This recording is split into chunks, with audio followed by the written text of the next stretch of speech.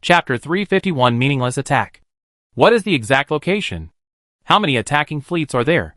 Bai Quan reported a coordinate to Qin Ming, and then said, through the preliminary data from there, it can be basically confirmed that there is a mothership equipped with 2 energy-rich cannons and a soul killer, with thousands of cruisers, about 3,000 destroyers, and about 2,000 frigates. When Qin Ming heard about the psychic-rich weapon, he immediately recalled the first large-scale simulated battlefield he participated in. His opponents used the mechanical mothership to attack his hometown from the rear, killing all his teammates and destroying several planets. The mechanical mothership at that time used the psychic spine weapon, the soul killer. It can release a psychic pulse that drives all creatures on the entire planet crazy. Even in the simulation, it was a tragic scene. If something like that happened in reality, Qin Ming subconsciously glanced at Bai Quan's expression and found that he was not too anxious or nervous.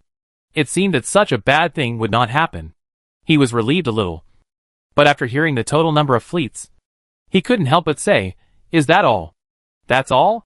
Bai Quan stretched out his tone and asked, with a question mark on his head, "Why do I feel that you have some misunderstanding about military power? That's a battleship. Thousands of cruisers. Think about the scale of the battle we fought when we rescued you from Yue before." After saying that, Bai Quan suddenly seemed to realize something and stared at Qin Ming carefully for a few times. Qin Ming carefully recalled in silence. Although the rescue operation failed for various reasons, the scale of the fight with Yue was indeed not small. Several main forces and tens of thousands of fleets fought bloody in the Yue star field. It can only be said that this may be an illusion given to him by the fact that he casually controlled hundreds of thousands of mechanical cruisers a few days ago, and could control more in 2 days. What is the situation now? Don't count too much on the galaxies in the Edge star field. Their defense force can only delay the mothership at most. However, our fleet has already set sail, and a psychic team has already gone there. If everything goes well, there will be results soon. Hearing this, Qin Ming immediately had several questions in his mind. The location of the mechanical tribe's attack is not far from us. So aren't they sending this mothership over to deliver it? And is the psychic team you mentioned the same as the one you mentioned before? What kind of psychic power does that psychic have? Bai Quan answered Qin Ming's questions one by one. Who knows what the mechanical tribe is thinking? There is no decent resistance on the front line. It was not until now that there was the first counterattack, and the result was in this position. I always feel that they have something else planned. As for the psychic team, it is indeed created according to the Empire's standards. But they are our own people in the Legion. Psychic power controls electrical signals. Oh! It feels like this is a psychic power that specifically restrains the mechanical race. Yes. Bai Quan nodded and said, very interesting psychic power. A rare psychic power like yours that relies on artificially created technology as its basis. And there is another very coincidental thing. What is it? You will know soon. Bai Quan said all the way, and took Qin Ming to the center of the command center, next to Chiu Bowen, to the position of the Deputy Commander-in-Chief. In addition to the position of the Commander-in-Chief, there should only be 2 Deputy Commanders here. One for Bai Quan, and the other for another Lieutenant General who is not here now. However, there is one more unknown here this time, which is obviously assigned to Qin Ming. You can see that there are 5 light screens of different sizes on the central control console in front of Chiu Bowen next to him, showing various extremely complex data. Qin Ming started learning command technology a long time ago, and now he can probably understand the content on these screens. The light screen in the middle of the 5 screens shows the star map of the galaxy and the nearby area that Bai Quan said the mechanical race raided. And you can intuitively see the fleet being dispatched there. And not only are there various symbolic data representing different meanings moving on it, but more and more new data are also being added. The data from the front line is being transmitted back, and new data is constantly being updated. The 2 screens on the left, one is a complete star map of the border area between the Empire and the Mechanic Clan. From this screen, it can be seen that the Empire has pushed the front line into the interior of the Mechanic Clan star field, creating a clear concave shape. The location where the Mechanic Clan attacked the Empire this time is at the edge of this concave shape. On the other screen is the star map of the Benia star field, as well as some data reported from the Benia branch. After all, Benia can now be regarded as the actual control star field of the 14th Legion, and it is also the fleet stationing area before the war breaks out completely. It is also an extremely important logistics base for the frontline military. so of course it must be kept in touch and monitored at all times. One of the two display screens on the right is a summary of the battle reports sent back in real time by the headquarters in the galaxy invaded by the mechanical race. The other is a summary of the overall intelligence about the war sent by all the people in the entire command center who are in contact with the commander-in-chief. Through the summary of this intelligence, the people in the command center can make a decision. The 5 screens together are dazzling. Fortunately, Chen Ming is a psychic, and his strong mental power also makes his consciousness strong, so he can easily distinguish the contents of different screens. But if it is an ordinary person, then the effort required to learn these is really beyond the imagination of ordinary people. Chen Ming glanced at Bai Quan, and then retracted his gaze. Due to the changeable situation on the front line, the rear command center only needs to issue general orders, and the follow-up still depends on the performance of the front line. But just when Chen Ming thought that there was nothing to do at the command center, and he could do his own things, a psychic wave suddenly appeared out of thin air in the command center. A layer of light curtain covering the psychic wave suddenly condensed beside the control console. It was the electric signal psychic. Although the electric signal should only remain in the line under normal circumstances, it is not impossible to spread it out of thin air due to the existence of psychic energy. Chen Ming was not surprised to see the electrical signal converted into other forms of signals, such as the current optical signal, and sent back to the command center. Anyway, it was to use psychic power to transmit back the things recorded by the equipment controlled by him in other places. Similar to Chen Ming, this ability is useless in normal times, but in wartime, on the battlefield where communication equipment is restricted, this ability is very useful. The messy optical signals gradually arranged in the air, projecting a complete picture in front of Chen Ming and others. A person appeared in the picture, and the background was that he was in a spaceship. Through the porthole behind the picture, you can see the starry sky outside, and the battlefield where the firefight is taking place. Through the starry sky positioning, Chen Ming can determine that the current location of this psychic is within the galaxy attacked by the mechanical race. As for the battlefield outside, it should be that the patrol fleet of the galaxy itself chose to go out in advance to prevent the soul killer of the mechanical race mothership from hitting the planet and causing irreversible consequences. It does not rely on the defense weapons of the space station outside the planet to fight, blocking the mothership out of range. It can be said that it is using its life to delay the time for the mothership to advance. Chen Ming immediately glanced at the screen in front of Qiu Bowen. It can be seen that a fleet led by the offensive class from Gallo has arrived at the galaxy attacked by the mechanical race. Fortunately, the reinforcement fleet from Gallo arrived in time, and the mechanical race could not endanger the planet in a short period of time during the mothership confrontation. The rest is to see who wins the battle between the two fleets. Retracting his gaze from the porthole and the screen formed by the electrical signal, Chen Ming immediately noticed the appearance of the psychic who sent the signal back. Oh! It's him. Chen Ming had seen this face before, in the first official cooperation between Chen Ming and Bai Quan. At that time, Chen Ming provided Bai Quan with the coordinates of a new star ship under construction and asked Bai Quan to attack to help him attract Yu Hui's attention. At that time, Bai Quan came with 2 main battleships, and the first wave of offensive only killed one of Yu Hui's battleships, but failed to kill the new star in the giant dock next to it. So he proposed a plan to send a special operations team to infiltrate. This plan was crazy and suicidal, but it finally succeeded with the help of Chen Ming. And the psychic in front of him was the one who had the most communication with Chen Ming at the beginning, and was responsible for electronic technology-related tasks. Chen Ming remembered that he was an ordinary person at that time, but now he has become a psychic. His name seems to be Lu Bai. When Chen Ming saw Lu Bai also saw several people in the command center by reversely receiving the electrical signal from the command center. He was a little stunned at first, and suddenly said to Chen Ming very excitedly, "Mr. Chen." Qiu Bowen's expression twitched subconsciously, because Lu Bai in front of him was obviously from the Legion. But when the signal was connected, he did not talk to him, the general, the current commander-in-chief of the front line, but talked to Chen Ming. But he didn't want to say anything. He didn't want to conflict with Chen Ming now. Chen Ming couldn't take the initiative to lose Qiu Bowen's face at this time, and said, "Long time no see. Lu Bai, let's do business first." After hearing Chen Ming say his name, Lu Bai seemed even more excited and responded, "Yes."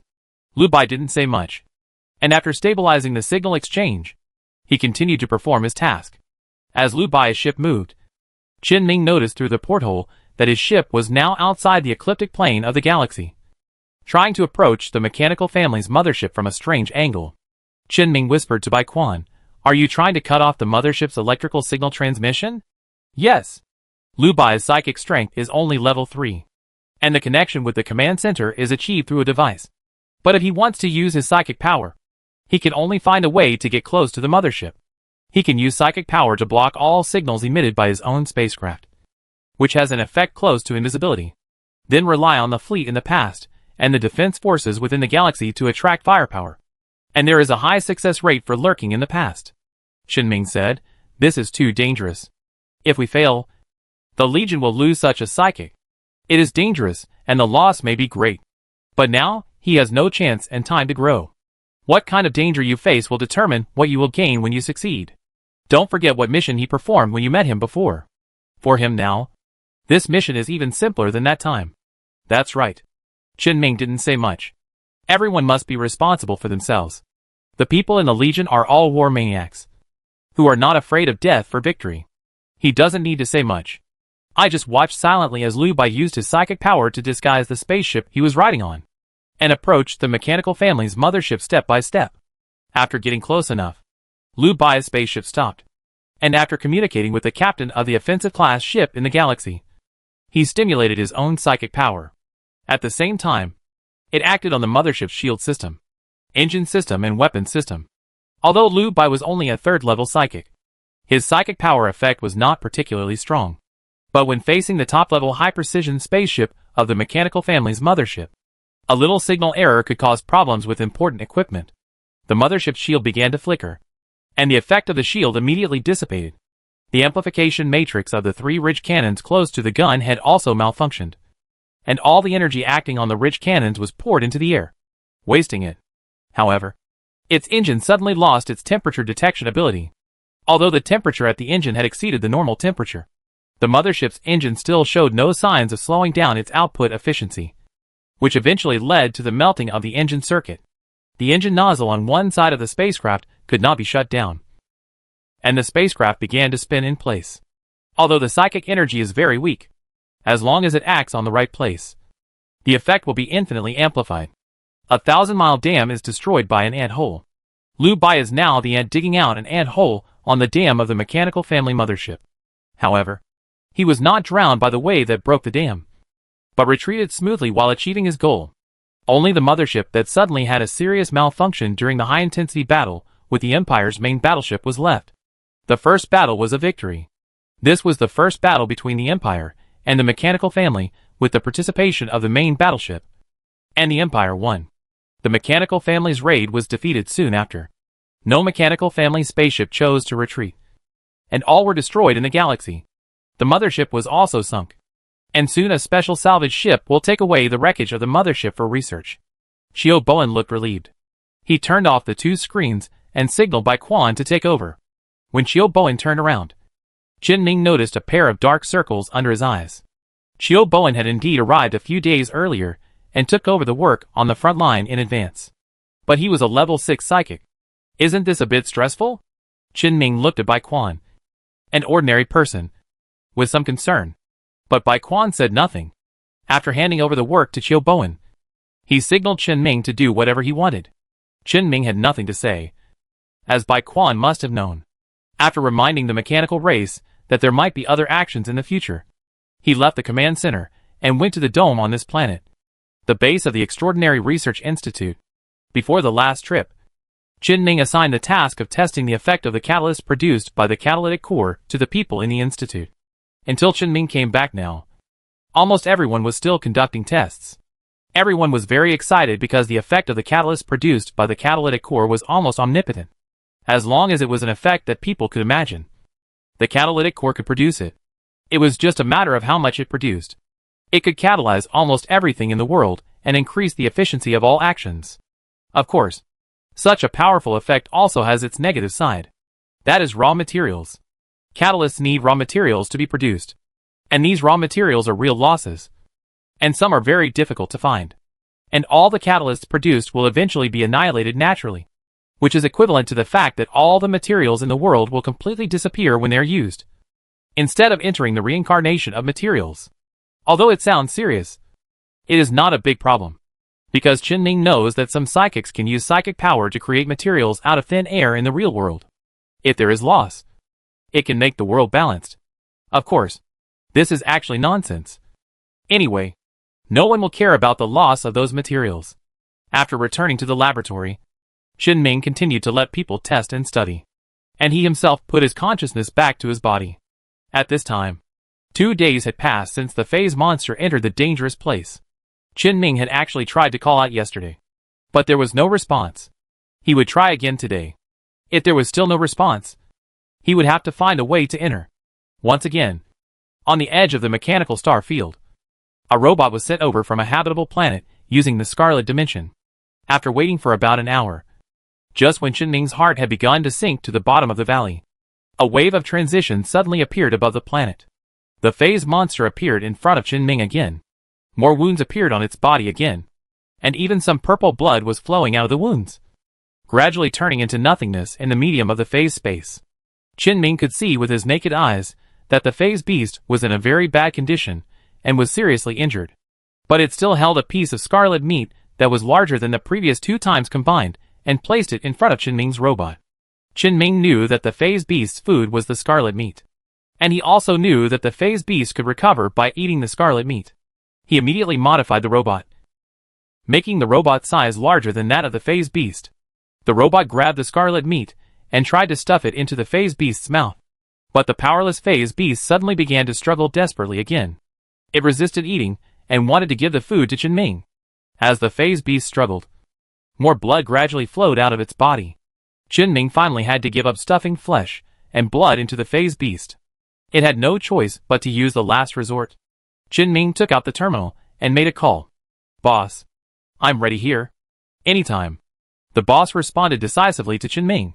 But Qinming was a little nervous at this time, because the transmission of the Scarlet Dimension requires the creatures of the Scarlet Dimension to shield all their senses, so as to avoid receiving the knowledge of the Scarlet Dimension and causing the collapse of consciousness. For ordinary people, ordinary creatures, and even low-level psychics, Qinming's psychic power can directly cover their consciousness and prevent them from being hurt. But for the boss, Qinming's psychic power cannot cover the boss's consciousness, and the boss has to block all his external perception methods. And there is another very important situation. That is, the person teleported by Qinming is affected by Qinming's psychic power. Let Qinming take people to the Scarlet Dimension, and then use the unequal relationship between the time and space of the Scarlet Dimension and the normal universe to pull people out instantly. Although it was a moment, Qinming has never teleported a powerful psychic, and it is not sure whether there will be any accidents. And he can actually do something in this process.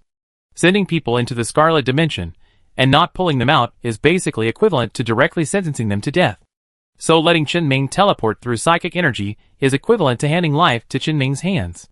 And although the boss has been helping the president with various work related to dimensional infection, but his aversion to the Scarlet Dimension is very clear, and he doesn't want to be contaminated at all. But when Qinming asked him for something, he knew that he needed to go through the Scarlet Dimension, and he agreed without much consideration, even if Qinming told all the problems. The boss did not choose to refuse. The boss's trust made Qinming a little stressed now, but he quickly calmed down and reached out to the boss with the robot left at the boss's side. Psychic energy is stimulated. The next moment, the boss appeared safely in the phase space where Qinming's robot was located. The boss opened his eyes and smiled at Qinming's robot. Then he looked around, looked at the sky, and looked at the phase beast next to him. He finally took a look at the watch on his wrist that had lost the signal and said, "Interesting." The phase beast did not make any new movements after noticing that a stranger appeared next to Qinming's robot, because the boss was teleported by Qinming using the power of the Scarlet Dimension. Moreover, it was already too tired. This time, the phase beast did not face the rejection of the thick nerves like tentacles as before. Of course, it could also be that he was too tired and in pain to reject it. He let the boss grab the arm of Qinming's robot and reached out to touch its body. In an instant, Qinming's consciousness was pulled by the power of the boss and wanted to leave his body. Qinming did not resist this force, and the boss still took part of his consciousness away from the robot's body and entered an unknown place. Chapter 352 City. Qinming opened his eyes. For some reason, He suddenly appeared in a prosperous city, standing on the top of a tall building in the center of the city. Looking out, there were shuttles flying along the controlled waterways in the sky. And there were cars and pedestrians on the ground. Where was he taken by the boss? Here. In my head, the boss's voice suddenly came from behind Chenming. He looked back and saw that the boss was standing next to the elevator on the top of the building. There seemed to be some unclear meaning in his eyes when he looked at Chenming. He didn't say anything directly, but waved to Chenming, signaling Chenming to come over. The boss's consciousness space is actually a city where people live. Chenming never thought that such a situation would happen. But no one can say for sure about psychic power. Chenming accepted this special situation and followed the boss. The boss took Chenming into the elevator, turned to look at him, and said, "It's a good opportunity for us to talk now. I remember that you were always curious about why I was willing to help you and guide you at the beginning. But you didn't ask later." Chenming replied, "Because it's no longer necessary. No matter what the reason is. It affects everything the boss does. So there is no need to care too much. But I can tell you now." The boss did not say it directly, but continued to take Chenming to the shuttle landing pad outside the building. He boarded a shuttle with Chenming and rose to the sky, allowing Chenming to see the whole picture of the city. He saw all kinds of details in the city. Different people doing different things, and even chatting with each other. Everyone seemed real, as if this was really a real city. Of course, Chenming also saw those places that became increasingly blurred in his vision as he approached the edge of the city. Let Chenming know that this was still in the consciousness space. The boss suddenly asked again, "Did you see it? This city?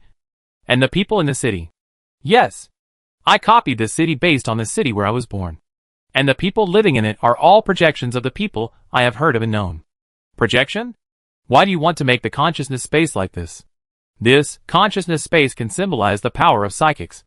And it can also become the power of psychics. It is actually the foundation of psychic spiritual power. The spiritual foundation. Of course, it is not wrong to call it consciousness space. Everyone's consciousness space is different.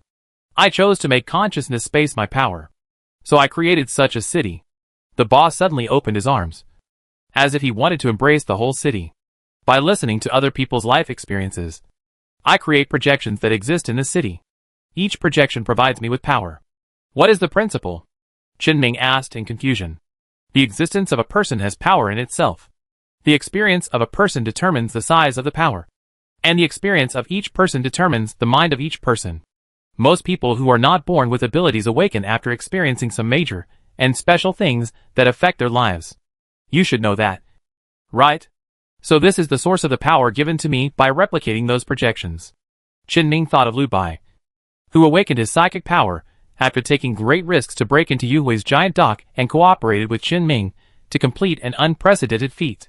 His other familiar face, Qianyan, was awakened after years of domestic violence and killing his father on the day he came of age. Indeed, they all awakened after experiencing major events.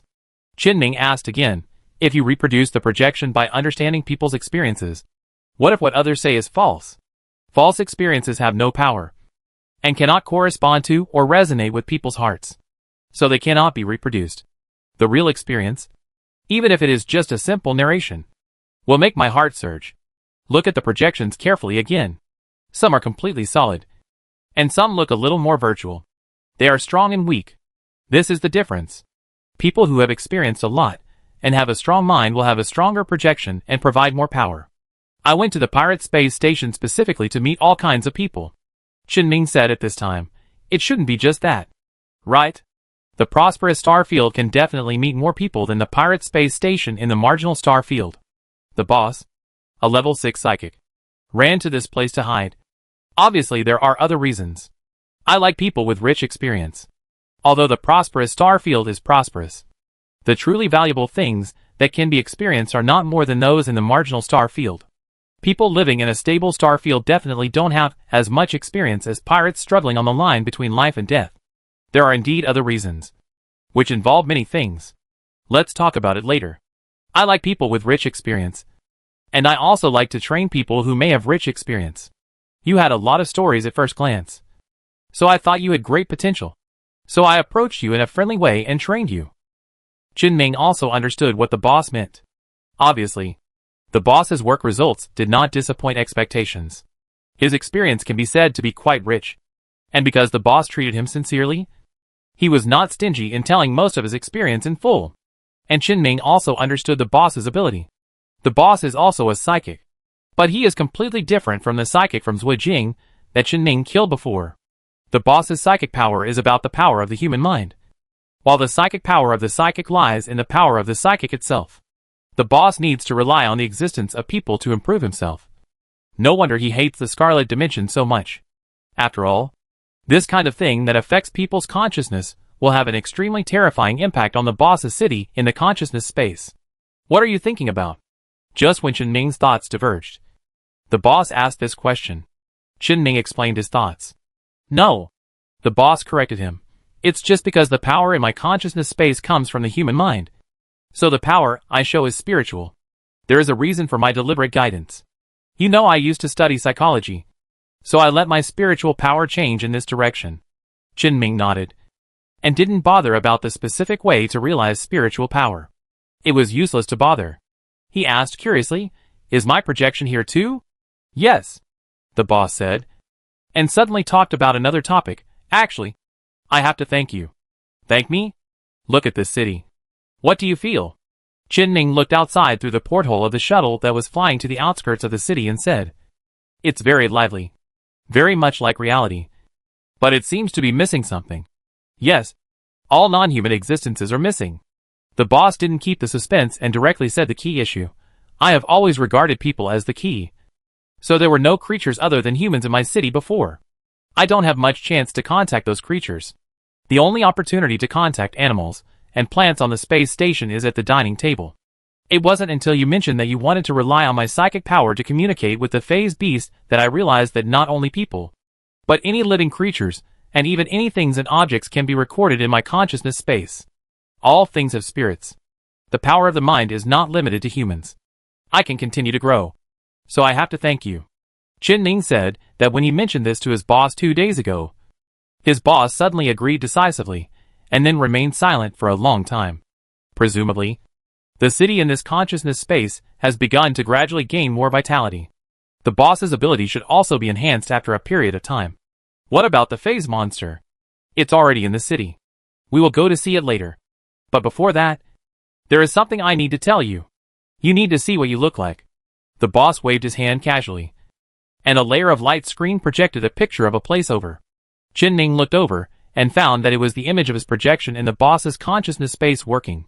His projection was in the government building of the city, where he just stood on the top floor, playing an important role. The other people working around him were all extremely solid projections, with a very obvious difference in strength from ordinary people outside. Qin looked at it for a few times, but didn't see any problems, and asked, what's wrong? The boss waved his hand again, dispersing the light curtain. Your physical body is still intact, and you even have multiple physical bodies as spares. But your consciousness has begun to have problems. He took out a small mirror from his pocket and handed it to Qin. Qin took the mirror and looked at it.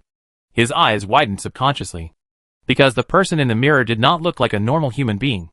His body in the mirror had 2 heads that were almost completely overlapped. He had a mechanized body, but the structure of the machine did not completely protect the body. Through the gaps in the machine, you can see the translucent gray-green internal organs, as if there was some thick liquid flowing in it. And his right arm has become a tentacle, although the left arm still barely maintains the appearance of a human. If you look closely, you will find that there are blood-colored threads running through the pores of this arm. His legs were nothingness, but he could still stand there, except for the overall human form. There was no sign that he was a person. Qin could probably understand why his consciousness was like this. The 2 overlapping heads were the basis of his ability, which was caused by the fusion of the consciousness of the time traveler Qin and the maintenance technician Qin.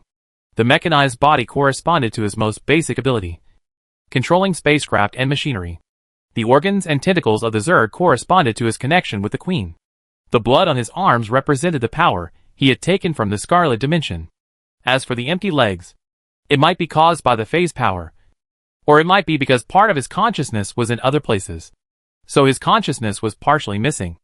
Qin felt that it was more likely to be the latter.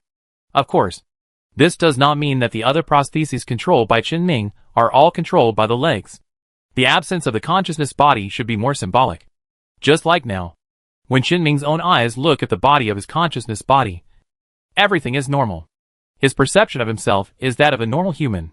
But Qinming is not sure whether the boss has seen it wrong. So he immediately used part of his consciousness outside to contact the Queen of the Insects, and asked the Queen of the Insects to describe the appearance of his consciousness body. The Queen of the Insects' consciousness space is connected to his, which is the giant Zerd battleship next to Qinming's steel jungle island. So the Queen of Insects must have seen the appearance of his consciousness. The Queen of Insects understood Qinming's meaning and directly created two prostheses, or two monsters. The first person was the first time the Queen of Insects saw Qinming's consciousness, when she faced the recipient of Zhuijing after she and Qinming had a spiritual connection. It was very similar to the boss's consciousness space at this time, except that there were no bloodshot veins on his left arm, and his legs were normal human legs. The other one was the current one, exactly the same as the one in the boss's consciousness space. But his legs were also intact. It can be determined that the consciousness was incomplete because part of the consciousness was separated outside. His consciousness is indeed the monster-like appearance now. Wait a minute. So he just kept this appearance and talked to the boss for a long time? No wonder the boss looked at him with a bit of a weird look at the beginning. Then why didn't the recipient and Qianyan have any problem with his appearance before? The recipient can be said to have gone crazy, but Qianyan was brainwashed at most. Not to the extent of madness. Not to mention that Qianyan, who was communicating with him, could be said to be very sober. It may be because Qianyan used his consciousness space to construct the environment in his memory at that time. The consciousness space corrected his appearance, so that the remnant of Qianyan's consciousness did not see the problem. Of course, it is also possible that Qianyan discovered that Qinming was a monster. So he asked in Whooping, the clone, to merge the source of chaos as his own power. So it doesn't matter what Qinming looks like. But to be honest, Qinming feels that it is normal for his consciousness to become what it is now. Or it should be like this. He is not an ordinary person. He is a psychic, a time traveler, and a mentally rampaging entity. But Qinming didn't know how to say it better, and finally said ambiguously, I think everything is normal for me. Maybe only other people think I am abnormal. That means there is a problem with your cognition. And your consciousness state is also wrong. I think it's because your psychic abilities are too numerous. Just like the psychotic entity. The superposition of multiple psychotic abilities will lead to psychotic behavior. The superposition of multiple psychic effects should also have similar negative effects. Although there is no problem for the time being, I think this problem must be solved. You need to sort out your psychic power. Qinming asked, how to sort it out? It depends on you. I can only talk about my own experience because I have had similar situations before. When I first started to project into my city, the projection experience would interfere with my consciousness and cause traces of other people to appear on my consciousness. Look, everything is normal now. As long as you can clearly identify who you are, the traces of others will naturally disappear. Qinming said, find out who you are? I have always been very clear. I have said that this is my experience, and it cannot be directly applied to you. I can only tell you that you are a human being. You can't just see yourself as a human being in your own eyes. That is wrong. You must let others know that you are a human being. Qinming has always believed that he is a very obvious and standard person. But the boss's words at this time, and the various mutations in his consciousness, made him a little less confident. He focused his consciousness on his consciousness. In the end, there are only 3 kinds of power in his consciousness. A basic psychic power awakened based on the concept of dimensional infection. The original mechanical power. A power belonging to the Zerd derived from the spiritual connection between the biological spacecraft and the Queen. And the power belonging to the Scarlet Dimension that he personally seized after entering the Scarlet Dimension. In addition, the foundation of all foundations. People. These 3 powers, and the concept of people itself are all part of him. And they are all important parts that he cannot give up now. Then there is only one way left. Qinming temporarily returned all his consciousness outside to one body, so that the consciousness body can be completely solidified. Then, his body twisted. Human, machine, Zerg, Scarlet, everything twisted and merged together. Even a trace of blue-purple light quietly merged in. The product of the chaotic fusion condensed into a human form under the control of Qinming's power, condensing all the organs and tissues a person needs to survive. Finally, On the basis of the human form, a layer of skin appeared that looked completely the same as a normal person. All the chaotic products were contained under the appearance of a person. Chen Ming moved a little, adjusted some of the chaotic structures inside the consciousness body, and said, "It's sorted out. I feel good." Chen Ming's consciousness clenched his fist. After listening to the boss's teachings, and choosing to completely integrate the power into his human form, his control over all powers has improved again. He felt that he was really becoming more and more of a standard psychotic entity. He Gu had said that the psychic energy possessed by the initial psychotic entity was still very scattered and clear, and different psychic energy fluctuations controlled different psychic powers. In the middle stage, the psychotic entity only needed to call on one psychic energy fluctuation to control all psychic energy. He is now at this stage. I don't know what will happen if it continues. Chen Ming thought it wouldn't be a bad thing. If he was an ordinary person, an ordinary psychic, then becoming a psychotic entity would be the worst thing. But if he had come from another dimension, it would be no different from a dimensional infection. And he was also a psychotic entity. Then becoming a late psychotic entity would be no problem. The boss on the side fell silent as he watched Chen Ming crush his consciousness and restore it to a human form again. But at least the result looks fine. So it shouldn't be a problem.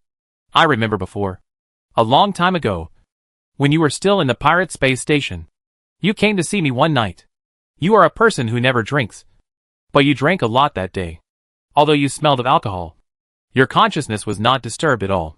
I actually felt strange at that time, but I didn't say it until later that it was officially confirmed that you have the ability to create clones.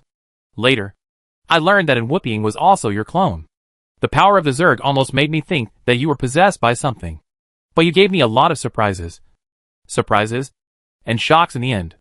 Then your clones became more and more strange. I can no longer tell what your consciousness is like. From today on, I may really have nothing to teach you. I think there is, Chen Ming said, and I am always me. I am Chen Ming. Well, speaking of it, you don't need your own body now. Right? Yes. For Chen Ming now, the consciousness body is his essence. Whether it is the body, the prosthesis, the robot made at random, or even any Zerg, as long as Chen Ming's consciousness is there, it is him. Of course, Chen Ming's essence is still human, and he is also a nostalgic person. He is still willing to keep controlling his body.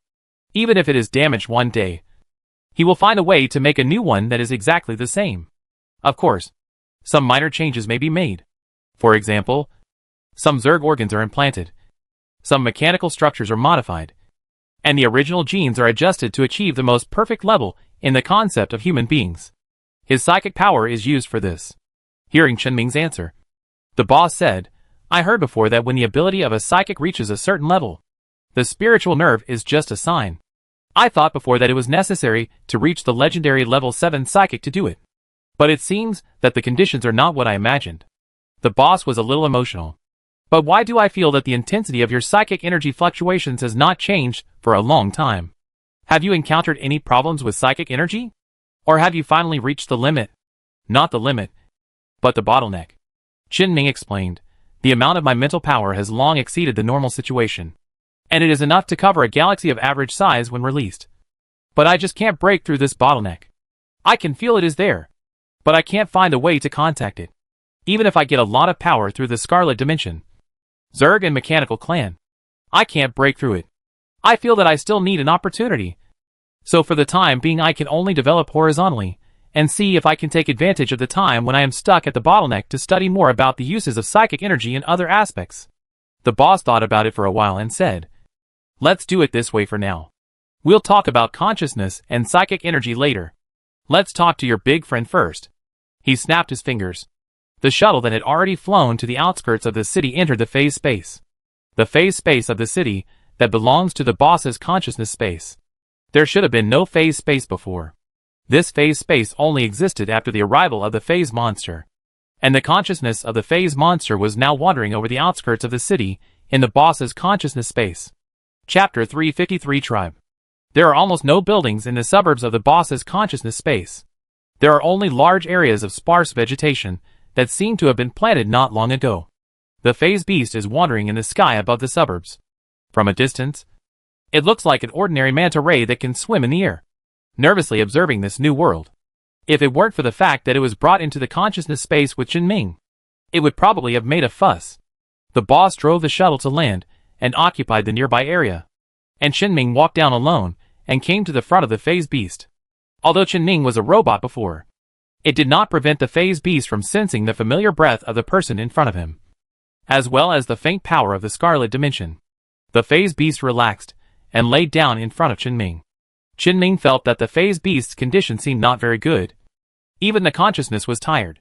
But if he didn't communicate, he couldn't help the phase beast, so he could only speed up as much as possible.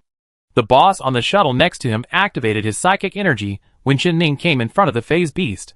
It seemed that nerves composed of psychic energy grew out from the consciousness of Qinming and the phase beast. The phase beast resisted for a while, but it immediately calmed down with Qinming's comfort, and watched the two nerves converge quietly. The nerves connected Qinming and the phase beast's consciousness together. Qinming and the phase beast can directly perceive each other's thoughts. This two-way communication of consciousness is the most suitable for the current situation in the boss's opinion. If the phase beast had just chosen to resist, the boss would have to use a slightly more coercive method. But it seems that it will not be used. Qinming's consciousness closed his eyes. He felt whether the consciousness communication constructed by the boss would be different from the consciousness communication between him and the Queen of Insects. I can only say, the difference is obvious. I don't know if it is because the boss's psychic effect is not very effective on creatures, or for some other reason. The connection between Qinming and the phase beast's consciousness is somewhat intermittent, and it is impossible to communicate smoothly. He could only sense some thoughts, fragments of consciousness and memory from the consciousness of the phase beast, and see some incoherent fragments. Probably connected together are some experiences of the phase beast, mixed with some thoughts and emotions that the phase beast wants to share with Qinming. It is relatively scattered, but Qinming still understands its meaning. In simple terms, it means that the phase beast is indeed a species living in the phase space. It is not a solitary creature, but exists in a group. The group is not too large. The group of phase beasts in front of Qinming is only a dozen. However, no matter how small the group is, a special individual will still be born in each group, possessing a powerful talent and power that is different from other phase behemoths. It can tear apart the phase space and the scarlet dimension, and seize power from the scarlet dimension. When this special individual is still weak, the entire tribe will do its best to raise and protect it. And when this special individual grows up, it needs to shoulder the responsibility of feeding the entire population. It is equivalent to the patriarch. In other words, this phase behemoth regards Qinming as a special individual of their tribe.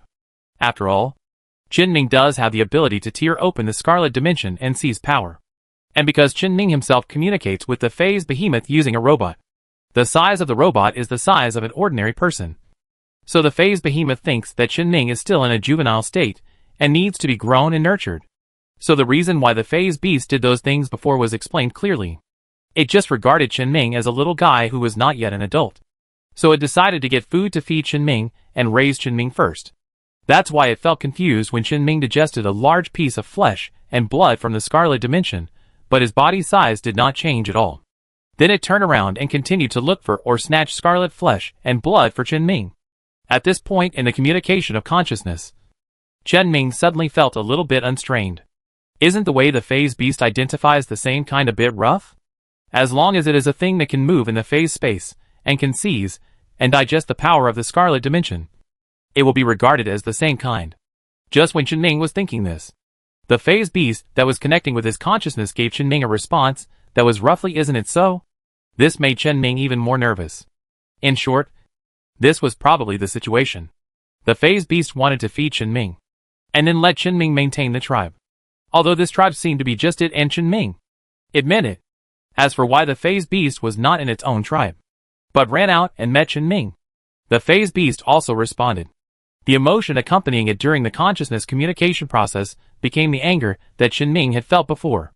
And the object of this anger, it was the mechanical race. In short, the leader of the original race of this phase behemoth found a suitable place to tear open the space and hunt. Then the process was discovered by the mechanical race. Qinming could probably guess what happened later, but he didn't have to guess now. Although the phase behemoth didn't understand what the mechanical race did, it could see what the mechanical race did. It could see, which meant Qinming could see. and Qinming could see, which meant he could figure out what the mechanical race did. The facts were similar to what he had guessed before. Everything the mechanical race did was for dimensional infection. To obtain the power of the Scarlet Dimension and destruction in the dimensional infection. It's just that the mechanical race is extremely hostile to humans. So dimensional infection will not occur in the star field of the mechanical race without people. But dimensional infection is an excellent weapon against humans. So the mechanical race obviously needs to create a dimensional infection. But according to Qinming's understanding, the mechanical race will not do any experiments related to humans. The mechanical race has only one way to deal with humans. Kill them all. So there are some conflicts in the logic of the mechanical race's actions. And they have not made any progress. But it just so happens, due to the advancement of the phase behemoth, or the Empire's phase ship technology. It may even be because Yue used phase technology to transport things over long distances before. In short, the mechanical race picked up the phase technology again. They discovered the native creatures in the phase space. So when the leader of the phase beast tribe tore open the rift, the mechanical race disrupted the hunting process and seized the food. That is, the scarlet flesh and blood. They were ready to bring it back to the normal universe to cause dimensional infection. Although Qinming actually only saw what the mechanical race did to the phase beast tribe through the memory of the phase beast. The previous ones were all speculations. But he felt that it was basically right. Under normal circumstances, dimensional infection requires the presence of humans to trigger it. But after it occurs, it can expand as long as there are creatures. The mechanical race will kill all humans, but will not kill all ordinary animals. The follow-up is that the mechanical race will definitely take the scarlet flesh and blood they have obtained to the normal universe, and to the decadent mechanical race galaxy that Qinming has visited before. Of course, it must not have been decadent before. The mechanical race allowed the dimensional infection to spread, and finally eliminated the dimensional infection before losing control, and seized what they needed. Destroy the core. If it was just snatching food from the tiger's mouth, then the phase behemoth would not have such a great hatred for the mechanical race. It is not to say that the phase behemoth rolls on the mechanical race's colony every day. Obviously, in order to prevent troublesome creatures like the phase behemoth from interfering with their plans, the mechanical race did some other things besides seizing the scarlet flesh and blood. Eventually, the tribe leader was dragged into the scarlet dimension. That was all. It seemed that the phase beast had a way to get food other than the tribe leader tearing open the dimensional rift. It was not necessary to starve to death after being troubled by the mechanical tribe. They could escape first, cultivate a new generation of tribe leaders, and then come back for revenge. However, in the memory of the phase beast, a few minutes after the tribe leader was dragged into the scarlet dimension and the rift was completely closed, a huge shadow tore open the membrane between the scarlet dimension and the phase space and returned to the phase space. The memory of the phase beast was a mess afterwards. The leader of the phase beast group went in for at least a few minutes, and naturally fell into madness. It began to attack everything in sight, including the mechanical race and its kind. The leader was the most powerful existence in the phase beast group. He came out alive a few minutes after entering the scarlet dimension. Even if he was crazy, his power was real. It naturally became a terrifying creature. At that time, there was no source of sufficient combat power in the phase space, which eventually led to the destruction of the mechanical race's galaxy. It also led to the fact that only the phase beast that Qinming encountered survived. It can be said that the destruction core and destroyer of the mechanical race were bought with the lives of this phase beast group. Although the galaxy was destroyed, the mechanical race still successfully conducted the dimensional infection experiment and created destruction. As for where did the leader of the phase behemoth go? Qinming felt that it was likely that he was wandering in the mechanical race star field, interfering with the movements of the mechanical race to a certain extent. Because when Qinming and Bai Quan talked about things on the battlefield before, they mentioned several unreasonable points on the mechanical race's old defense map. If the situation of a terrifying behemoth with phase power wandering irregularly in the mechanical race starfield is taken into account, it would be reasonable. And it just so happened that Qinming had a cruiser dismantled by a powerful phase force a few days ago. At that time, Qinming only saw a huge shadow. Now he can be sure that it was the crazy phase behemoth leader who did it. And what the small phase behemoth did these days was to snatch food from the crazy leader. However, Qinming didn't quite understand what kind of species the phase behemoth was. Why did it appear in the phase space? How did it evolve? But he couldn't understand it in detail now. Because at this time, Chen Ming's consciousness linked with the phase behemoth was disconnected. The boss's voice sounded in his ears. Its vital signs are getting worse. And its consciousness is beginning to become unstable. It means that the small phase behemoth is seriously injured and is about to die. The boss immediately took Chen Ming out of the consciousness space. The phase behemoth lying on the ground not far away was almost lifeless at this time, with only weak firepower left. So what are you going to do? Use this phase behemoth? Or? Chen Ming still remembered the previous times when the small phase behemoth took food for him. Although it was said that the small phase behemoth made a mistake, it did not affect Chen Ming's taking away the flesh and blood that the small phase behemoth took from the patriarch. So he said decisively, I want to save it. How to save it?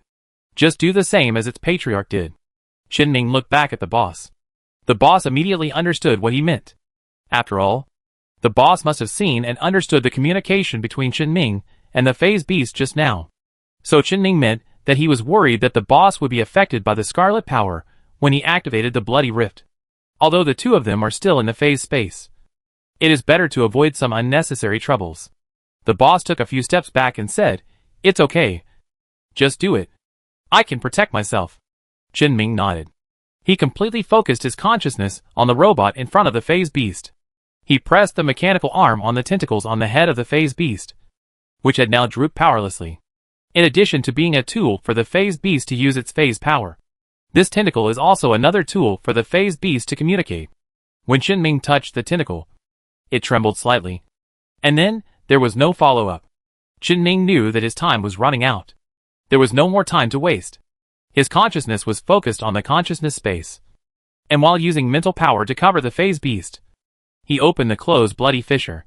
The closed fissure was safe, and could be opened slowly.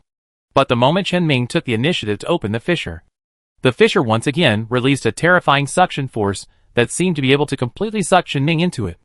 Just like in the past, while Chen Ming was resisting this force, his mental power began to be consumed violently again, and the steel jumble on the edge of the isolated island once again rusted into dark red rust.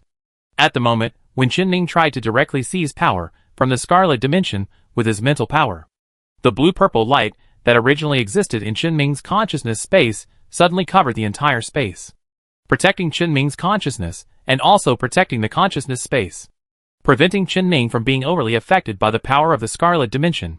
And this light also formed a one-way film on the crack, allowing Chen Ming to seize power more easily, and preventing the negative effects of the scarlet dimension from affecting him.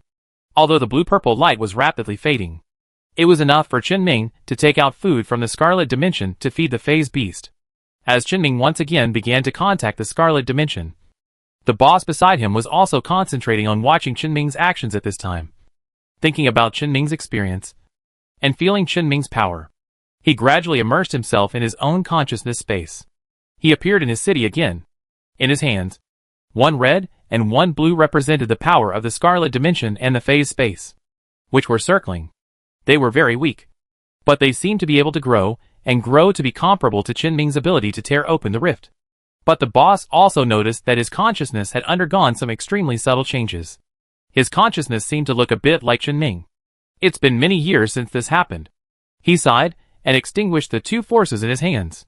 His consciousness instantly returned to its original state, and only the objectively existing phase space remained in his consciousness space. Such a complete space has made his abilities improve for a long time without affecting his own foundation. He just needs to continue walking on the road that Chen Ming reminded him to walk out. And he doesn't need to imitate Chen Ming to make progress. 2 years, or 3 years ago, Chen Ming was still a young man who had just become a psychic. But now, he is on the same track as him. The boss opened his eyes. He saw that Chen Ming had also finished what he was doing at about the same time. The belly of the phase beast in front of him was a little bulging. It was obviously fed by Chen Ming. Seeing that Chen Ming seemed to be doing something in the consciousness space, the boss did not make any move and continued to wait. At this time, Chen Ming was relying on the last bit of power of the light left in the phase space to reclose the crack in the scarlet dimension. A scarlet power that was stronger than before was already hovering in his consciousness space. These powers are no longer aggressive. As long as he is given some time, he can completely digest them. As for the light in the phase space, although it is invisible at this time, as long as Chen Ming is still in the phase space. The power of this blue-purple light can be gradually and slowly restored. It can help Chen Ming solve the trouble of the bloody rift, and also help Chen Ming determine the time to enter the Scarlet Dimension to seize power next time. After the rift is completely closed, Chen Ming finally moved. The boss next to him also asked at this time, "Is it over?" "It's over." It succeeded. Chen Ming's robot reached out and patted the phase beast in front of it. It has begun to regain its vitality, relying on the large amount of scarlet power seized by Chen Ming. Its injuries are recovering rapidly. New flesh quickly grew on the wound, and the scales recovered in a blink of an eye. Soon, it regained consciousness. It made a friendly sound to Chen Ming, and its tentacles swirled around Chen Ming's body. It followed Chen Ming's robot closely, not wanting to leave at all. It seemed to regard Chen Ming as its new patriarch. So is there something wrong with the phase beast's cognition?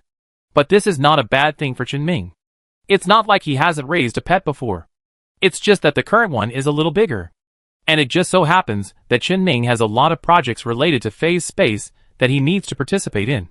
Although his understanding of phase space is not deep enough at present. His prosthesis and robots have been studying this technology. Sooner or later, he will be involved in the forefront of the projects of the Ship Research Institute. And the phase beast can help him a lot in these aspects. Even now, Chen Ming can let the phase beast go to the Ship Research Institute to help in his name. There will be no problem with him watching the whole process. Even everyone in the Ship Research Institute has to worship the phase beast and Chen Ming together. But there is no rush now.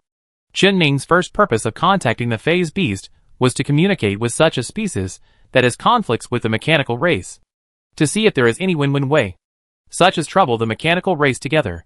Although now he finally knows that this is just a conflict between the phase beast tribe and the mechanical race. And only 2 of the phase beasts survived. One was too weak and could only annoy the mechanicals, while the other had already gone crazy. But this did not mean that Chen Ming could not use the phase beasts and cause damage to the mechanicals. That crazy leader still had its value. So Chen Ming had to thoroughly understand the situation of the phase beasts to decide what to do next. There was a way. Neural connection. No need to bother the boss this time. Chen Ming once again took out the thick nerves that the queen had made before. After Chen Ming personally fed the phase beast, it no longer resisted Chen Ming as before, silently accepting Chen Ming inserting this nerve into the gap of its scales. It proliferated and connected to its own nerves. And Chen Ming also directly connected with this nerve through mental power, building a more stable consciousness communication channel. Then, he learned what kind of existence the phase behemoth tribe was. Phase behemoths are life in the phase space. They chase the gap leading to the Scarlet Dimension that may appear at any time in the phase space. Rely on the phase power they have to repair the gap, and obtain food from the gap. Special individuals who are strong enough, that is, the clan leader, can tear the gap open at any time. Their relationship with the phase space is like the symbiotic bacteria in the human body. They maintain the safety of the phase space. Or there is another possibility. Because the phase space is a special dimension. Chen Ming believes that this dimension has self-awareness. And this dimension has a closer, but firmly isolated connection with the Scarlet Dimension than the normal universe.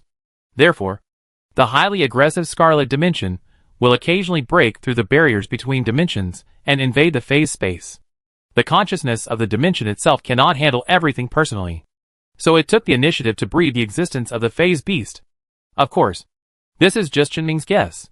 The most important thing he learned from the phase beasts was that the phase beasts were creatures that existed to pursue the power of the Scarlet Dimension.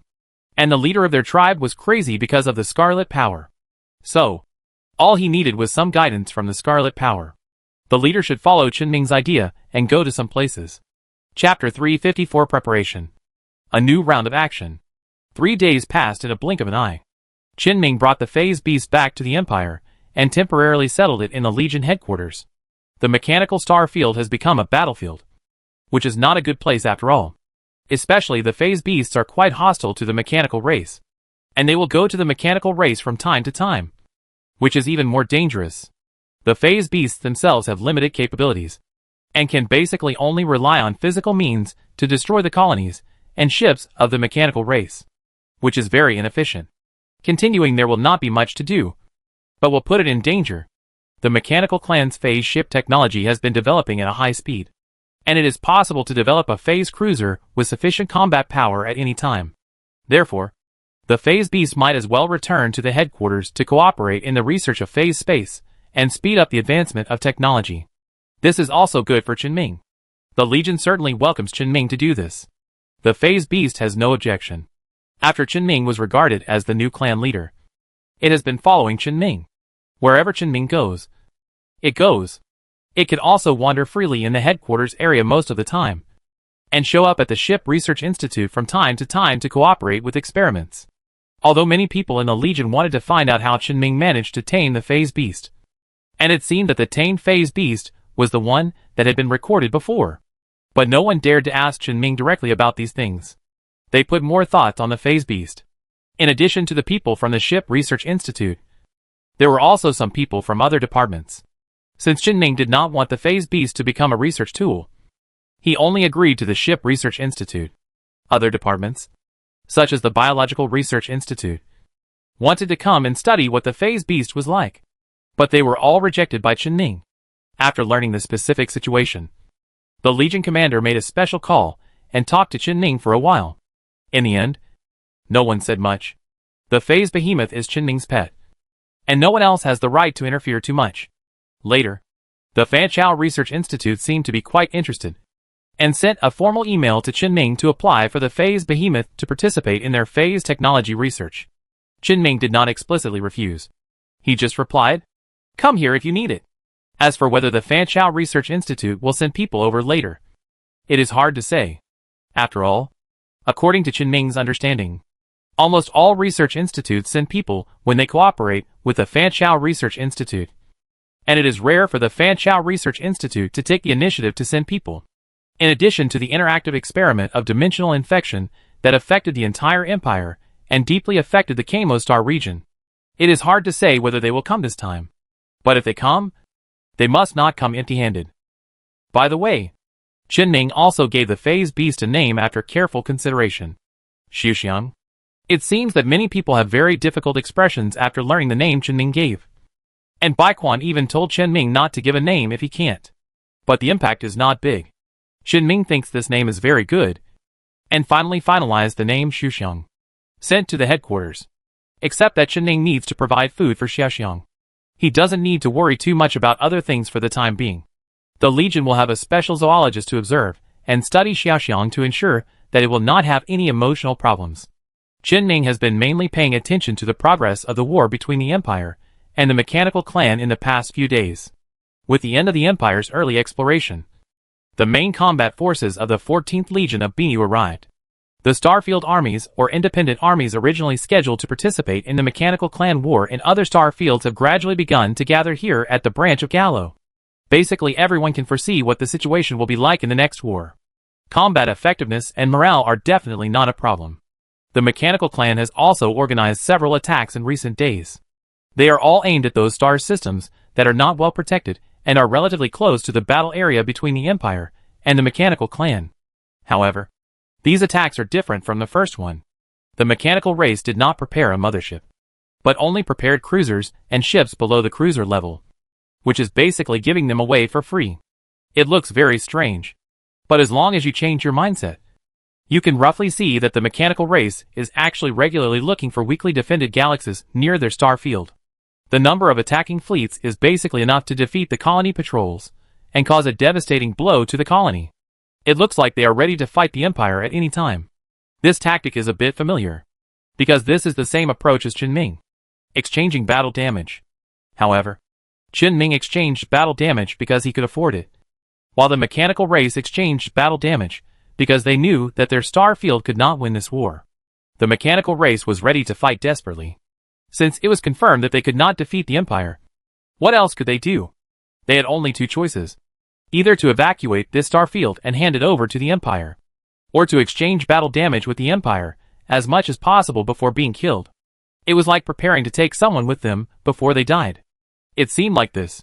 But Qinming felt that he had to remain skeptical, because he had a machine that he had snatched from the mechanical race. It can help him analyze the situation of the war and the trends of the various actions of the mechanical race. The mechanical race itself is supported by a personality core like the Mechanical Queen. Qin Ming can certainly understand the thoughts of the mechanical race through the mechanical queen. And as the war progresses, Qin Ming also understands more and more clearly the power of him, the mechanical race and the empire, and masters more and more detailed war data. The more detailed the data, the more content the mechanical queen can analyze, and the closer it is to the actual situation. And the mechanical queen judges the situation of the war based on the current situation. It is indeed possible that the mechanical race is preparing to kill as many people as possible on the empire before being destroyed. But there is a greater possibility. All the arrangements of the mechanical race in the war are all aimed at Qin Ming, no matter who is placed in that position of the mechanical race. Between killing a part of the empire's living forces before it is doomed to be destroyed, and killing Qin Ming, who is a complete threat to the mechanical race, they will definitely choose the latter. No matter how much the mechanical race wants to fight the empire to the death, no matter how much they transfer their forces to the front line of the war with the empire, Qin Ming can't completely let down his guard.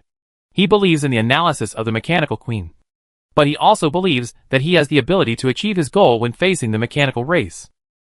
After the mechanical race knew that Qin Ming had a machine, they also knew that Qin Ming must have some ideas about certain beings in their star field. So the current situation is that Qin Ming and the mechanical race's ideas are basically open to each other. It depends on who is one step behind in this open confrontation. What the empire is doing now is more like a countdown. It forces Qin Ming and the mechanical race to decide the winner before the countdown is over. After all, if the empire completely occupies the mechanical race's star field, the mechanical race will have no chance to kill Qin Ming, and Qin Ming will have no chance to steal what he needs. Stealing things from the mechanical race and stealing things from the empire are obviously not the same concept. If we look at it from the most basic aspect, Qin Ming is not afraid at all. He has been invincible from the beginning. As long as he has no ideas, he can't lose. But he has ideas. So he is still a little worried about one thing happening. That is, the mechanical race will drive the destroyer mothership to the front line with the empire. And then, he will lose the possibility of obtaining the destroyer.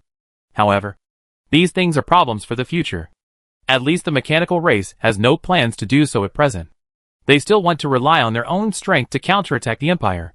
And the empire is also constantly dispatching and adjusting the deployment of military forces when dealing with the attacks of the mechanical race. But the war has already begun. Almost every star system on the border has a device to detect jump fluctuations, and each star field will also deploy fleets. Although it may not be able to stop the attack of the mechanical race, it can at least delay it for a while. As long as the mechanical race invades, it can be discovered and blocked in the first time. It is enough to hold on until the fleet reinforcement jump arrives. In recent days, the mechanical race's attack has hardly caused much loss, especially after the fighting force of Bini also joined the war. As the Empire's war machine gradually started to operate, a large number of military forces arrived at the border. And the strength of the border was even stronger. And because the Empire was to ensure victory in the war at the beginning, it was quite well prepared in terms of military forces.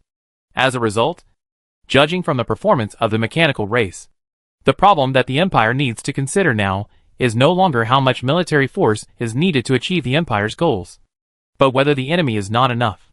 I thought the battle line would be extended, and the war would develop in the direction of the Empire surrounding the entire mechanical race star field, which would require a large number of troops.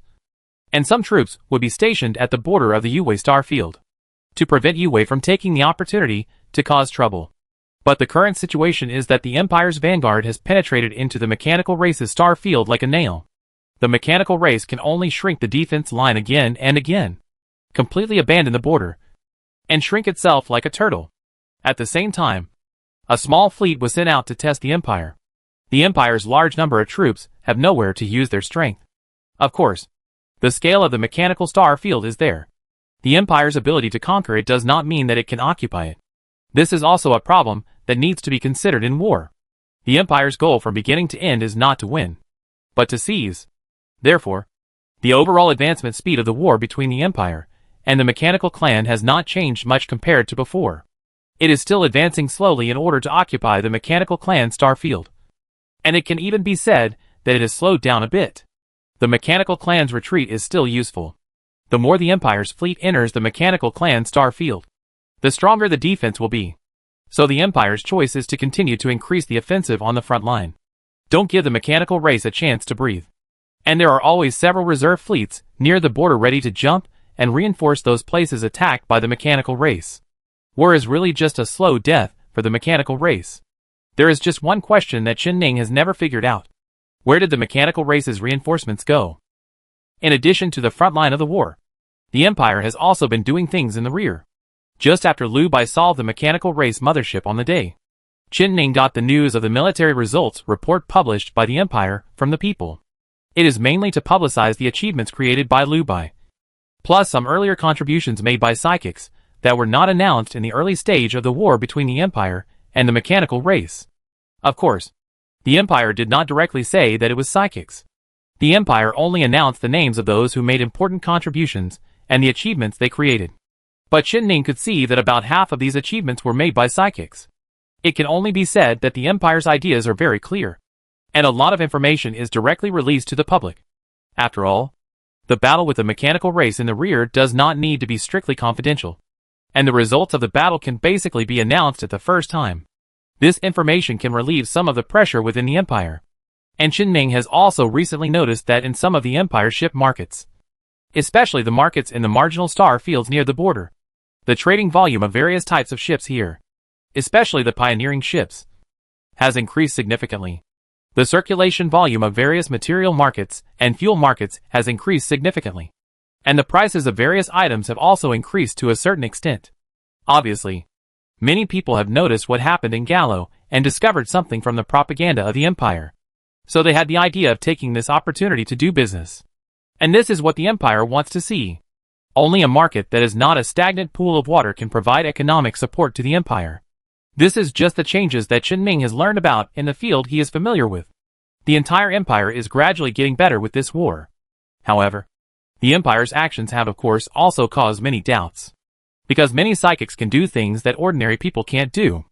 Especially a few days ago, Liu Bai participated in the battle with the mechanical mothership. He destroyed the mothership's signal network by himself, and ended a battle that might have been stalemated for a while in a few minutes. Even if the news released is slightly modified, it can't cover up the objective fact that a single person made a significant contribution to the war situation. Is this normal in the eyes of normal people? Of course, some people will doubt it. Although some of the people who are questioned are indeed ordinary people. They just created the same outrageous record as psychics. But this is also a recognition of their abilities. This is also part of the Empire's public opinion arrangement. When the concept of psychics is announced, all doubts will disappear. That is, psychics cannot be made public directly, and there must be sufficient preparation. According to Bai Quan, rumors about psychics have begun to spread from all sides. Qianming also heard some rumors from Lao Wu's channel. It should be effective soon, and the Empire will be able to implement its plan step by step. Of course, these things have nothing to do with what Qianming is going to do for the time being. What he really cares about is always behind the mechanical race. There is the most powerful and important existence in the mechanical race star field, which is also Qianming's goal. It's just that in the past few days, there has been no military action in the rear of the mechanical race. Qianming's Zerg is developing. The only thing the mechanical race is doing is to continuously speed up the development of resources on the planets that Qianming's Zerg has contacted, and strive to mine the most resources in the shortest time. And the destroyer mothership has no action at all. At least the monitoring device that Qianming left outside the information did not find any signs of Stargate activity in the galaxy. Nor did it find any traces of the destroyer mothership leaving anywhere. The destroyer has indeed been keeping an eye on this area. It may also be acting as a bait to let Qianming go. Regardless of whether this is the case, Qianming will definitely take action against this destroyer. He even wanted to suppress the destroyer in the giant dock of the mechanical family, or a starport to control it directly. But obviously this is impossible, because Qianming had only left Zerg eggs in other places before. Even if the Zerg developed from these eggs developed at a terrifying speed based on the large number of biological buildings created by the Queen of Zerg based on Qianming's new ideas. The construction speed of the Zerg nest was also quite terrifying. But the warships that were hatched in the end were only at the cruiser level at most. If they jumped over, they would at most pose some threat to the colony. And it was impossible to crush a mothership to death on the planet. Not to mention the mothership carrying the destroyer. So he could only try to target it in some other ways. It has been almost a week since the last Zerg invasion of the Mechanids. The development of all the Zerg nests has hardly been disturbed. and it is almost time to start the next stage of action. If Qin wants to take action, then the Black Mist prosthesis will have to appear again. The last time the Black Mist prosthesis took action was at the border, and there was an Imperial fleet investigating nearby, and it was certified by the Empire. However, the Empire cannot be sure whether the subsequent Black Mist prosthesis was killed by the destroyer or hid. It can only observe further, and then increase the awareness of the resurgence of the left axis forces in the territory. But if the Black Mist prosthesis does not appear in the future, the level of attention will be just like that. So it must appear near that border star region. And Qin also has to make some appropriate actions to cooperate with the Black Fog prosthesis to prove its danger. Of course, this is not the point. The Black Fog prosthesis is only used to attract the attention of the Empire. What Qin really cares about is only the logistics area of the mechanical race. Qin plan is very simple. Since the destroyer mothership attaches so much importance to the galaxies in the nearby area, he will start from these galaxies and force the mothership to go out to solve the problem, fight a war of attrition, and use the Zerg fleet to exchange for the materials for the mechanical race mothership to start. The key is to make the mechanical race believe that his first target is the mothership. But in fact, his first target is the Stargate itself. The size of the mechanical race's star field is there, and one jump can basically cover it completely. But jump is an operation that cannot be performed multiple times in a short period of time. Therefore, the Stargate plays a very important role in the mechanical race's star field. It allows a large number of mechanical race fleets to move quickly within the star field and go to various places for reinforcement. Just like now, the Empire is about to enter the galaxy with a Stargate closest to the Empire of the mechanical race, facing more and more enemies, and it is becoming more and more difficult to continue to occupy the galaxy. Of course, no matter how high it is not higher than the military strength of the Empire itself. But the role of the Stargate is still very obvious. For Qin, although this thing may not prevent the mechanical race from looking for trouble with him, it can at least prevent many mechanical races from looking for trouble with him only through the Stargate. As long as the mechanical race loses the Stargate, Qin will have a lot of room to fight with the mechanical race. It's just that Qin really has no understanding of the Stargate technology. Although this is also a research project of the relevant departments of the Ship Research Institute, there are too many prerequisite technologies to learn this technology. He can only rob it, and then consider how to use it. And the Stargate is definitely guarded by heavy troops. Not only the destroyer mothership. There must be other motherships squatting there. If multiple motherships act together, Qin has no chance of winning no matter how many cruisers he has. Therefore, Qin will prepare a plan to lure the tiger away from the mountain. With the current strength of the Zerg, Qin is enough to seize the Stargate itself after a large loss. But this is not enough. Qin target is not only the Stargate, but also the destroyer. After luring the tiger away from the mountain and digging out the old nest, Qin also wants to take the tiger home with him. Therefore, he will also use himself as bait to set a trap that may trick the mechanical race. The plan has been thought of before. The rest is just execution. Qin did not rush to start. Instead, after a night of rest, and after his mental power recovered to the peak, he officially started this operation. Start with the Black Fog prosthesis. Qin mental power has increased significantly after multiple contacts with the Scarlet Dimension. Just like what he said to his boss last time. His mental power can directly cover the galaxy, but his ability is still limited within a framework. This affects his control of the spacecraft, but it does not affect his control of non-spacecraft things. It also does not affect the derivative effects of his psychic power. Therefore, at the same time when Qin made the decision, hundreds of Zerg-infested planets in dozens of galaxies in the border area of the mechanical clan all appeared at the same time. The black fog enveloped the Zerg fleet and gathered again. Qin did not deliberately hide this action. On the contrary, he even borrowed the intelligence from the front line and deliberately let some black fog Zerg appear in front of the Imperial fleet that was scouting the edge of the mechanical clan star field. Fearing that the Empire did not notice the actions of the Black Mist prosthesis, this naturally attracted the attention of the mechanical clan. They had long known that this day would come sooner or later. Therefore, when the Black Mist Zerg began to gather, the mechanical clan had already driven 3 motherships to the star field where the Black Mist Zerg gathered. It was still the same 3 ships as before, still gathering to avoid being killed by cruisers if they were left alone. Just as the mechanical clan was preparing to fight the Black Mist Zerg fleet, Qin stayed inside the mechanical clan star field. and the Zerg in the galaxy near the logistics area also began to move. Chapter 355: The Second Attack. After nearly a week of breeding, the Zerg nest regained its strength. This was also true in the mechanical family's logistics area. It could even be said that the Zerg in this logistics area bred much faster than the Zerg covered by the Black Fog prosthesis. And the number of Zerg bred was much greater than that of the Black Fog Zerg. Although the mechanical family had long anticipated the outbreak of the Zerg plague near the logistics star field, they had also prepared an alarm system on any planet that was likely to have been in contact with the Zerg. But when the alarm sounded simultaneously in almost every star system and every planet in this area, the meaning of the alarm was almost non-existent.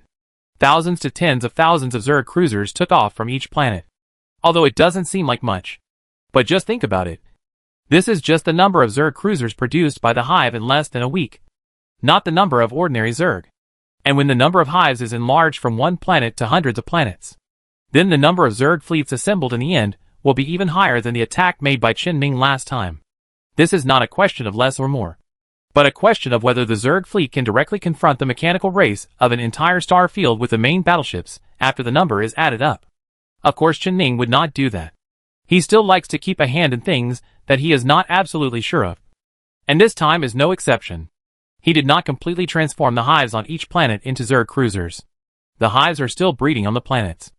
And as long as they are not destroyed, they can continue to provide him with a steady stream of Zerg fleets. And millions of Zerg cruisers have appeared in a large area, threatening the rear of the mechanical race at all times. The mechanical race reacted very quickly. All the colonies in the nearby galaxies that belong to the mechanical race and are responsible for material mining, alloys smelting, parts production, etc., all ended production at a very fast speed at the same time as the alarm was issued, relying on the transfer means that have been prepared long ago, including various transportation channels and transport ships. They took away most of the resources that have been produced on the planet. At the same time, these mechanical races also directly deployed a large number of self-destruction devices on the colony, and then destroyed the original colonial buildings and factories, leaving no complete equipment for Qin Ming. They chose to completely abandon the planet occupied by the Zerg, in order to prevent Qin Ming from taking over the complete colony easily without any pressure. They chose to self-destruct. However, this time they were not like last time. The destroyer mothership did not come and send the planet to the west. It may also be because the mechanical race knows that destroying the planet is no longer meaningful after the Zerg has developed from multiple planets. After destroying one planet, the Zerg still has hundreds of planets to cultivate Zerg eggs.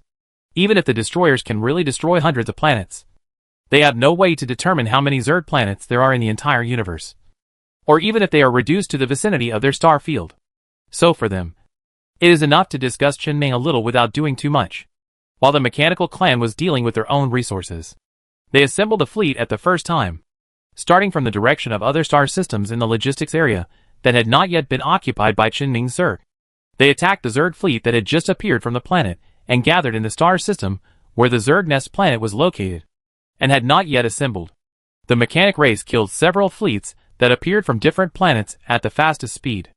But what they did was nothing compared to what Qin Ming did. They couldn't produce cruisers like Qin Ming did, just like digging cruisers out of the ground. If you don't count the reinforcements that haven't shown up yet, the mechanic race only has about 40,000 cruisers in total. They had lost nearly half of them during Qin Ming's last attack, and even lost 1/3 of their destroyers. Only the frigates were still intact because they generally didn't participate in large numbers in the battles of high-level ships. But destroyers and escorts are almost meaningless when fighting against the Zerg. Only the number of cruisers is important. In this case, the existing strength of the mechanical race can only cause enough damage to Qin Ming's Zerg fleet under the leadership of the mothership. Otherwise it can't even compare with the Zerg cruiser fleet that grew out of the ground. So far, there are 8 motherships of the mechanical race. One of them was attacked by the Zerg fleet at the earliest time. 3 of them were in the last war, and are currently sent to the Black Mist Zerg. There is also a destroyer that is still inside the Stargate Galaxy, and has not taken any further action. In addition, there are 3 Zerg motherships that just appeared today to handle the logistics star field. 8 in total. Perhaps we can also count the mothership that was killed by Liu Bai on the way to the Empire. This total is very close to the 10 motherships that Qin Ming had previously speculated. But Qin Ming felt that there should be more, because the reinforcements of the mechanical race have not yet appeared. Putting aside the destroyer mothership, The other motherships can actually allow Chen-Ming to make some moves. But he still wants to wait a little longer. Because he feels that the destroyer is the truly valuable existence. To put it bluntly, if he wants now, he can get a mothership from the Empire at a slight cost. Or even get other types of capital ships from the Empire. So he doesn't want to stop there. He wanted more. He was willing to pay any loss. Whether it was the destroyer or the Stargate. Moreover, if he hadn't insisted on using cruisers and motherships to fight, he could have even used many different methods to pull the mechanic race. The mechanic race would at most take advantage of his initial surprise attack to destroy 1 or 2 Zerg fleets. And their motherships would never see a Zerg warship. But fighting hard also had its benefits. At least all the motherships that the mechanic race had used now, except for the destroyer mothership, were already stained with Zerg blood and flesh. The Zerg's fearless fighting style could easily get close enough to splash blood and flesh on the armor of the mechanic race's warships. As long as Chen-Ming wants, he can do more. And these are just appetizers. The main course has not yet officially started. After the mechanical race launched a round of counterattacks near the logistics area, their jump system will be temporarily unavailable. Chen-Ming's Zerg fleet quickly assembled in a star system inside the mechanical race star field. At present, Chen-Ming has locked the movements of several motherships of the mechanical race, and knows that the destroyer is still inside the star system where the Stargate is located. So in order to achieve his goal, he must first attract the destroyer mothership. All Zerg fleets assembled and redistributed into 8 Zerg fleets. Each fleet has more than 500,000 cruisers, with a total of more than 4 million. This number can crush any fleet. But considering the existence of the destroyer, which has a wide range of attack methods, and the density of the fleet when the number exceeds a certain level, Chen-Ming still chose to divide his troops and use the most reliable means to deal with the next matter. The 8 fleets that were divided alone already have the scale of all the Zerg forces that Chen-Ming took the initiative to launch last time. Enough to destroy any mechanical colony. This time, with such power, Chen-Ming no longer needs to consider anything else except the destroyer. There was only one thing he had to do. Randomly select a few lucky colonies of the mechanical clan, drive the fleet to the face of the colony, and attract the destroyer mothership to dispatch. However, Chen-Ming still didn't know where the reinforcements of the mechanical clan were. He had to be prepared for this. If the external reinforcements were similar to the destroyer, it was possible that his Zerg fleet would suffer terrible damage in a short period of time. After the Zerg fleet regrouped, a massive jump began. The 8 fleets each locked onto a galaxy inside the logistics area of the mechanical clan and began the jump. This time Chen-Ming's goal was not to seize the technology of the mechanical clan. He had already obtained enough technology from the mechanical clan colonies he had seized before. Continuing to seize colonies only shortens the development time of his mechanical race. And for a greater goal, he can accept some necessary losses. Moreover, although doing so will lose the mechanical race's colony, it will also gain a new hive planet. It's not a big loss. While Chen-Ming's fleet was jumping, the mechanical race certainly detected those jump fluctuations. They will definitely respond immediately. The logistic star field was destroyed, and their front line must be pushed all the way. The mechanical race itself was destroyed by Chen-Ming. A part of the logistic star system, which can last for a few years, can only be compared to less than half of the previous time in front of the Empire. This was by Quan's personal answer when Chen-Ming asked him how long the mechanical race could last if they lost half of their logistics support, and if the logistics area in the resource-rich nebula area is completely destroyed. The mechanical race will completely lose the source of some important materials, and the source of most basic materials. They may even be unable to launch a final dying counterattack against the Empire.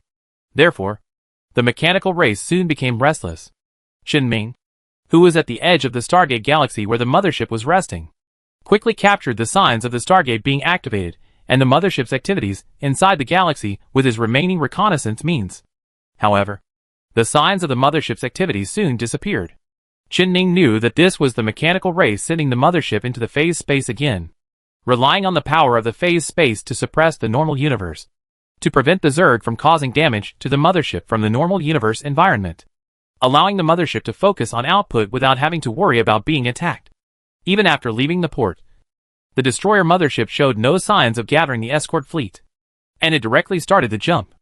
Anyway, the escort fleet was killed by the Zerg fleet in the end, so there was no need to waste it on fighting against the Zerg. The jump fluctuations of the destroyer mothership soon appeared on the face of a Zerg fleet closest to the Stargate system. Although the Zerg fleet here could not see the whereabouts of the mothership, Qin Ning could see the mothership that suddenly appeared in the phase space here. The light of energy dissipation on its spine cannon destroyer seemed to be magnified to the limit and completely dissipated in the next moment. Destruction was released. Qin Ning had tried his best to arrange the queens as loosely as possible, but it was still difficult to disperse them completely with this number. And at the moment of destruction, more than 500,000 Zerg cruisers seemed to be bitten by an invisible giant mouth, and a quarter of them melted in an instant. The remaining Zerg cruisers quickly scattered, but still took the opportunity to concentrate fire and destroy the colonies in the galaxy. Destroying hundreds of thousands of cruisers without other battleships to protect them in an instant can be regarded as a dimensionality reduction attack for any battleship of the same level. According to Qin Ming, the Empire currently does not have a mothership or main force weapon that can do this. Although there are problems such as the Zerg fleet has no shield, cannot use the shield to block the psychic fluctuations, is specifically restrained by the destroyer, and because of the large number, the fleet formation is too dense to activate the colony. But it is enough to show the horror of the destroyer. But this degree is not enough for Qin Ming. He only destroyed a quarter of the fleet in his hand. He also has 7 fleets of the same size. And at the moment when the destroyer was dispatched, the 7 fleets scattered in different galaxies also jumped at the same time. Jumped to the galaxy of the Stargate that the destroyer had just left. This time Qin Ming did not intend to go through too many twists and turns with the mechanical race.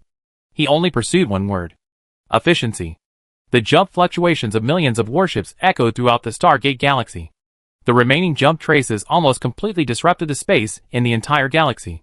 Qin Ming suddenly discovered that the movement of the Zerg fleet unexpectedly interfered with the jump engines of all spacecraft in the galaxy. It was as if this place was originally an ocean. When the sea is calm, the warships can float on it, and even use the force to jump up and make a jump.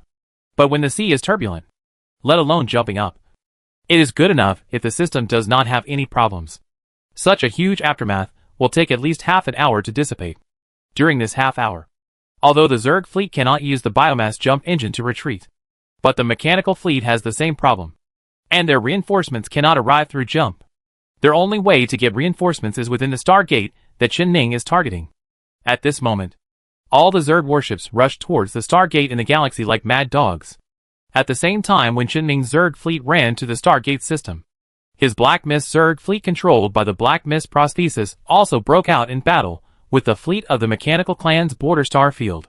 The main body of the Black Mist Zerg fleet was outside the Mechanical Clan star field and had not been cleaned by the destroyer before. The destroyer had mainly taken care of the logistics star field before. Therefore, when the Black Mist Zerg fleet assembled, the scale was almost the same as the Zerg fleet assembled in the logistics star field. A Zerg nest can produce tens of thousands of cruisers in a week, and if hundreds of planets are parasitized, there will be millions of Zerg cruisers. If it weren't for the fact that the Zerg in the logistics area could rely on the large amount of resources on the planet to develop rapidly, Qin Ming even felt that there would be more Black Mist Zerg this time. The large number of Zerg is not a bad thing. And the Black Mist Zerg fleet, in order to match the character setting that Qin Ming gave to the Black Mist prosthesis at the beginning. After gathering together, they continued to move towards the direction of the Empire. On their way, there happened to be several mechanical star systems. The mechanical race and the Black Mist Zerg fleet collided again. Last time, the mechanical race had 3 motherships and a large number of matching mid- and low-level spacecrafts. And this time, they also had them. But this time, after the Zerg had undergone an important evolution of the Queen and mastered the manufacturing method of new biological buildings, they had a more terrifying breeding rate and a larger Zerg fleet than before. The Black Mist Zerg warships can do much more than before. And in terms of combat power, these Zerg fleets that were specially cared for by Qin Ming and covered by a large amount of black fog are more powerful than ordinary Zerg fleets. All the warships except the motherships in several galaxies on the border of the Mechanical Clan were destroyed almost in one encounter. Even though the Zerg suffered far more losses than the Mechanical Clan due to forced exchange of battle damage, despite their overall combat power advantage. But the combat power of the Zerg has not declined significantly at all. On the contrary, the Mechanical Clan only has 3 motherships left to support. Even if the main weapons of the motherships make the Zerg cruisers have almost no means of counterattack and protection. The motherships are somewhat powerless when facing enemies that are not of the same order of magnitude. The suppression between ship levels seemed to have lost its meaning. Ming could feel the horror of the huge amount of energy and materials consumed by the elders, and the endless Zerg cruisers that could not be killed or destroyed. Although the mechanical race could not feel the horror, they could understand what inevitable failure meant. This scene at this moment was not only seen by Ming and the mechanical race. It was obvious that it would also be discovered by the Empire. Before, when the Black Mist Zerg dropped the eggs, the process was always monitored by the Empire's reconnaissance fleet. Therefore, when the last battle between the Black Mist Zerg and the mechanical race was suspended, the Empire has quietly sent a fleet to drop detectors. Ming knew the location and function of these detectors. As long as he could connect to the external communication device, he could send the information back to the Empire as soon as possible. So after he dismantled a lot of them, he deliberately left some holes for the Empire to drop detectors, so that they could transmit the news of the Black Mist Zerg back as soon as possible. After the Black Mist Zerg nest almost came out, the news should be delivered to the relevant people soon. The behavior of the Black Mist prosthesis and the terrifying number of Black Mist Zerg will surely make many people drop their jaws. It can also expose part of Whooping's ability. Let the people of the Empire think in disguise whether Whooping also has such ability, so that more and more people will focus on Whooping instead of himself. Let more and more people notice the existence of the Black Fog. So that's what Jing, who is hiding in the dark, has nowhere to hide. Soon, the firepower produced by the 3 motherships of the mechanical race has gradually become sparse. These 3 motherships are equipped with 3 types of ridge peak guns, namely energy, restrained energy and plasma.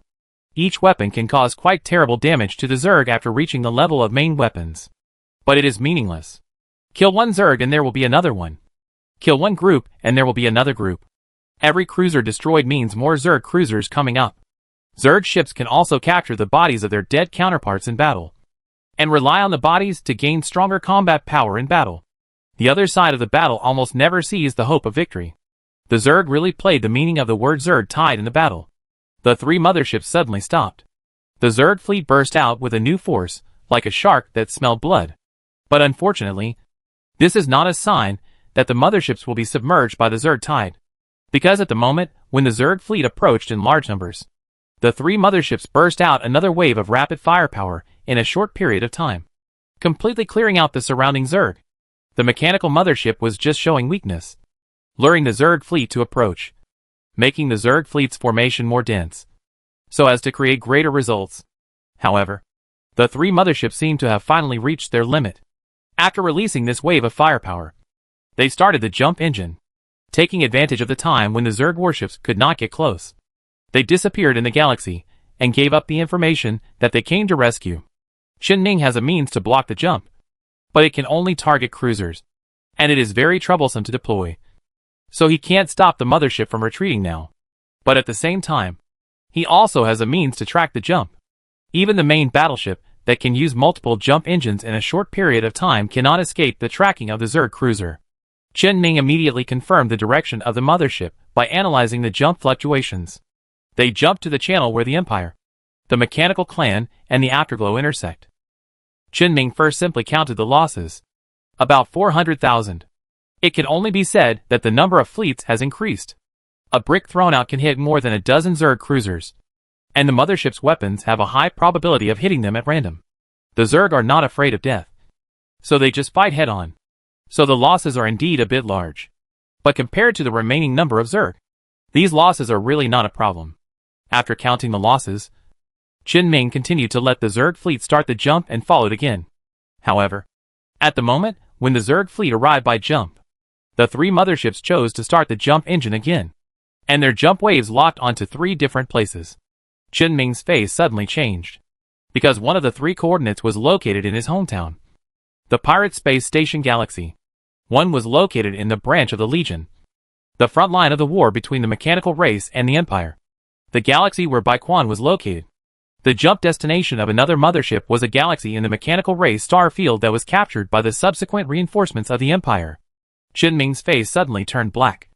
Not only because the mechanical race chose to lead the Black Fog Zerg to the Empire, but also because of other reasons. But he did not make any plans to change. He still ordered the Zerg fleet to jump again and prepare to follow. However, after giving such an order, he did not continue to pay attention to the movements of the Black Mist Zerg.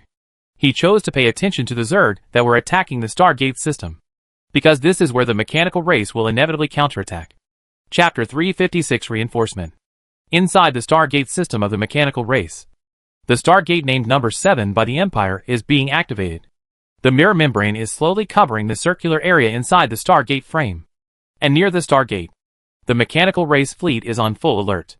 When Qinming's Zerg gathered to attack the mechanical race's colony, they were already preparing here, obviously guessing Qinming's next move.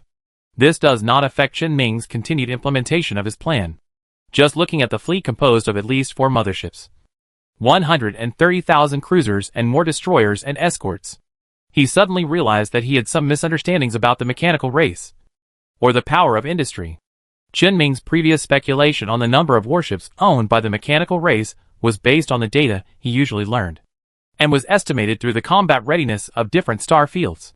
He thought that after the battle with the Black Mist Zerg just now, the cruiser-level forces in the mechanical race star field should be very few.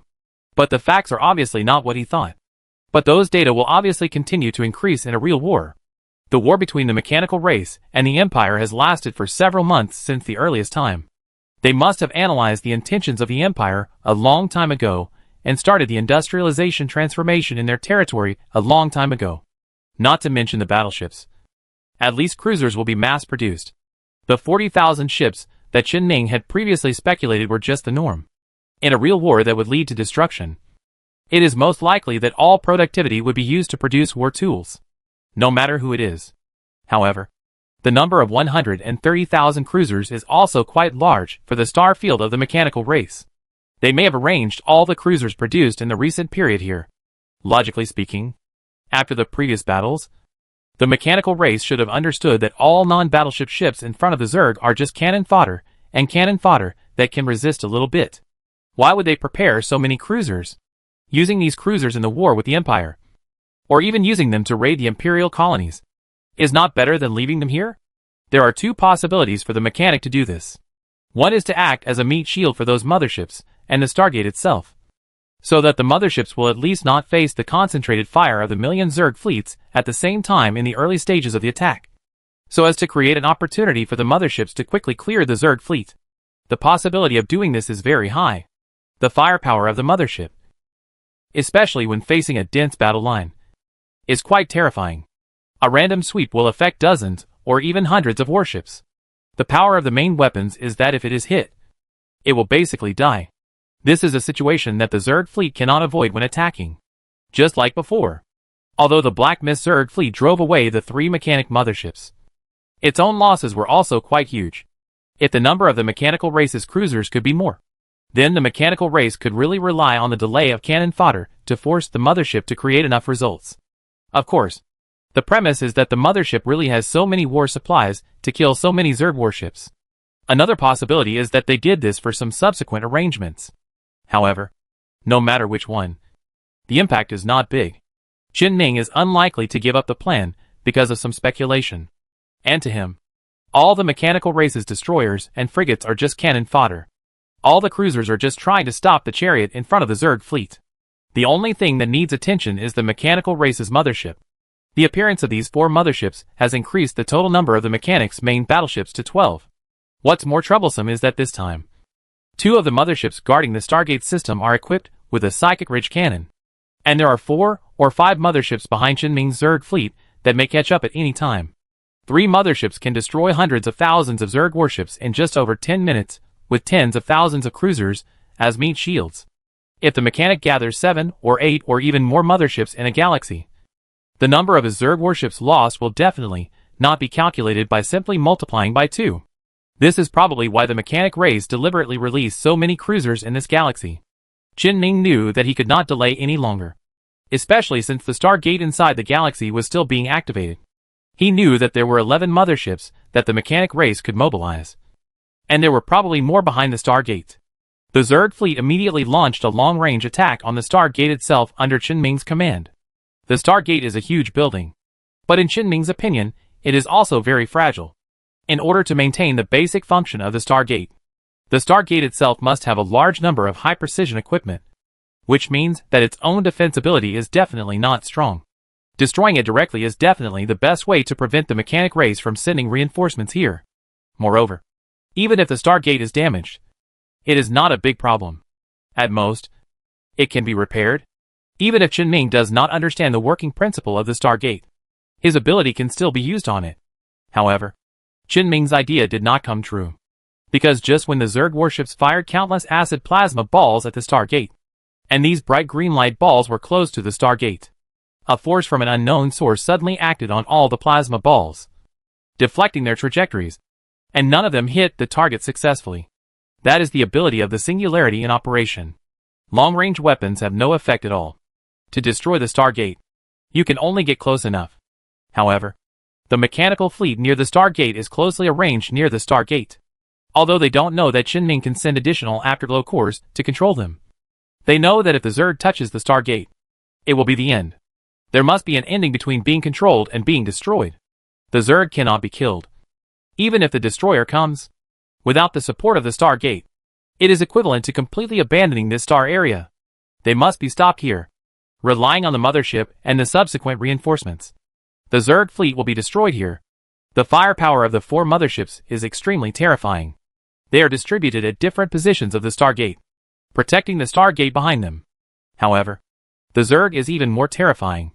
The Zerg fleet in space can attack the Stargate from any angle. The 12 ridge cannons of the mechanical race cannot stop the attack from the 360-degree circular surface even in 2-dimensional space, let alone the attack from a sphere. Before, when the Black Fog Zerg attacked the mechanical race, the mechanical race could escape and fight guerrilla warfare with the Zerg in the galaxy. But now the mechanical race must block the Stargate tightly. This is simply using their greatest disadvantage to fight against the greatest advantage of the Zerg. Even if the mechanical race has 2 psychic ridge cannons, it is meaningless. One of these 2 psychic ridge cannons is the soul killer that Qin knows. It can't play an effective role at all when facing the hive consciousness of the Zerg cluster. It can only be said that the soul killer is naturally countered by the hive-thinking creatures of the Zerg. Of course, it is also possible that the Zerg is naturally countered by this weapon. There is mutual restraint. And who wins and who loses depends on who is stronger. If the soul killer is stronger, then the entire Zerg will be killed directly by the soul killer. But if the consciousness of the Zerg is stronger, then the soul killer will obviously not play any role. Just like now. And the other psychic ridge cannon can tear the structure of the Zerg cruiser out of thin air. And the visual effect is terrifying. But the actual effect is only slightly stronger than the normal ridge cannon. There is no suppressive force like the destroyer. The ending is obvious. The Zerg's acid cannons almost form a wall of acid that seals all the mechanical races inside. The Zerg's biological fighters can completely destroy all warships that fail to put up full-angle shields. The war inside the Stargate system can no longer be called a battlefield. It is a combination of a meat grinder and a crusher. What is minced is the flesh and blood of the Zerg. And what is crushed is the structure of the mechanical race. The mechanical race is already trying its best to stop the Zerg fleet. But the Zerg is still gradually crushing the mechanical race's fleet. The time that hundreds of thousands of mechanical cruisers can hold out in the battle with the Zerg is not enough for the mothership to beat the number of the Zerg fleet. The weaving of the mechanical fleet was quickly broken by the seemingly endless Zerg, and the 4 motherships could only barely maintain the shield to block the Zerg outside the shield. They still have the ability to protect themselves and destroy the Zerg, but they no longer have the ability to protect the Stargate. After the Zerg tore through the defense line formed by the mechanical cruisers, the 4 motherships suddenly stopped in place. All weapons stopped firing, and all running systems were stagnant in an instant. The mothership did not stop. It was stagnant. All the acid cannons fired at the mothership. All the biological fighters and biological missiles that rushed towards the mothership's shield all stopped abruptly after approaching. Even the Zerg warships close to the mothership's shield fell into stagnation like the mothership. But Qin did not disconnect the links of the locked Zerg units. The consciousness of those Zerg units remained active, and they felt that the space around the mothership seemed to be locked, making them unable to move. If it were just that, it would not be a big deal. But at the same time, the mirror of the Stargate that was about to open suddenly flashed for a moment. A twisted force took the base of the Stargate as the origin and swept towards the surrounding space. This is a force that twists space. While twisting space, it also tore apart the Zerg in the surrounding space. Only a small number of mechanical races and Zergs in the stasis position of the mothership survived. All other Zerg fleets that dared to approach were twisted into pieces by this unstoppable force. And the scope of this force is still expanding rapidly. Only the Zerg fleets that were close to the periphery and could not directly attack the Stargate due to the range of fire were spared from the attack of the Stargate using the space distortion caused by the singularity. Just one counterattack by the Stargate caused more than half of the Zerg fleet to be destroyed. The Zerg fleet that came out with 4 million people now only has more than 1 million. This attack almost completely cleared the area around the Stargate. The remaining Zergs who survived by relying on the indiscriminate release of the stasis field by the mothership also found it difficult to continue to fight between the mothership and the remaining mechanical warships. The Zerg fleet outside Shinming has not yet filled the gap in the past. The mechanical Stargate was successfully activated. Ripples appeared on the gorgeous mirror film, and a complete mechanical warship was passing through the Stargate to enter the galaxy that the Zerg was invading. In just a blink of an eye, 4 newly appeared motherships were stationed around the Stargate, protecting the Stargate itself together with the motherships that were already in the galaxy.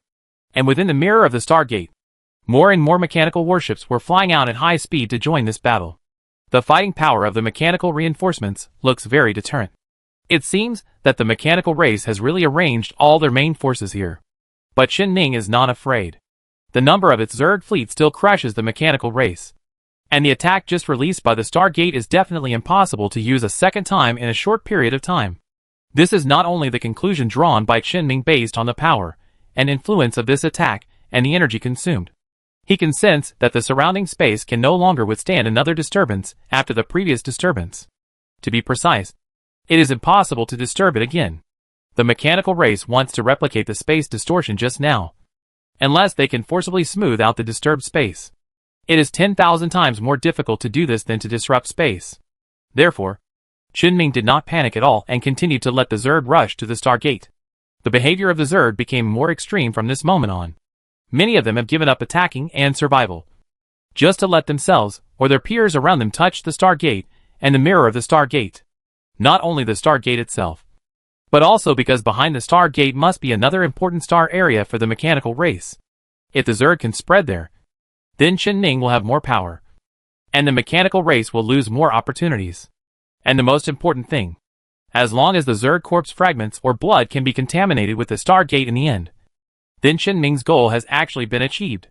The Zerg fleet still charged towards the Stargate fearlessly, crushing all the middle and lower level warships of the mechanical clan that emerged from the Stargate like a meat grinder. Then Shinming suddenly discovered a problem. The materials of these warships were wrong. When attacking the mechanical clan, Shinming often deliberately collected some materials of the mechanical clan. After all, he had fought large-scale battles with the mechanical clan so far, and every time a large number of mechanical clan and mechanical clan warships were damaged. The main structure of the mechanical clan is usually Bayun steel alloy, and due to the problem of technology loss, the proportion of Bayun steel in the mechanical clan's Bayun steel alloy is usually more than 10%. Therefore, it is still valuable to collect the remains of the mechanical race, and it may be used to supplement household expenses, even if it is not easy to collect these materials in some cases. Just letting the Zerg warships eat them and digest them in battle can also become part of the endurance of the Zerg warships. In this battle, Shinming did the same as usual. Then he found out there is a problem with the material ratio of the warships that appeared in these Stargates, and some things are missing. In this mechanical race starfield bordering the Empire's Gallows starfield, most of the mechanical race units, whether ground units or warships, use materials produced mostly from the star systems in the nebula area that Shinming is attacking at this time. There is a kind of dust-like material that is unique to this nebula in this nebula environment. It is suspended in this area and is also the basis of this nebula, filling every corner. Therefore, all things in this nebula will be mixed with this special material, and it will be mixed in all things. And this special material has some effects similar to Bayun steel, making the quality of resources mined in this nebula better than other places. Therefore, the mechanical family usually does not take the initiative to precipitate this substance. At most, some precision components need to ensure the purity of precipitation, and most of the manufactured things will carry this material. Therefore, Shinming can distinguish which mechanical individuals are original to this star field and which are foreign. That's why he has been wondering where the reinforcements of the mechanical race are. Those foreign reinforcements will not have the same situation of mixing materials unique to this nebula. And now Shinming can be sure These fleets that emerged from the Stargate are the foreign reinforcements of the mechanical race. However, this is just an ordinary fleet. Although there are 4 motherships in the fleet, more than 40,000 cruisers have also emerged from the Stargate, as well as more destroyers and escorts. In the Empire, it is equivalent to a star field with a medium level of development taking out all its military forces. It can be said that this is a fleet with quite comprehensive combat power. But in Qin Ming's opinion, it is completely meaningless, and there is no point in making him so defensive. Qin Ming has been looking for reinforcements from the mechanical race, and has been worried whether the reinforcements from the mechanical race will have any strength beyond expectations. If there is another destroyer or a slightly weaker ridge cannon, it may lead to a one-sided combat power. He has also been worried that reinforcements will suddenly appear when it is fighting with the mechanical race, causing some important battles to fail. So he has been preparing a lot of backup plans. But the result is this? Qin Ming feels that he is fighting wits and courage with the air. He had some pressure in his heart before. After all, he really didn't know the strength, number, and location of the reinforcements. But now that the reinforcements of the mechanical tribe have appeared, there is nothing to say. But he still has doubts in his heart. Is it really that simple? The several traps set by the mechanical tribe for him before were almost impossible for him to avoid without special abilities. Some of them were even aimed at his abilities. But the hidden part of his abilities was more than the mechanical tribe knew. So the mechanical tribe had not been able to achieve their goals. And now the backup means arranged by the mechanical tribe don't seem to have the same feeling as before. Is it possible that this is also a trap set by the mechanical tribe to let him relax his vigilance? It's hard to say. Qin Ming's eyes swept over the fleet of reinforcements from the mechanical race. He was not even sure whether this powerful fleet was the only reinforcement from the mechanical race. If there were other reinforcements, and these were just bait, he might still run into trouble. Qin Ming always believed that fighting with the relics of a shining civilization, like the mechanical race, must be extremely vigilant until the last mechanical race is killed or controlled. In short, it means tactically paying attention and strategically despising. His tactical emphasis on the mechanical race is evident. Those millions of cruisers are not so easy to get out in the Empire. It's okay to take it out, but it's absolutely impossible to do it in a week under very relaxed circumstances. At least the production line must be changed, and the whole country must produce it. But the Empire doesn't need to do this, because the Empire can produce battleships. With the ability to produce millions of cruisers, it can also produce thousands of battleships. And Qin Ming has personally experienced the suppression of battleships on lower-level ships several times. The huge loss is enough to show the true power of the mothership. If it weren't for the limited size of the mechanical star field itself, and the Zerg being strengthened to an outrageous degree by Qin Ming, the battleship itself would be invincible unless it encountered an opponent of the same level. So Qin Ming would not be arrogant. Even if millions of cruisers seemed extremely powerful, even the Empire could not easily produce them. He also had absolute awe for the real power, the battleship. After all, the cruiser was only a lower-level ship, and he must have a battleship. Qin Ming's eyes were fixed on the newly appeared reinforcement fleet of the mechanical race and the 8 motherships around the Stargate. But immediately his eyes turned to the Stargate that was still open next to him, and those Zergs who were moving towards the Stargate. And every time they moved a little further, countless corpses of their own kind would be crushed. Compared with the battleship, the Stargate was indeed more important. Moreover, as long as Qin Ming's psychic energy exists, as long as a little flesh and blood covers the mechanical race's battleships, then these battleships will be his sooner or later. So he did not hesitate at all. He knew what he really needed. The Zerg continued to fight, still advancing towards the Stargate, gradually approaching the mirror of the Stargate. And the reinforcements of the mechanical race continued to fly out of the mirror.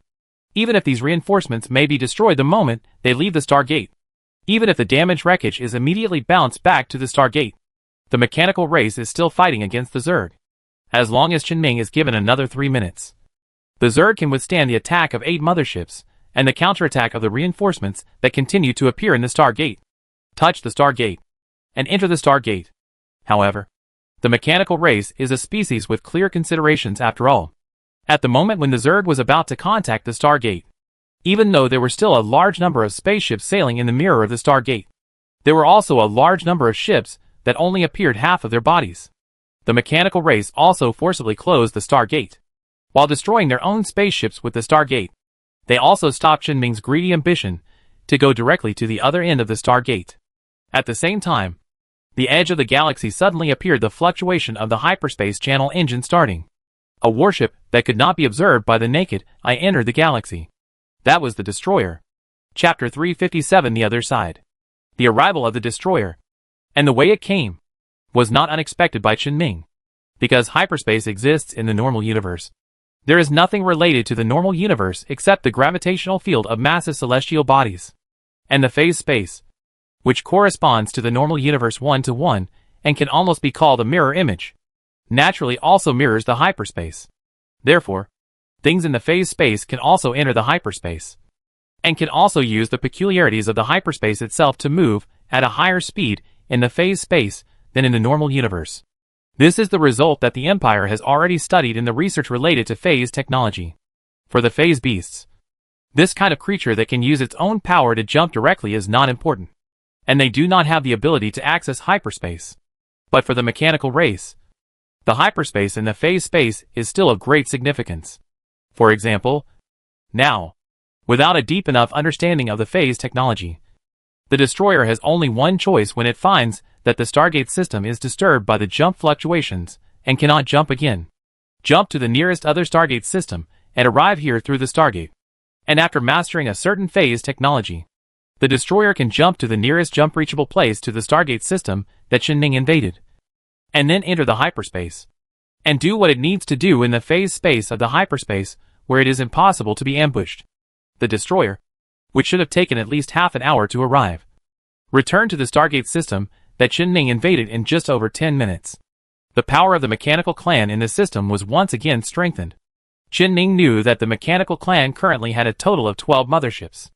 At this time, 9 of them were in the Stargate system. The combined combat power was enough to completely destroy Qinming's fleet. But it was not a big problem, as his goal had been achieved. Because just before the destroyer arrived, a Zerg biological fighter carried by a cruiser had already touched the Stargate. Although it was killed the moment it touched the Stargate, and although the counterattack of the mechanical clan also repelled the Zerg again, its flesh and blood had already been sprayed on the Stargate. As long as Qinming wanted, this raid could end with the main goal achieved. But he didn't want to. He didn't want to expose his true abilities so quickly. Nor did he want to retreat before achieving all his goals. He also wanted to use the cognitive bias of the mechanical race to create a better opportunity to achieve greater results. Therefore, Qinming wanted to continue to lay the groundwork. And the way to lay the groundwork was to send his body here. The real body. Just as the boss asked before, Qinming's current body is no longer important. The only thing that really matters is his consciousness.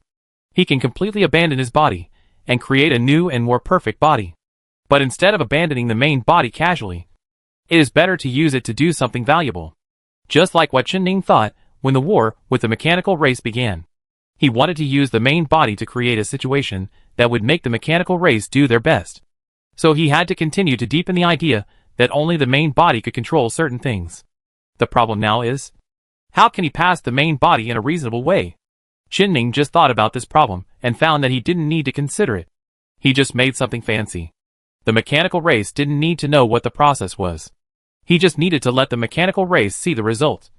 That Qinming arrived at the Stargate system where the jump engine was currently blocked. The method is also very simple.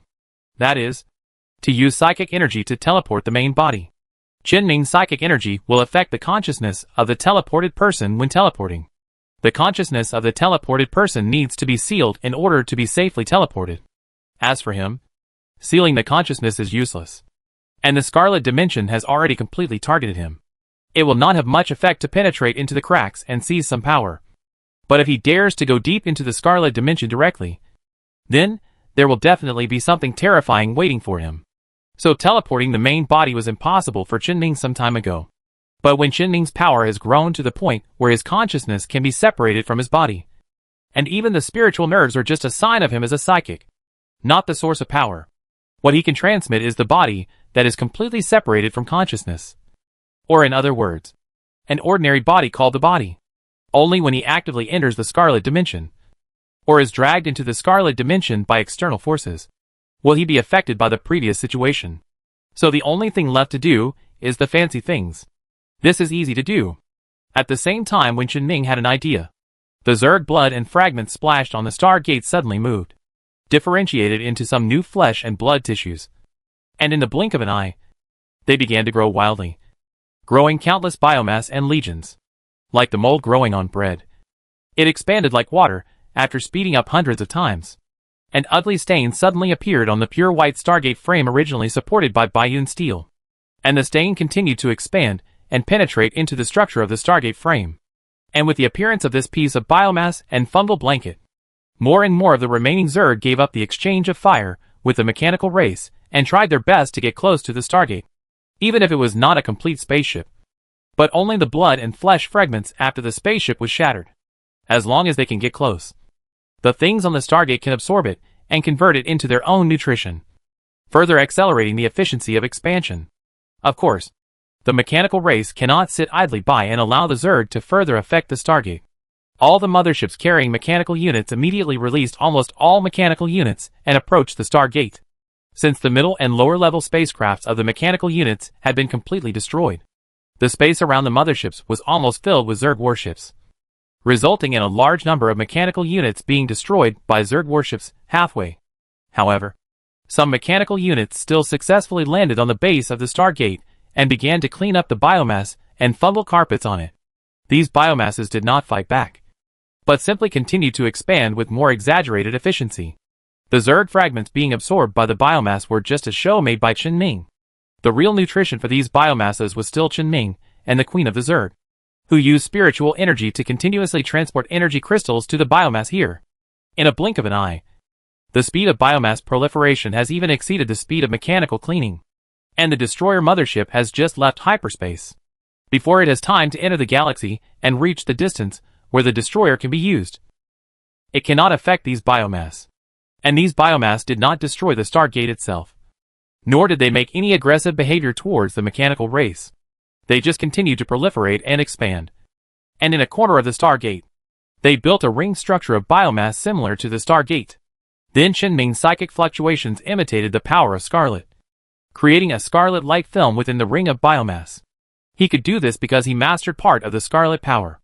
The ring structure made of flesh and blood presented its full appearance to the mechanical race like a brand new, smaller version of the Stargate. The next moment, Chen Ming, wearing biological armor, stepped out of the Scarlet.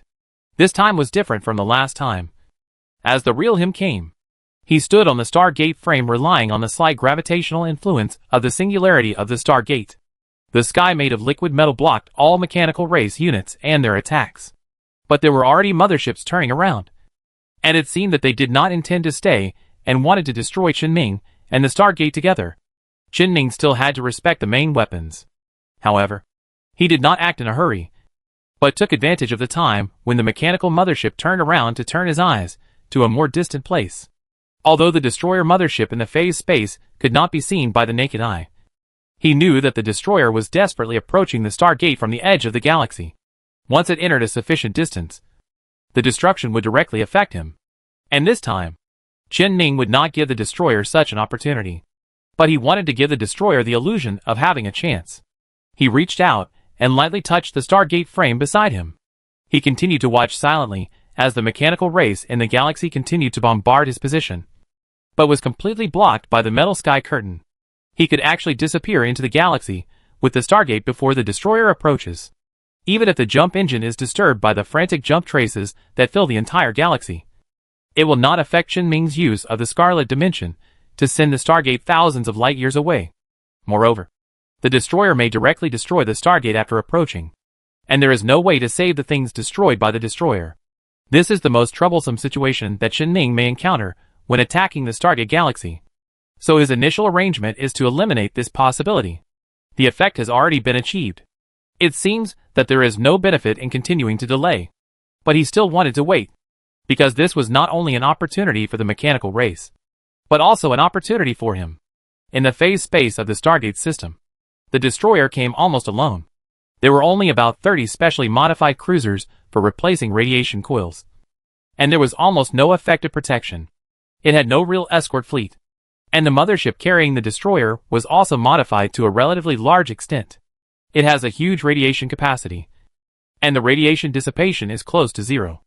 This means that its sustained combat capability is quite poor. In the front, it exchanged fire with a fleet of Chunming, and then jumped back to the vicinity of the Stargate system without stopping, and had to rush back through hyperspace. During this whole process, the destroyer mothership had almost no time to rest. This is the opportunity, and Chunming's means have been arranged long ago. At the beginning of this second raid, the number of Zerg fleets he created was more than 4 million on the side of the Black Mist prosthesis, and more than 4 million on the side of the logistics area. And this is not the upper limit of his Zerg combat power. He still has a lot of reserve Zerg forces. And after arranging the phase behemoth to the Legion Ship Research Institute, Chunming borrowed the same device borrowed from the Fanchao Research Institute, from the Ship Research Institute. It is the device used by the Fanchao Research Institute to send the space station into the phase space in the phase-space interaction experiment. It can help Chunming send those extra Zerg forces into the phase space. Unlike ordinary ships, biological ships do not need to dissipate radiation. They are the most powerful existence in the phase space. Those Zerg fleets in the phase space are Chunming's backup against the destroyer. However, since the range of the device is limited to a sphere with a diameter of several kilometers, it takes a certain amount of time to send enough cruisers to compete with the mothership into the phase space. Therefore, he did not attack the destroyer immediately, but first attracted the destroyer out and started with another target. The rest is simple. When the destroyer targets his original body and releases the destroyer, all the Zerg fleets in the phase space will immediately jump, rush up, and beat him to death. Although this metaphor is a bit strange, Chunming feels that it is the most vivid metaphor for his means against the destroyer. At this time, the destroyer mothership's ridge cannon has lit up with a layer of progressive energy. It is about to act on the destroyer, and the destroyer will inevitably destroy Chunming and the Stargate where Chunming is standing.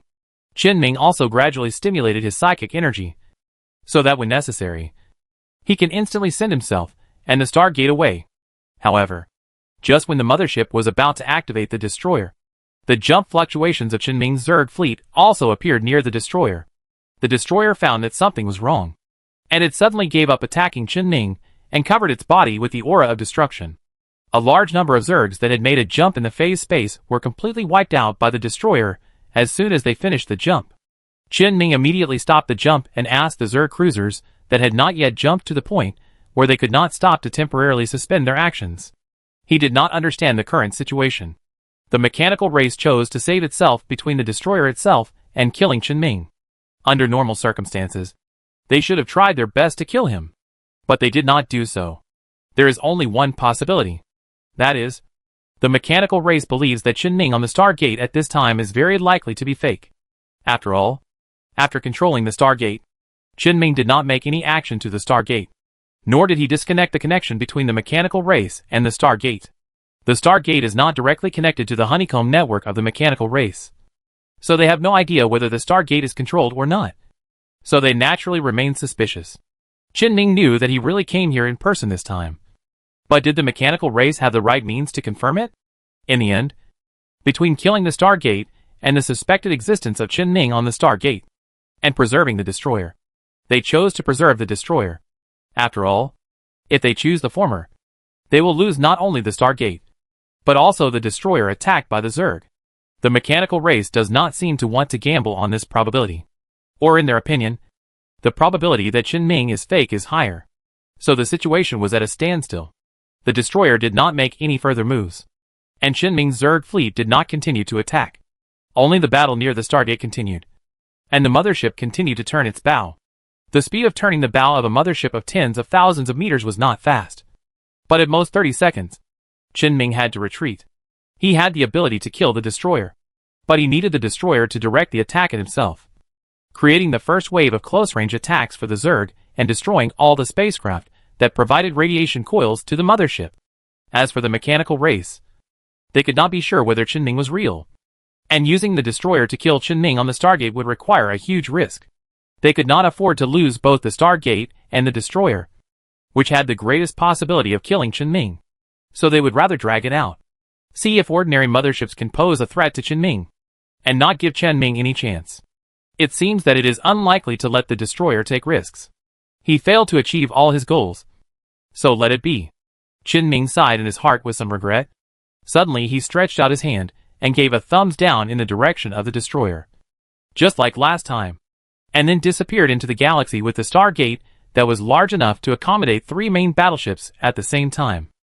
Only the mechanical race and the remaining Zerg fleet were left to continue the final battle, while Qinming was attacking the Stargate. The situation on the Black Mist prosthesis side was a little more complicated. The 3 motherships of the mechanical race found that they were unable to resist the attack of the Black Mist Zerg fleet.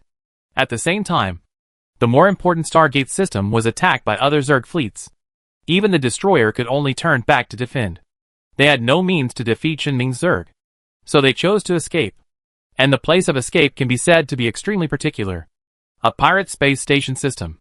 A branch where Baiquan is located. The last one. A system occupied by the Empire in a certain mechanical star field. They all have one common feature. This feature is not that there are fleets of the Empire. Rather, these 3 locations are all related to Qinming. The first 2 locations are easy to understand. And the third location, if Qinming remembers correctly, a fleet led by Cheng Qinghai responsible for suppressing the resistance of the mechanical race is there. The first time was an accident. The second time was a coincidence. So what was the third time? Can the mechanical race still go to the Empire to check the family tree? Can someone else tell the mechanical race that Qinming is engaged? Qinming does not believe this is a coincidence. But he has no time to investigate the deeper reasons behind the current incident. What he can do is to deal with the problem of the Zerg, who may be forced to go to the Empire. He absolutely could not let the Empire's fleet take action, because that would mean that he would actively hurt those innocent people. He absolutely could not watch Qinming asking the Queen to prepare new Zerg again, and prepare to fight a civil war on the Empire's territory.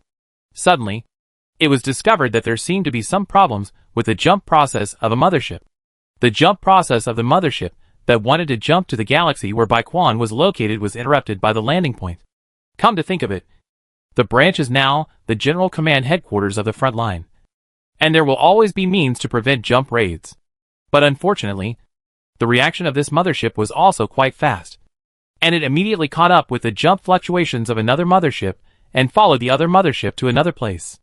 If it didn't react, it would have to face the siege of more than 3 million Zerg fleets alone. Although it was a pity, the result was not too bad. At least this way Qinming had to deal with 1/3 less trouble. The pirate space station at this time. At the door of the hardware store, a robot suddenly walked into the hardware store. The boss looked up and then casually lowered his head to look at the terminal and asked, "What's wrong?" "The mechanical family is coming with a mothership." "It's okay. It can fight. There will be some bugs following behind." The boss raised his head with confusion in his eyes. Qinming explained, "For some reasons, I have to let the Zerg follow." "So?" The boss straightened up and asked, "What should we do?" "Well, boss, what method did you use last time you attacked? Can it still be used? Will it work on the mechanical race?" "That ability is called Mind Tremor by me. It is specifically aimed at conscious beings. It won't be very effective against the mechanical race, but it should be usable. Consciousness shock has no effect, but they will be affected by psychic shock. But this is a shock that directly wipes out consciousness. Your Zerg also has a hive mind, right? The damage will be great." "It's okay," Qinming said. "Boss, tell me when you take action. I can extract the consciousness of the Zerg. It will be fine." As soon as Qinming finished speaking, the space station suddenly sounded an alarm. In the pirate galaxy, traces of the mothership have appeared. There are also jump fluctuations that almost completely disrupt the space fluctuations of the galaxy. Just like the Stargate galaxy of the mechanical race. "So fast? And this number?" The boss said one sentence and did not continue to ask more questions. He simply said to Qinming, "Then let's do it now." He stood up as he spoke, and a gentle psychic wave surrounded him and spread outward. As this psychic wave spread outward, its nature was becoming more and more crazy. Gradually, it began to possess the power to destroy all minds and swept across the entire galaxy. The mothership that had just arrived by warp, and the millions of Zerg cruisers following behind it, were all swept by this mighty force. If these were not Qinming's Zerg, but real Zerg, they would probably die completely in front of this force without any room for struggle. This is the power of the top level 6 psychic. The Zerg fleet now needs to rely on numbers to kill even the main battleships, let alone the truly powerful level 6 psychic. But fortunately, such psychics are our own. And with the boss's advanced reminder, Qin Ming has sent the consciousness of all Zerg units back to the Zerg network. Only the mechanical mothership was truly attacked by the mind-shaking attack. Before it could make any moves or launch any attacks, it was destroyed in the galaxy. It lay quietly in space with the intact shells of the remaining Zerg warships. The boss looked very relaxed and sat back in his chair. I'll have someone collect those bugs later. You can tell me where to send them. No. The boss suddenly realized something.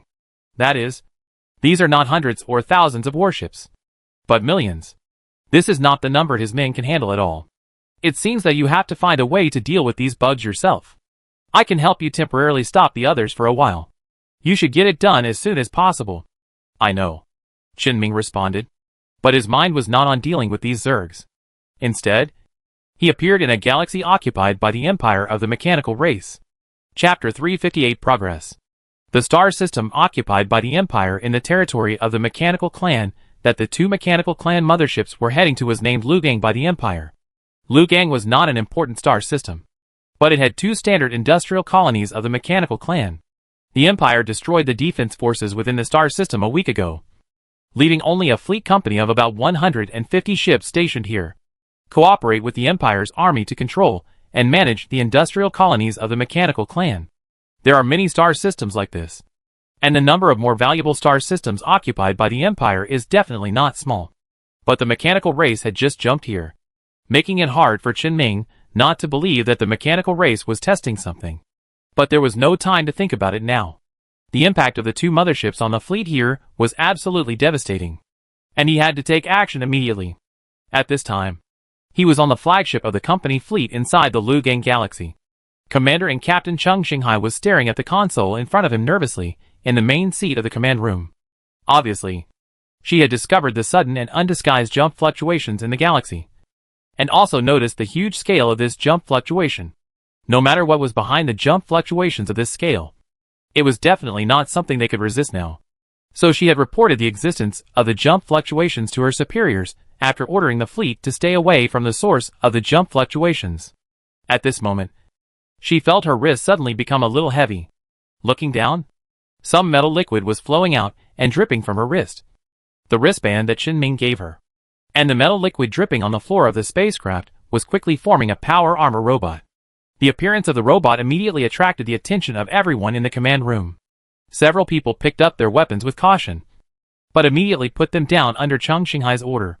Qin Ming's voice quickly came out from the robot that had not yet been fully formed. Retreat. There are two motherships of the mechanical family coming. I understand. No questions. No doubts. Cheng Xinghai, who had roughly estimated the scale of the mechanical tribe's attacking military force, immediately issued an order to retreat, asking her fleet to retreat to the edge of the galaxy through hyperspace at the fastest speed. Even if the superior's order had not come down yet, even if Qin Ming did not suddenly appear to remind her, she had to make a decision at this time. And as long as she entered the hyperspace, she could quickly leave the galaxy using the hyperspace channel jump engine developed by Qin Ming, which had already begun to be installed on the Legion's warships. Commander, someone was about to say something, and Cheng Xinghai immediately said in an unquestionable voice, "Follow the order." Yes. She turned to Qin Ming and said, "I have just told my superiors that the scale of the jump is large, and there are suspected battleships. The superior said that reinforcements are on the way." Cheng Xinghai on the battlefield is very different from the Cheng Xinghai that Qin Ming knew in school before. There is almost no emotion in the communication, and it looks extremely cold. However, Qin Ming did not feel any problem, because after Cheng Xinghai finished the training, he and Cheng Xinghai basically never stopped communicating, and he has been guiding Cheng Xinghai to develop her psychic power. And this ability to block all of one's own emotions is an application method of an ability that Cheng Xinghai developed when he was developing the effect of strengthening his own brain. Forcefully suppress some of your own emotions, and when making decisions and judgments, you can be unaffected by any emotions, and everything only follows logic. In ordinary life, such psychic power is meaningless and useless psychic power with greater negative effects. But on the battlefield, this ability is of great value. There is no need to consider too many situations. Just consider the reason why Qin Ming suddenly appeared here, and what Cheng Xinghai saw himself. And you can analyze the most reasonable approach as quickly as possible. That is, listen to Qin Ming's retreat, and don't consider staying to indicate the target for the subsequent reinforcement fleet. Qin Ming responded to Cheng Xinghai's words at this time. It doesn't make sense whether the reinforcements come or not. And it might be better if they don't come. Why do you say that? Just as Cheng Xinghai asked the question, the flagship sensor once again scanned the jump fluctuations. This time, the scale of the jump fluctuations was even larger than those of the two motherships, and even covered the entire galaxy. That's the reason. The two motherships of the mechanical race jumped into the galaxy the moment Qin Ming finished speaking. They immediately locked onto Cheng Xinghai's fleet, the only one still sailing in space in the galaxy. The light on the ridge cannon suddenly lit up.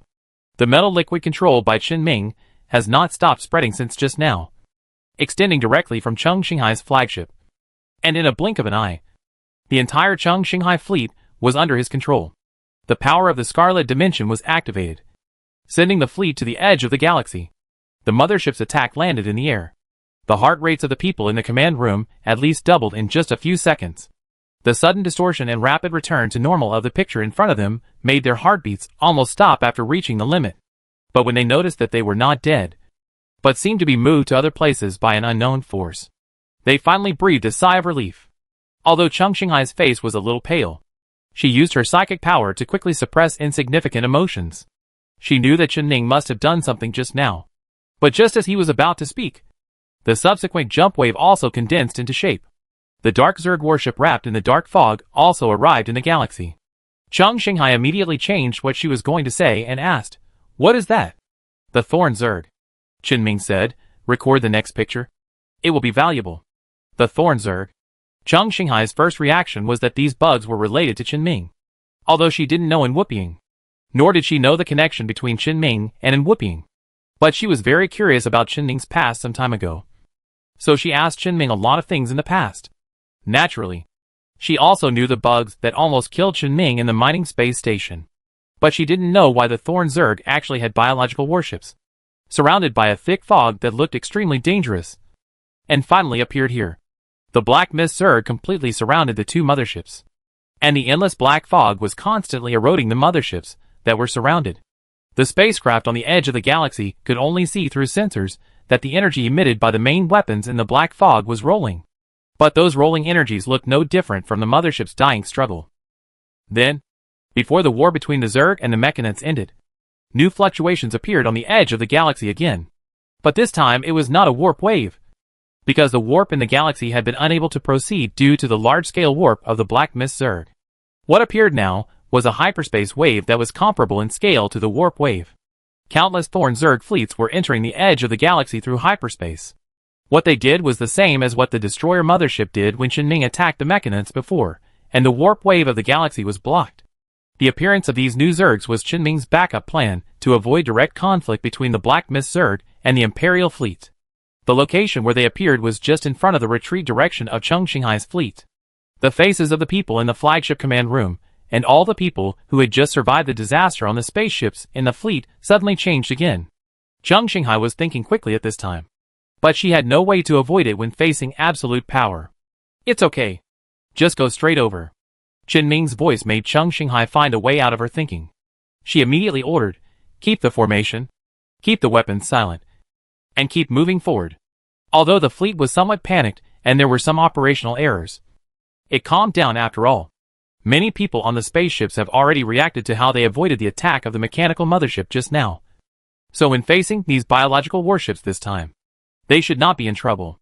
Just as Cheng Xinghai's fleet and the new Zerg fleet passed each other head-on, and did not interfere with each other, the Black Mist Zerg inside the galaxy suddenly seemed to have sensed something, and became even more crazy, intensifying their attacks on the mechanical motherships. Soon, there was no sound in the thick black fog. When the Black Mist Zerg rearranged into a battle formation, the black fog gradually loosened a little, and the traces of the two mechanical motherships could no longer be seen in the black fog. However, the Black Mist Zerg had found a new target. A civil war between Zergs suddenly broke out. This was an extremely brutal battle, a bloody battle in the space age. Everyone in the flagship command room was watching the battle intently. But Qin Ming had no interest in watching. He first called some people, and then directly handed over the command of the battle to the Queen Zerg. Anyway, as long as the ordinary Zerg won in the end, it would be fine. In the middle, let the black fog prosthesis show its face and make signs of escape. and the problem would be solved. He didn't say hello to anyone and disappeared directly on the flagship. Not long after, reinforcements from the front line also arrived at the Lugang Galaxy. It was a fleet led by an offensive class. The captain of the offensive had just received an order to wait and see, so he did not directly fire at the Zerg, but just silently observed the Zergs on both sides fighting each other.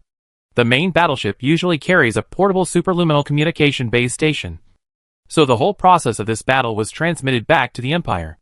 Anyone who saw this video made a judgment on one thing.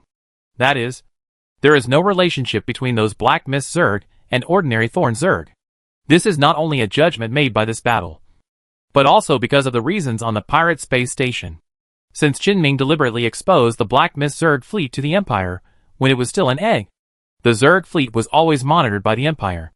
Therefore, the entire process of the Black Mist Zerg fleet from its departure to attacking the Mechanical Clan and driving away the 3 motherships of the Mechanical Clan was all observed by the Empire. The destination of the 3 motherships' jump was naturally determined very quickly. The situation at the pirate space station was immediately delivered to all people with sufficient status in the Empire. After all, there were millions of Zerg cruisers, and they were completely killed by Wuhan in one encounter. The Zerg biological spaceships scattered throughout the galaxy, and the aftermath of the vast mental fluctuations could not be faked. Even if the Zerg reproduced at a fast speed, such a horrific loss in a blink of an eye made it difficult for anyone to imagine that this was done to cover up their identities. Therefore, after receiving the news, most people believed that the possibility of Wuping and Qin directing and acting themselves was further reduced. After all, they have such a powerful force. Many things can be said directly, or even violence can be used directly. There is no need to do such a self-destructive behavior. At this time, in the capital galaxy of the Empire, in a building on a certain planet, Minister Liu of the Psychic Senses Department hung up the video call with Minister Ho of the Odin Star region. He looked very unhappy. He once again called up Wuping's information and watched it repeatedly. Suddenly, he threw the information to the ground, lit a cigarette for himself, took a big puff, then extinguished the almost burnt cigarette holder in the ashtray, and lit a new one for himself. But doing so could not relieve the pressure in his heart. He questioned himself. Why didn't he realize that Wuping and Qin were so similar before? They are both good guys, usually doing things quietly and by themselves, making people think that they are soft persimmons that are easy to squeeze. As a result, when someone really goes to offend them, they will find that they are in huge trouble. The last time it was the 14th Legion that offended Qin, and the problem was finally solved by the Legion commander of the 14th Legion. And this time it seems that he is the one who offended Wuping. At the same time on the pirate space station, in the hardware store, the boss hung up a phone call and said to Qin robot, which had not disappeared, the news has basically spread throughout the Empire. People who are capable and qualified have basically watched the video. Next, Wuping should become the focus of the entire Empire. Qin responded, that's what I want to see. So where have you gotten to? We've got the Stargate, but there's only one. The mothership carrying the destroyer has been temporarily abandoned. But my next plan is for it. It can't escape. The boss didn't ask Qin why he had to create Wuping to attract the Empire's attention, and then secretly fight against an entire star field of the Mechanical Clan alone. He respected Qin decision. After all, even in his opinion, the power of the Zerg was too exaggerated, and even more exaggerated than Qin current ability. It made the boss a little difficult to imagine what the Empire's attitude would be if the fact that Qin was Wuping was exposed. After all, he really saw the potential in the Zerg to compete with the Empire now. And he had seen this potential in Qin a long time ago. And when two potentials are concentrated in one person, can the Empire really accommodate this person? He is not sure. So he respects all of Qin decisions, and will never ask too much. However, there are some things he still has to say. You should deal with those Zerg spaceships in the galaxy as soon as possible. I can stop some people from touching those Zerg warships by legitimate means, but I can't stop someone from secretly trying to get samples of Zerg warships. Qin responded, I have arranged for the Zerg fleet to come over. When the time comes, just pretend to implant the Zerg consciousness and drive the ship away again. Then I see you seem to be thinking about something.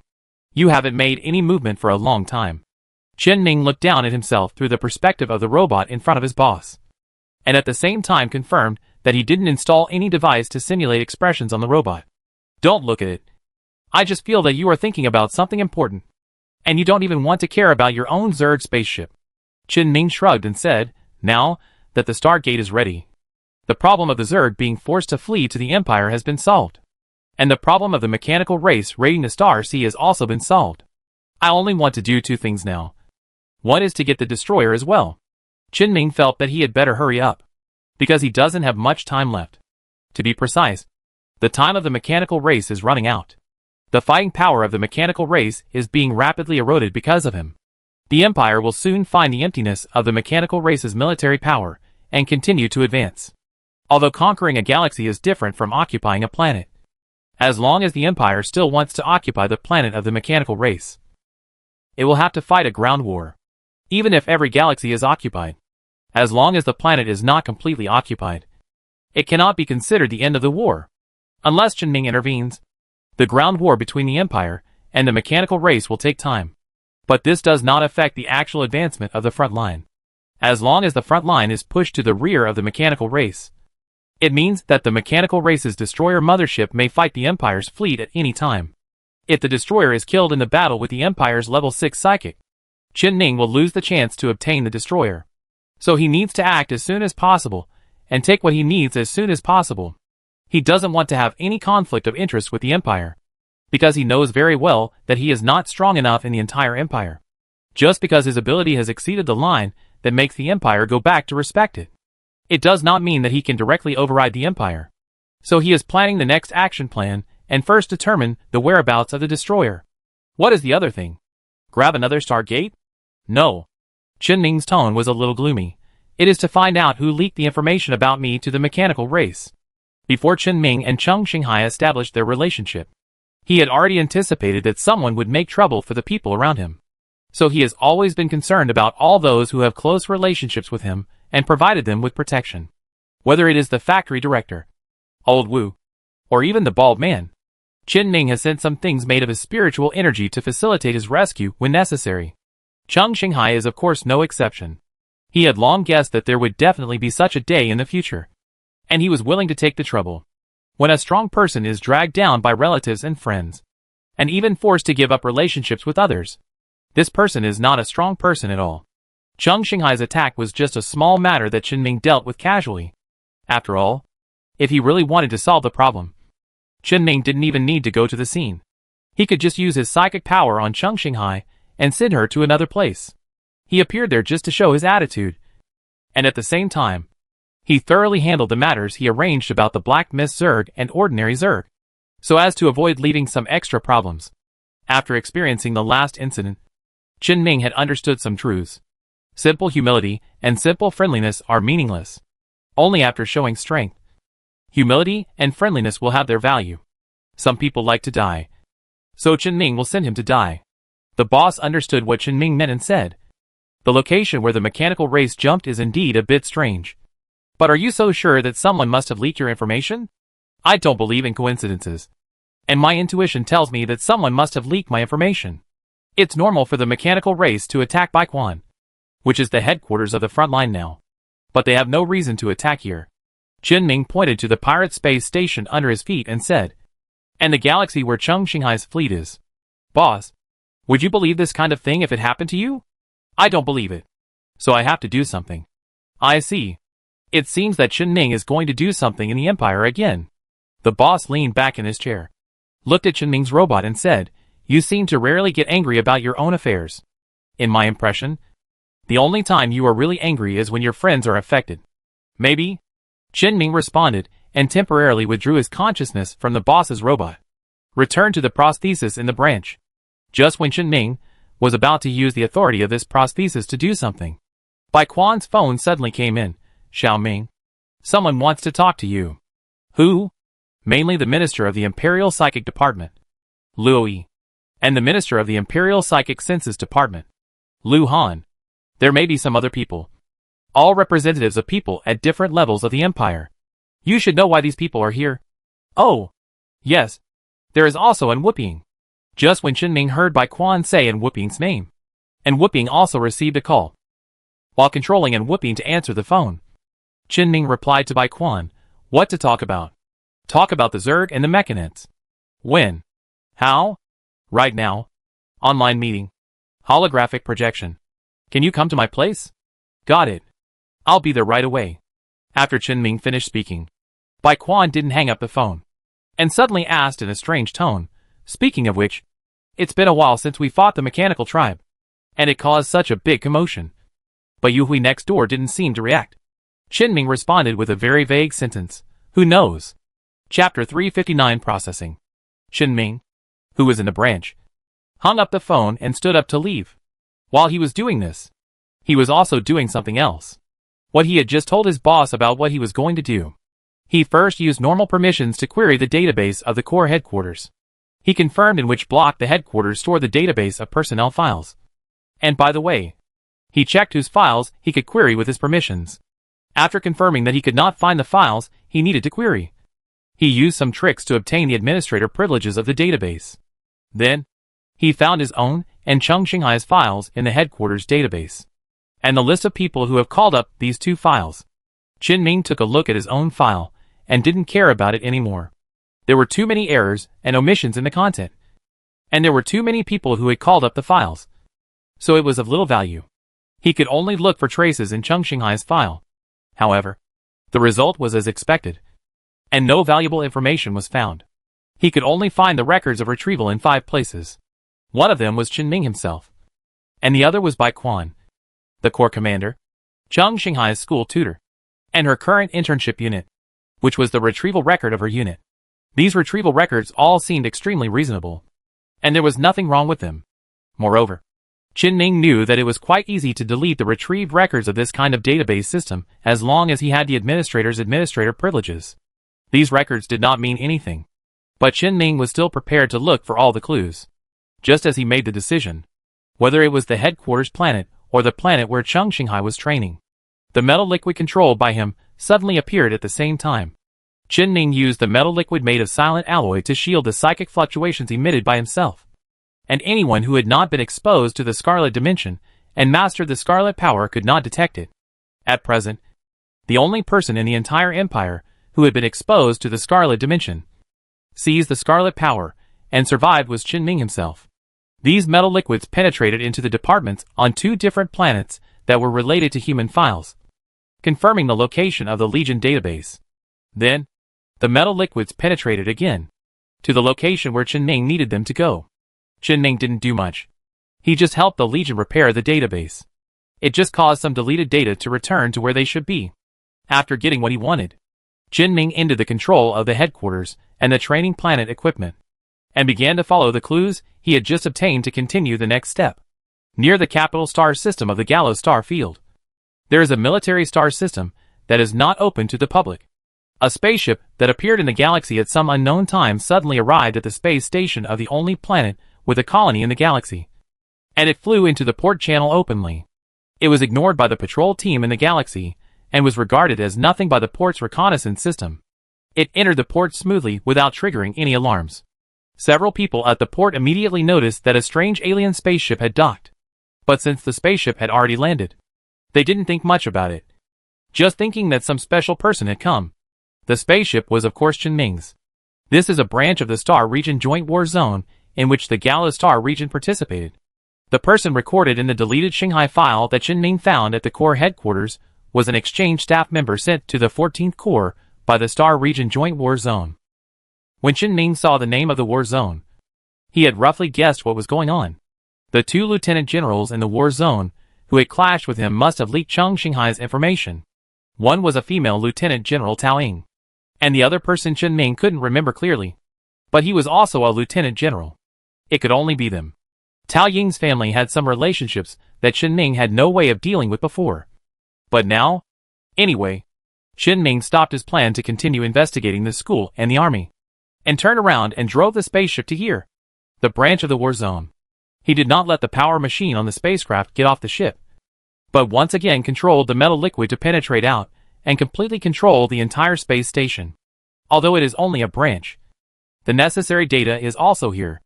After easily mastering the current senior personnel composition of the Star Region Joint War Zone and the location of the headquarters of the war zone in which the Gallows Star Region participated, the spacecraft docked at the port, left the port, and disappeared into the galaxy in a blink of an eye.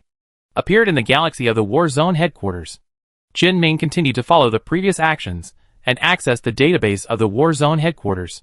A real level 6 psychic is determined to sneak in, and no one can find his trace. This time, Qin Ming was also very kind to help the War Zone repair the database and got several key documents. One of them was an obituary of the War Zone's internal affairs personnel who died. It was published when the war between the Empire and the Mechanic was still in its early stages. It said that several members of the War Zone who were sent to the front line of the war between the Empire and the Mechanic died in the war because of the Mechanic. One was an experimental spacecraft test file. The test was for the antimatter engine and related technologies that have been installed, as well as the spacecraft with the hyperspace channel jump engine. The test personnel were those who died on the front line of the war. Then there was a detailed list of the identities of the dead. Nothing can be seen from the identity alone, but if it is linked to a communication record that Qin Ming found and deleted between the people of the Lieutenant General faction and the members sent out, it is enough to prove his guess. And he does not need to spend time looking for other clues. The situation is already very clear. After hearing that Qin Ming was engaged, the two lieutenant generals in the war zone where the conflict broke out arranged for people to retrieve Cheng Xinghai's files, and they sent people to the front line with the file data, deliberately giving up their lives so that the mechanical race could obtain this information. What's worse is that these people put the information on those spacecrafts with important technologies in order to give the mechanical race a high probability of obtaining the information. Under normal circumstances, the mechanical race would not believe these false news that might be spread by the Empire. But the mechanical race would at least record such news. And their mothership used this method at the last moment when they had no other choice. Although it did not work in the end. At least, they have confirmed some new news. If Cheng Xinghai continues to stay on the battlefield, he may be in more danger. But it doesn't matter. Qin Ming has the ability to protect Cheng Xinghai. And he will see the culprit who caused this problem soon. Qin Ming confirmed the relationship between Tao Ying and her family through the database of the war zone, and confirmed their current address. With a destination, the rest is easy. The spaceship left the space station again, and split into several new spaceships in space, jumping to different locations. One of them jumped to a place that Qin Ming was very familiar with. It was the original source of his Zerg's plasma ability, the planet where the Aurora Wind Spirit species was born. Because of the Aurora Wind Spirit, this planet is shrouded in magnificent auroras all year round, and it is also a planet rich in species. It is one of the most valuable tourist planets recognized by the Empire. People who can settle on such a planet naturally need not say much about their identities. Of course, it was not the Lieutenant General or Tao Ying, but Tao Ying's father, who was a retired admiral. Qin Ming's spaceship easily bypassed the fortifications in the planet's orbit and entered one of the 8 colonies on the planet's surface, and flew to the suburbs of this colony. There is an independent manor with a beautiful environment here. At this time, the manor was shrouded in the night. Qin Ming's shuttle landed directly in the parking lot of the manor. The roar of the shuttle engine dissipated in the air before it could reach a few dozen centimeters, and the light it emitted was also gathered inside. Just like the several space stations he had just visited in a few minutes. No one found his trace. Qin Ming entered the manor so easily. He bypassed the workers and guards in the manor, and after a small conflict that no one noticed, he found the room of the owner of the manor, the retired admiral whose surname should be Tao. He pushed open the door of the manor's master bedroom and turned on the light after entering. The light just illuminated the room. Admiral Tao immediately turned over from the bed, pulled out a pistol from the cabinet next to him, pointed it at the direction of Qin Ming's power machine, and pulled the trigger, while calling a person's name. "Are you looking for him?" Qin Ming's voice sounded. The front of the power machine suddenly opened, revealing the retired admiral's personal guard, who was confined inside. A level 3 psychic. His expression was full of fear. He couldn't even understand what happened after he discovered that there seemed to be an intruder in the manor. It can only be said that for a retired admiral, a level 3 psychic is already a very good configuration. But in front of Qin Ming, as long as it is not a level 6 psychic, it is meaningless. Qin Ming threw out the psychic, who was already scared in the power armor, and asked, "Do you know who I am?" Admiral Tao threw away the gun that had been emptied of bullets. In front of Qin Ming, he opened the closet next to him and changed into a military uniform. There is no point in changing military uniforms. "Since I have come here, you should know what I am going to do." Qin Ming said something very dangerous to General Tao in a very calm tone. as if he was talking about what to eat for breakfast. I know you are old. You have experienced what you should have experienced. You have enjoyed what you should have enjoyed. You have no worries, and you are not afraid of implicating your children. So you did it. Right? Don't bring disaster to your family means that your family members have not participated in the dirty things in the political arena. But your children seem to have been lieutenant generals before. Right? General Tao did not speak, but nodded slightly, and took Chen Ming into the study next door. He sat behind the desk in the study, and took out 3 things from the drawer. A revolver with gorgeous decorations, a bullet with gorgeous patterns, and a piece of white paper. Admiral Tao slowly put the bullet into the revolver, turned the bullet to the firing position, pulled down the hammer, and put the revolver on the table. Then he picked up the pen on the desk and wrote something on the white paper. Chen Ming walked up, picked up the revolver and looked at it. Just as he thought. This gun was the same as Bachuan's. He was a person who made great contributions to the empire, and was awarded the gun by the highest leader of the empire. What Admiral Tao was writing at this time was his suicide note. As he wrote, Admiral Tao finally asked Chen Ming, "What are you going to do?" Chen Ming knew that Admiral Tao was not asking him, but all the people involved in this matter. So Chen Ming threw a few documents at him. On the top were the records of Tao Ying's imprisonment and a document about her medical parole in prison. She seems to be doing well outside now. And at the same time Chen Ming threw the documents. A spaceship he had sent out had already arrived above the villa where Tao Ying was living at the moment. The power machine jumped down from the air and landed in the yard of the villa. It landed in front of Tao Ying, who was basking in the sun leisurely. Tao Ying was stunned for a moment, and after reacting, he immediately threw the wine glass next to him at Chen Ming. Cursing, "Chen Ming! You bitch!" Chen Ming was not going to give in. He used his power armor to punch Tao Ying in the face after retracting his strength, avoiding being beaten to death. But this force also sent Tao Ying flying, with half of her face bulging and a mouthful of teeth showing. Her lips trembled as she tried to speak, but the blood that flowed out of her mouth blocked all her words. She hysterically grabbed the fruit-cutting knife that had fallen to the ground with her. She threw herself on Chen Ming's power armor and slashed continuously. Even though the blade had broken and her hands were already covered in purple bruises, she was still attacking Chen Ming frantically. Chen Ming didn't care about her actions. If Tao Ying could break the power mechanical body, he would eat it on the spot. He looked at the place not far above his head. In addition to his spaceship, there was also an engineering ship ready. At the beginning, it was Tao Ying who personally made the plan to pave the way for his son by letting Bai Quan's engineering ship that was inspecting the giant dock have an accident. This time, let her experience the choice she made herself. Admiral Tao also finished reading Tao Ying's file at this time. He put the file aside and continued with the next file. This is also a prison reception record, which belongs to the Lieutenant General, who has a close relationship with Tao Ying. He is serving his sentence in prison honestly at this time. This is a single cell that does not look like a cell. It has all kinds of basic facilities that ordinary houses have, except for the inconvenience of movement and the inability to go out. It looks like an ordinary one-bedroom apartment. When the Lieutenant General saw the figure in power armor suddenly appearing in the room, he immediately wanted to press the button next to him to call the guard. But he suddenly realized something, put down his hand and said, "Chen Ming, I once knew you. You knew me wrong." The Lieutenant General wanted to say something, but finally sighed. To be honest, he thought a lot during the more than 1 year in prison. He has completely understood that Chen Ming is definitely not a person they can touch. If he and Chen Ming have no contact in the future, he will stay in prison honestly, and maybe he will get out alive in a few years. But now it seems that his idea of escaping alive has gone down the drain. And it is obvious that someone has done something. You don't need to think about it to know who did it. Protecting one's shortcomings is a common practice. But protecting one's shortcomings should at least be done to a certain person. He sighed again and said, "Can you give me a decent death?" "Yes." This is Chen Ming's respect for the fact that the Lieutenant General did not collapse in fear before his death, and still maintained his dignity. Chen Ming took out a syringe from the inside of the power machine, which contained a gray-green liquid. The Lieutenant General took the syringe and pierced the blood vessel in his arm. "Where are the others?" Chen Ming released several projections. The screen showed the situation that several people involved in this incident were experiencing at the moment. Admiral Tao was writing a suicide note at his desk. Tao Ying was rolling and screaming in a courtyard, and an engineering ship was circling not far away.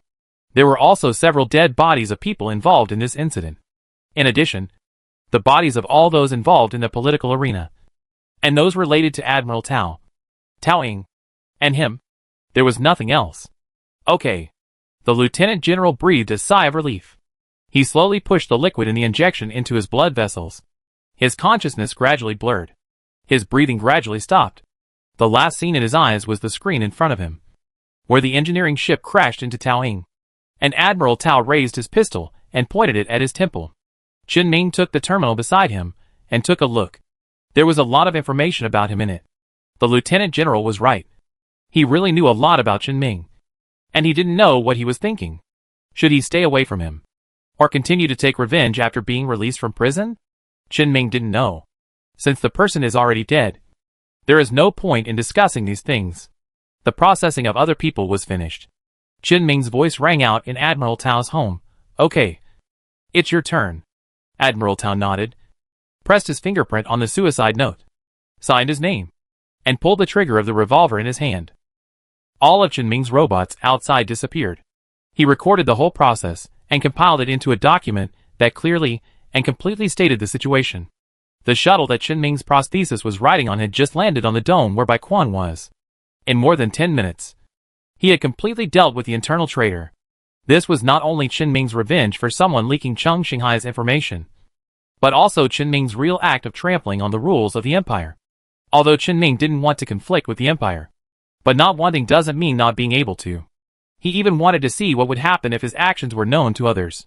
A few minutes later, in the online conference room, Chen Ming and Wu Ping appeared here at the same time. The two nodded to each other and sat in their respective seats, looking very familiar. When everyone present saw this scene, they all had further speculations about the relationship between Chen Ming and Wu Ping. It seemed that they did not have a handle on Wu Ping as shown before, but had a closer relationship. Chen Ming looked at the minister of the Imperial Psychic Department. In this world where a person has the power to destroy the world, the minister of the Psychic Department should be the first person under the supreme leader of the Empire. And Wu Ping's attention was more focused on Minister Liu of the Psychic Population Department. Seeing the nervous expression on his face, both Wu Ping and Chen Ming couldn't help but want to laugh. I know why we were called here, so I'll tell you straight. Except for those black fog bugs, all the Zergs were created by Wu Ping. You should have seen the purpose, Chen Ming said, and Wu Ping beside him nodded in agreement. Minister Liu of the Psychic Department didn't say much, or it didn't make much sense to say anything. The Empire has very few ways to deal with psychics like Chen Ming and Wu Ping.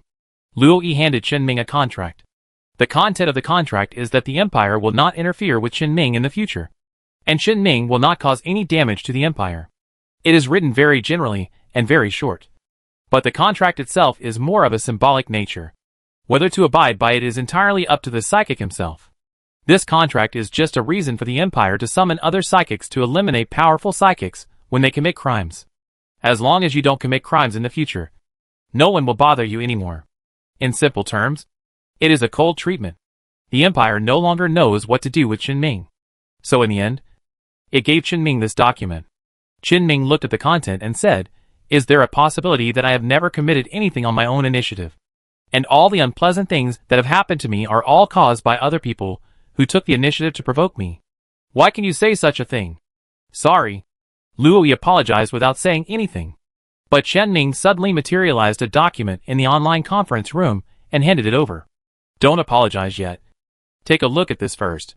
Liu, the head of the Psychic Department, took the document calmly, and then his eyes were not calm for a moment. He glanced at Chen Ming, then put his eyes back on the document and read it all patiently. Chen Ming asked, "Anything you want to say?" "No." Liu put away the document and acquiesced to what Chen Ming did. Everything before signing the contract will be written off. Chen Ming will not be punished or affected in any way. And Wu Ping suddenly interrupted and asked, "I don't have it." Liu immediately handed Wu Ping a document and said, "Take a look first." When Wu Ping pretended to look at the contract seriously, he said again, "Can I ask what the relationship between you is?" And Wu Ping directly pushed the contract back. Again, "I don't agree with Chen Ming's point of view. I hope to stay in the Empire forever, but it will not affect my cooperation with him. So what you showed before was all acting." "Not all. I understand. Let's talk about what happens next. The meeting ends here." Luo Yi directly ended the meeting and kicked everyone out. Only he and Wuping were left. Chapter 360 Choice. Except for Chen Ming. No one knew what Wuping and Luo Yi talked about after the meeting. However, Chen Ming was very satisfied with what Wuping and Luo Yi talked about. At least his goal was achieved.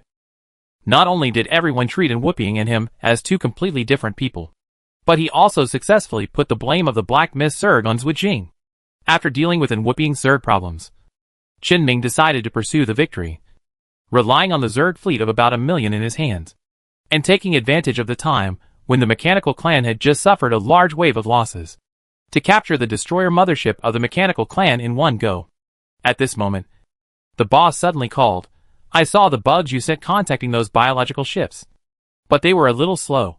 Some people have already got the samples. It doesn't matter. They are just some samples. They can't target me. Besides, I have reached an agreement with the Empire to share some biological ship technologies with it." "You? Oh. And Wuping. Right? Yes. That's fine." After the boss finished speaking, he did not hang up the phone, but asked Chen Ming again, "Speaking of which, it seems that you have never had a capital ship? The mothership here is still parked now. Do you want to take it away? Also, do you remember that you brought back a Yue radiation class ship before? I asked the association to help manage that radiation ship before.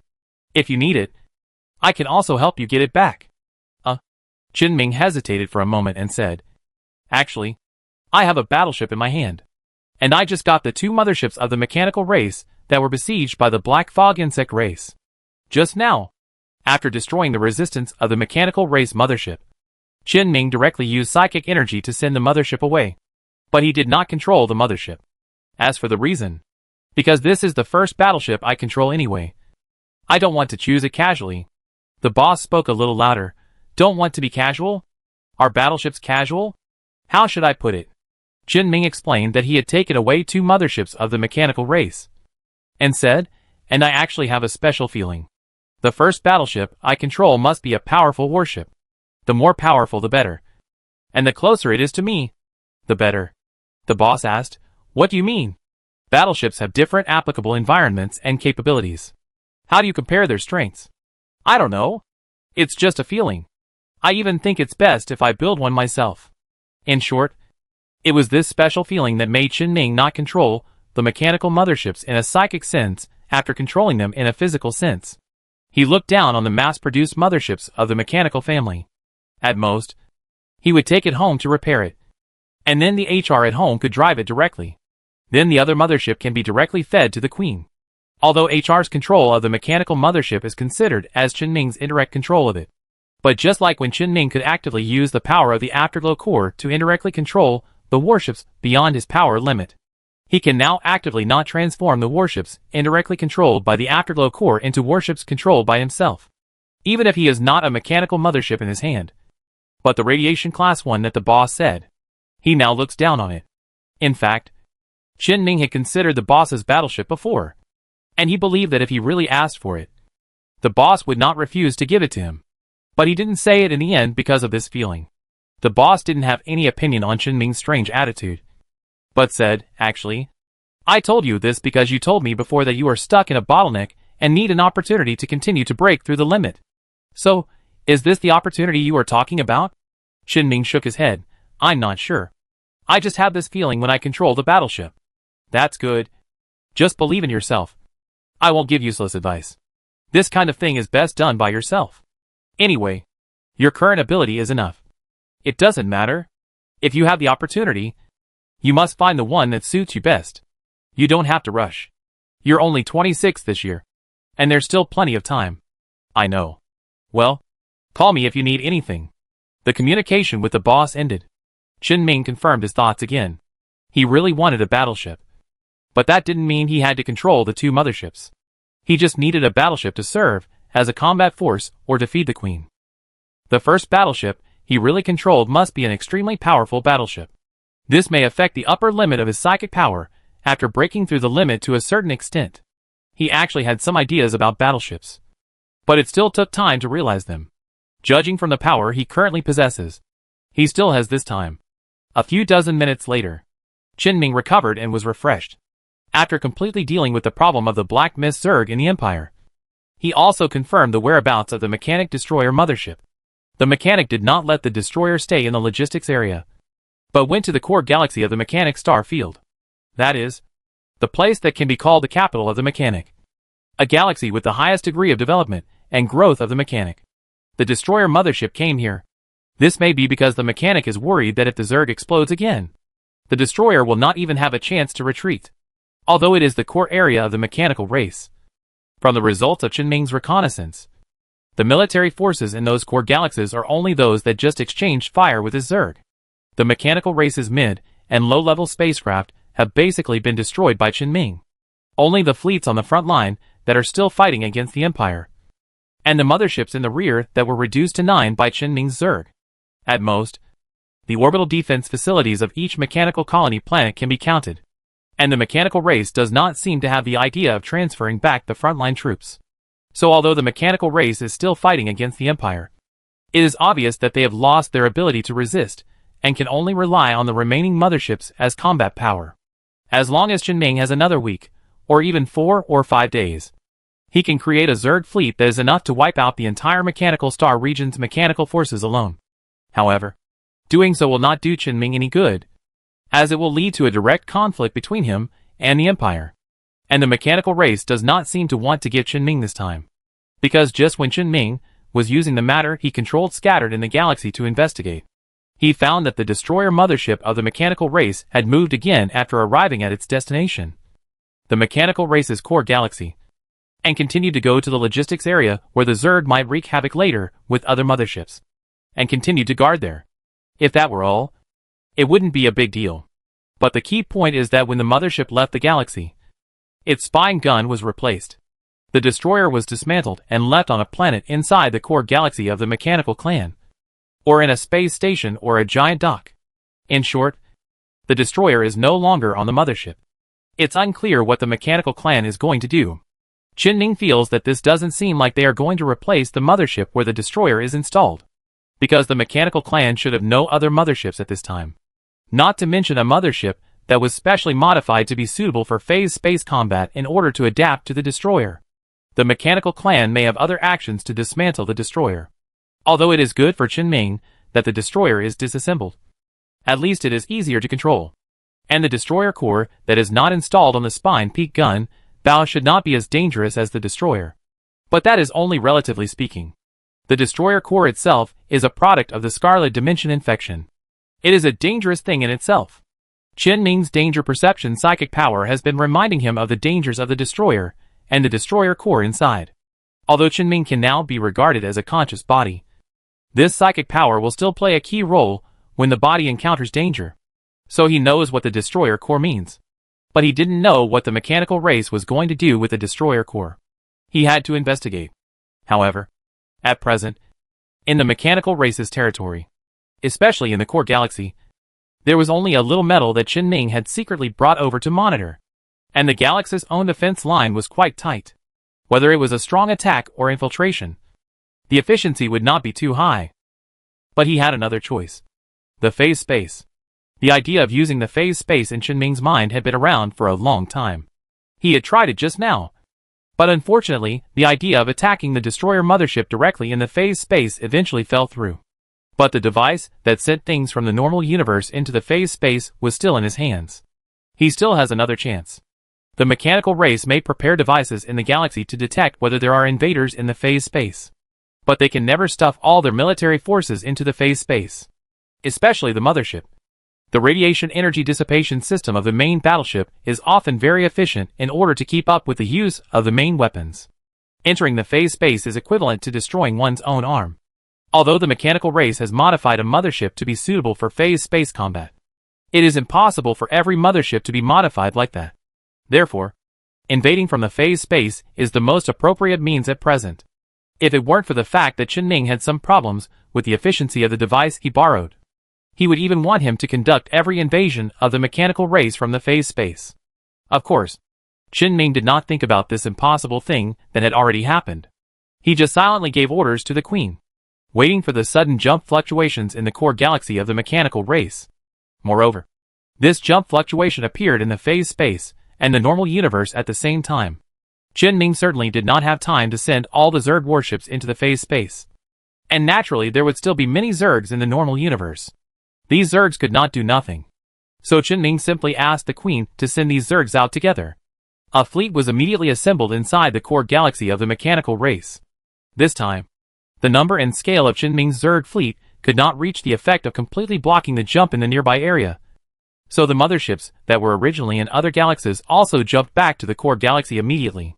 Participated in the battle. The number of Zerg fleets left in the normal universe by Qin-Ming is about 700,000, which is not enough to face the fleets and orbital defense facilities in the most important galaxy of the mechanical race and 9 motherships. But the Zerg fleet in the phase space makes up for this. Even if the mechanical race has the means to enter the phase space, there are also modified warships that can fight in the phase space. And even the mothership that was previously equipped with the destroyer was sent into the phase space again. But it is meaningless. The power of the mechanical race in the phase space is too weak compared to the power of the normal universe. Without the destroyer, the single mothership is no longer destructive to the Zerg. On the contrary, under the heavy siege of the Zerg, the mechanical mothership in the phase space became the first mothership to be sunk in the outbreak in the core galaxy of the mechanical race. Without the mothership, everything in the phase space of the mechanical race was destroyed. And all the equipment and facilities that could help the mechanical race observe the phase space were completely wiped out. Only the Zerg can continue to stay in the phase space, occupying an absolute advantage. And when the mechanical race lost control of the phase space, the battle completely entered a one-sided situation. The Zerg fleet had the overall command of the Queen. And the effect of the cooperation between the warships in the normal universe and the warships in the phase space was so good that it was beyond Qin-Ming's expectations. Especially in such a large-scale battlefront. Zerg biological warships occupy their advantage in phase space. Just like the mechanical destroyers occupied the phase space to destroy the Zerg fleet before. And in turn destroyed the mechanical fleet. Those enemies that are invisible to the mechanical perspective seem to be slaughtered unilaterally. Even if the mechanical motherships are powerful, it is meaningless. They cannot stop the Zerg in the unobservable phase space from attacking from any angle and attacking their warships. They can only continuously shrink their defense lines and continuously compress the movable space, hoping to rely on the effect of the mirror image in the normal universe in the phase space to block the Zerg fleet from exerting its capabilities.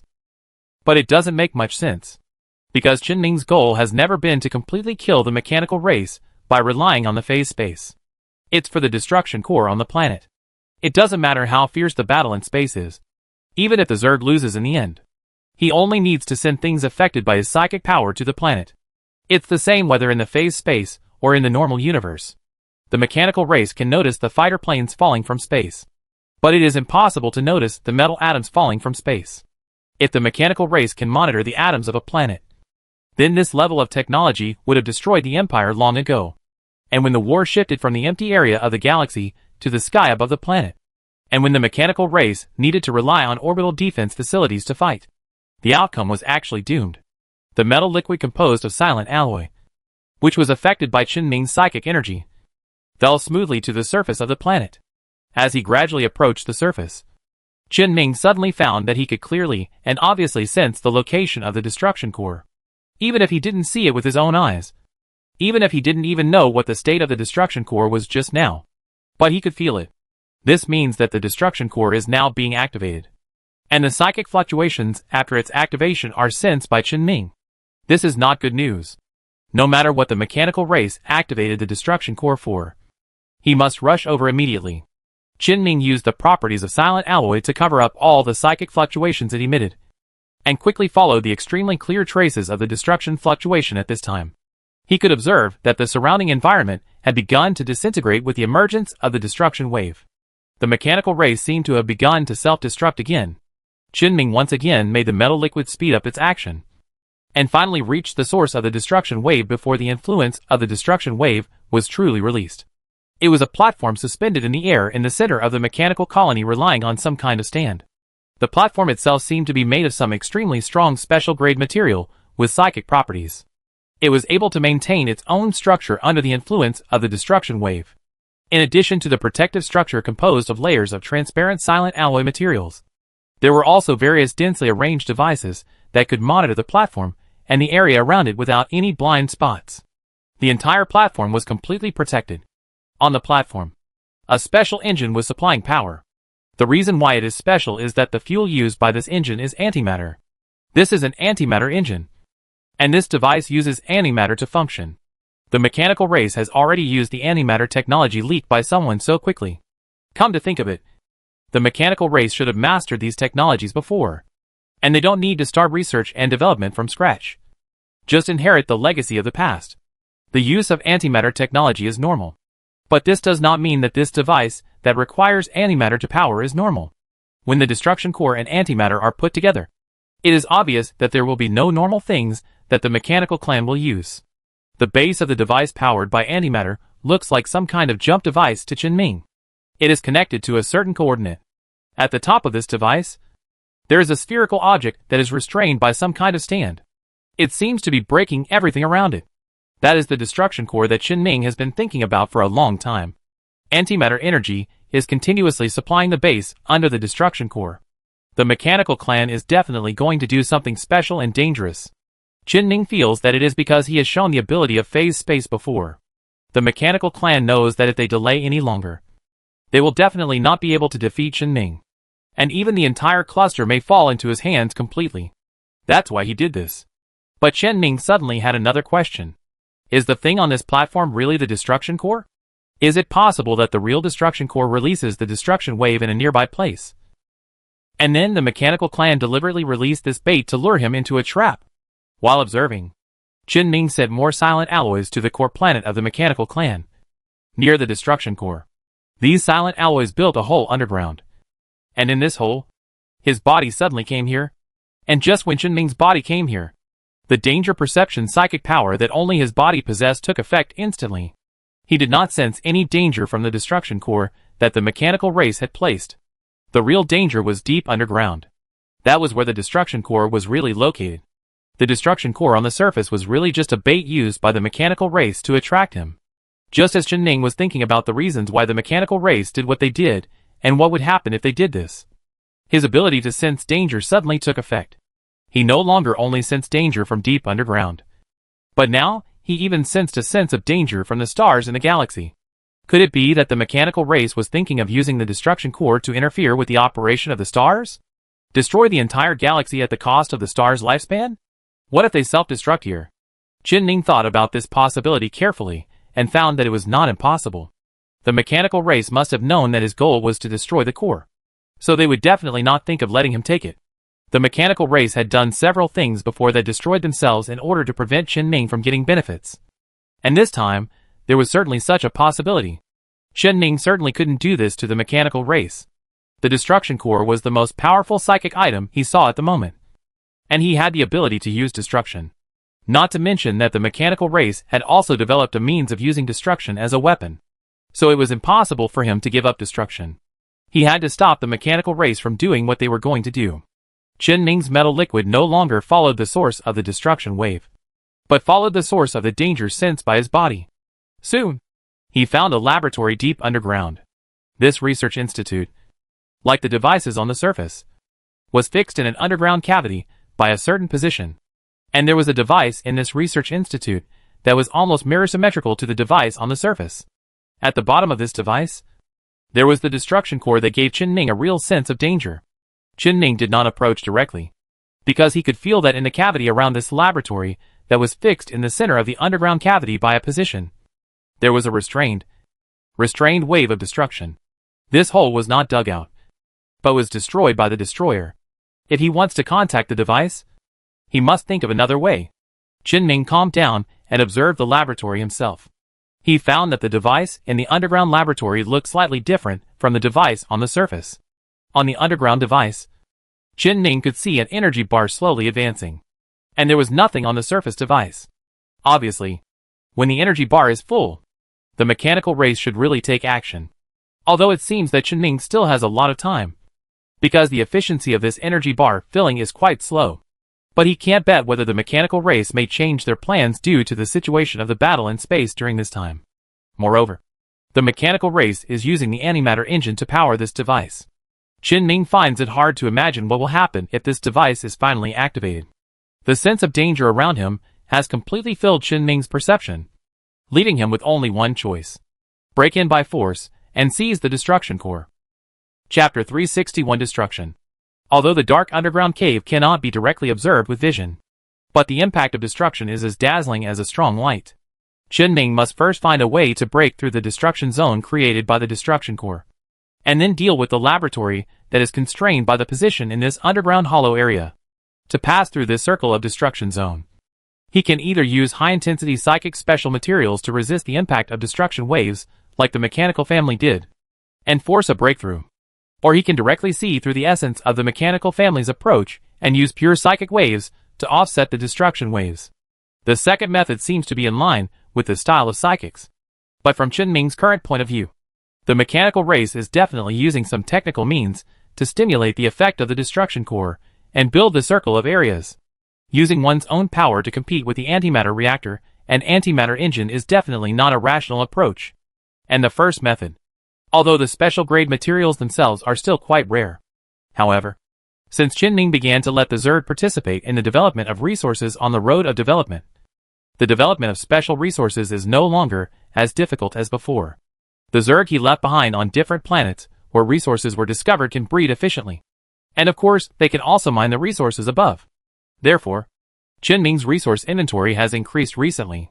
Moreover, the materials that Qin Ming has been developing and manufacturing and using for the bio-powered armor have also been changing with the changes in the inventory of materials and the evolution of the Zerg. The bio-powered armor has always used top-notch special materials with psychic properties. In other words, the method Qin Ming should choose now is actually the first one, rushing in directly. Of course, Qin Ming is not so reckless. He continues to use his powerful perception ability to confirm the internal environment structure of the laboratory. Soon, Qin Ming finished the reconnaissance and thought about the steps to take after entering the laboratory in his mind. He wrapped the psychic energy fluctuations around the inside of the armor to make up for the possible holes in the armor itself. And the Queen's psychic energy also acted on him.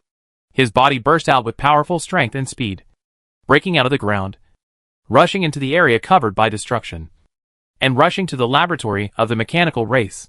The destructive psychic energy acted on the armor covering Qin Ming, neutralizing the psychic properties of the armor material and constantly destroying the structure of the armor. The destructive psychic energy would make Qin Ming's repair psychic energy ineffective. But Qin Ming could still manually control the materials to fill the damaged parts of the armor to offset the impact of the destruction. The distance between the edge of the underground hole and the outer layer of the inner laboratory, that is, the width of the destruction zone, is not very long. With sufficient protection, Qin Ming relied on the powerful biological power armor to break through the destruction zone in just a moment. He smashed the wall of the laboratory with a punch and entered the interior of the laboratory. Although the process just now caused pits and bumps on his biological armor, it also caused various conditions in which the psychic properties of some armor structures that were not damaged by the destruction were erased. But all the damage was restored as soon as Qin Ming left the destruction zone. In the laboratory, the alarm sounded, but there were no mechanical units on both sides of the pure white corridor where Qin Ming was at this time. After all, the destruction zone is much stronger than the mechanical units. If someone can break through the destruction zone, then it is meaningless to use ordinary mechanical units to block them.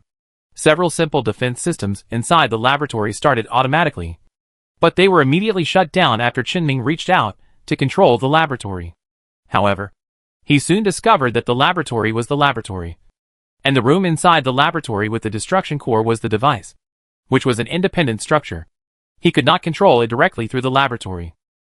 But it was not a big problem. Since his main body came here, he planned to take the initiative to take risks.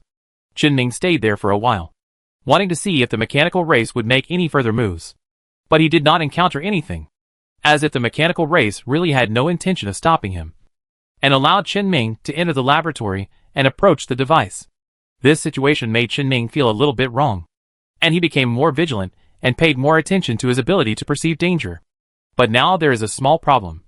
His consciousness has almost been completely covered by the sense of danger brought by the destruction core. There is no way around it. After all, the power of the destruction core is the most terrifying. He can only pay more attention to other dangers that are covered by the danger of destruction. Under the dual effects of Qin Ming's perception and psychic power, Ming opened a fast passage inside the laboratory between him and his target. The device with the destruction core installed. It allowed him to reach the core area of the laboratory at the fastest speed.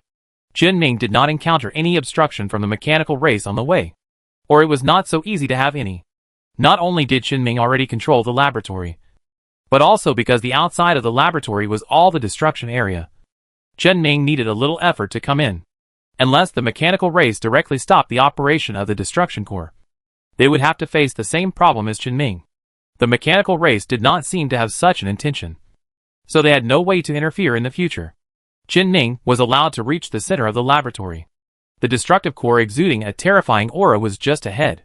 Before Ming faced the impact of the destructive core, a large amount of silent alloy liquid suddenly appeared in front of him out of thin air, blocking him in front of him, forming two huge and heavy mechanical arms. Ming did not hesitate at all, controlling one of the mechanical arms to touch the device in the center, and the other directly extended to the destructive core. His intention was quite clear. However, the mechanical family, which had been silent, finally took action before Ming was about to end it all. The device on the surface that Ming thought was just for camouflage was suddenly activated, and a layer of psychic energy fluctuations that were visible to the naked eye and almost condensed to the essence penetrated all the substantial structures, forming a spherical barrier that was blocking everything around. In a blink of an eye, the underground area, including the entire destruction area, the laboratory inside, and Ming in the laboratory were all covered. But just when the spherical barrier was about to completely block it, the last gap on its spherical surface was not completely blocked. The efficiency of the psychic energy suddenly seemed to stagnate, but the equipment was running more violently than before. The device on the surface seemed to have reached the edge of overload in just a few seconds, and was forced to open the shell of the device to dissipate heat. At the moment the device was opened, a spherical object emitting strong psychic energy fluctuations could be seen from the gap between the shells. This is also a psychic core. Ming has already felt its specific effect. Ming, who was underground at this time, felt a tearing sensation that rushed directly into the essence of the consciousness body at the moment when the device on the surface was activated. He immediately understood that the ability of the device on the surface was exactly the same as that of the device underground, but it was disguised on the outside to make Ming misjudge.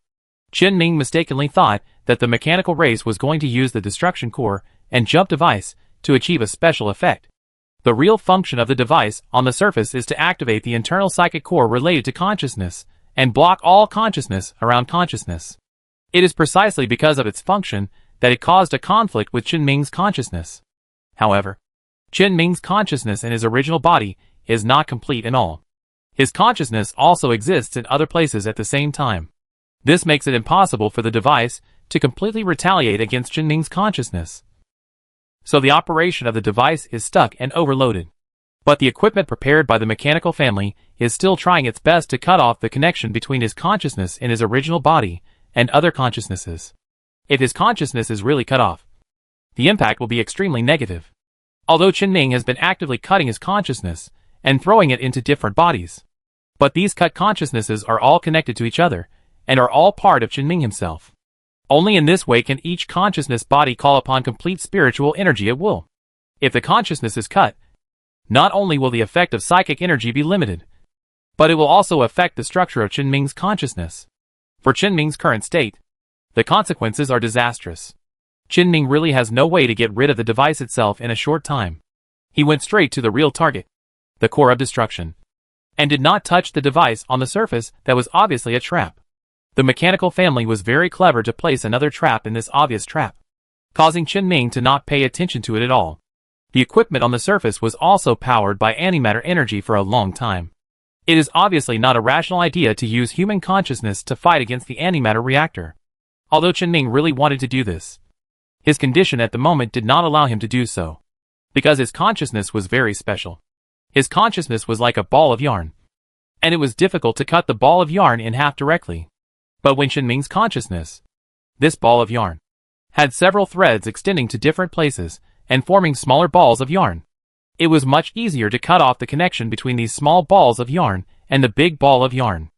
Ming was now using the connection between the yarn balls to counter the energy of the antimatter reactor. There was nothing wrong with a yarn ball hitting a reactor, but it was better to think about it with a single thread hitting a reactor. If Qin didn't want to be cut off from the connection between consciousness, either he concentrated all his consciousness on the body, or he let the consciousness on the main body leave, or he let the mechanical family's device really cut off his consciousness. The third option was directly ruled out. Qin probably had a few seconds to think about what to do. In these few seconds, a large mechanical arm made of silent alloy by Qin has already touched the device underground. However, this underground device also has problems. Its shell and internal structure are separated, and controlling the shell alone cannot directly control the entire device. In particular, the energy progress bar that Qin saw on the shell before was also fake. This progress bar is purely a lie.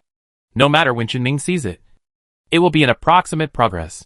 This is a trick that takes advantage of people's psychology, disguised as a very urgent thing with a progress bar, so that Qin has the idea of stopping it from working. It is a trap used to lure Qin into the underground, so as to take advantage of this unprecedented opportunity to block Qin consciousness. The mechanical family really guessed that Qin body may not be the body, so they made such an arrangement. Even if Qin may have other consciousnesses, at least the part of his consciousness that is run here must be destroyed here. Of course, Qin is not surprised. He knew from the beginning that this would definitely be a troublesome trap set by the mechanical race. But for the sake of the destruction core, he decided to step in, because he had really seen the power of destruction. The other mechanical arm was still struggling to approach the destruction core, and would soon touch it. But Qin also realized at this time that his mechanical arm would definitely not have time to touch the destruction core before the consciousness body was cut off. Not to mention that he was only touching the destruction core instead of controlling it. He had to make a decision. Qin did not hesitate anymore, and a flash of blue and red flashed in his consciousness space. Then he suddenly gathered all the scattered consciousness and summarized them all on the body. At this moment, the boss who was processing the latest documents suddenly stopped, looked at the robot next to him, and then looked at the terminal set by Qin in the drawer. Frowning, the robot controlled by Qin in the headquarters suddenly stopped working. The director of the Ship Research Institute and the director of the Psychic Research Institute, who were discussing the further development of phase ships and psychic energy at the meeting next to them, looked at it in confusion. Qin prosthesis in the frontline command room suddenly lowered his head, as if he fell asleep, and said nothing. Qiu Bowen seemed to feel something, and turned his head to look at Qin with confusion and surprise in his eyes. He immediately came to Qin side, and shook Qin shoulders, and released his mental power to test it. He came to a conclusion that shocked him. Could Wuping and Qin be half-brothers? This special situation immediately made him think of a special situation. The hive mind. Qin certainly knew what problems would arise if he suddenly took all his consciousness back into his body. But the foreshadowing he had made within Wuping's identity was enough. Only people would know that he had a mechanical hive network similar to Wuping's insect hive network. Even the composition of this mechanical hive mind network was thought up by others for him, not something he made himself. In the eyes of the outside world, he had already considered the consequences, and now he should do what he wanted to do because he was willing to bear the consequences. Give it a try. See what the trap of the mechanical race has prepared for him. Qin completely gathered his consciousness, and at the moment when the consciousness blockade area was formed, he smashed the shell of the underground device with one fist and reached out to control the more core structure. But just as he smashed the shell, a sudden sense of danger attacked him. His arm sublimated directly and disappeared into the air. A ball of dazzling matter made Qin immediately retreat dozens of meters.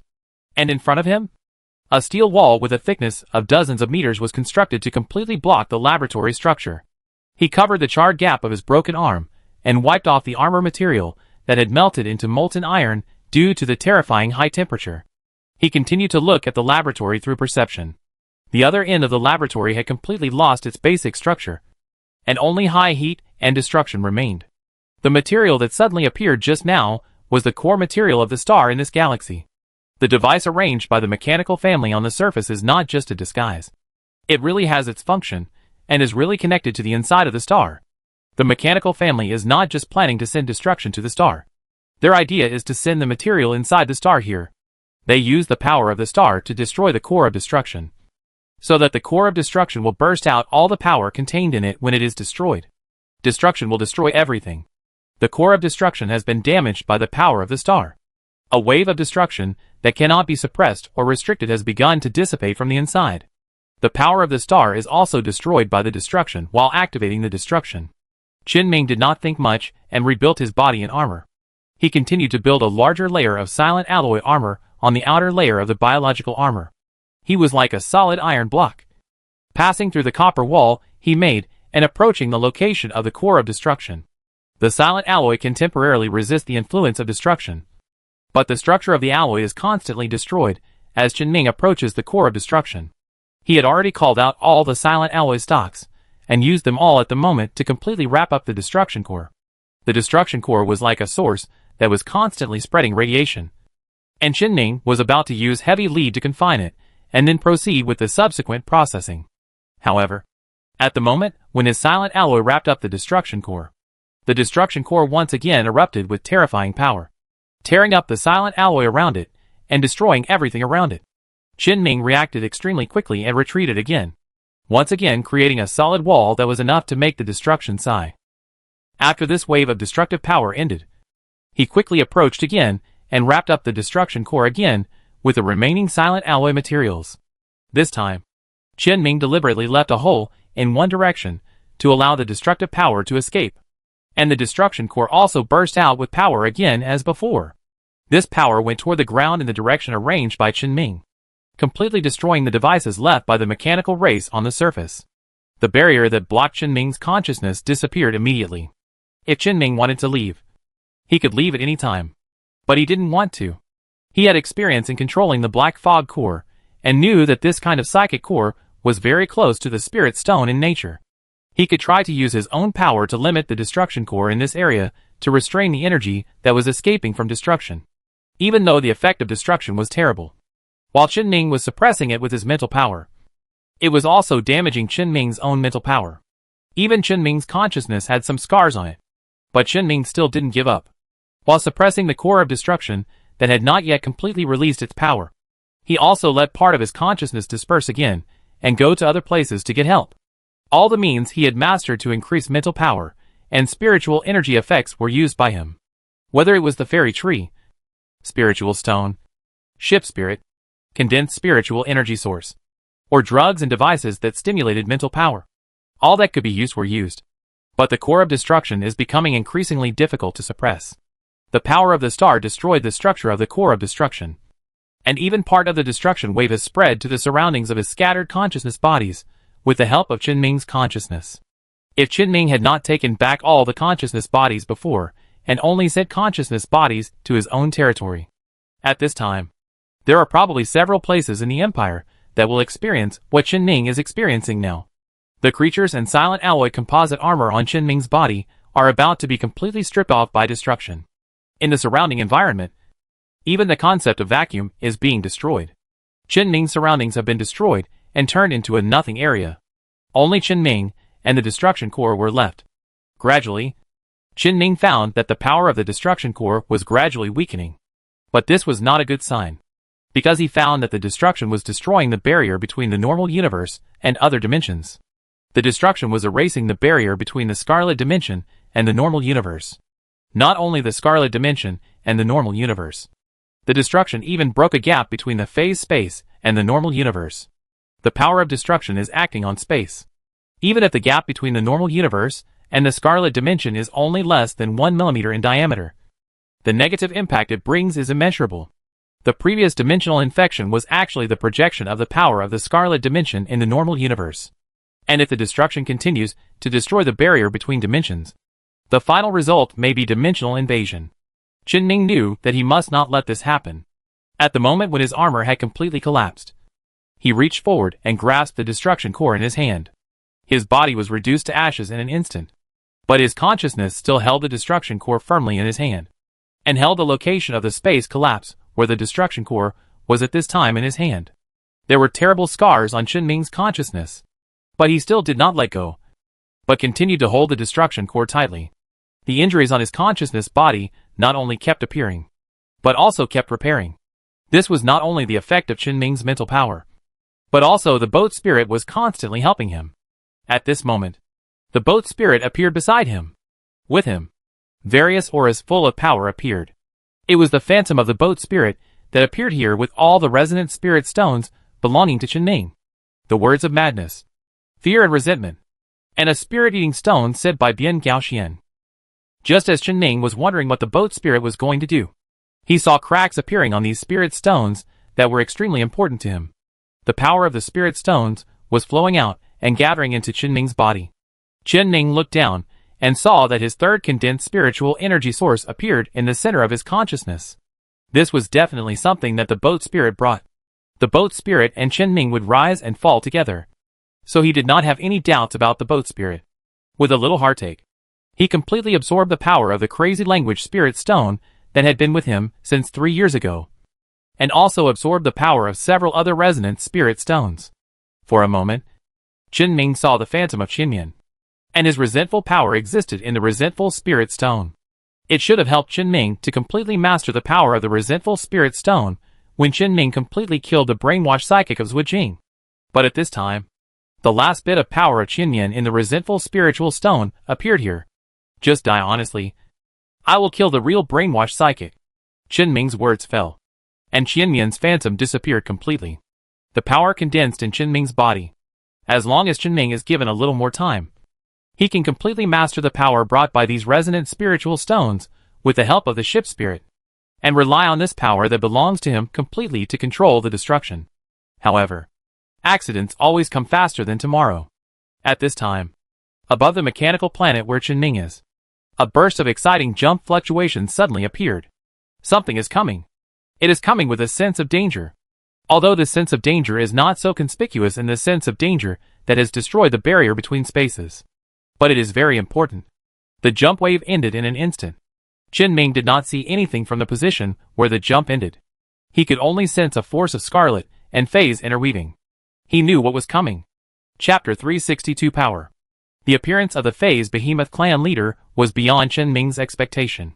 But its appearance was indeed reasonable. Originally, Chen Ming had an idea about the clan leader and wanted to use the clan leader to do something in the mechanical clan's territory.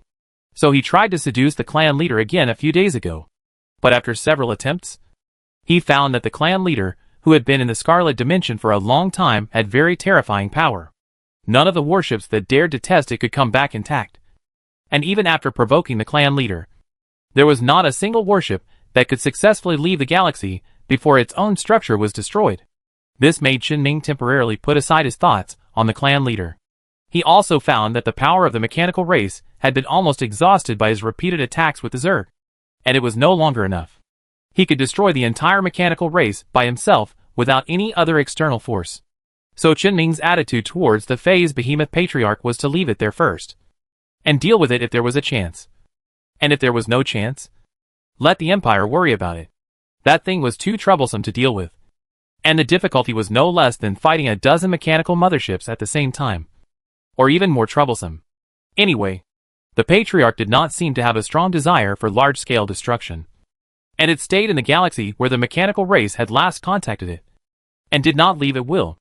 As long as it doesn't affect him, he won't do anything to cause trouble. But Chen Ming didn't expect that he would not care about the Patriarch later. As a result, the Patriarch came here by himself. What is it doing here? Chen Ming just thought of this question. He looked at his right arm, which had more and more wounds on his consciousness, and recovered faster and faster. In the palm of his right hand was the destruction core, which was also the gap opened by the destruction core to the phase space and the Scarlet Dimension.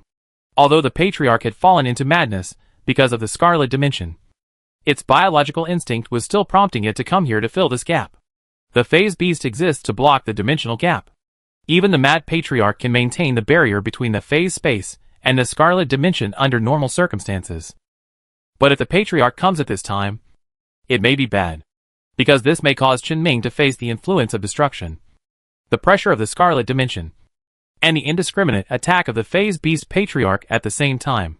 Although this gap leading to the 3 dimensions also allows some phase forces to actively resist the influence of destruction and come to help Chen Ming. But facing the real invasion of destruction and the Scarlet Dimension that also resisted destruction, these helps are still a bit too thin. Just when Chen Ming was thinking about what to do, the leader of the phase beast outside the planet did not come to the planet to trouble him immediately, but instead went to the mechanical motherships that were clearing the Zerg fleet. From the beginning, the Zerg fleet was actually gradually falling into a disadvantage, because the mechanical race gathered all the main forces in this galaxy. And the force gathered by Qin was not even 1/8 of the total force before. Although the Zerg warships relied on the cooperation of the normal universe and the phase space during the raid, they played a good effect and helped Qin enter the planet. But the subsequent Zerg's power gradually became weak. After they cleared out the mechanical auxiliary fleet and a considerable number of orbital defense facilities, they could no longer effectively harm the mechanical mothership cluster. The Zerg fleet in the normal universe could only be easily destroyed by the mothership, and the mechanical race at least had the means to enter the phase space. Even if they forced the unmodified mothership to enter the phase space, they had to clear out the Zerg. Therefore, when the Zerg in the normal universe were cleared out, no spaceships could be seen in the galaxy.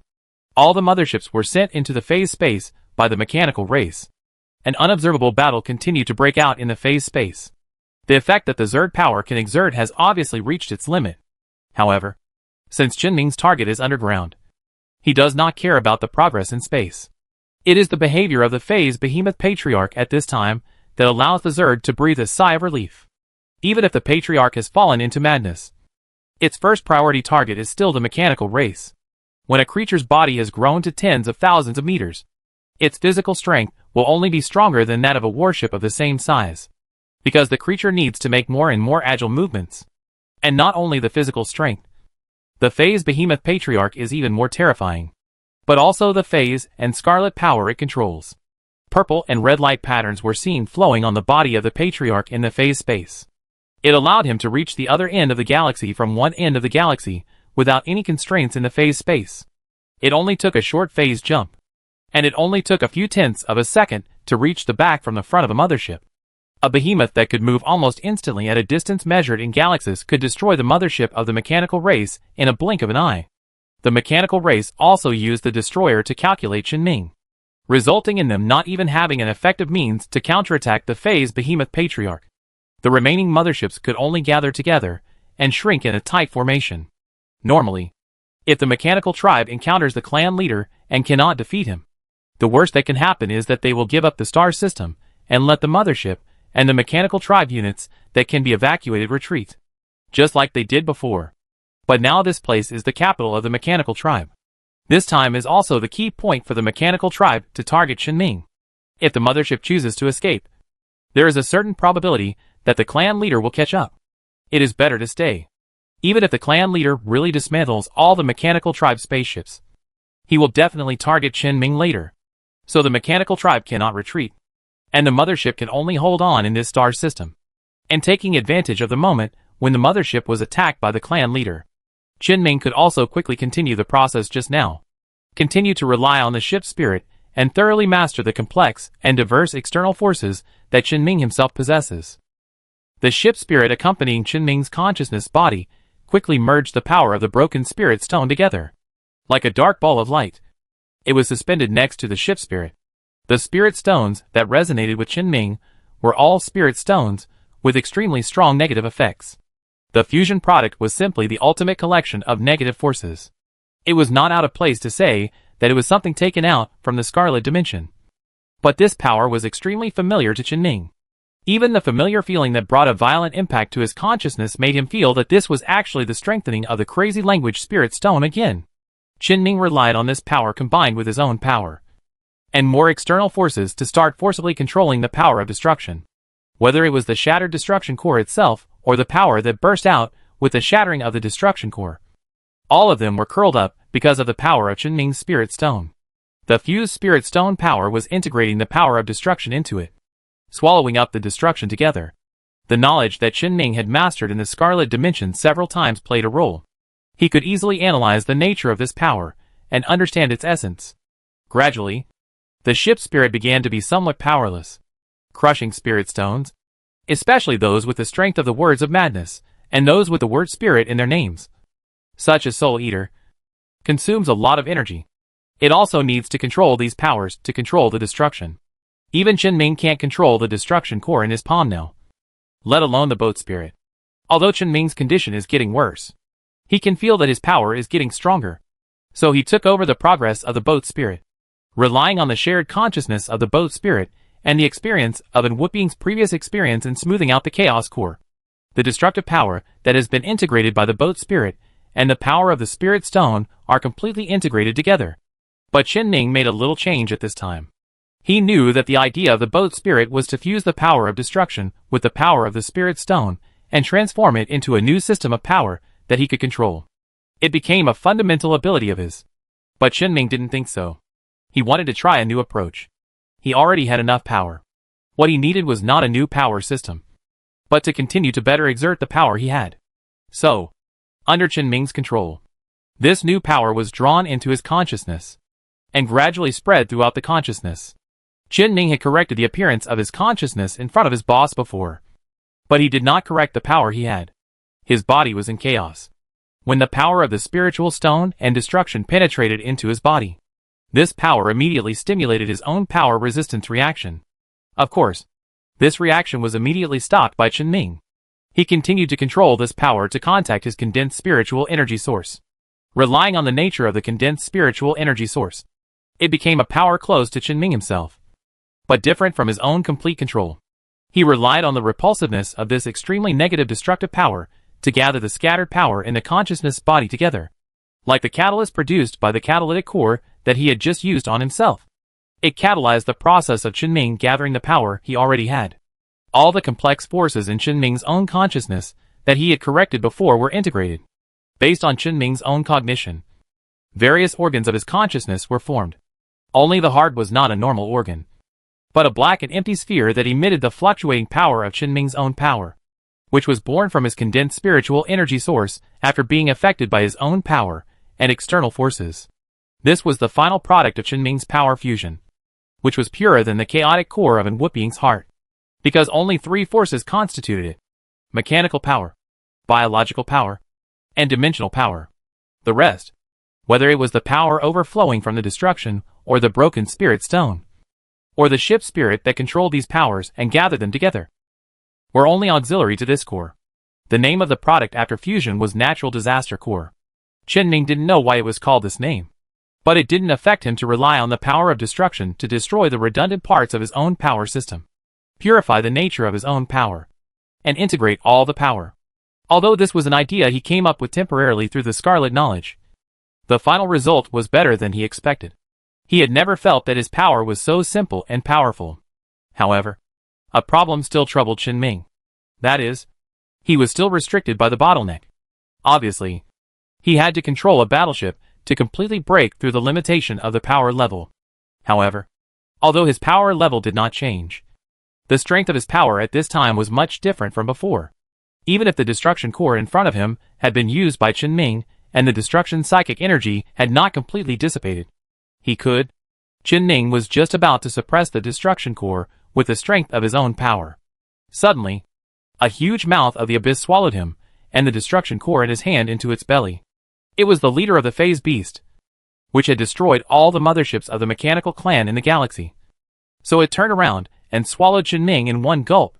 Phase power and scarlet power were constantly squeezing Chen Ming's consciousness, trying to crush and digest it.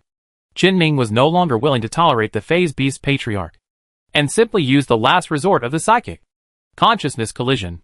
Chen Ming's consciousness directly dragged the patriarch's consciousness into the consciousness space in the patriarch's body. In the competition of controlling the dimensional power, Chen Ming might still be a little worried about whether he could not beat the patriarch. But when the patriarch's consciousness was dragged into his consciousness space, Chen Ming knew that he had won. The phase beast patriarch was not a psychic creature, nor was he a psychic. Its consciousness space was empty, with only a lonely consciousness. The patriarch's consciousness is indeed very powerful, but that is only as powerful as the phase beast. For Chen Ming, the consciousness of non-psychic creatures is still too weak. And the more important reason is that the appearance of its consciousness is very different from itself, with injuries and rotten flesh everywhere that can never be recovered. The patriarch has been destroyed by the scarlet to this extent, and his consciousness has long been close to the edge of collapse, just relying on a breath to hang on. It has lost its original gentle personality and has become a complete monster affected by the scarlet. Chen Ming no longer needs to hold back. There is no need for the collision of consciousness in the consciousness space. Chen Ming could easily suppress such a broken consciousness. However, just when Chen Ming came into contact with the consciousness, A part of the phase power he controlled was suddenly triggered. He suddenly felt something in his heart, and pulled the Patriarch's consciousness out of the consciousness space and its body. The Patriarch's consciousness was gradually breaking apart, and these broken forces were filling the space barrier destroyed by the destruction. This was the power that the phase beast had possessed since its birth. Chen-Ming immediately continued its previous action, completely controlling the destruction core whose power had dissipated a lot in his hands, and activated the repair ability to completely repair the destruction core that was damaged by the stellar power.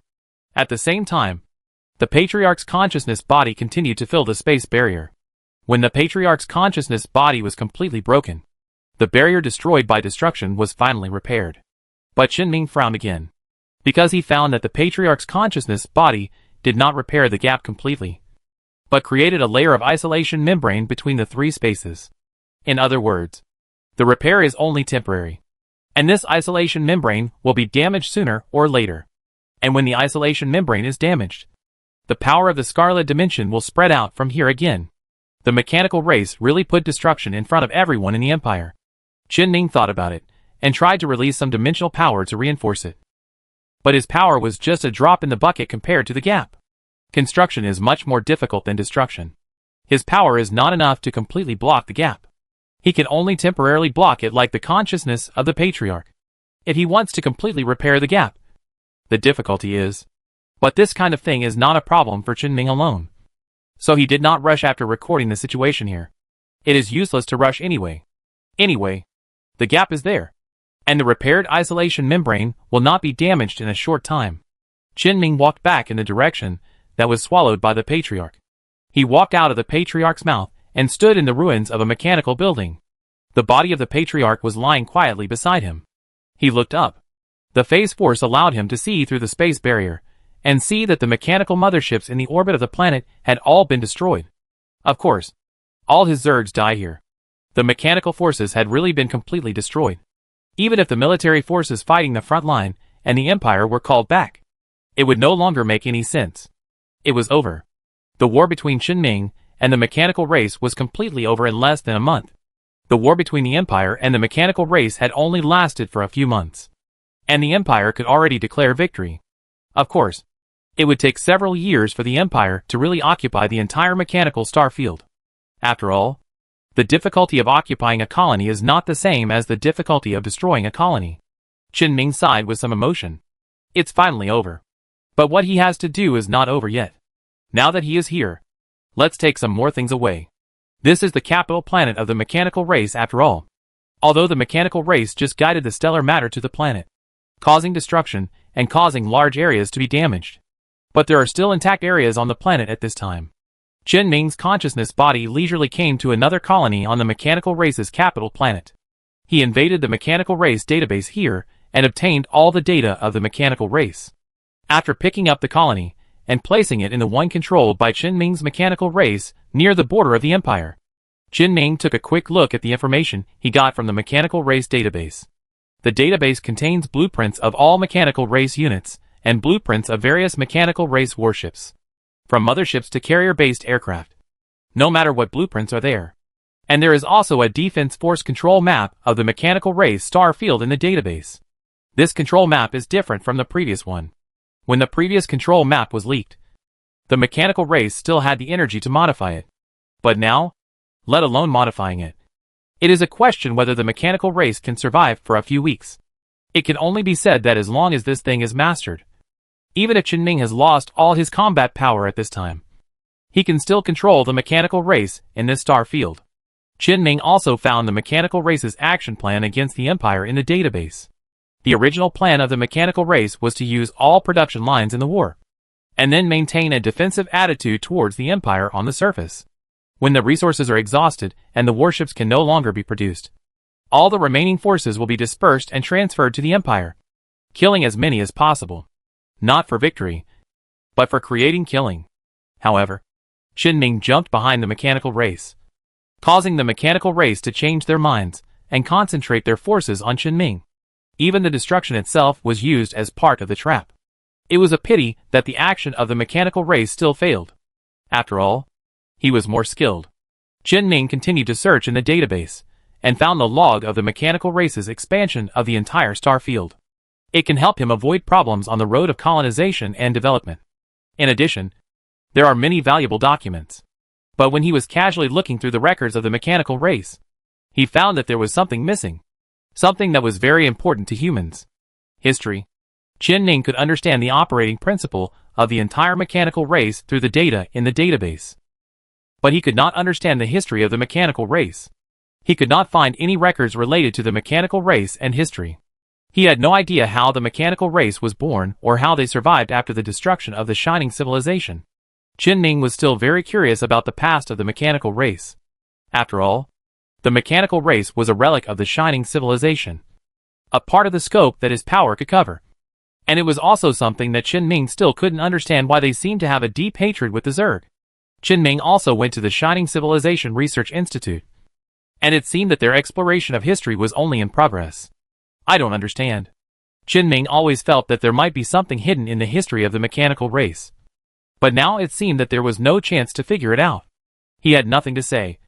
And after taking a final look at the document, he was ready to continue doing what he should do. But in the end, he suddenly found a file with a huge capacity. This file looked like a star map file. And the size of this file was much larger than the star map files Chen Ning usually saw.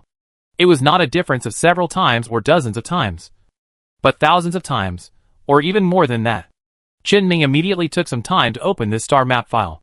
When this star map was opened, Chen Ning didn't even understand the content of the file at first. But after he looked at it carefully for a while, he suddenly realized the problem. He saved this star map with a serious expression, and specially copied several storage units as copies. He felt a little pressure in his heart. Chapter 363 Natural Disaster. After finishing all the things in the mechanical star region, Chen Ning's consciousness returned to the bodies before he stepped into the trap of the mechanical clan. His prosthesis on the front line opened his eyes immediately. But he was no longer in the command room, but on a hospital bed. He was sent to the hospital. Bai Quan's voice sounded from the side. "You are awake. The doctor said you are in very good health." Chen Ning sat up and waved to Bai Quan. "Don't ask anything you want to ask. I want to talk to a few people, and then I will talk together." "Okay." "Who?" "Someone related to psychic power and 2 dimensions. It would be better to have more people in the Legion. And Xiao Bowen should also be called." "Xiao Bowen may not be available," Bai Quan said. "He needs to be commanded. The counterattack of the mechanical tribe has suddenly become fierce just now." "It's okay.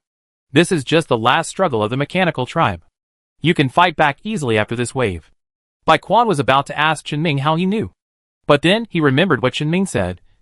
"Don't ask."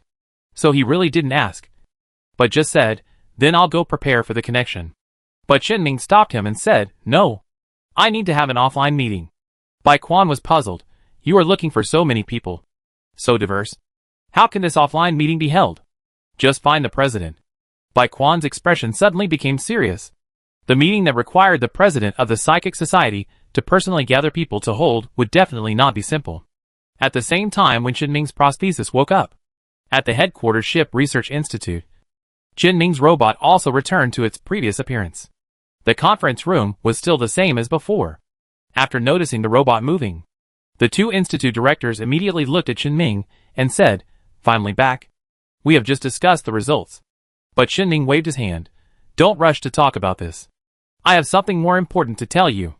10 minutes later, Chen Ming efficiently called all the people he thought needed to be called, including the minister of the psychic department. Some people affiliated with the Empire and Fanchao Research Institute were also called by Chen Ming. Except for those who were already in the Fanchao Research Institute, everyone else appeared in the Fanchao Research Institute with the help of the president's psychic power.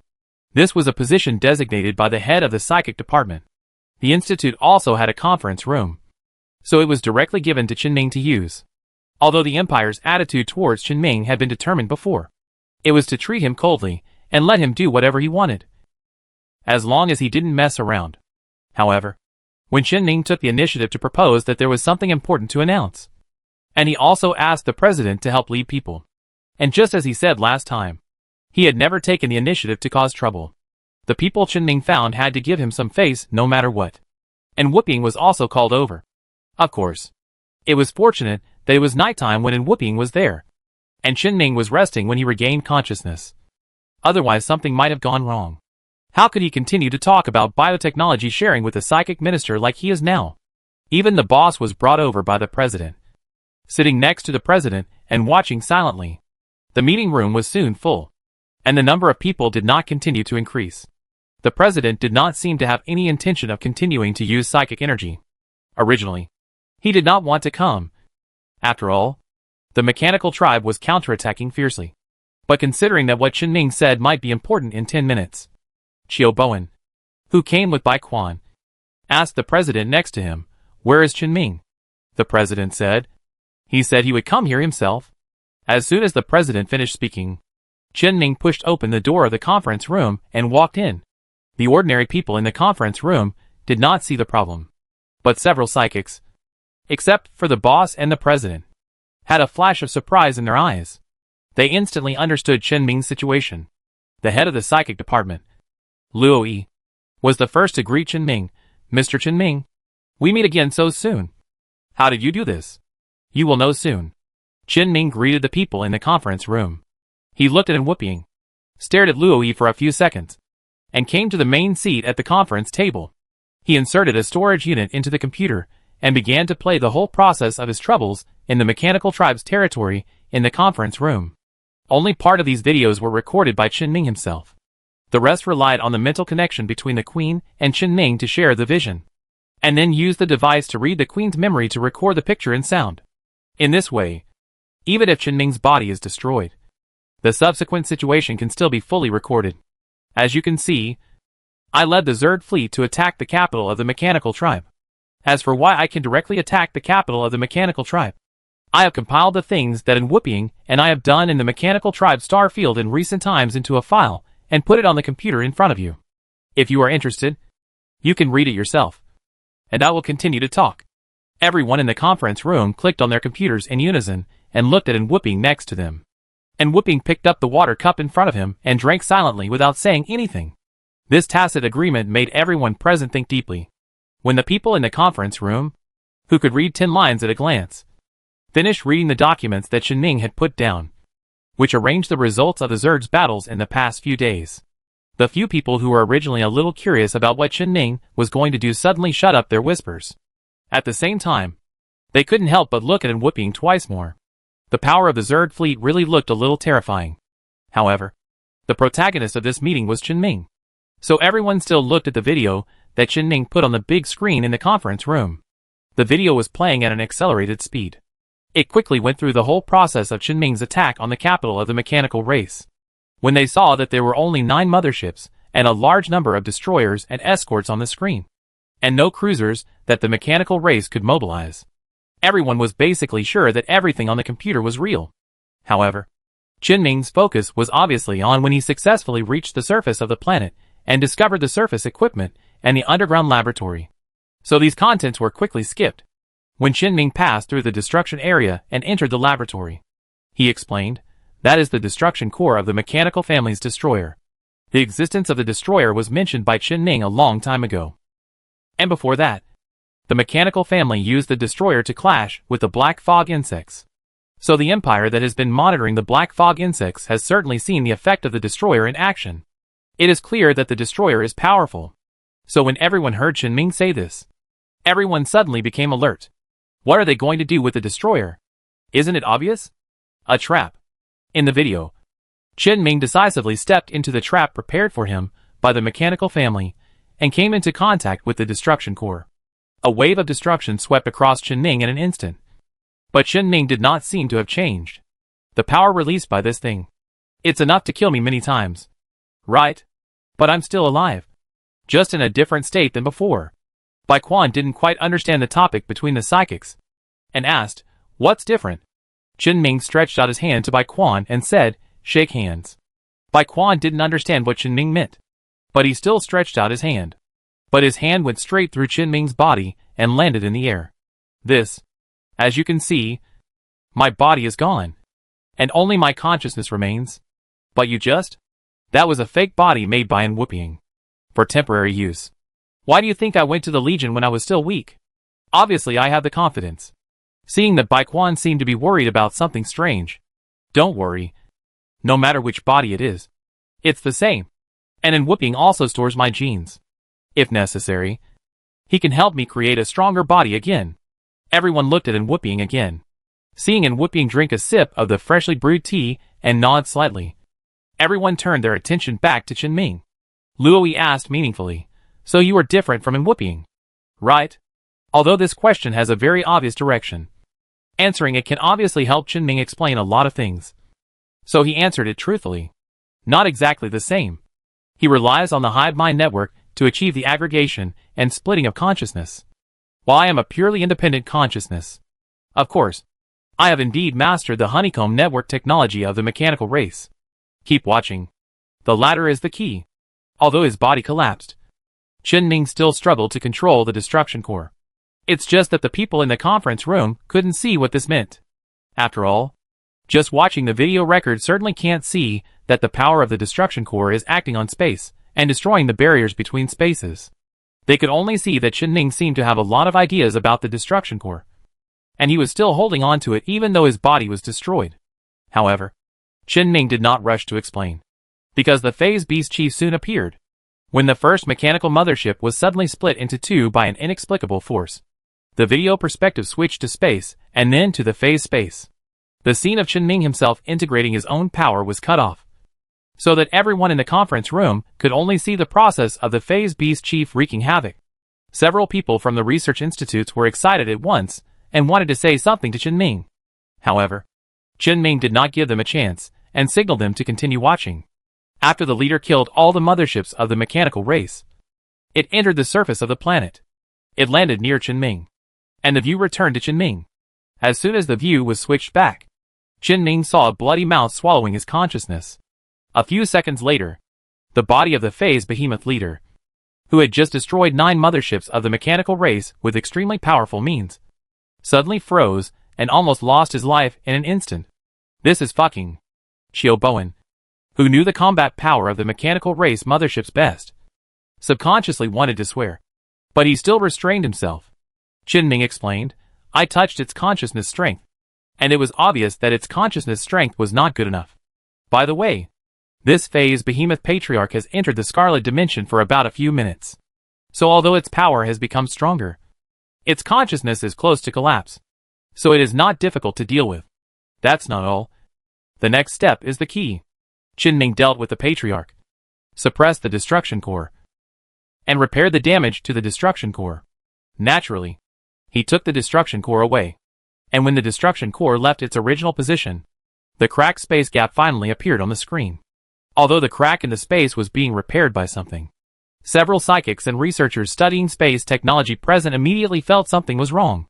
Luoyi asked again, "What is this?" "This is a gap in the space barrier created by the destruction core, connecting the phase space and the Scarlet Dimension." "What? No way." There was a commotion in the conference room. Chenming said nothing, silently waiting for others to finish arguing. After the conference room quieted down, he said, "I don't think I need to lie. It won't do me any good." Luoyi hesitated between believing and not believing for half a second, and finally chose to believe, and directly grasped the key to the problem and asked, "Does this mean?" "Yes. The Scarlet Dimension can already lock the location of this dimension through this gap, and the sequelae of the dimensional infection will start to expand from this gap and will never stop. What I'm doing is using the consciousness of the Phase Beast Patriarch. It's used to do this. I temporarily repaired the gap. Just like what you can see." "Temporarily?" "Yes. It's only temporary. Someone needs to be on duty to guard and repair it. Otherwise, once the gap collapses, you can guess the consequences.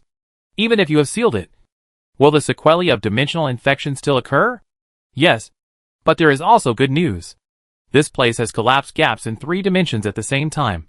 It is also a very interesting place. It should be used for research. But it is a little dangerous." The director of the Legion Psychic Research Institute said subconsciously, "This is not a question of whether it is dangerous or not. Right?" Chenming spread his hands. "It can only be said that fortunately the destruction core was exploded in the star field of the mechanical race. Otherwise the gap would appear here in the Empire, which would only be more troublesome. Is there a way to eradicate it? I don't know. It takes time to study. Whether it is my time or your time. I think it is not enough for me to do this alone. And the Empire must work together to study it. That's why I notified everyone here. Otherwise, if you continue to let this gap remain, the final result should not be dimensional infection, but dimensional invasion. That was a real natural disaster. I know you all have doubts, but I've told you the coordinates. If you want, go check it yourself and take safety measures. One more thing. Qin finished playing the video and took out a storage unit the size of a brick. I got something else from the mechanical tribe's territory. This storage unit contains the star map that Qin got from the mechanical tribe. The people in the conference room suddenly felt a headache. A storage unit the size of a little fingertip can maintain the basic operation of a cruiser. What is stored in such a brick-sized storage unit? The storage unit that Qin used when playing the video just now was of normal size. So he must not be playing tricks by taking out this brick at this time. Qin modified the computer, connecting this ordinary office computer to the external server he usually uses, so that he could open the file conveniently and avoid burning the computer. Even so, everyone in the conference room waited for a long time before the file in the storage unit was completely opened. Let's take a look. This is our universe. This star map file records the data of a huge cosmic structure. And this cosmic structure contains everything occupied by the Empire. And more. So Qin didn't react at the first time when he saw it just now. Because there are a large number of galaxies on this star map that are beyond the Empire's perspective and cannot be touched under normal circumstances. That is, beyond the Empire's observable universe. Of course, it is not completely impossible for the current Empire to observe. But it needs to use some superliminal means. It was not until Qin discovered the territory of the Empire on this star map that he realized that he had seen a more vast world. But it is not just that. When Qin just got this star map, he found that the location of the Empire had been marked on the star map. Also marked were the locations of all the areas occupied by the mechanical race. All, or in other words, all in the universe covered by this star map file. The closest ones are close to the border of the Empire. The farthest ones are hundreds of millions, billions, or even tens of billions of light years away. It can only be said that the mechanical race exists in almost all places on the star map. No matter how remote, small, or barren the place is, they are there. No matter how carefully you look, no matter how you expand your vision, you can only see the mechanical race. Only the mechanical race exists on this star map. And the human empire seems to be surrounded by endless mechanical races in the overall situation. Qin just looked carefully, but he could not find any traces of other civilizations on this star map. He didn't know whether there was no record of the mechanical race, or whether the universe was really lonely and only humans had developed civilization. He was more willing to believe the latter, because although the mechanical race is a brutal race, that brutality is only directed at humans. Academically, it is believed that the mechanical race is targeting humanoid creatures, because according to the remains of the Shining Civilization discovered by the Empire, the main species of the Shining Civilization is likely to be humanoid creatures. Moreover, the mechanical race has no special hatred for ordinary creatures, and they can coexist with native creatures on some habitable planets. Although the mechanical race's own nanorobots will produce toxic substances when they are in operation, the planet with the mechanical colony will sooner or later become a planet that is highly toxic to creatures. But they will not deliberately target ordinary creatures. Therefore, Qin felt that the mechanical race would not harm other creatures. In the universe, there was really only one civilization: the human race. Of course, the afterglow next door was not considered a civilization, and they were at risk of being taken down by the Empire at any time. In short, countless star fields on this star map were occupied by the mechanical race.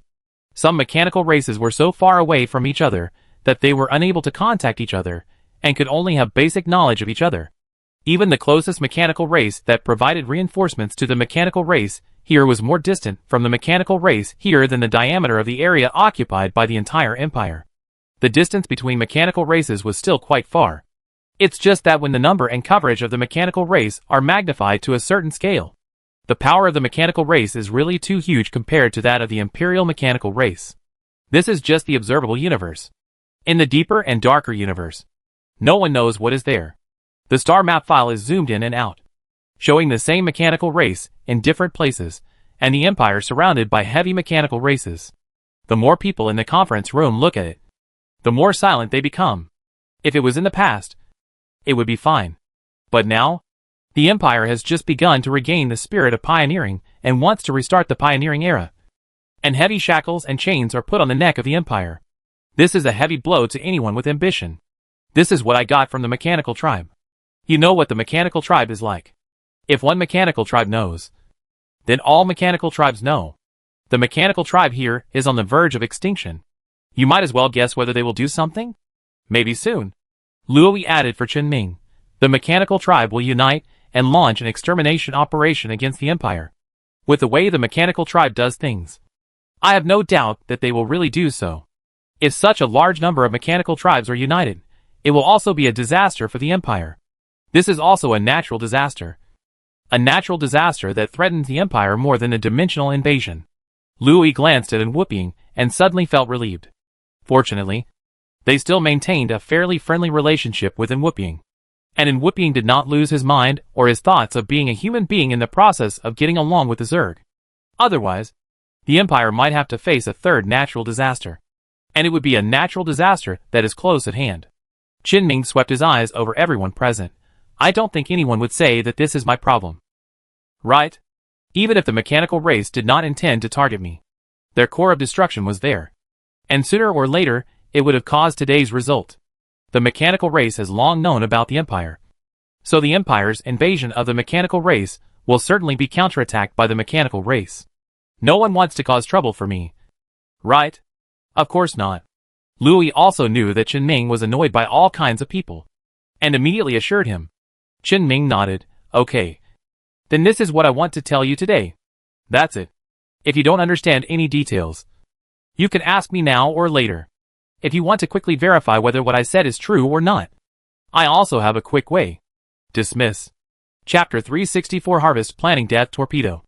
All the things that needed to be explained were explained. And all the things that needed to be dealt with were dealt with. Qinming's main consciousness returned to the Yue fleet that was being developed. He returned to the highest point where he was used to staying. He greeted Hui Wang and Xiaofan, and played with Xiaoshi for a while. By the way, he used this short time to do some more things in the Mechanical Clan Star region. After doing all this, Qinming lay directly on the bed, reduced the proportion of consciousness borne by the consciousness bodies in other places to the minimum, and closed his eyes. In this way, converging the consciousness bodies in other places can make his consciousness relax the most. He really needs a rest. Even though he has no body now, his consciousness needs a rest after a long period of busyness. Especially during the time when he was fighting with the mechanical race. His average rest time per day was not even more than 2 hours. He really needs a long-lost rest. Qinming cut off most of the ways to contact him, letting his consciousness enter a drowsy state when it was dormant. 24 hours later, Qinming got up in high spirits. The first thing after waking up was to count the gains. Qinming's purpose of participating in the war and clashing with the mechanical race has always been very clear, which is to gain benefits in the war. The benefits he gained from defeating the mechanical race are also obvious. If we look at it from a larger material level, the biggest benefit he gained this time is the complete colony of the mechanical race's capital galaxy that he took away at the end. Everything in this mechanical race star field is included in this colony. Whether it is data, or what a colony, or any mechanical race colony should have. It pointed out the future development direction of his mechanical race to Qinming. The mechanical race is one of the basic sources of Qinming's power system at this time. The star map document also confirmed that the existence of the mechanical race is extremely powerful. And it is absolutely right to cultivate your own mechanical race. Having such a colony can save countless trial and error costs and time. The value is immeasurable. In addition to this colony, the second most valuable thing should be the Stargate. Not only the Stargate that Qinming took away in front of the mechanical race some time ago, but also another Stargate in the mechanical race's capital galaxy that he took away yesterday when he played with Xiaoshi for a while before taking a break. After all, Stargates must be used in pairs, and he will always find a way to get another one. There is a ready-made opportunity, and it can't be missed. The value of the Stargate is in addition to its own value. It is also about opening up an efficient, fast and connected route between Qinming's mechanical galaxy at the border of the Empire and the place where his pioneering fleet arrives, which can transport a large amount of materials.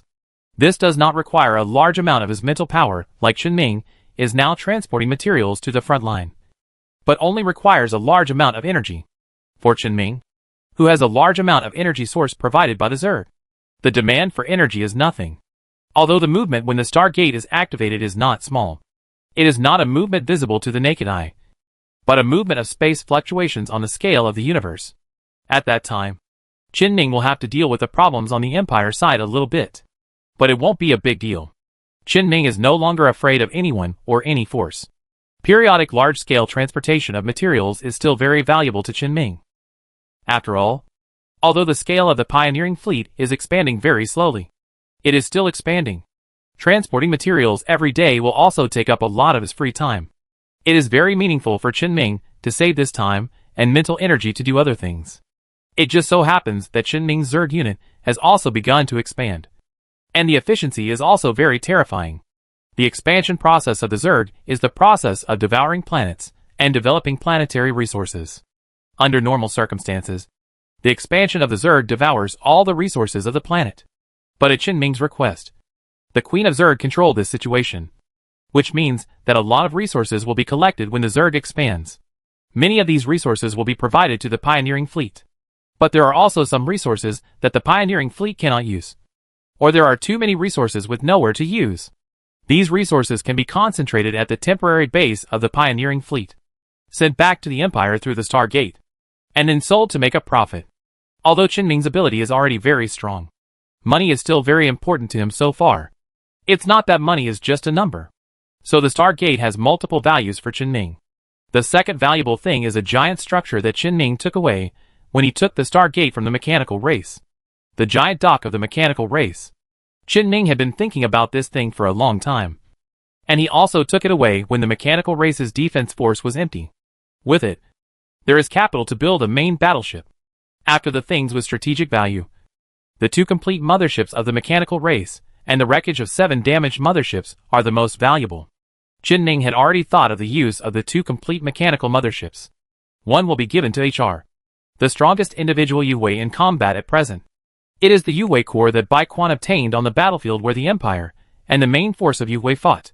After a period of adaptation, it will definitely make the mothership play its due value. Qin Ming plans to hand over another mothership to the Queen. After the recent affairs with the mechanical race, the Queen finally has some free time. It can finally start eating various things, such as the phase behemoth scales that Qin Ming had obtained some time ago, to obtain new genes. Of course, it can also assimilate the battleship. The day when the Queen successfully assimilates the battleship, that is the day when the Zerg can mass-produce the battleship. When the Zerg can mass-produce the battleship, then in the world, at least around the Empire area, no one can restrict it. This will not be a very distant thing. As for the wreckage, it will become Qin Ming's test product in the process of mastering the technology of the battleship level. In addition, Qin Ming also has a weakened destruction core after leaking some of its power.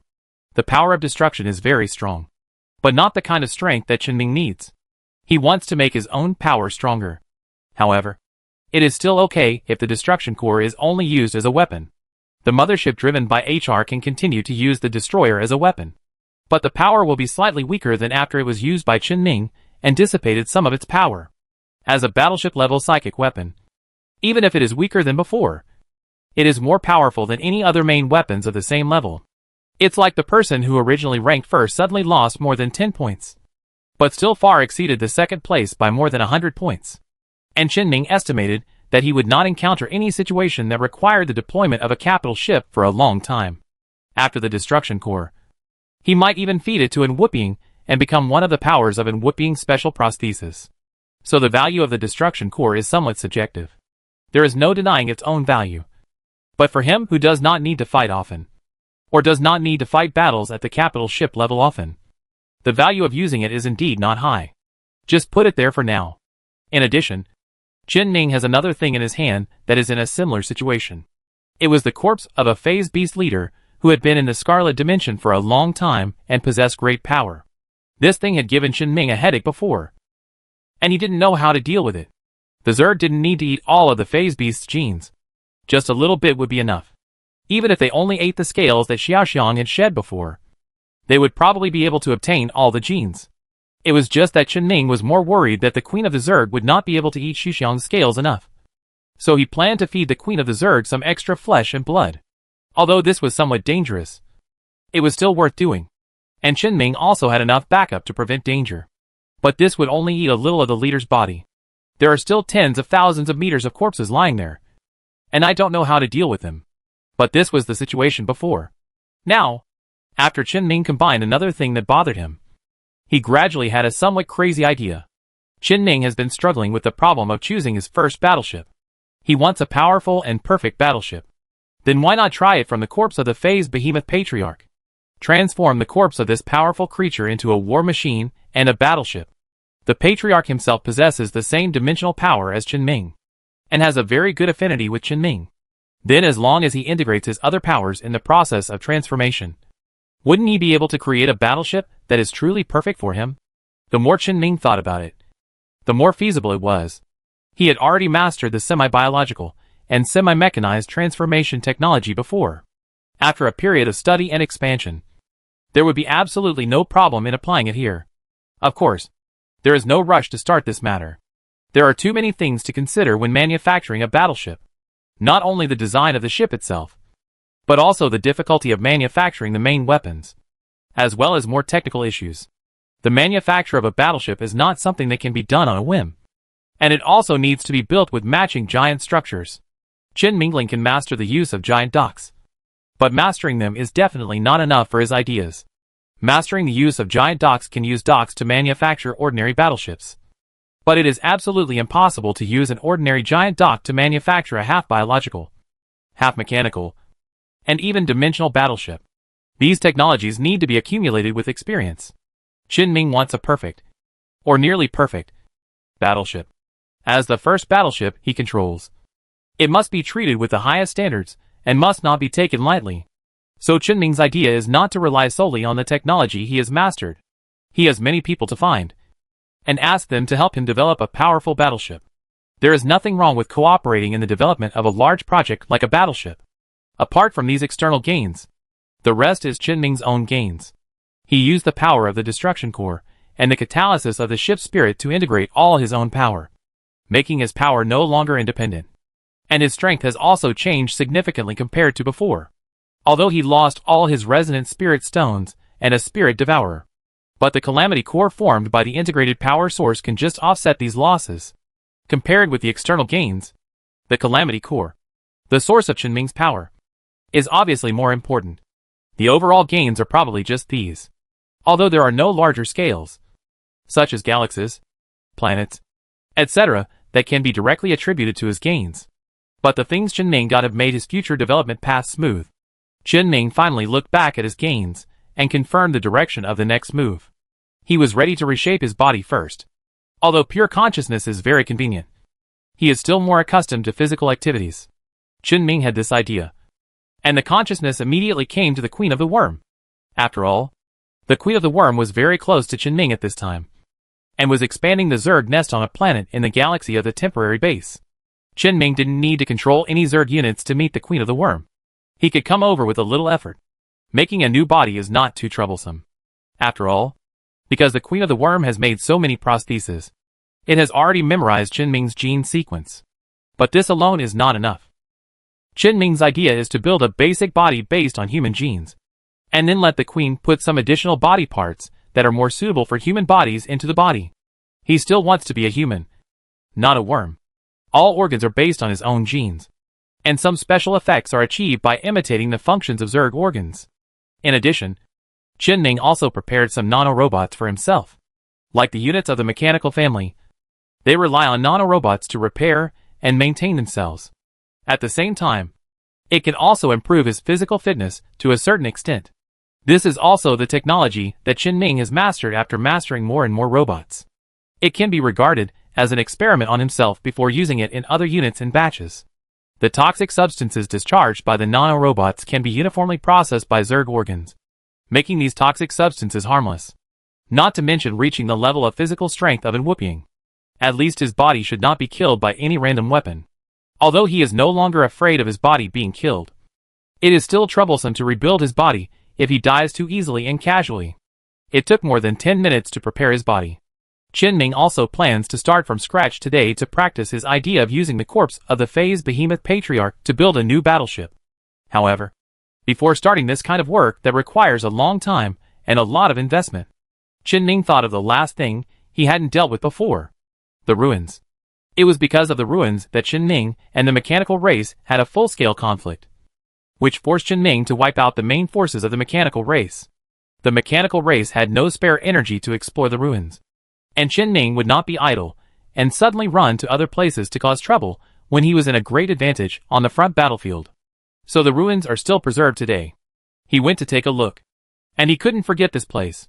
Chen-Ming immediately dispatched several newly produced cruisers of the Queen of Zerg and jumped to the interior of the galaxy located by the mechanical race before. This is a place that the mechanical clan did not develop immediately before, but only marked. But Chen-Ming did not find any threats in the initial investigation. Now he even drove a cruiser over, but did not find any problems in the galaxy.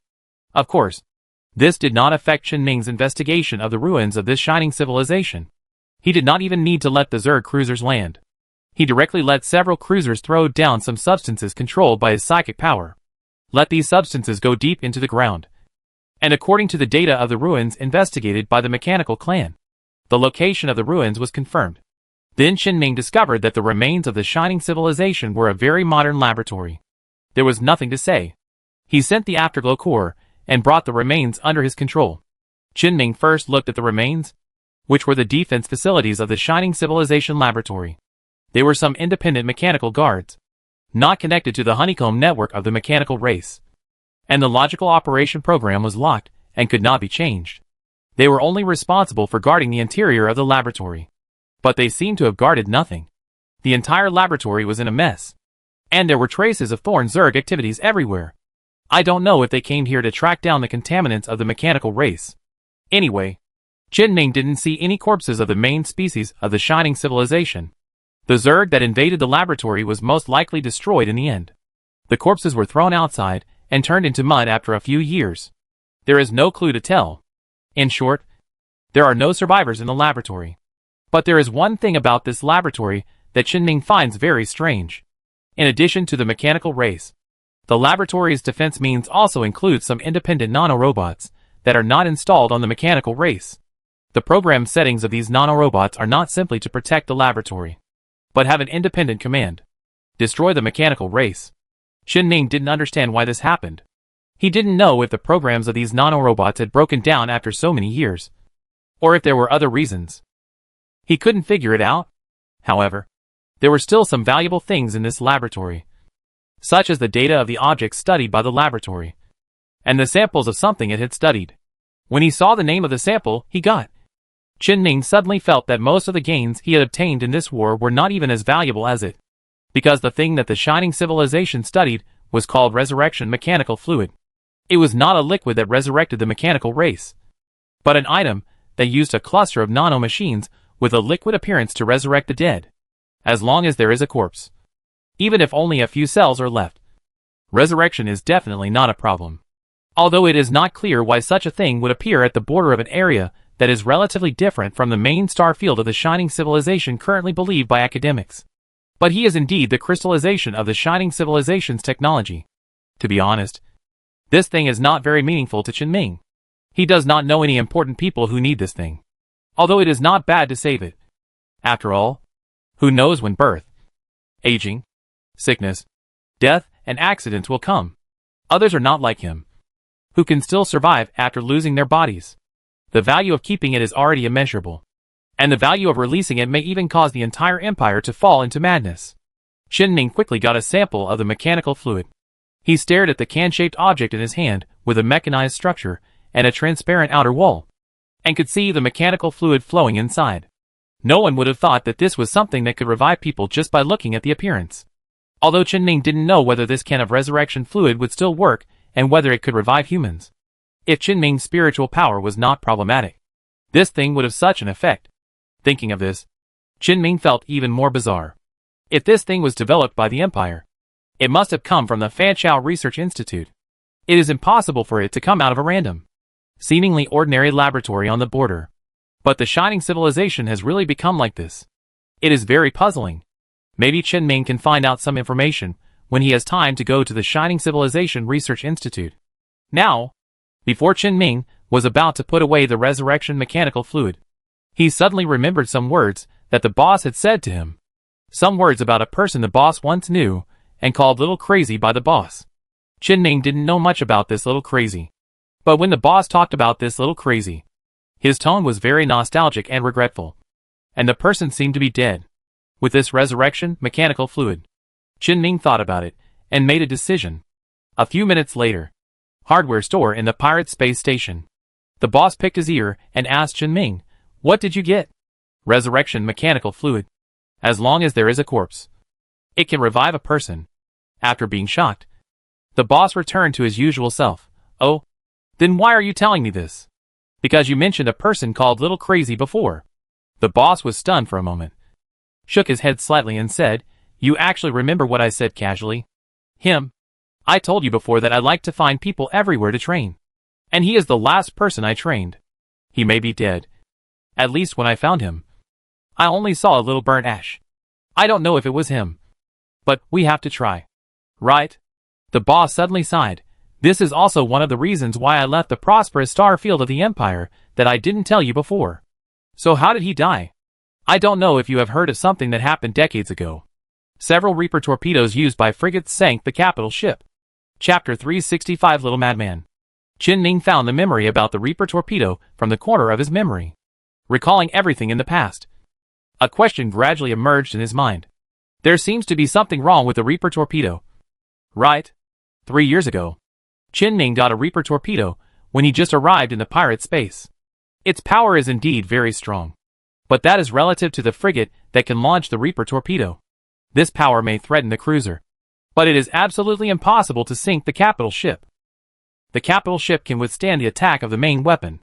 No matter how many Reaper torpedoes there are, it is unlikely to break through the capital ship's own shield. How can it really threaten the capital ship, let alone sink the capital ship? Moreover, the battleship that Chen Ming remembered being sunk was a battleship of the military of the Star region. There are 2 common types of battleships in the military: offensive class and legion class, with very high armor strength. And they can even directly use armor to withstand the direct hits of Yuhui's microsiever class light radiation cannon. How could it be sunk by the Reaper torpedo? Even if it was a battleship that was severely damaged, it would not be the last straw for the Reaper torpedo to break the camel's back. Right? Moreover, Chen Ming remembered that this incident happened during an operation to suppress pirates. What kind of pirates can severely damage a battleship? Although the pirates, who can make the army dispatch battleships to suppress, may be quite powerful, even so, it is unlikely that the battleship will be sunk by pirates. Right? At that time, Chen Ming did not have enough knowledge and understanding of battleships, so he just listened to the story. Anyway, the Reaper torpedo was quite useful at that time, and it just saved his life when Yue invaded. But now looking back, it seems strange. However, Chen Ming temporarily ignored the question of how the Reaper torpedo sank the battleship. Let's first look at the situation of the little madman mentioned by the boss. Chen Ming thought about it. The little madman should not be the one who died on the battleship, but the one who sank the battleship. The boss can move to such a remote place. It must be because of a conflict with some powerful forces in the Empire. Combined with what just now? The answer is already obvious. Chen Ming asked, "So, that little madman is a pirate? And he also clashed with the army somewhere?" "Yes," the boss answered concisely. Chen Ming asked again, "And he is also a psychic? Otherwise it would be impossible for the Reaper torpedo to sink the battleship?" "That's right. His psychic effect is very aggressive.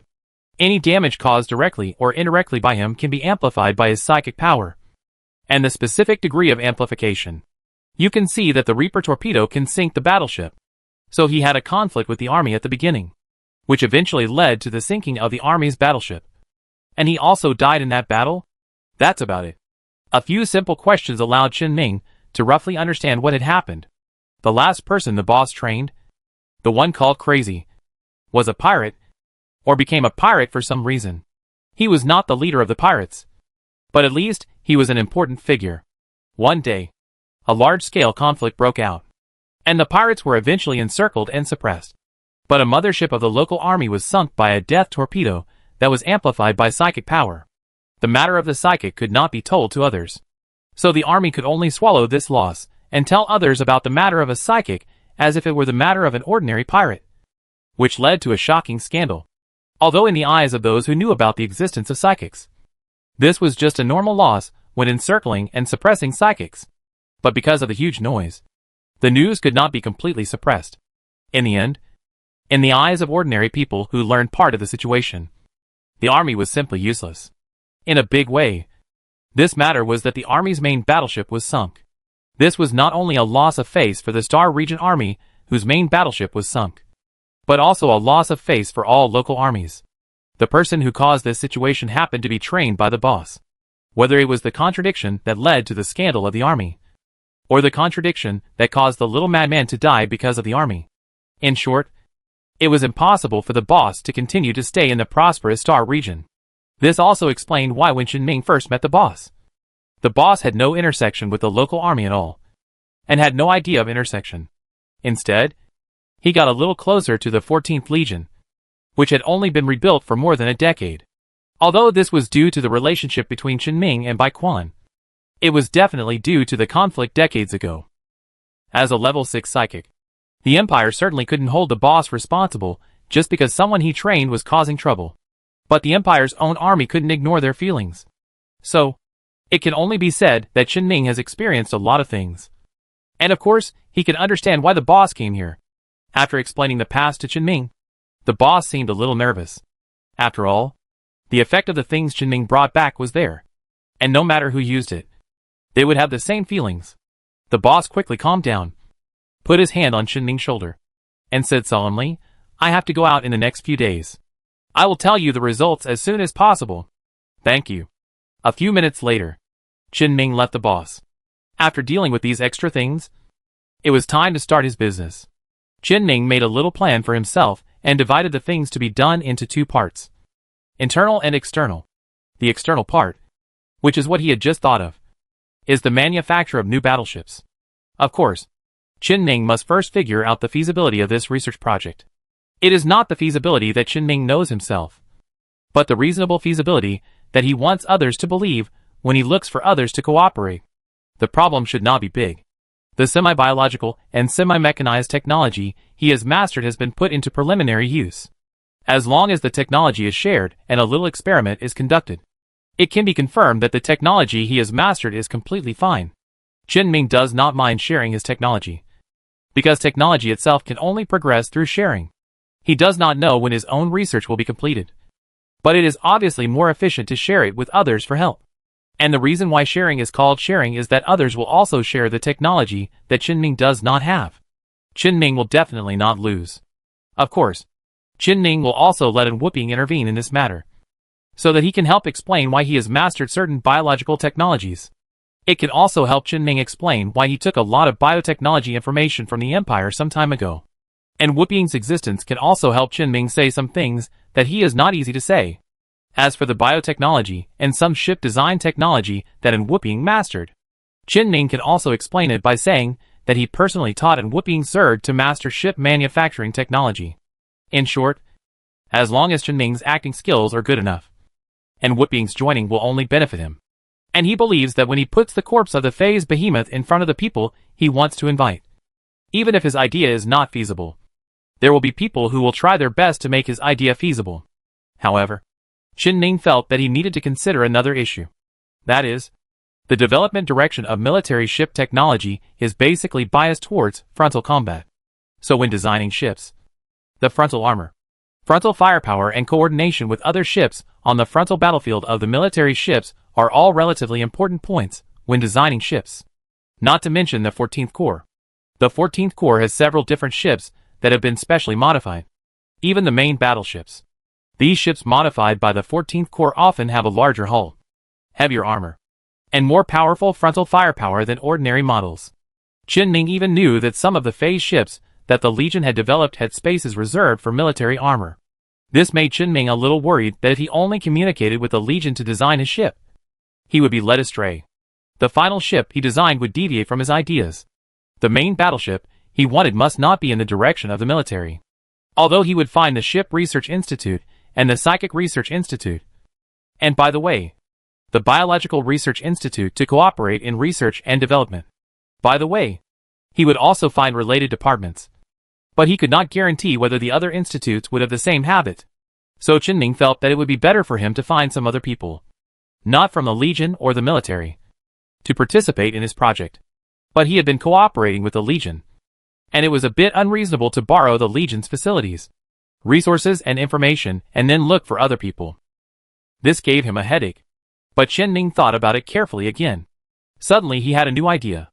That is, he could make use of his Extraordinary Research Institute a little bit. Although the Extraordinary Research Institute is affiliated with the 14th Legion, and is currently labeled with several researches such as psychic energy, mechanical race, and special devices. But this does not mean that his institute can only cooperate with the Legion's Research Institute, or can only research these things. He can completely invite other research departments to cooperate in research and jointly develop a new project in the name of his research institute. This should be the most appropriate approach. Although Qianming is the only one in the entire Chaofan Research Institute who could participate in this project. After all, the researchers in his institute were not recruited to study spacecraft. But anyway, he just wants an excuse, so it's not impossible. In this way, he can invite more people to participate. For example, Xinda Company. Since the last time the chairman came to Qianming's engagement party, and the relationship with Qianming eased, Qianming believed that the Research Institute on the Xinda Company should be very willing to invest resources and participate in the research project newly initiated by Qianming. Although Xinda Company does not have phase technology, and there are more mass-produced ships, it is a more commercial research institute. But Qianming still likes the ships of Xinda Company, which are very handy to use. In addition, although Xinda Company does not master the technology of phase ships, it has mastered the technology of battleships, and can also participate in the design of battleships in this regard. You must know that Qianming has not yet completely mastered the technology of battleships.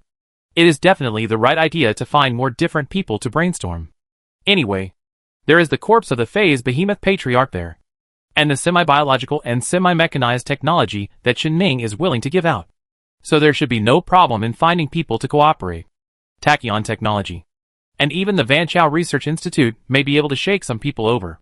The development of this battleship may take several months or even years. Qianming is not in a hurry anyway. After he finished fighting the mechanical race, he had nothing important to do. He had plenty of time to study and build this special phase battleship himself. As for others, although the war between the Empire and the mechanical race has essentially ended, the war process will continue.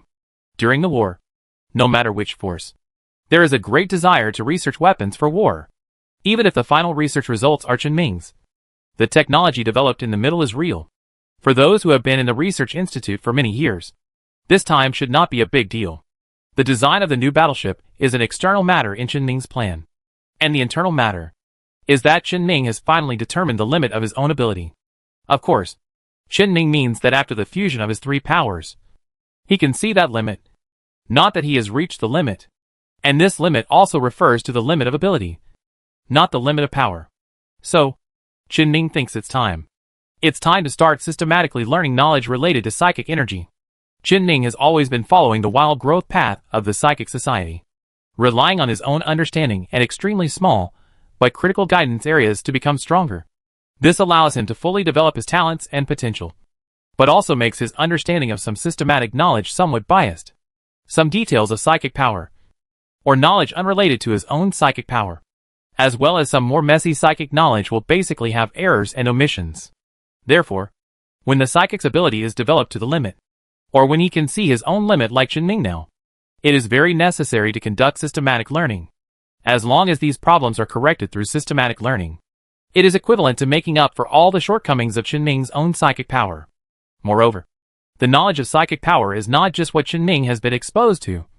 It should also take quite a while to learn. Therefore, Qianming felt that it was time for him to be restrained and quiet for a while. He needed to study formally and learn serious spiritual knowledge. So Qianming sent a message directly to the president, asking if there was any way for him to find a teacher. The president replied quickly, saying that it was not necessary. He directly sent a bunch of information to Qianming and asked him to learn it himself.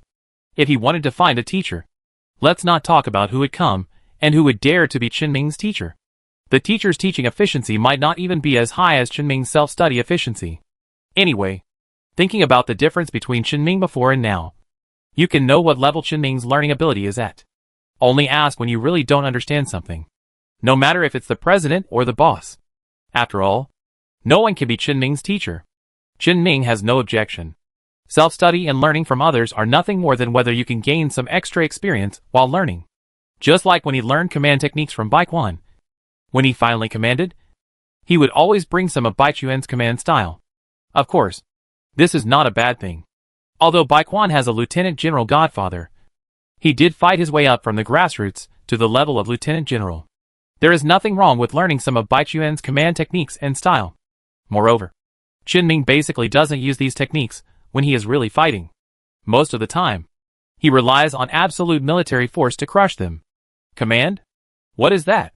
At most, he can make some tactics in the overall situation. But there is no such thing as command in actual fighting. However, this kind of thing is not so good when applied to psychic power. The president is not mainly worried that Qinming will be influenced by the teacher when learning psychic power. Instead, he is worried that the teacher will be influenced by Qinming when teaching Qinming. In short, let Qinming learn it slowly by himself. Anyway, he not only has to learn psychic power, but also battleship technology, various warships, megastructure construction and use technology, various biotechnology, etc. It's not a big deal. Qinming didn't feel there was any problem. After getting all the information, he did what he should do. He spent 2 days preparing some resources that were attractive enough to lure different departments into participating in the idea he proposed. Then, he went to find Baiquan. Baiquan stayed in the command center as usual. He temporarily took over the work of Xiao Bowen, who had gone somewhere in the past 2 days. When Qinming saw him, he found that his face was a little uneasy. Qinming didn't think much about it, and sat down next to him and asked, "What's wrong? Isn't the situation good recently?" After Qinming crushed all the main forces of the mechanical race, the war between the Empire and the mechanical race was really one-sided. The battle between the Empire and the machines is a simple one. An Empire cannot lose against a star field. In addition, Qinming is making trouble later, so it would be strange if the machines can win. Qinming has seen a lot of good news in the past 2 days, including where the victory was achieved, who achieved the victory, and which psychics made achievements in the war. It doesn't look like Baiquan should have such an expression. Baiquan explained, the front line is indeed good overall, but the main problem is in the back. There was corruption in the back, which led to the failure of the war in this place. Baiquan pointed on the screen in front of him and told Qinming the place where the war failed. It can only be said that the Empire has never been a monolithic entity. Where there is light, there are also dark places. It is very common to pretend to obey, secretly make trouble, and make money from war. But what does this have to do with Qinming? He doesn't need to be idle to care about this. The Empire should handle its own affairs. If it handles it well, the Empire can have a second spring. If it handles it badly, the Empire will be buried with the mechanical race. Of course, there are some things that Qinming is still very curious about. Does the Empire have any thoughts on the news I announced yesterday? He is still quite curious about what decisions the Empire will make in the face of natural disasters. I heard that they take it very seriously, and are preparing to make it big. The Empire can have no newborns for 20 years. But it cannot have no newborns for 200 years. They must find a way to avoid the after effects of dimensional infection. Didn't you just point out a way before? That phase space. The phase space will only cause the radiation energy of the spacecraft to be unable to be dissipated. It basically has no effect on other things. So Qinming's Zerg warships can attack the mechanical race at will in the phase space. Therefore, it is feasible to consider moving the Empire to the phase space. The phase space can actively affect the normal universe, and can also use things in the normal universe normally. But the existence in the normal universe cannot see the phase space. Others have no impact. In fact, Qinming also thought about stuffing the Zerg into the phase space and expanding from the phase space. But Qinming always felt that it was not right to do so. The part of the dimensional power he controlled made him somewhat repulsive to such an approach. So he did not do it in the end. Of course, if the Empire did so, Qinming would not stop it. After all, this is currently the only way to organize the sequelae of dimensional infection. Qinming nodded in understanding and said, "Then let's not talk nonsense. I came here to find you for something." "What is it?" My extraordinary research institute wants to apply for a project to cooperate with an outside organization. Bai Quan's serious expression suddenly collapsed. Don't be idle and apply for this kind of thing.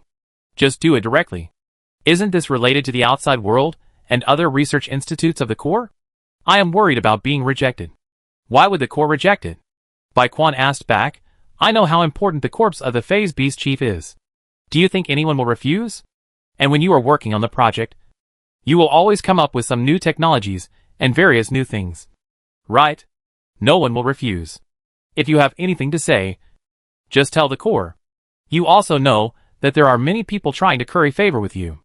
If you have any requirements, just ask. The Corps will do what it can for you. Oh, then I'll just say it straight. No. I'll give you a phone number. You can find someone to discuss it yourself. Okay. 2 days later, Chen Ning had already contacted most of the organizations and people he wanted to invite. He also rented an extra laboratory at the Corps headquarters. He started the preparations before the project started. And just today, the boss who had been away from the hardware store for a few days seemed to have finally received news and asked Chen Ming to go over. There was nothing much to say to Chen Ming, so he went over directly. As soon as he entered the hardware store, Chen Ming saw the resurrection mechanical fluid he gave him on the table in front of the boss, which should have failed to use. But the boss's face was not disappointed, but had a smile. Chen Ming greeted him and asked, "How is the situation?" "Very good." When resurrecting, this device will first prompt the genome and appearance of the resurrected person. The body I found is not the body of the little madman. Chen Ming was stunned for a moment and asked cautiously, is it possible?" "No." The boss denied it directly. "If the place I found does not have the body of the little madman, then he must still be alive." Everyone thought he was dead. But he was not dead. At least not at that time. But I don't know where he is now. You can take this back. Although the use of the resurrection mechanical fluid failed, it also solved the boss's worries. Chen Ming put away the resurrection mechanical fluid, chatted with the boss for a few words and then left. So far, he has really dealt with almost all the things. He can really devote himself to the long process of research and learning. Chapter 366. Half a year. Time flies. After resolving the boss's worry, half a year has passed in a blink of an eye. In the past half year, everything has been going according to plan. Chen Ning has successfully learned the ship technology, biotechnology, combat command technology, and various psychic knowledge. The research progress of the ongoing project to transform the corpse of the Phase Beast Patriarch is also very gratifying. The research team established by Chen Ming spent more than a month to thoroughly understand the condition of the Phase Beast corpse and had a sufficient understanding of the Phase Beast species. And in the next 3 weeks, the processing of the corpse of the Phase Beast Patriarch was completed. Useless organs and tissues, such as the special digestive system used to digest the scarlet substance and supply the behemoth with energy, or the brain that had long been dead and slightly damaged, were completely removed.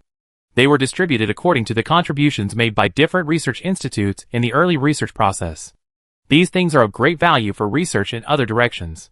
Useful organs and tissues, such as muscles, bones, and various organs that maintain the life of the phase behemoth itself, have regained some vitality under the effect of the Zerg's ability, so that they will not completely rot. Although under normal circumstances, the phase behemoth only exists in the phase space, and there are no natural microorganisms in the phase space. But for the needs of research, the corpse of the Phase Beast Patriarch needs to be brought back to the normal universe intermittently. So naturally, some microorganisms that may cause the corpse to rot will also be sent into the phase space. The entire research site of the Phase Beast Patriarch experiment is isolated from the outside, so there is no need to worry about some microorganisms that can only be processed from the phase space causing trouble to the outside. However, things inside must still be handled well. Anti-corrosion is obviously the first priority, and some more important special organs on the Patriarch's body, such as the long whiskers on the top of the head and the tail, and the lines on the body surface that emit light when the beast uses its power. Since these organs and tissues were determined to be the important source of power of the phase behemoth during the research during this period, and after the death of the Patriarch, these organs of power source are gradually losing power. Therefore, these special organs and tissues were specially preserved after being studied by the Psionic Research Institute, using the catalyst produced by the Zerg and the catalytic core that Chen Ming had studied almost some time ago. as well as the psychic power of a psychic. And in subsequent tests, it was confirmed that these operations have ensured the integrity of the dimensional power of the corpse, ensure that the phase power of the corpse can still be used later. As for the scarlet power of the patriarch, it has been erased by the power of the phase space after its death and no longer exists. The impact of this is not big. Anyway, in the end, Qin will find a way to add some necessary power to the ship. The progress of the main battleship project has just completed the processing of the patriarch's body. The next step of the research direction of the basic construction of the ship has just begun. At present, the general direction of these designs has been prepared. The main control system is the first component that the ship needs to consider. It is the basis for controlling all the structures of the spacecraft, especially for the main battleship, whose own scale is large to a certain extent. The computing power of the main control is one of the most important indicators considered by the main control system. Compared with computers, the advantages of biological brains are extremely obvious here. So the purely mechanical main control structure was not within Qin consideration at the beginning. However, since Qin found that the brain of the patriarch's body was damaged in the earliest stage, it was probably damaged after entering the scarlet dimension. As a result, the biological brain must be manufactured later. Whether it is relying on the existing technology of the Empire to manufacture biological brains, or using the Queen to manufacture biological brains, and conducting subsequent tests, it will take Qin some time. It happened that during this period, some new changes occurred in the zero sample. One day, Qin suddenly had a brain twitch, and put him in the mechanical colony to manage the personality core Queen of Machinery, and merged with the zero sample. Sample 0 is a half machine, half biological being, possessing not only the characteristics of individual Zergs, but also the characteristics of mechanical units. Therefore, Qin sudden experiment was actually successful, allowing Sample 0, which had already begun to show characteristics, and was different from ordinary Zergs, and even from the Queen, to evolve. It became a new Queen of Zerg, the Queen of the mechanical race, the real mechanical Queen. It can control the power of the core of personality, and help Qin manage the mechanical race in a more flexible and more human way. Or in other words, the humanity that Qin needs. At that time, Qin thought that it would not be impossible to replace it with a computer controlled by the mechanical Queen. But after considering another key issue, Qin still chose the biological brain. This key issue is the signal transmission issue. Under the premise of having a main control, the next issue in the design of the battleship is the signal transmission line issue. This is also an important issue when the battleship technology was developed. And Qin ship was originally planned to use mature line technology to build the signal line. But soon, with the study of the corpse of the phase behemoth patriarch, Qin discovered that the phase behemoth's own neural signal transmission efficiency is higher than all the currently known lines. In addition, Qin himself had already solved the conversion problem between pure electrical signals and bioelectric signals. So his battleship can use these nerves as signal transmission lines. However, Qin found a faster way to transmit signals. That is, the Zerg nerves strengthened by the Queen after absorbing the gene of the Patriarch have a faster bioelectric signal transmission speed, enough to replace the nerves of the Patriarch. It's just that the nerves of the Patriarch are absolutely the most suitable for his body. Using a little improvement in exchange for a decrease in adaptability may not be a suitable choice. At that time, almost all the researchers in Qin Research Institute were arguing over these two choices. Finally, Qin decided to use Zerg to solve the problem of nerves or signal lines. Under normal circumstances, Qin would definitely be criticized by those who support using the original nerves of the clan leader. But in the end, everyone agreed with Qin without any objection, because Zerg can improve the efficiency of signal transmission, which is already very fast. That is to use hive thinking. The existence of hive thinking can make the signal completely synchronized during transmission, and there is no need for the transmission process at all. It is precisely because of this situation of Zerg. Even after Qin merged Sample 0 with the Mechanical Queen and gave the Mechanical Queen a real Mechanical Queen, the Mechanical Clan could use hive thinking to eliminate the signal transmission process. But at present, neither the Empire nor Qin has developed a signal line that can rival biological nerves. So when there is an adaptive choice, the ship's main control system finally chose the insect brain. And the signal line also chose the nerves made by the queen insect. Although the signal transmission inside the ship can rely on the hive mind, some not so important places can still use the queen insect nerves. This is the current research and development progress of the main battleship. These alone have taken Qinming half a year. And then, there are energy sources, engines, armor, weapons, and many other problems waiting for him to deal with. Just thinking about it makes Qinming a little headache and excited. To be honest, he hadn't felt any challenges in doing things for a while. This kind of research, where psychic power can only play a supporting role, is something that he can devote himself to and makes him feel that his life is extremely fulfilling.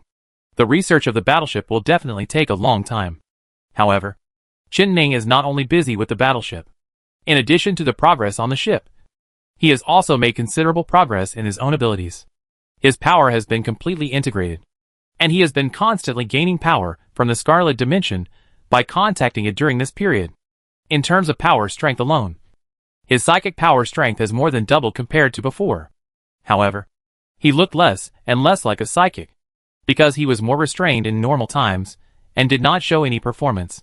He no longer needed to show his power in the Empire, and no one would bother him, except for some times when he had to use psychic power, such as when his project needed to test some psychic technology that could be used on the capital ship.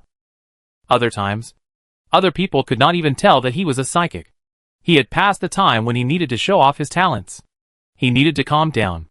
In addition, since his prosthetic ability had been exposed, it didn't matter to him whether he had a prosthetic or not, and he no longer needed more prosthetics to cover up anything. So he replaced all the prostheses, except in Whooping, with robots. Only one body with a normal appearance that was made before, and was constantly changing during this period, was left to act outside.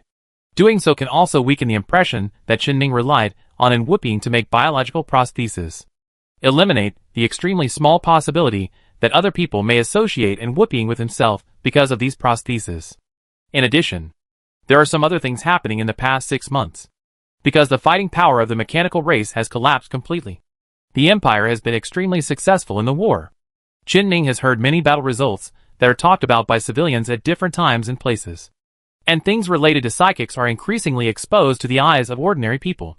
With the preparations made by the Empire, and the excitement brought to the people of the Empire by the current advantage in the war between the Empire and the Mechanids, the existence of psychics is really gradually integrating into the society of the Empire. There are negative situations as well. Some places are extremely disgusted with the existence of psychics, and are quite unimpressed with the Empire's promotion of psychics. It may be the influence left over from some psychic crimes in the past or in history. But these are only a minority after all. Psychics will surely appear in the public eye in the near future. There is also another piece of good news. Qinming's previous efforts to create the Black Mist Zerg were not in vain. After Qinming's extremely deliberate reminder, the Empire really found signs of Zhuo Jing's activities around some high-level officials in the country. They began to pay attention to Zhuo Jing's existence again. Although the real brainwash psychic has not yet been investigated, the resurgence of Zhuo Jing has been anticipated. This is not the period when the entire Empire was stagnant before. The Empire will never allow Zhuo Jing to come out and cause trouble at a critical moment. Of course, there have been bad things in the past 6 months. These are the 2 natural disasters that Qinming mentioned that might come in the future. The situation of the mechanical race cannot be determined for the time being.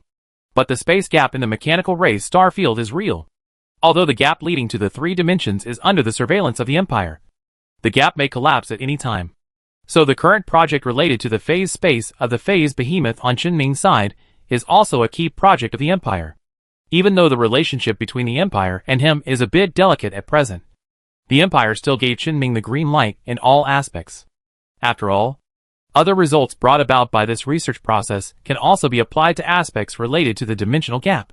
In addition to funding Qinming's research, the Empire has indeed been working hard on this research, trying to carry out Baichuan's previous suggestion to Qinming, sending the entire Empire into the phase space to avoid the sequelae of the invasion of the Scarlet Dimension. However, regarding this matter, Qinming still has the same indescribable strange feeling as before, which makes him somewhat reluctant to send the Zerg into the phase space to develop. There is nothing to elaborate on. In addition, the Empire is also trying to send out enough reconnaissance fleets that may never return, trying to confirm the movements of the mechanical race outside. But this may be a project that takes longer than Qinming's project. In the past 6 months, these are the things that Qinming can remember. And today, Qinming just received a new piece of good news. That is, His pioneering fleet has made 6 more jumps in 6 months. And the total number of jumps has reached 13 times.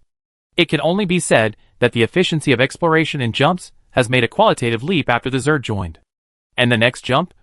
The 14th jump, which is enough to jump to the position set by Qin Ming 3 years ago, can start today.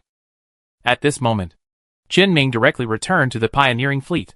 He boarded the Supreme Point, which he had not returned to for a while, because he was busy with the main battleship. Chao Fan was also taken to the headquarters by Qin Ming because Qin Ming arranged the main battleship laboratory at the headquarters. So only Hui Wang was waiting for him at the highest point. Let's get started. Qin Ming didn't say much nonsense. Came to the captain's room and gave orders to Hui Wang.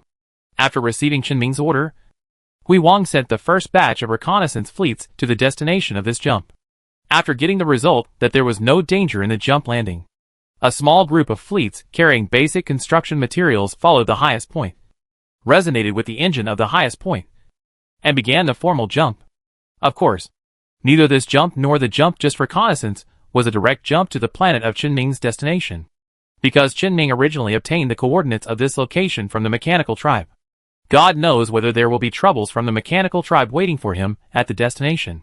Even though the star map Qin Ming got from the mechanical tribe showed that there were no mechanical tribes near this area, and the mechanical tribe might not be able to defeat him, he still needed to be prepared. Caution is the most important thing. So Qin Ming determined the destination of this jump to be a nearby galaxy that was some distance away from the real target, and did not find obvious problems in Qianyan's astronomical optical observations. The jump ended quickly. The landing point of the jump was still some distance outside this nearby galaxy, and this was done to ensure safety. After confirming that there was no danger nearby, Qin Ming drove the Supreme Point toward the interior of the galaxy. After approaching the outermost planet of the galaxy, Qin Ming activated the galaxy-level sensor of the Supreme Point and scanned the galaxy. He did not find the existence of the mechanical race in the galaxy, but he found some interesting things. There were several moving objects in the galaxy, and there was an unknown space signal fluctuation far away outside the galaxy. According to Qin Ming's understanding of the mechanical race, the things in the galaxy were definitely not mechanical races, and the direction of the space signal fluctuation outside the galaxy was exactly the galaxy where Qin Ming's real target for this jump was. Qin Ming did not rush to the next galaxy immediately, but first increased the power in this galaxy and scanned the specific situation of the objects moving in the galaxy. And the result of the scan: those objects moving in the galaxy are all the combination of some kind of spacecraft and engineering equipment, which should be some kind of drones. Qin Ming even felt that these drones looked familiar, because most of the equipment they were equipped with were mining-related equipment, but they were more advanced and more automated. They should be some kind of mining drones. From what Qin Ming scanned at this time, they seemed to have been wandering inside the galaxy, mining minerals in the asteroid belt within the galaxy, and exposed minerals on the surface of some planets without high-risk environments. This should be a mineral mining machine left by the Shining Civilization, and it is still in operation. From the results of the planet scan just now, almost every planet has a large amount of open-air mineral resources, as well as a large number of traces of being mined by something. Obviously, these mining drones did it. And this galaxy is a galaxy with extremely rich mineral resources that has not been completely mined by robots left over from the Shining Civilization era. Qin Ming immediately captured a mining drone, and after controlling it with psychic power, he confirmed the place where these mining drones would return after collecting all the resources. It was also next door, the location that Qin Ming had decided more than 3 years ago. Qin Ming no longer hesitated. He asked the Supreme Point to start the jump engine again and headed for the galaxy named ZIX.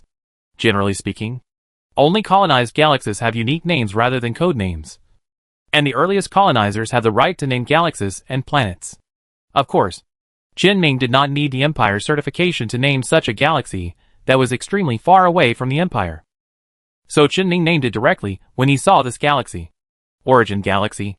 The reason why Qin Ming named it directly was that at the moment the jump ended, a huge galaxy with 8 planets and 3 satellites appeared in his eyes. Although Qin Ming knew that this destination had multiple planets and satellites when he observed it before, but it was not until he actually came here that he understood the specific conditions of these planets and their value. This is a perfect galaxy, starting from the position close to the star and going from the inside to the outside. They are two volcanic planets with a large amount of precious mineral resources that can be seen from the outside of the planet. They can serve as military planets or use the high heat of the planet itself to become a special smelting planet. Going outward, there are habitable planets with habitable satellites one by one. The value of such a habitable binary system is self-evident. Then, there are two ordinary land planets. Although ordinary, that is relative to other planets. These two planets themselves also have a certain degree of resources. Moreover, the volumes of these two planets are relatively large. And the planets themselves are also a kind of resource. Further out, there is a gas giant and an ice giant, which have extremely rich gas resources. The gas giant even has two satellites. Both satellites are wrapped in a thick atmosphere. But the surprising results of the skin show that the planets have many special pore-like structures. These two satellites can produce a lot of high-quality gas resources. The outermost one is an ice planet that looks equally ordinary. And it doesn't seem to have any special features.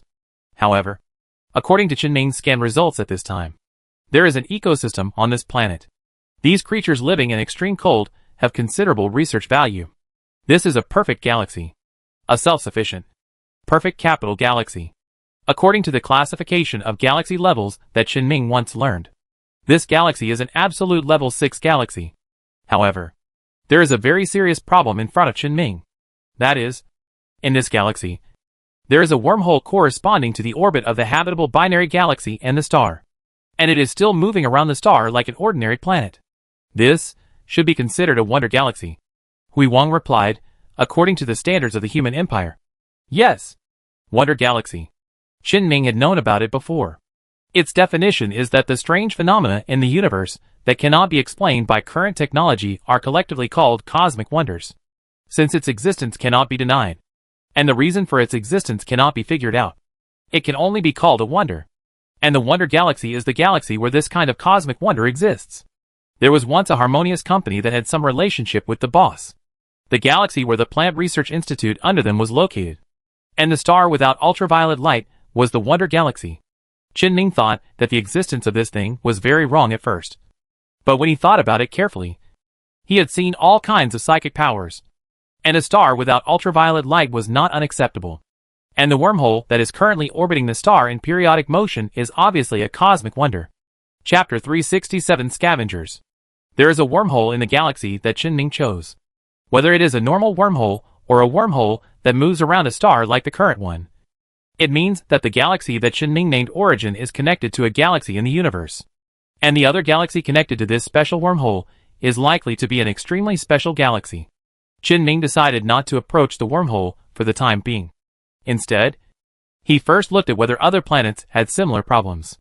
The High Point shut down all its non-essential devices and activated the galaxy-level sensor at full power to conduct an ultra-high-power scan of the Origin galaxy. After scanning, Chenming did not find any problems with most of the planets in the galaxy. Only the habitable planet and the habitable satellite here had many spaceship wreckage in their orbits. The wreckage of the mechanical race's spaceship.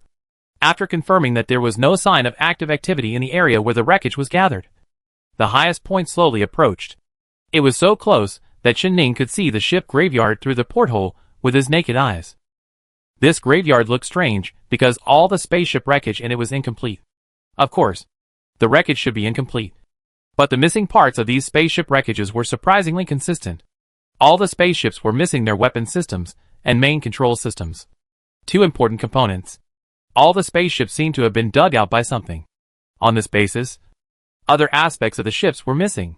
So this is very strange. Under normal circumstances, if a spaceship is sunk, it is indeed possible to lose its weapon system and main control system. But it is obviously wrong that all the spaceships that sank here have lost these two parts. Chenming immediately sent several small boats to capture the wreckage of several spaceships and drag them to the vicinity of the highest point, and inspected the wreckage of these spaceships to find out what was going on. However, no matter the wreckage that Chenming dragged to the highest point, or all the wreckage in this graveyard, none of them had the main control system left. There was no clue left on any wreckage that could help him figure out how these ships sank here. After all, the main control system was gone, along with any other storage units and any devices that could leave the necessary clues. Even if Chenming wanted to restore the contents recorded in some recording devices through repair psychic power, he had to at least find the original devices. He couldn't use other materials to repair the lost storage units, and then restore the previous data from these things that were no different from newly manufactured and had no content stored at all. There is no connection at all. He couldn't find any clues. He had no idea how this ship graveyard was formed. Nor did he know who the ships here had a conflict with, which led to this outcome. Looking at the angles of the damaged ships here, Qianming even thought that this might be caused by the civil war of the mechanical race. And he suddenly thought of the relic half a year ago, where there were some nanorobots used for defense and had the logic programmed to destroy the mechanical race. Before, Qianming thought that the nanorobots were damaged after being stored for a long time. But look at the situation here. He only saw the wreckage of the mechanical race's ships in the entire graveyard. Only the mechanical race's spacecraft was lost here. So it seems that there is indeed a possibility of civil war. I just don't know what kind of high-temperature weapons the mechanical race used, causing many ship wreckages to show signs of melting. Even some of the wreckages of the main battleships that sank here are the same. Qianming drove the spaceship into the cemetery area and observed everything around him. He suddenly found that the positions of some wreckages in this cemetery seemed wrong. It didn't seem to be pulled into this state by the gravity of the planets below and the satellites next to it. It seemed that some giant passed through this wreckage, causing the positions of some spacecraft wreckages to change in an unexpected way. Qianming carefully analyzed the data of the trajectory of the ship wreckage he had just obtained, and found that this wreckage area seemed to have been disturbed by some kind of giant external force. That was a real behemoth, bigger than the warships of various levels, and even the wreckage of the main battleship suspended in the orbit of the planet. The power possessed by such an existence must be very terrifying. However, Qianming did not feel scared or any other negative emotions. Instead, he wanted to try to find some clues on these wreckages. But no matter how Qianming searched, no matter how he asked the spacecraft to scan, he could not find any traces of external objects on these wreckages. He could only find traces left by the wreckage itself and some things on other ships. This can only prove that there was a close-range battle between these ships, but it cannot prove what kind of giant left such traces. This, in turn, further illustrates the possibility of a civil war among the mechanical race. There is no way to determine what left such traces. It can only be said that there are always many unknown things in the universe, making it impossible for people to figure out the reasons for their existence. Qianming has no fear of the unknown, only curiosity. However, curiosity alone is useless. Without clues, there is no way. Then Qianming can only temporarily put aside his curiosity about the wreckage of these spacecraft in orbit and go to the planet first to see if there will be any new clues on the planet. Qianming approached the atmosphere of the habitable planet below, and after passing through the atmosphere, he once again activated the sensor at the highest point and scanned the planet. In the scan results, Qianming found that there were traces of a small number of buildings just below the wreckage area. The entire planet was basically covered with dense vegetation, and this building area was no exception. However, most of the buildings had collapsed due to the growth of vegetation. Only a large group of buildings that looked exactly the same still stood there, although many vegetation climbed up the walls of these buildings. At least these buildings have not collapsed yet. After a simple and quick scan to confirm that there were no moving objects and dangers, Qianming let the high point land nearby. He put on his armor, got off the ship, and approached the building complex alone. In front of a building at the edge, Qianming saw a series of simple closed rolling shutter doors. He reached out and repaired the rusted rolling shutter door, then opened it. The light of the star shone into the interior of the building. Qianming was able to see that the building was full of metal plates of the same style that filled the entire interior space of the building. These buildings were warehouses. Qianming closed the rolling shutter door and went to the building next door, where he also repaired and opened a rolling shutter door. It was the same inside, with the same specifications of metal plates piled up, but the material was different. He continued to walk into the interior of the building complex, randomly opened the doors of several warehouses, and found that each closed warehouse was full of various metal materials. All the metal plates were neatly arranged in the same specifications, which seemed to satisfy the obsessive-compulsive disorder.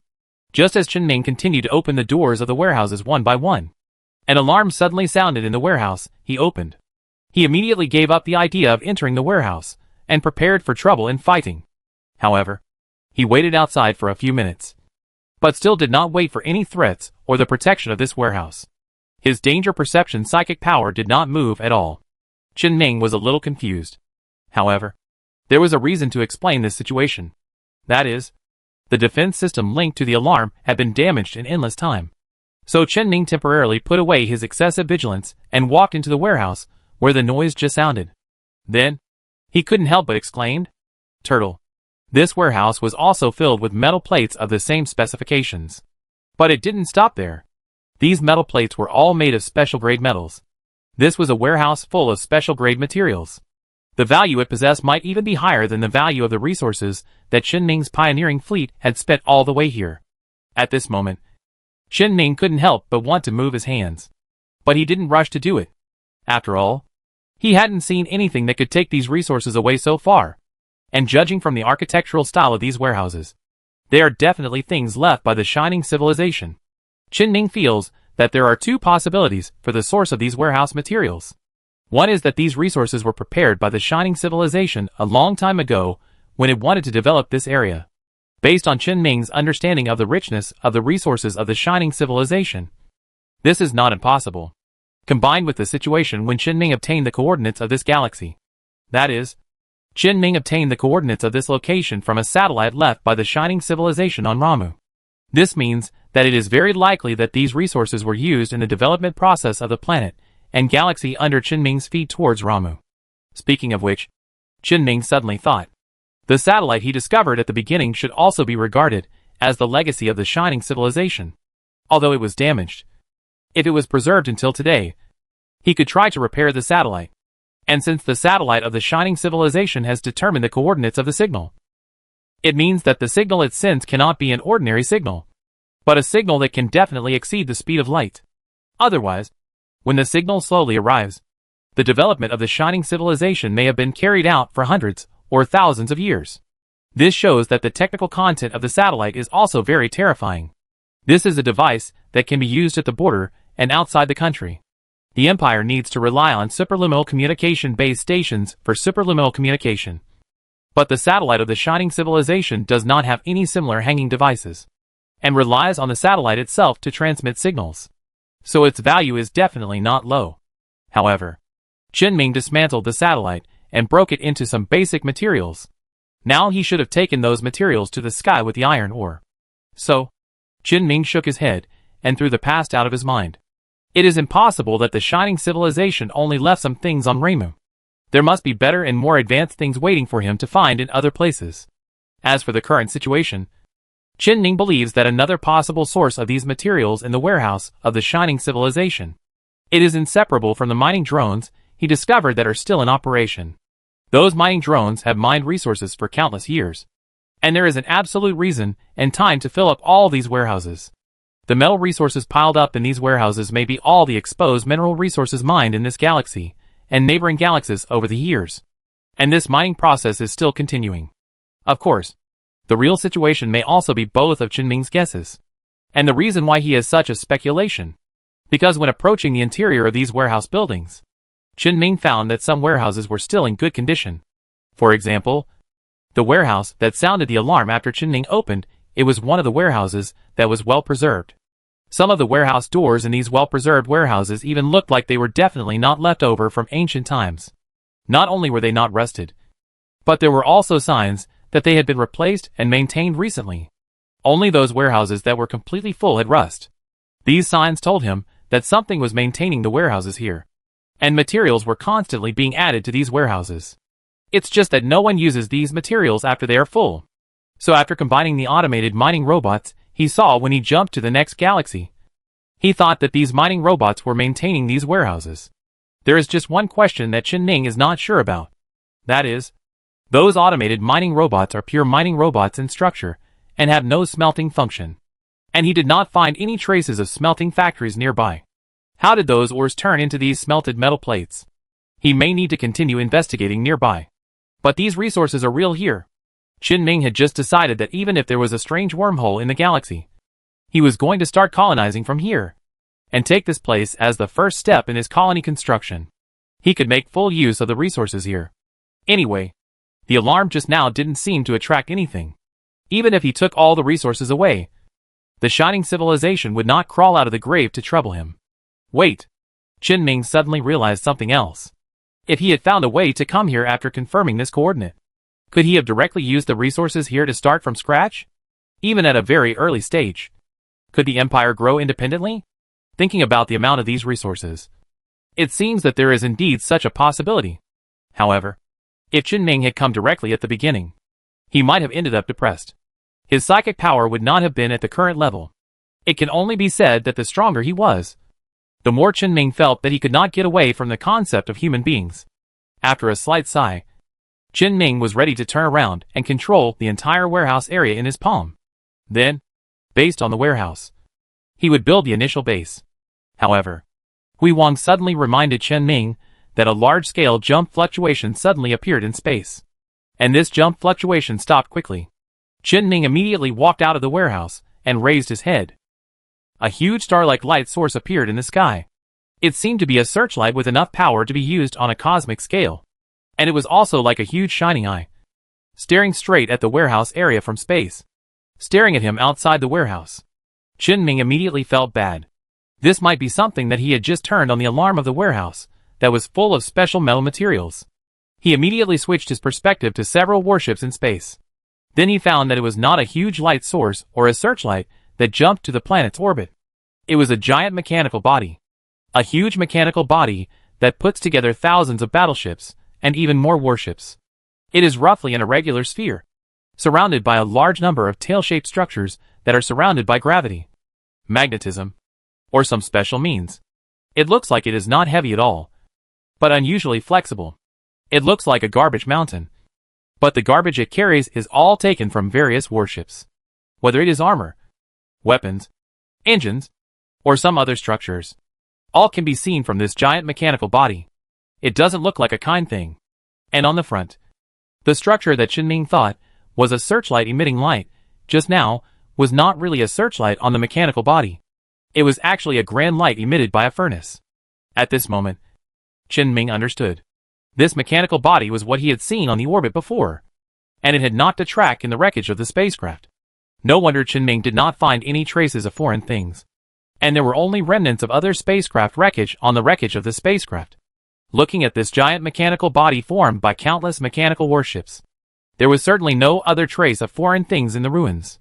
And no wonder Qin Ming had noticed that some of the ship structures had signs of melting. He thought it happened during the battle, and was still thinking about what kind of weapons could make some battleships suffer high-temperature attacks. He even suspected that it was the damage caused by the means used by the mechanical race to transport stellar matter. The result was actually like this. There was a huge furnace inside the mechanical body, and the high heat it emitted affected part of the wreckage. In addition, Qin Ming also noticed that around this giant mechanical body, there were a large number of mining robots taking off and landing on it as a platform, storing or in transporting the smelted metal plates to the planet below.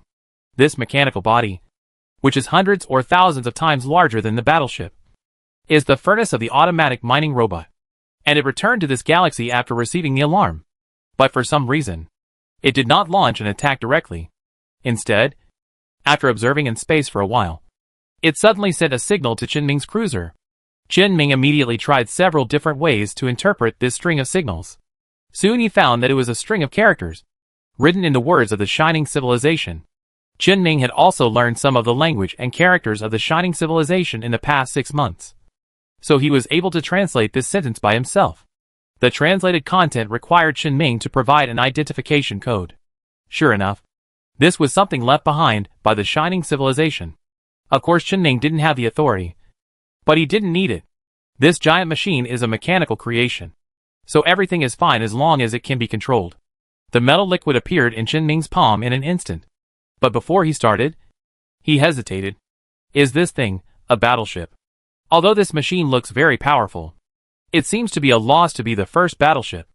But this thing, which is not sure whether it is a robot or a spaceship, will not be compatible with Qin Ming's own power.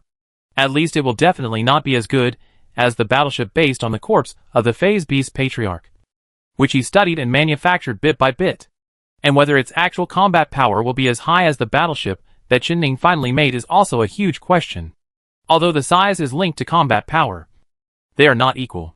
Moreover, the main body of this thing should be just a mechanical device, just mounted with many wreckage parts of spaceships and even battleships.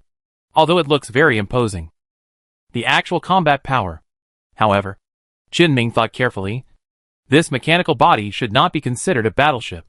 After all, the battleship parts on it are all mounted on it, so it should not be counted. Right? It's okay. Qin felt that he just needed to carefully sense it when he was following the control process, and stop the control process if there was a problem. It wouldn't really let him control the first battleship. However, despite this, Qin still didn't choose to directly control this giant mechanical body. This is not only because he considered the problem he just thought about, but there is another reason. He suddenly thought of something. In the database of the remains of the resurrection mechanical fluid he obtained, Qin remembered that after he controlled the entire laboratory, he found a special identification code that could be recognized by all defense facilities and all research facilities in the laboratory.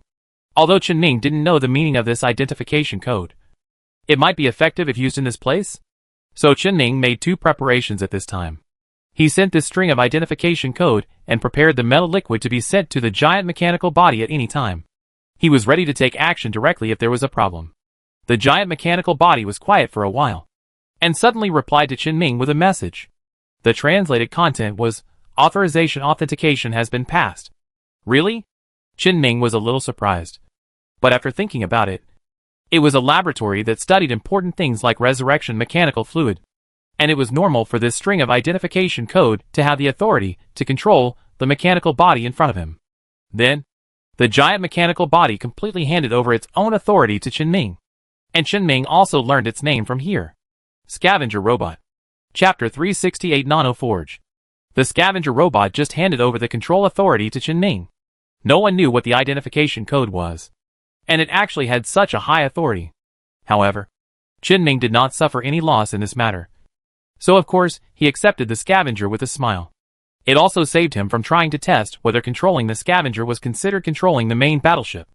After controlling the scavenger, the first thing Qin had to do was of course to let the scavenger robot perform a system self-check. And he confirmed the status of the scavenger based on the quality inspection data, and used the highest point to scan the scavenger. The first result to come out is of course the log file of the system self-check. Qin took a look at the log and quickly asked the scavenger to stop the self-check, because he found that these log files had filled up the storage unit that controlled the personality core of this scavenger, in addition to the system files kept by the scavenger itself in the core storage unit. All external storage units were filled with log files of the scavenger's periodic self-check. This means that Qin can only read records from about 30,000 years ago at most. All earlier log records have been overwritten. If there is another self-check, there will be more files overwritten. Qin's maintenance can pull up the files that have turned to dust, but there is no way to retrieve the files that have been overwritten. Just like things affected by destruction cannot be repaired with psychic energy. After all, this is maintenance, not time travel.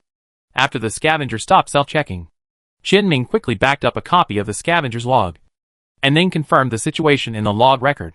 At the beginning, unfortunately, the log records 30,000 years ago were not the records that Qin wanted to see. It was not a record of the scavenger being created when the Shining Civilization still existed. Nor was it a record of the scavenger removing the weapons and main controls of countless warships and installing them on himself. Instead, it was some very boring periodic and almost unchanging running back and forth in the neighboring galaxies, constantly leaving behind a large number of mining robots to mine resources and recycle resources. Come to think of it, since the entire storage unit has been completely filled, the earliest part of the record will of course be overwritten first. But seeing these extremely detailed records, whether text, images or videos, Qin still felt a little overwhelmed. These records, which can be called redundant, took up a lot of storage space for the scavenger, resulting in him having no way of knowing what happened earlier. But there is no way.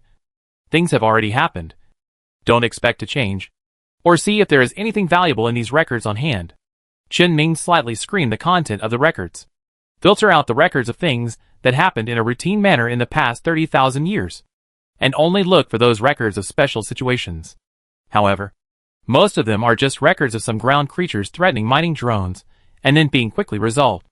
And there is no valuable information at all. If you insist, there is. That is, the scavengers save all the logs of planets that have mined resources in all nearby galaxies.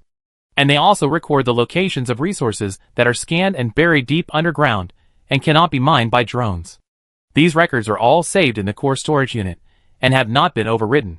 After all, this should be considered the scavenger's job. These data can save a lot of time for Qinming to detect and locate resources later.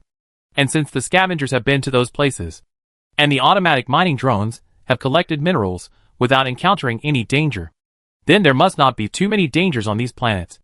And if there are any, they have been killed by the scavengers long ago. Even if there are really undiscovered dangers, they must be underground. And Qinming's main means of mining resources now is the Zerg. He actually hopes there will be some danger. After all, danger also means opportunity. Although it may not be a good opportunity. But for the Zerg, it should be an opportunity to eat. Qinming quickly read through the part of the 30,000-year record that was different from the daily record. It can only be said that these records were a little bland beyond his imagination. For 30,000 years, the scavenger robot has been wandering in an area centered on the Origin Galaxy, constantly sending out mining robots, constantly retrieving mining robots, and constantly transporting minerals to the habitable planet in the Origin Galaxy. It has been doing repetitive work. Qinming felt so bored that he wanted to vomit when watching it. I really don't know. Oh, by the way, although the personality core of the mechanical race is called the personality core, it actually does not have a real personality. Forget it. Let it be. Qinming still failed to obtain any useful information from the scavenger's log records. Fortunately, the scanning program of the scavenger at the highest point has come to the end. This allowed Qinming to learn more about the scavengers without controlling them. For example, the various levels of the scavengers, which were larger than the battleship, and even the outer shells made of the battleship's weapons and armor, were all real. And all of them, whether inside or outside, as long as they were weapons installed by the scavengers, were connected to the main control system of the scavengers themselves. This means that all of these modified weapons can be used, whether they are main weapons or any other ship weapons, even after the outermost armor and weapons are destroyed.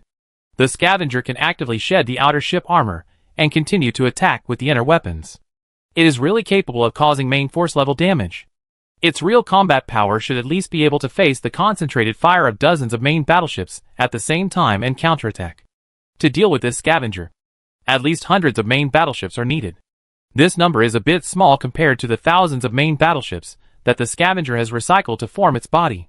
However, in Qinming's view, the combat power of several main battleships has undergone a qualitative change compared to a single main battleship. The gap between dozens and a few is also extremely huge. But the premise of this is quantity, and quantity represents agility.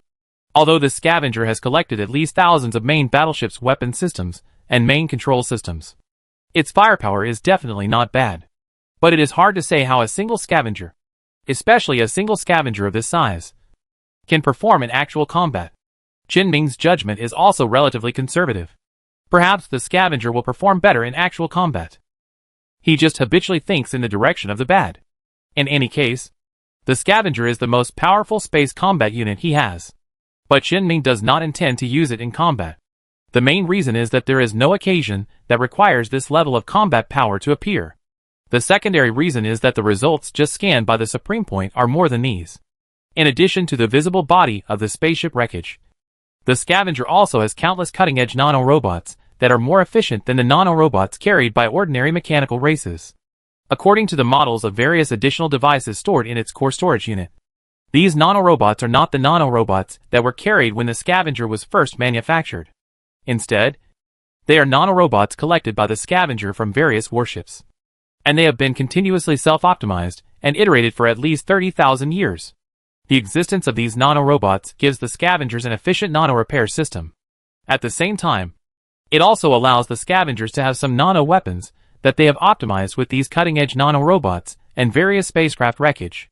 Of course, these are just weapons that have been strengthened by nano-robots, not nano-level weapons. In space, real nanoscale weapons do not have such a good application prospect.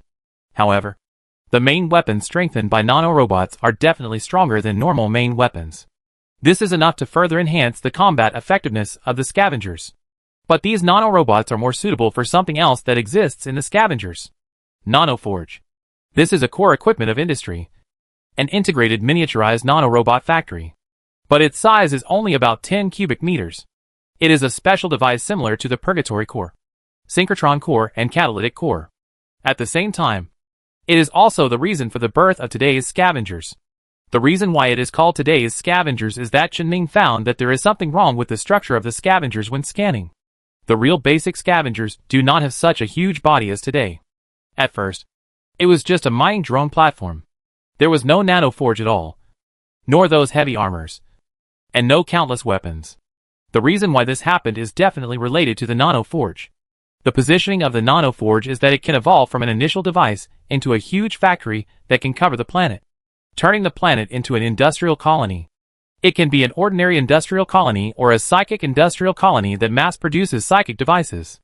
Of course, the latter requires psychics to control the nanoforge throughout the process, and it also requires a large amount of psychic materials to accumulate. They can do it in the era when the Shining Civilization still exists. But Chen-Ming certainly can't do it now. Of course, even if he can't do it, it doesn't prevent Chen-Ming from figuring out the working principle of the nanoforge through the information stored in the scavenger core. And the reason why this nanoforge did not appear on the planet, but on the scavenger. Although this reason is vague, and there is no way to explain the matter thoroughly. But through Chen-Ming's scan of the scavenger, he can at least know that this nanoforge appeared on the scavenger because it was damaged. As for how the nanoforge was damaged and how it got to the scavenger, Chen-Ming didn't know anything. Anyway, he could directly see the 2 points that the nanoforge was damaged and taken away by the scavenger through the scan results. Many years ago, the scavenger, as an automated mining platform, took away the damaged nanoforge and began to use the nanoforge to strengthen itself.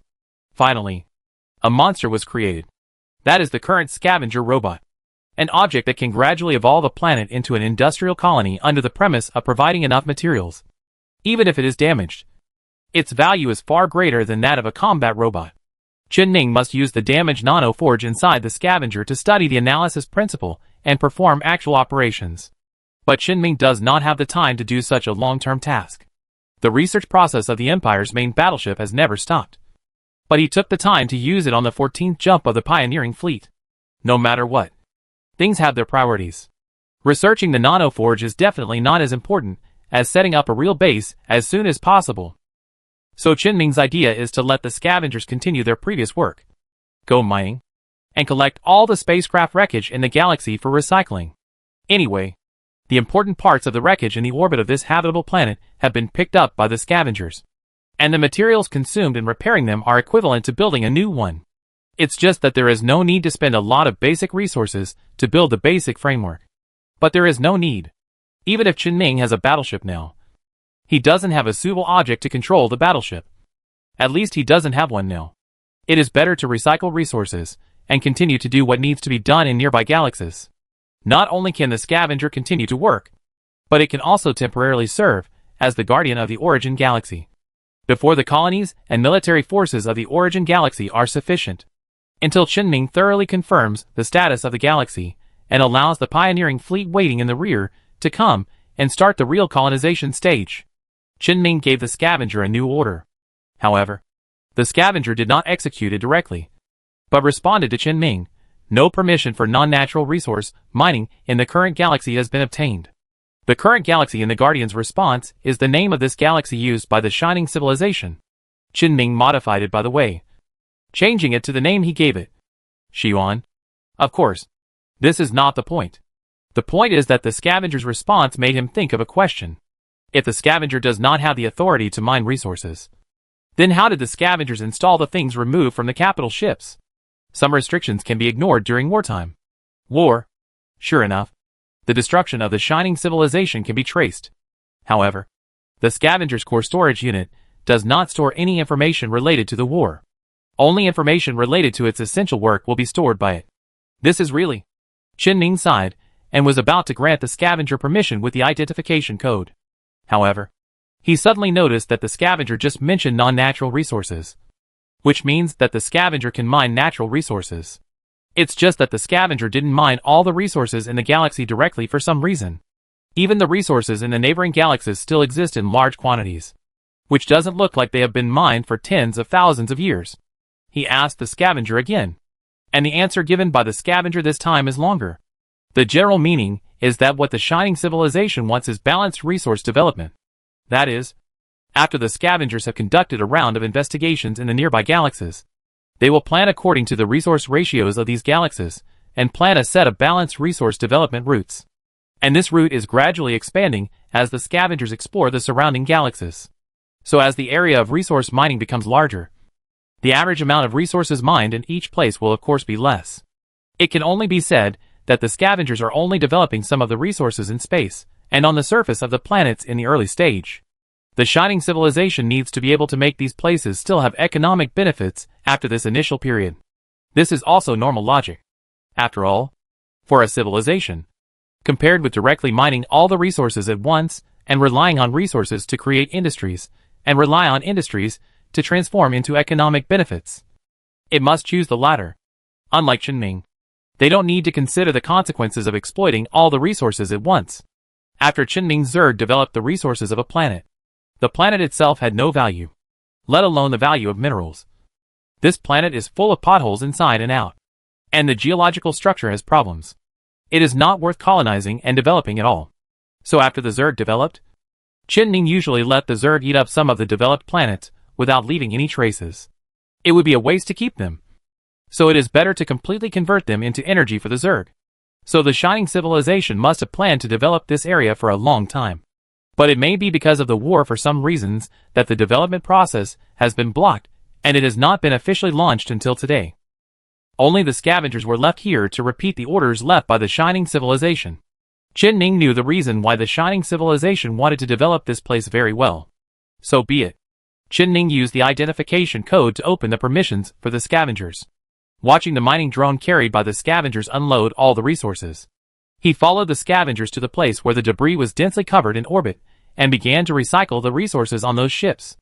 Qinming did not continue to pay too much attention to that place, but turned the ship at the highest point, and went to every planetary satellite in the galaxy, and scanned them all. Although he knew that the origin galaxy was the scavengers' hometown, and it was unlikely that there would be anything dangerous, he still had to go through the necessary procedures. After confirming that there were no problems with the planets and satellites in the galaxy, Qinming locked his sights on the celestial body in the galaxy that corresponded to the location of the habitable planet. The wormhole. This must be the reason why the Shining Civilization wanted to develop here. Because Qinming saw from the records of the scavengers, this wormhole has appeared here at least 30,000 years ago. Under Qinming's control, the highest point gradually approached the location of the wormhole. He went to investigate what the wormhole was like. Several large devices were hanging on the highest point under his psychic power, and gradually started up under his control, locking the object of action to the wormhole in the galaxy. Half a year ago, after getting the Stargate, Qinming took the opportunity to learn a lot of knowledge related to Stargates, singularities, and wormholes while learning the battleship technology.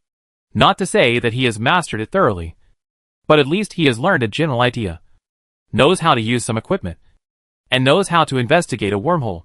During that period just now, in addition to conducting a preliminary investigation and analysis of the scavengers, Qinming also gave him time to dispatch equipment from the Empire. Although since Qinming started researching the battleship, the Empire no longer cares how much he controls, nor how much equipment is actually Qinming's. But Qinming is a man of cultivation and character. He only controls things that are not his for convenience, and will never embezzle them. He will even help repair the equipment. Therefore, when dispatching equipment, Qinming needs to consider whether others are using it. He can't just take the equipment away without saying hello. The time he just spent dealing with the scavengers is also to give others time to complete the current experiment as soon as possible so that he can transfer the equipment away. Several devices quickly ran smoothly and returned the various readings of the wormhole to Qinming. Qinming is most concerned about only two of the most important properties: coordinates and stability. There is nothing much to say about coordinates. Natural wormholes appear in pairs in the universe, and there must be another wormhole that exists in an unknown corner of the universe connected to it. What kind of place is at the other end of the wormhole determines the value of this wormhole, and stability determines whether the wormhole is stable at the spatial level and whether it can exist for a long time. The volume and mass of objects that can pass through, as well as the possibility of accidents when extracting singularities, etc. It is an important indicator that integrates multiple data. However, Qin Ming found that the equipment failed to analyze the coordinates of another wormhole connected to this wormhole during detection. This is normal. During the pioneering era, the Empire could not confirm what was on the other side of all wormholes by just scanning. To know what is behind the wormhole, it is more likely to enter the wormhole directly and reach the other side of the wormhole. Although it is troublesome and dangerous, it is an absolutely stable way to find out what is on the other side of the wormhole. Fortunately, there is good news at the moment. That is, after the inspection, Qin Ming found that this wormhole that has existed for at least 30,000 years is unexpectedly stable. Or 30,000 years is nothing on the scale of the universe. Such a stable wormhole can accommodate objects of greater mass, which means that the journey after exploring the wormhole will be easier. High stability also means that it will not collapse at will. A collapsed wormhole may lead to the destruction of the entire galaxy. A stable wormhole can also make it easier for Qin Ming to install a special locking device on the wormhole. It is a technology that the Empire developed a long time ago and has been updating. Its function is to unilaterally block the other end of the wormhole from this process. Qin Ming did not investigate what happened to make the Empire create this thing. But it must not be a good thing. So Qin Ming had to install this locking device on the wormhole as soon as possible. Chapter 369 Pitch Black. Qin Ming has already prepared the wormhole locking device. After locking the precise coordinates of the wormhole and determining the fluctuation value of the surrounding space disturbance, he released the locking device.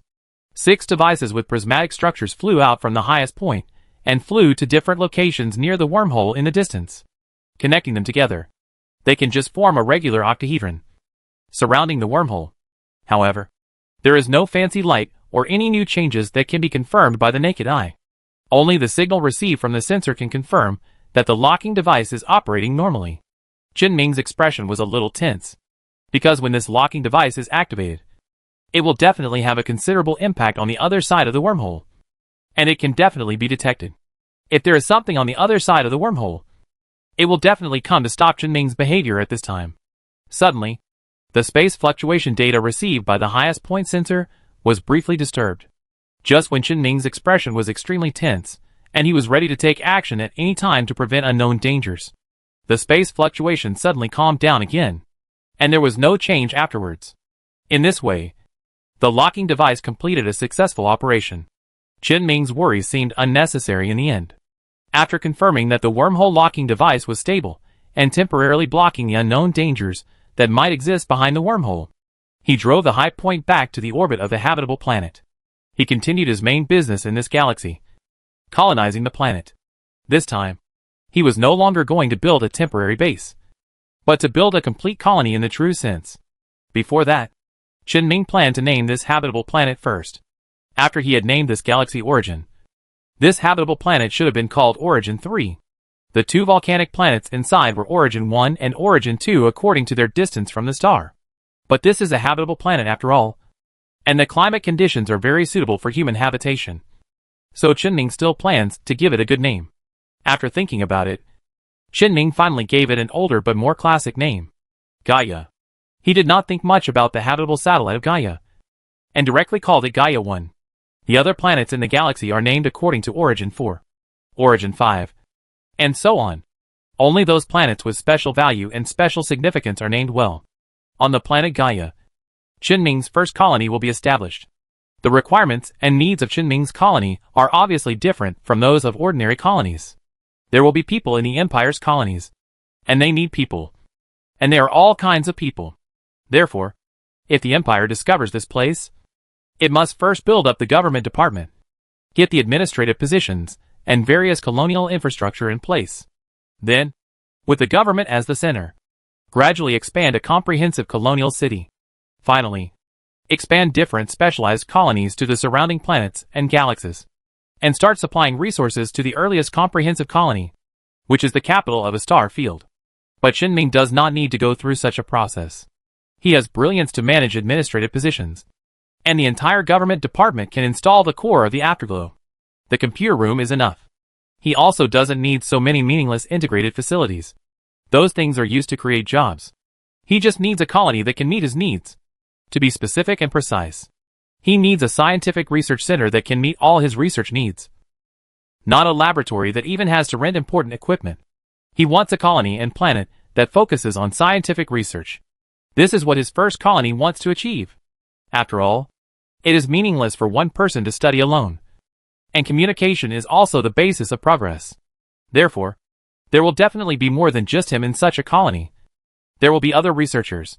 Each of these researchers will be invited or approved by Chen-Ming himself.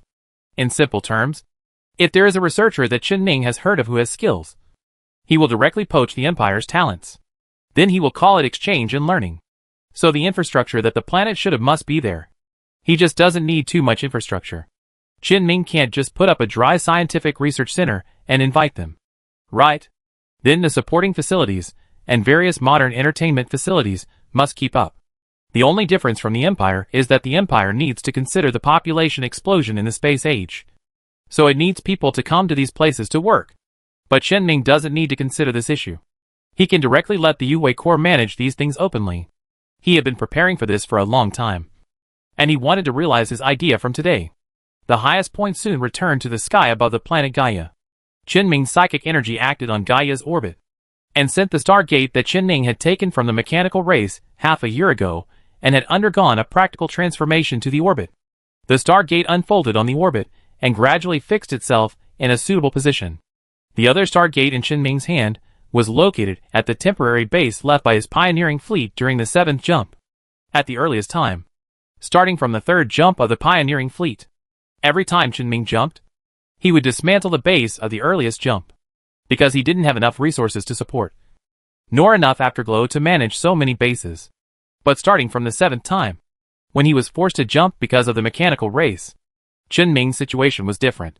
He was no longer limited by the resources of the base. So starting from that jump, all the temporary bases could be left behind. The Zerg that sailed with the pioneering fleet and expanded outward from these temporary bases could concentrate all the valuable materials mined during their expansion in the base. The benefits of centralized management are self-evident.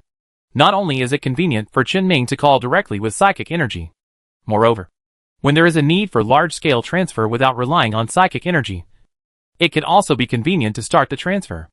Just like now, one of the 2 Stargates was set up in the orbit of Gaia, a planet that Chen-Ming is about to develop and requires a lot of resources.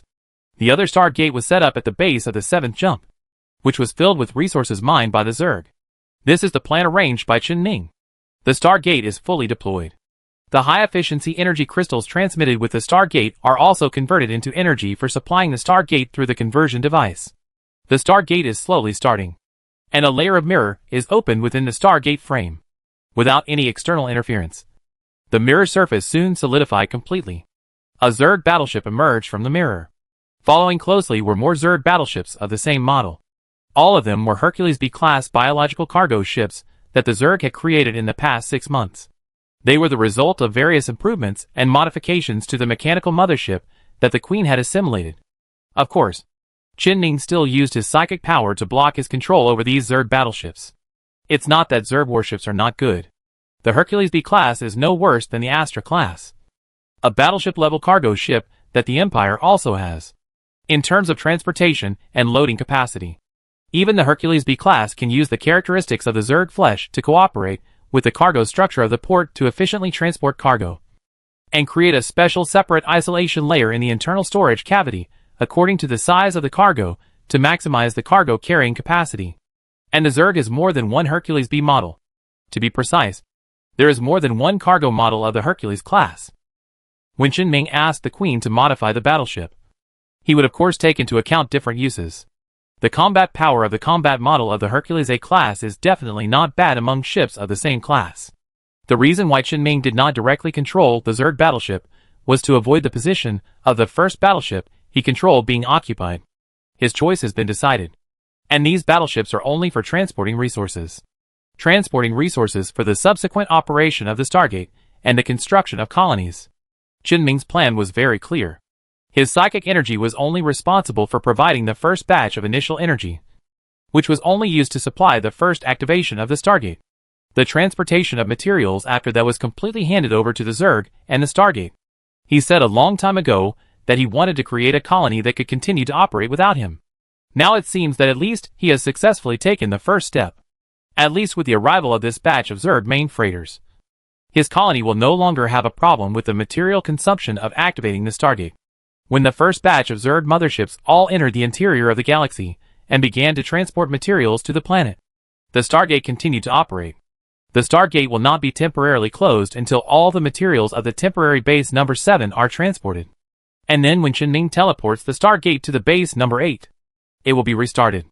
Until all the materials piled up in the pioneering bases are transported to Gaia. At the same time, after the reconnaissance troops in front confirmed the safety of the galaxy, the subsequent pioneering fleet also jumped to the origin galaxy. The resources, the labor force, and the command are already there. Chen Ming does not need to worry about the rest. He handed the task to Hui Wang and turned to study a problem that he would have to face sooner or later. Wormhole. The wormhole is objectively there, so Chen Ming cannot ignore it. Sooner or later, he would have to find out what was behind the wormhole. Why not break the point and start exploring the wormhole right now? The Empire has the technology to capture the core singularity of the wormhole and use it to create. And of course, it also has the technology to explore the wormhole. And Chen Ming naturally mastered these when he was learning the technology related to the Stargate. If you want to explore the wormhole, you must pass through it. This process requires facing the power of the wormhole to distort space. This power is not something that ordinary warships can resist. And it is necessary to carry a space stabilization device on the spacecraft that is similar to the one-way locking device he just used on the wormhole. As long as the power of the natural wormhole to distort space can be stabilized, it is possible to pass through the wormhole safely. Or, it is not impossible to rely on the pure strength of the ship itself. At least there have been successful examples of doing this in the past. When Chen Ming heard the news, he immediately guessed which ship had this ability. Obviously, it was an offensive-class ship specially modified by the 14th Legion. The protective strength to resist the impact of the wormhole is not a problem. Of course, Chen Ming did not really do this. Although he did not prepare special things to deal with wormholes before. He was almost ready from scratch during the time he dealt with scavengers and prepared resources for colony construction. Chen Ming has obtained the space stabilization device through the channels within the Empire, and has installed it on 3 cruisers. 1 is the Supreme Point he drives, and 2 are the Stardust he controls. He wants to personally go through the wormhole, and go to the other end of the wormhole. There is no special reason. Just want to. In the past, Chen Ming was very afraid of death, because he often missed a lot of interesting things. Now that he finally has the ability, and is not afraid of death, of course, he wants to personally experience many scenes that he could not experience before. For example, now, the 3 cruisers soon came to the wormhole again. The locking device surrounding the wormhole is a one-way locking device, which does not affect this part of the wormhole, although it would be a bit troublesome to come back through the wormhole. Chen Ming felt that he should not need to go through this wormhole to come back. He just needed this wormhole to help him get through. Chen Ming was mentally and physically prepared. He activated the space stabilization device and entered the spiral wormhole that was like a miniature nebula. The space force of the wormhole tore his spaceship apart, but it was all offset by the space stabilization device, so that Chen Ming's body was not affected except for a little nausea. But think about it from another angle. The power of the wormhole can make Chen Ming's body feel a little nausea now. So it is obvious what the effect will be for ordinary people. So in Chen Ming's impression, people who go through wormholes to investigate what is behind a wormhole are usually soldiers who have been trained hard, or scientists who have to investigate despite such serious reactions. Chen Ming thought about it in his mind while waiting silently. And while waiting, Chen Ming's danger perception psychic power, which had been silent for a long time, finally moved. He felt a danger that completely enveloped him, and a sharp danger appeared in his perception at the same time. He immediately perked up and looked at the readings returned from the highest point. He found that the coordinates of the wormhole landing point calculated by the spacecraft computer were shifting because of a strange gravitational effect. Chen Ming didn't know what was going on, but he was ready to face the danger. The moment the 3 spaceships passed through the wormhole, a world so dark that it seemed as if all the light was swallowed up appeared in Chen Ming's eyes. No, this is not a dark world. This is a black hole that appeared outside the wormhole. It appeared in front of Chen Ming. Chapter 370 Monster. Black hole. The deepest, darkest and most mysterious thing in the universe. Of course, in this era, the mystery of black holes needs to be questioned, because the Empire's research on black holes has long been no longer limited to theory. Instead, it has started to practice, relying on the superluminal navigation technology of spacecraft developed in the early years.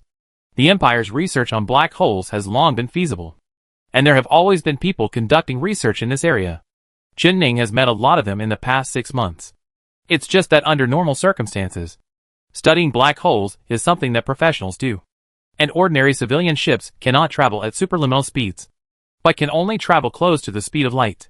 Only some special ships can achieve true superluminal navigation, which is more troublesome to do.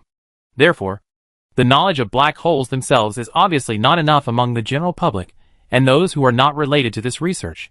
Just like Chen Ming has never encountered any black hole along the way, so his understanding of black holes is not detailed. And with the discovery of hyperspace and superluminal navigation together, hyperspace channel technology has essentially replaced superluminal navigation technology. Whether in terms of practicality, popularity, or safety, hyperspace channel technology is better than superluminal navigation technology. But this does not mean that this technology has been completely eliminated. Nor does it mean that Chen Ming will miss this important technology in the history of ship development when learning ship technology. The key to the existence of this technology is the study of black holes. In the special case of studying black holes, only superluminal navigation technology is a technology that must be mastered. Otherwise, let alone investigating black holes. If you accidentally fall into the event horizon of a black hole while running near it, that is, within the range where even light cannot escape, it can almost be said that there are universal means to escape from it. Not even hyperspace. Because hyperspace is not only a hyperspace channel cloud, but also a gravity well formed by a massive celestial body. The hyperspace channel engine itself also uses a gravity well to enter and exit hyperspace. The concept of a black hole, as a whole, can be said to be the most massive celestial body in the universe. Its gravity well in hyperspace will be particularly obvious and huge. Therefore, when the spacecraft falls into the event horizon of the black hole, in the hyperspace position corresponding to the spacecraft, it has already entered the area affected by the depth of the black hole's gravity well. As long as it enters hyperspace, it will be destroyed by gravity faster than in the normal universe. If you want to come out alive after entering the black hole's event horizon, either use superluminal navigation technology or use jump technology. Jump engines are only equipped on ships above the cruiser level, and after using the jump engine, the basic structure is damaged, which will cause subtle damage to the basic structure that is almost impossible to detect with the naked eye. It is very troublesome to repair this kind of damage with normal repair methods, and the maintenance cost is extremely high. And with the high material consumption, the cost is even higher. Chen Ming uses jump all day long as if it is free because he has psychic power. His psychic power can easily repair this kind of damage, and can repair the jump engine of the spacecraft at a very low cost and very fast speed. But in the past, there was no such good conditions as Chen Ming. So the superluminal travel technology is a technology that must be used under specific conditions and has been preserved in this way. Although Chen Ming's spacecraft did not carry a superluminal travel system, he was in good condition when he passed through the wormhole and arrived in front of the black hole. He was just affected by the gravity of the black hole, and had not yet been pulled into the event horizon of the black hole. And the sense of danger that he felt before passing through the wormhole, which completely enveloped him, just came from this black hole. This shows that this danger is visible, and generally speaking, it is unlikely to pose an effective threat to him. It was just that after he really passed through the wormhole, the sharp sense of danger he felt on the way through disappeared. It is not clear whether the danger actually came from the process of passing through the wormhole, or whether the source of the danger that might have been caused left after he passed through the wormhole, or something else. But it is not a bad thing that there is no danger now. Right? Chen Ming looked back at the wormhole behind the highest point. It was not in a special galaxy like the wormhole in the origin galaxy, but a wormhole on the trajectory moving around the black hole. Although it looks okay now, it can be seen without calculation that gravity is still attracting the wormhole closer to the black hole. Sooner or later, the wormhole will fall into the black hole. Chen Ming didn't know what would happen if the wormhole fell into the black hole, and he didn't want to know. But he knew how to extract the singularity in the wormhole. If there were irreversible consequences, he would definitely solve the problem before the consequences appeared. Of course, the premise is to ensure the safety of the surrounding area first. The black hole itself should not be dangerous, as long as you don't commit suicide. So what Chen Ming has to deal with is the safety of the surrounding areas. When doing things in an unknown place, The first thing to consider is of course safety.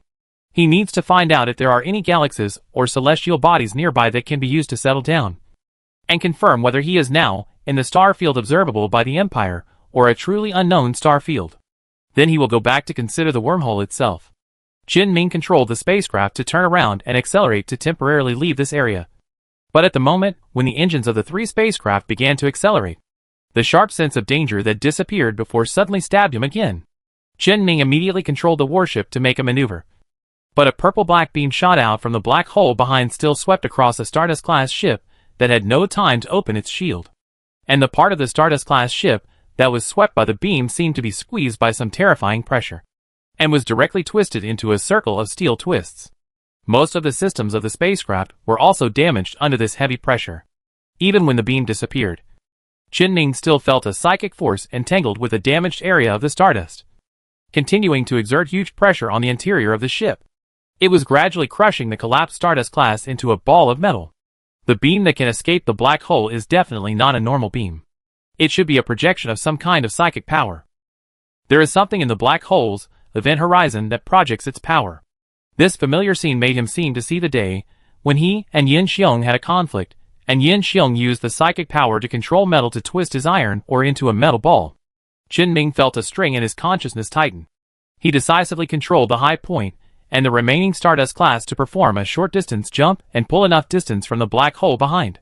Then he immediately turned the bow, and all the sensor devices were activated at full power, trying to investigate what was in the black hole's event horizon. However, Qin Ming's ship did not prepare any special equipment for investigating the black hole area. Although the sensor at the highest point is top-notch, it is not suitable for the current situation. Fortunately, the existence in the black hole did not continue to release the beam of light outside the black hole. The sense of danger in Qin Ming's perception has gradually disappeared, as if it was just a warning Qin Ming not to get too close to the black hole. But Qin Ming's face was no longer expressionless at this time. He just labeled the things in the black hole as doomed in his mind. Whether it was to pave the way for the fleet to come here later, or to kill the danger at the earliest time, or simply for revenge, he must enter the event horizon of the black hole, and he must completely solve the things in the black hole. Qin Ming took another look at the deep black hole, and drove the Supreme Point and Stardust to temporarily leave the area. At the same time, he picked up the terminal and found the contact list of some people with some status and ability in scientific research that he had met in the past 6 months. After flipping through it, he found the phone number of the director of a research institute that studies celestial bodies and focuses on black holes. After spending a few minutes to successfully borrow the appropriate equipment, and spending a few more minutes to bring the equipment under his control, Qin Ming installed these black hole exploration equipment on the remaining 2 ships. However, Qin Ming couldn't get the best equipment that could directly penetrate the event horizon for reconnaissance. And even if he got it, he would need time and a special place to install it. It's not like he could just find a ship and use it directly. So Qin Ming needed to penetrate the event horizon of the black hole to conduct reconnaissance. But this just met his needs. He wanted to see what was targeting him in the event horizon, and then kill it. The only remaining Stardust-class robot was arranged by Qin Ming and controlled by him personally. And then it turned around and approached the event horizon of the black hole again. Soon, from the robot's perspective, Qin Ming once again felt the growing sense of danger. At the moment when the robot sensed the peak of danger, he started the jump engine and forcibly jumped into the black hole's horizon. And this jump just happened to avoid a purple-black beam shot out from the black hole. Qin Ming could only see countless distorted lights in the black hole's horizon with his visual sensors, as if a colorful black made it impossible for people to distinguish the internal situation through vision. But after Qin Ming prepared special equipment, the black hole's horizon was no longer a cage that swallowed everything. He could use these equipment to intuitively detect the situation in the black hole's horizon. But he was suddenly stunned when he looked at the data sent back, because in addition to detecting the black hole itself, the sensor also detected something about the size of the scavenger, a living thing, right in the center of the black hole. There was something like some kind of dark maggot crawling hard toward the outside of the black hole, but it seemed to be confined in the black hole, and could not completely escape the control of the black hole no matter what.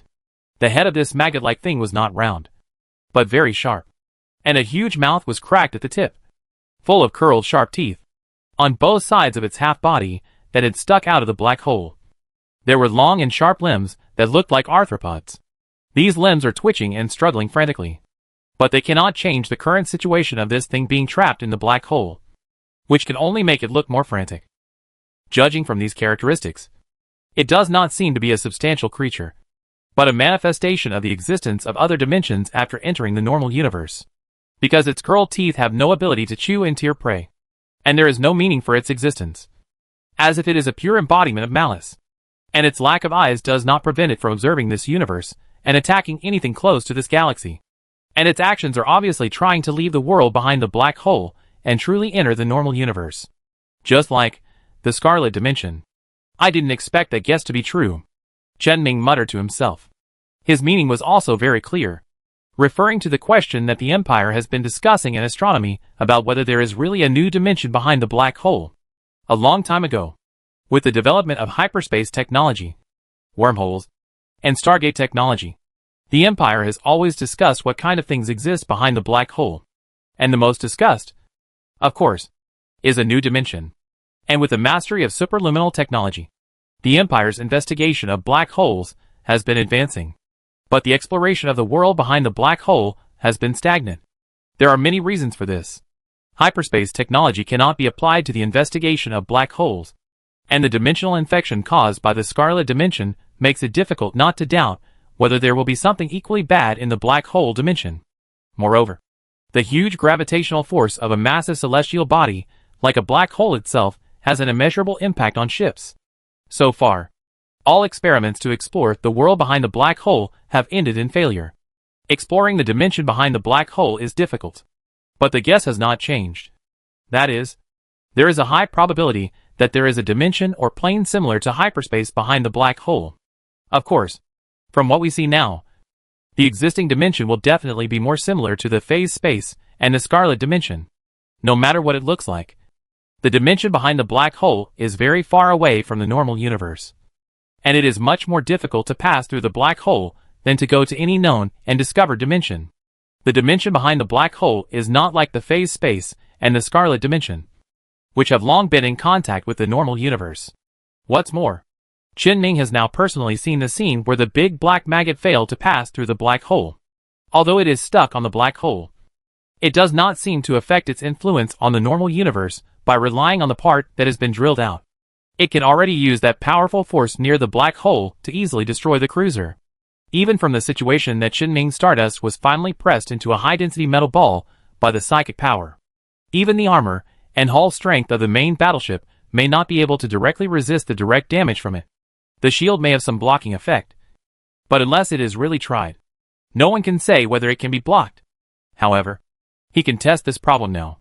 After the Stardust class jumped and dodged according to Chen Ming's command to avoid the deep purple beam and entered the black hole's horizon, the sensor captured the appearance of the monster. The monster suddenly seemed to be crazy, and its limbs waved more wildly. At the same time, the crack full of curved fangs also opened almost 180 degrees in the direction of the Stardust. A purple-black ball of light was gradually forming in the center of the crack. When the energy of the light ball was condensed to the extreme, the purple-black energy beam burst out and once again shot towards the Stardust that entered the field of vision. Chen Ming immediately made the Stardust perform a short-distance jump again, and once again dodged the gravity psychic energy beam shot by the monster. But this energy beam did not dissipate directly, but continued to follow the Stardust under the swing of the monster's head. The second Stardust was about to be destroyed again. However, Chen Ming's psychic power suddenly activated at this moment. With the help of the Scarlet Power, the Stardust class was forcibly moved several kilometers, and once again dodged the beam. At the same time, the short-range charging of the Stardust jump engine was completed, when the monster shook its maggot-like head and threw the purple-black beam again. Stardust jumped again and avoided it. And this time, the jump allowed Stardust to successfully approach the core of the black hole and stick to the monster's madly waving limbs. Countless meteor fighters were released by Stardust, flying into the abyss like countless red meteors. In a blink of an eye, all these meteors were extinguished. The meteor fighter was too small, and its armor was too weak. The moment it got close enough to the black hole, it was destroyed by a gravitational force on the dark monster that was even stronger than the black hole next to it. And the superposition of the two gravitational forces was still destroying the structure of the Stardust-class ship. But Chen Ming had no intention of retreating. In order to prevent this Stardust-class ship from following the footsteps of the previous Stardust-class ship, he chose to increase the investment in the Stardust's maintenance spiritual energy, constantly supporting the Stardust to continue to approach the black hole, and the monster stuck in the black hole. He wanted to see what this guy was. Whether it was a spirit, or some kind of powerful creature. Stardust passed through the flailing limbs. The only tachyon spear on the ship was also trying to launch an attack. However, the one surging torrent of particles lost their former sharpness when facing this monster. The gravity psychic energy around the monster that could disintegrate everything dispersed all the particles fired by the tachyon spear. His cruiser seemed unable to cause any effective damage to this monster. Come to think of it, the combat power estimated by the scavenger Chen Ming could face about 100 capital ships at the same time. And the combat power of the psychic monster in front of him that passed through the black hole would definitely not be bad. It was really a bit too much to think that just a cruiser could cause real damage to it. However, Chen Ming's purpose was not to harm it. His purpose was to use the current opportunity to investigate more information about the dark monster. The dark monster seemed to have discovered that the spaceship controlled by Chen Ming had an extremely exaggerated flexibility, and no longer tried to use it. Instead, it lowered its head, probably the thing on its head, and opened its bloody mouth of terrifying size.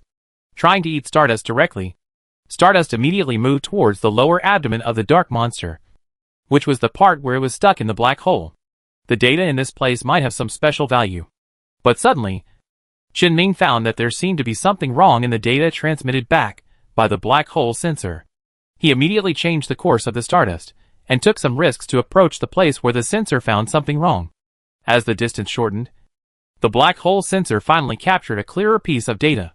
What made Chen Ming feel something was wrong was a limb of the black maggot monster that was drooping on the side of the body, as if it was dead.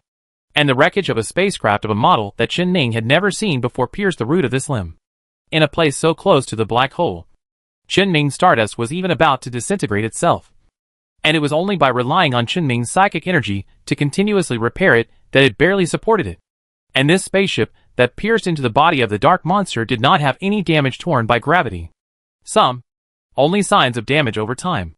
This situation made Chen Ming think of only one possibility. This is something left by the Shining Civilization. The Shining Civilization originally planned to develop the Origin Galaxy. And the wormhole in the Origin Galaxy would certainly be a part of the development.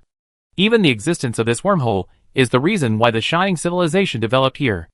Then of course there will be a spaceship belonging to the Shining Civilization coming here, passing through the wormhole, and clashing with the monster in the black hole for some reasons that Chen Ming is not clear about. In the end, it was left here. Chen Ming suddenly felt jealous, because the design of the spaceship was something Chen Ming had never known after studying ship technology for so long. He had never heard of any spaceship that could withstand the pull of the gravity of a black hole for 30,000 years and survive until now. That spaceship must have technology far beyond his technical level, waiting for him to obtain it. And just as Chen Ming discovered the spaceship, the Stardust class was also caught by the dark monster in the gap on the moving route, because Chen Ming forcibly changed the direction of travel in the middle of the journey. Just once, the Stardust was torn in half by the dark monster. Chen Ming's eyes in the black hole's horizon were also cut off. The Stardust class was destroyed. But Chen Ming had already obtained enough valuable information. He already had enough reasons to kill this monster. And now there is one more. He must find a way to get the ship that is suspected to be from the Shining Civilization. Chen Ming was determined to change his plan. The black hole was there, and its threat was not immediate. So he did not want to deal with the trouble of the black hole at first. But if there is such an unknown thing in the black hole, that even the question mark of whether it is a living thing must be answered. It must first solve this disgusting thing. Chapter 371 Borrowing. Chen Ming's idea is very clear. But the problem is also obvious. How to get rid of this monster. What has been confirmed so far is that the monster stuck in the black hole is a psychic species, with a substantial entity that can be touched. But it is not necessarily a living creature. And it does not necessarily have the life-sustaining organs of normal creatures. This means that Chen Ming is currently unclear about where its fatal weakness is. Moreover, a monster of this size cannot be broken by any means. Even if the weakness is known, it is not necessarily possible to use the weakness to kill it. Chen Ming has just tried the effect of ordinary weapons. It can only be said that ships below the level of battleships should not even look at it. There is no point in giving it away for free. and there is no point in even being cannon fodder to attract firepower. In fact, the destroyer guards could be used as cannon fodder, especially when Qin did not find any long-range attack methods other than firing gravity psychic beams from the mouth of the monster. Arranging more small boats in the fleet can help the large ships attract some firepower. However, environmental restrictions make this idea not so applicable. The huge gravity environment and the gravity psychic power mastered by the monster can make any spacecraft without sufficient strength be destroyed in one encounter. There is no point for the small boat to participate in it. Even the most powerful stardust that Qin is most used to using now cannot be regarded as effective combat power. Only other spacecraft can be used to participate in the subsequent battles. And the most powerful Zerg in Qin hands will also be limited by environmental conditions, because the Zerg fleet has a large number of carrier-based aircraft. That is, Zerg flying units. Their condition in the black hole horizon will obviously not be too good, even if the Zerg itself has higher physical strength and the Queen's psychic protection. When it really gets close to the black hole, its performance is at most better than the meteor fighter designed for self-destruction. However, Qin has a method that he has not tried yet, which is to use the phase space to fight the monsters in the black hole. The power of the phase space is also very significant. He could launch another wave of attacks to see if the monster could effectively counter the power of the phase. But this could wait a little longer. It was not worthwhile to launch an attack just for one target. Qin wanted to find out not only whether the phase attack method was effective. He also wanted to find out what kind of weapon could cause absolutely effective damage to it. At present, it seems that the means of stimulating high-energy particles to launch attacks, such as the tachyon spear, are very unclear. However, the actual effects of energy restraint bombs and high-energy lasers, which are also classified as energy weapons, have not been tested. Moreover, there are weapons of the live ammunition type, chemical weapons, and explosive weapons that have not been tried. They all have to be attacked in turn. It just so happens that this monster has a very simple means of attack, and its body is confined to the black hole and cannot move. It is simply the best target. He is not in a hurry, and he will completely transform the Zerg battleship before the next experiment, reduce the number of small Zerg units carried, and install different types of weapons on different Zerg battleships. And because the Zerg battleship is modified from the mechanical mothership, the main weapon it carries is operated in the mode of the spine cannon. It relies on the increase of energy to produce the final powerful brick flying effect. It is not too suitable for the Zerg warship, but it is convenient for Qin to transform it at this time. Although using such a ship to fight the monster may cause some losses, it is more than the results that can be gained in the process. And the ship that has been pierced into the body of the monster for tens of thousands of years, and has withstood the tearing of the gravity of the black hole for tens of thousands of years still maintains its overall structure intact. He can completely accept this loss. Wait. Speaking of this ship, Qin suddenly realized something. The ship pierced into the body of the monster, as if it was just relying on the solidity of the hull. Although the solidity of this shining civilization ship is a little high, it also means that the monster may not be very resistant to sharp-pointed live ammunition weapons. Qin knew a lot of this type of weapons, such as the very common storm needle, or the mechanical race's solid bullet-rich cannon. Even some shipborne spike bullets made of Zerg keratin fired by Zerg warships can be considered this type of weapon. And judging from the arthropod limb that has lost signs of activity near the spaceship, it is likely that it was the limb that was destroyed before the shining civilization spaceship pierced into it. So this monster must have weaknesses, and can definitely be killed. He may be able to start directly from this spaceship and the dead limb. Through this spaceship, he can confirm how the shining civilization made the limb lose its vitality. Later, when he arranges the weapons of the Zerg battleship, he can also focus on this direction. It would be even better if he could kill the monster directly during the test. And Qin feels that he can also change the plan a little bit, no longer giving priority to solving the monster and then capturing the spaceship. Instead, he should first find a way to pull out the ship first, and then consider solving the problem of the monster itself. Of course, the battle must be fought, and the tests must be done. Anyway, he is still not afraid of any losses as always, but he doesn't need to make some insignificant losses. So if there is a subsequent battle, Qin plans to only send Zerg troops. Although the scavenger seems to be able to fight the monster, Qin still has the same idea as before, and does not intend to let it go to the battlefield. The value of what it has is far higher than the value of its participation in the battle. Moreover, the scavenger is not a psychic machine. To fight this kind of battle with psychic power, it still needs to rely on the Zerg, who also have psychic power. In fact, Qin Ming has a new idea. It is the idea of simply piling up the body to create new Zerg individuals. However, its feasibility, rationality, and the strength of the biological-physiological structure of such a body cannot be solved in a short time. You can try it later. For now, just call the Zerg's main battleship Hercules A. The scale of this exploratory battle is based on 100 battleships. Qin Ming silently thought about the number of battleships that might make the Empire feel scalp numb. He does have so many battleships. And he can also make far more battleships than this number. This can only be said to be the power of the Zerg. When Qin Ming completely mastered the technology of battleships and the technology of making Zerg battleships, no one could threaten him. After all, no one knows how many Zerg nests are desperately expanding in the endless universe. No one knows how many Zerg fleets are standing behind Qin Ming. Anyway, from the number of Zerg cruisers that appeared before, we can know that there will definitely be a lot of them. Qin Ming knew that the Empire seemed to have had several discussions about him. Or more precisely, about him and in Whooping. After all, the Empire has many ways to deal with a powerful psychic.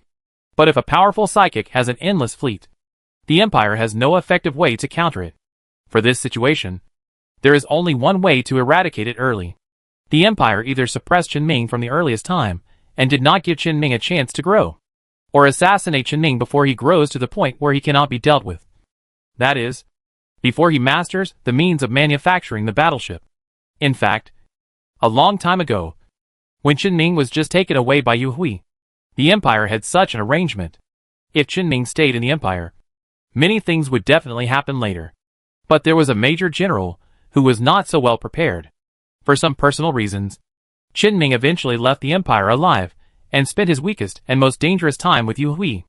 This made Qin Ming temporarily grow to a point where he could not be easily solved. Later, Qin Ming and Bai Quan started their cooperation. He had Bai Quan as a guarantor, and he stayed in the laboratory every day to do research. No one could contact him at all, except for the one time when Zhuo Jing infiltrated with a brainwashed psychic. No other means could reach Qin Ming.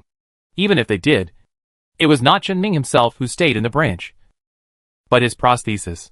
As time went by, Qin Ming got to know more and more people. His abilities became stronger, and it became more and more difficult to move him.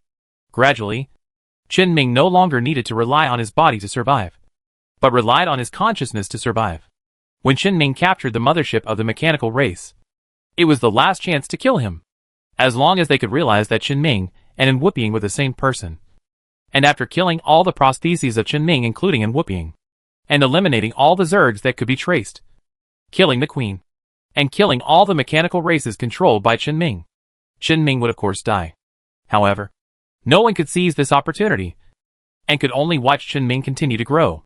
At this point, the combat power of Qin Ming and Whooping, who are closely related to the Zerg nest, may even overthrow the imperial regime alone.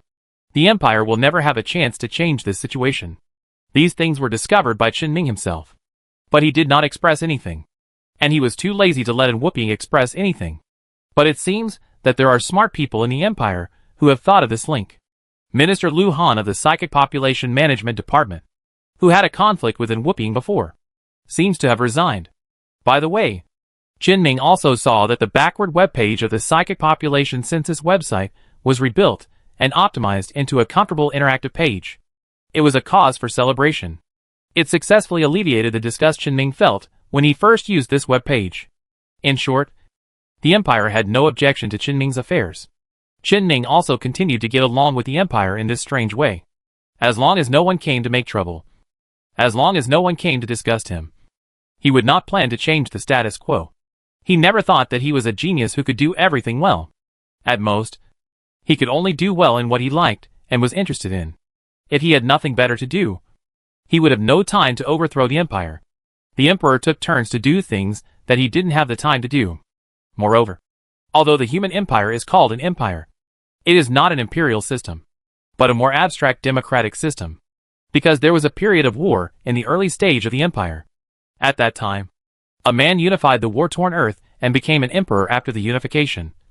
And the unified country became the human empire. This perverse behavior was of course ended soon after. But because of this, civil war may break out again at any time. So, just like the Empire's external transfer of contradictions today, a nominal democratic system with military power was born. The ruling class's approach is to use the gathered military power to expand and transfer internal contradictions to external contradictions, which is also one of the causes of the last pioneering era. And in the end, power is just a kind of strength. In this world where individuals can surpass the power of the group, power is really not an important thing, at least for Qinming. So Qinming doesn't care what the Empire is like or what kind of political system it is. He only cares about himself and the people around him, and doesn't care about anything else. Of course, his care can also include some things that are helpful to what he wants to do. For example, rapidly developing technology. Therefore, war is definitely not what he wants to see. Only internal stable peace and external controllable war can make a country develop rapidly. Qinming patted his head and threw away the random thoughts that were starting to come up again. He had to continue to explain his requirements to the Queen of Zerg and dispatch enough modified battleships. However, due to the limitations of Qinming's current psychic state, he could not directly use his own psychic power to assist in the control of the battleships. He could only use his own command skills to command the Zerg fleet, just like commanding the Empire's army. In short, when Qinming originally controlled the Zerg fleet, he was playing a real-time strategy game. And when he was temporarily unable to control the battleships, the real-time strategy game became a simulated military sandbox. The difficulty is not on the same level. But Qinming at least learned the university command techniques of the Legion from Bai Quan. He was not completely blinded when his own spiritual power could not be used due to some restrictions. He still had full combat power. In addition, Qinming had another idea. That is, why did he have to face the trouble alone? He was not the only one who had a brain and could find a way. Qinming turned around and went back to the research institute. He ran to the Legion, the laboratory he rented from the Legion. Of course, it is called a laboratory, but it is actually a colony on a satellite inside a galaxy that is closed to the outside world and closed to the main galaxy. After all, it involves phase behemoths and battleships. So of course a suitable experimental site is needed.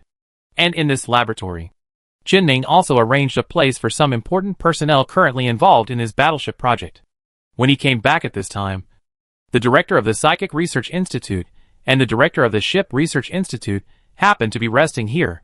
Both directors greeted Qinming. The director of the Psychic Research Institute saw that Qinming had returned in person and asked subconsciously, "Are you done with the work? Can you come back to work again?" "Not yet. But more." "What's wrong?" Qinming was very prepared to take 2 sensor videos of the 2 behemoths he encountered inside and outside the wormhole on the table in the room. The scavenger robot and the monster in the black hole. The 2 directors who were resting and leaning on the sofa in a somewhat idle manner immediately sat up straight. "What is this?" "One is a giant robot left by the Shining Civilization, and the other is a suspected existence in the black hole dimension." The director of the Ship Research Institute asked casually, "Can't you beat it? Do you think I need to beat the Iron One?" "I know. So I'm talking about the thing in the black hole." Qinming explained, "I sent 2 ships to investigate, but they were defeated there, and I was about to go and cause trouble for it again. However, the cruiser-level battleship can no longer cause effective damage. So I plan to test what weapons are effective against it. Then kill it. Don't let it affect my work. But I'm not sure if the main battleship can hit it. So I came to ask if the Empire has any good things they are researching that I can use." The 2 directors looked at each other, and the director of the Ship Research Institute turned to Qinming and said, "I'll ask for you." "Really? How should I put it?" The director's expression was a little embarrassed. Qinming said again, "Just tell me. Type. That is, before, the mechanical race destroyed their own planet in order to deal with your Zerg invasion. Right? The mothership destroyed the land plates of the planet, destroyed the core of the planet, and caused the planet to collapse. This method is quite efficient.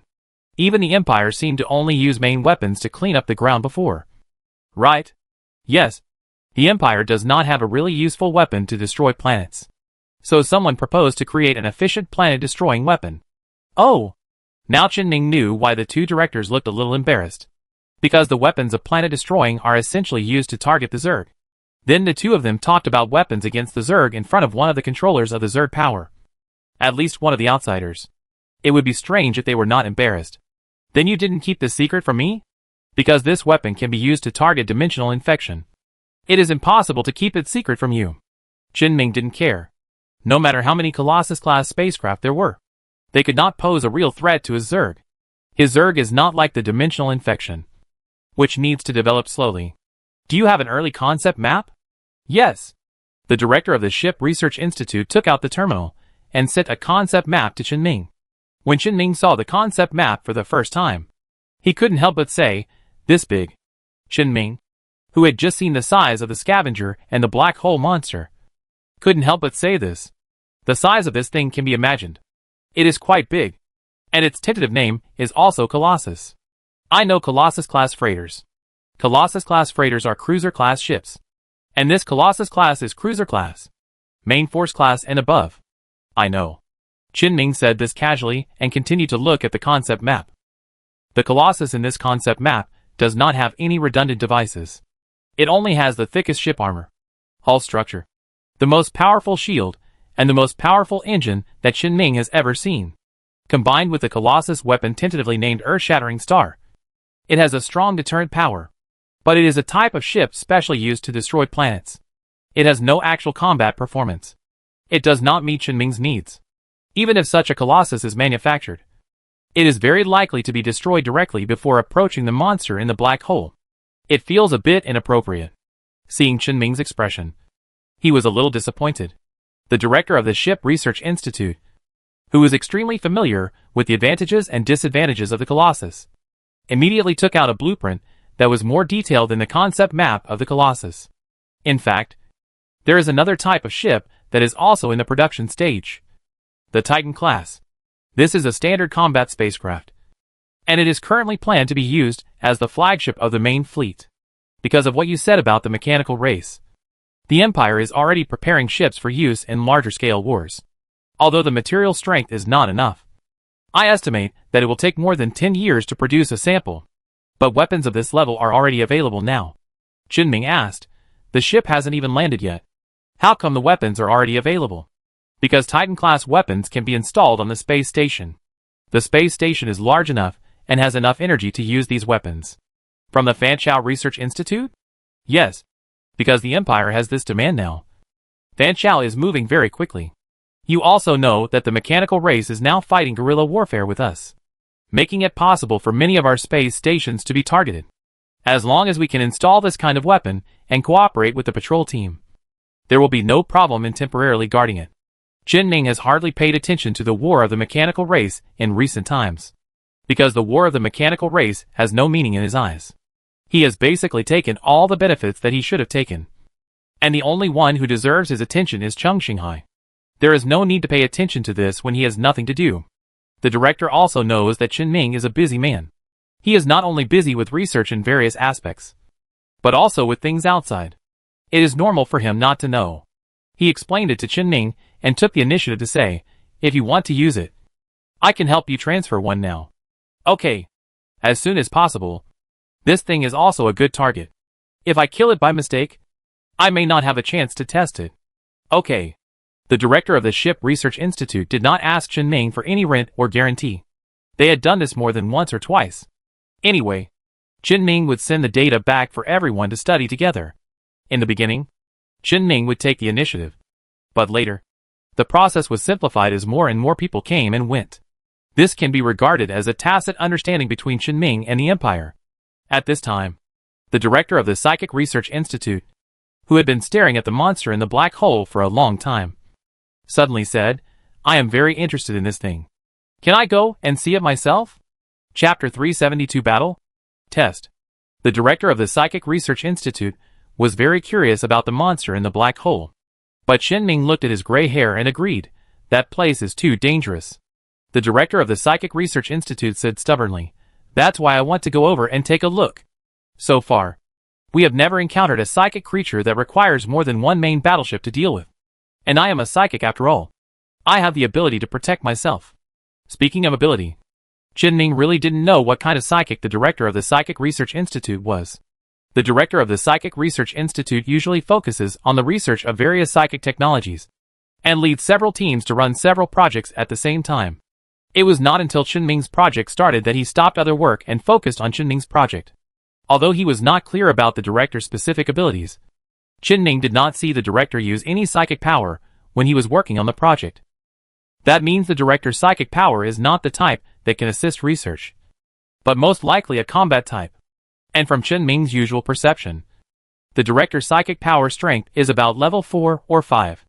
Although this made the psychic director's words more convincing, Chen Ming was still a little hesitant, because the monster was in the event horizon of the black hole. Although he would be more prepared the next time he went there, he would not lack equipment to detect the event horizon from outside the event horizon. But if the psychic director goes there, he might want to get close to the monster, and Chen Ming may not be able to guarantee his safety. But seeing the psychic director's old eyes, with a special desire and curiosity for the unknown, Chen Ming also found it difficult to say a direct refusal. You can go, but you have to do what I say after you go. Otherwise forget it. No problem. The psychic director's moving eyes immediately returned to their normal appearance. He decisively agreed to Chen Ming's request. After all, it is better to go than not to go. After you go, everything will be left to you to arrange. As long as I can see the monster. Are you coming? The psychic director suddenly turned to the ship research director and asked this question, which made the ship research director very annoyed and said, "If you want me to change the new director, just say it directly. Have you finished talking? If you have, let's go and get the weapons first." After the psychic director finished explaining some work, and the ship research director explained the location of the Titan-class ship weapons set by the Fanchao Research Institute, Chen Ming used psychic power to take the two of them to a closed galaxy near the headquarters. This place is the same as the area that Chen Ming rented to study the transformation of the Patriarch's corpse to manufacture a battleship. Both are places dedicated to some research that may cause large-scale physical damage. Chen Ming and the two directors were teleported directly to the port of the space station. The ship director notified them in advance, so their arrival did not cause any problems such as alarms. The ship director looked around when he arrived at his own territory, and then took Chen Ming to the area where the Titan-class ship weapons were installed. Before he took 2 steps, Chen Ming's eyes blurred, and the light in the port suddenly began to flicker frequently, seemingly because there seemed to be a minor malfunction in the lighting system.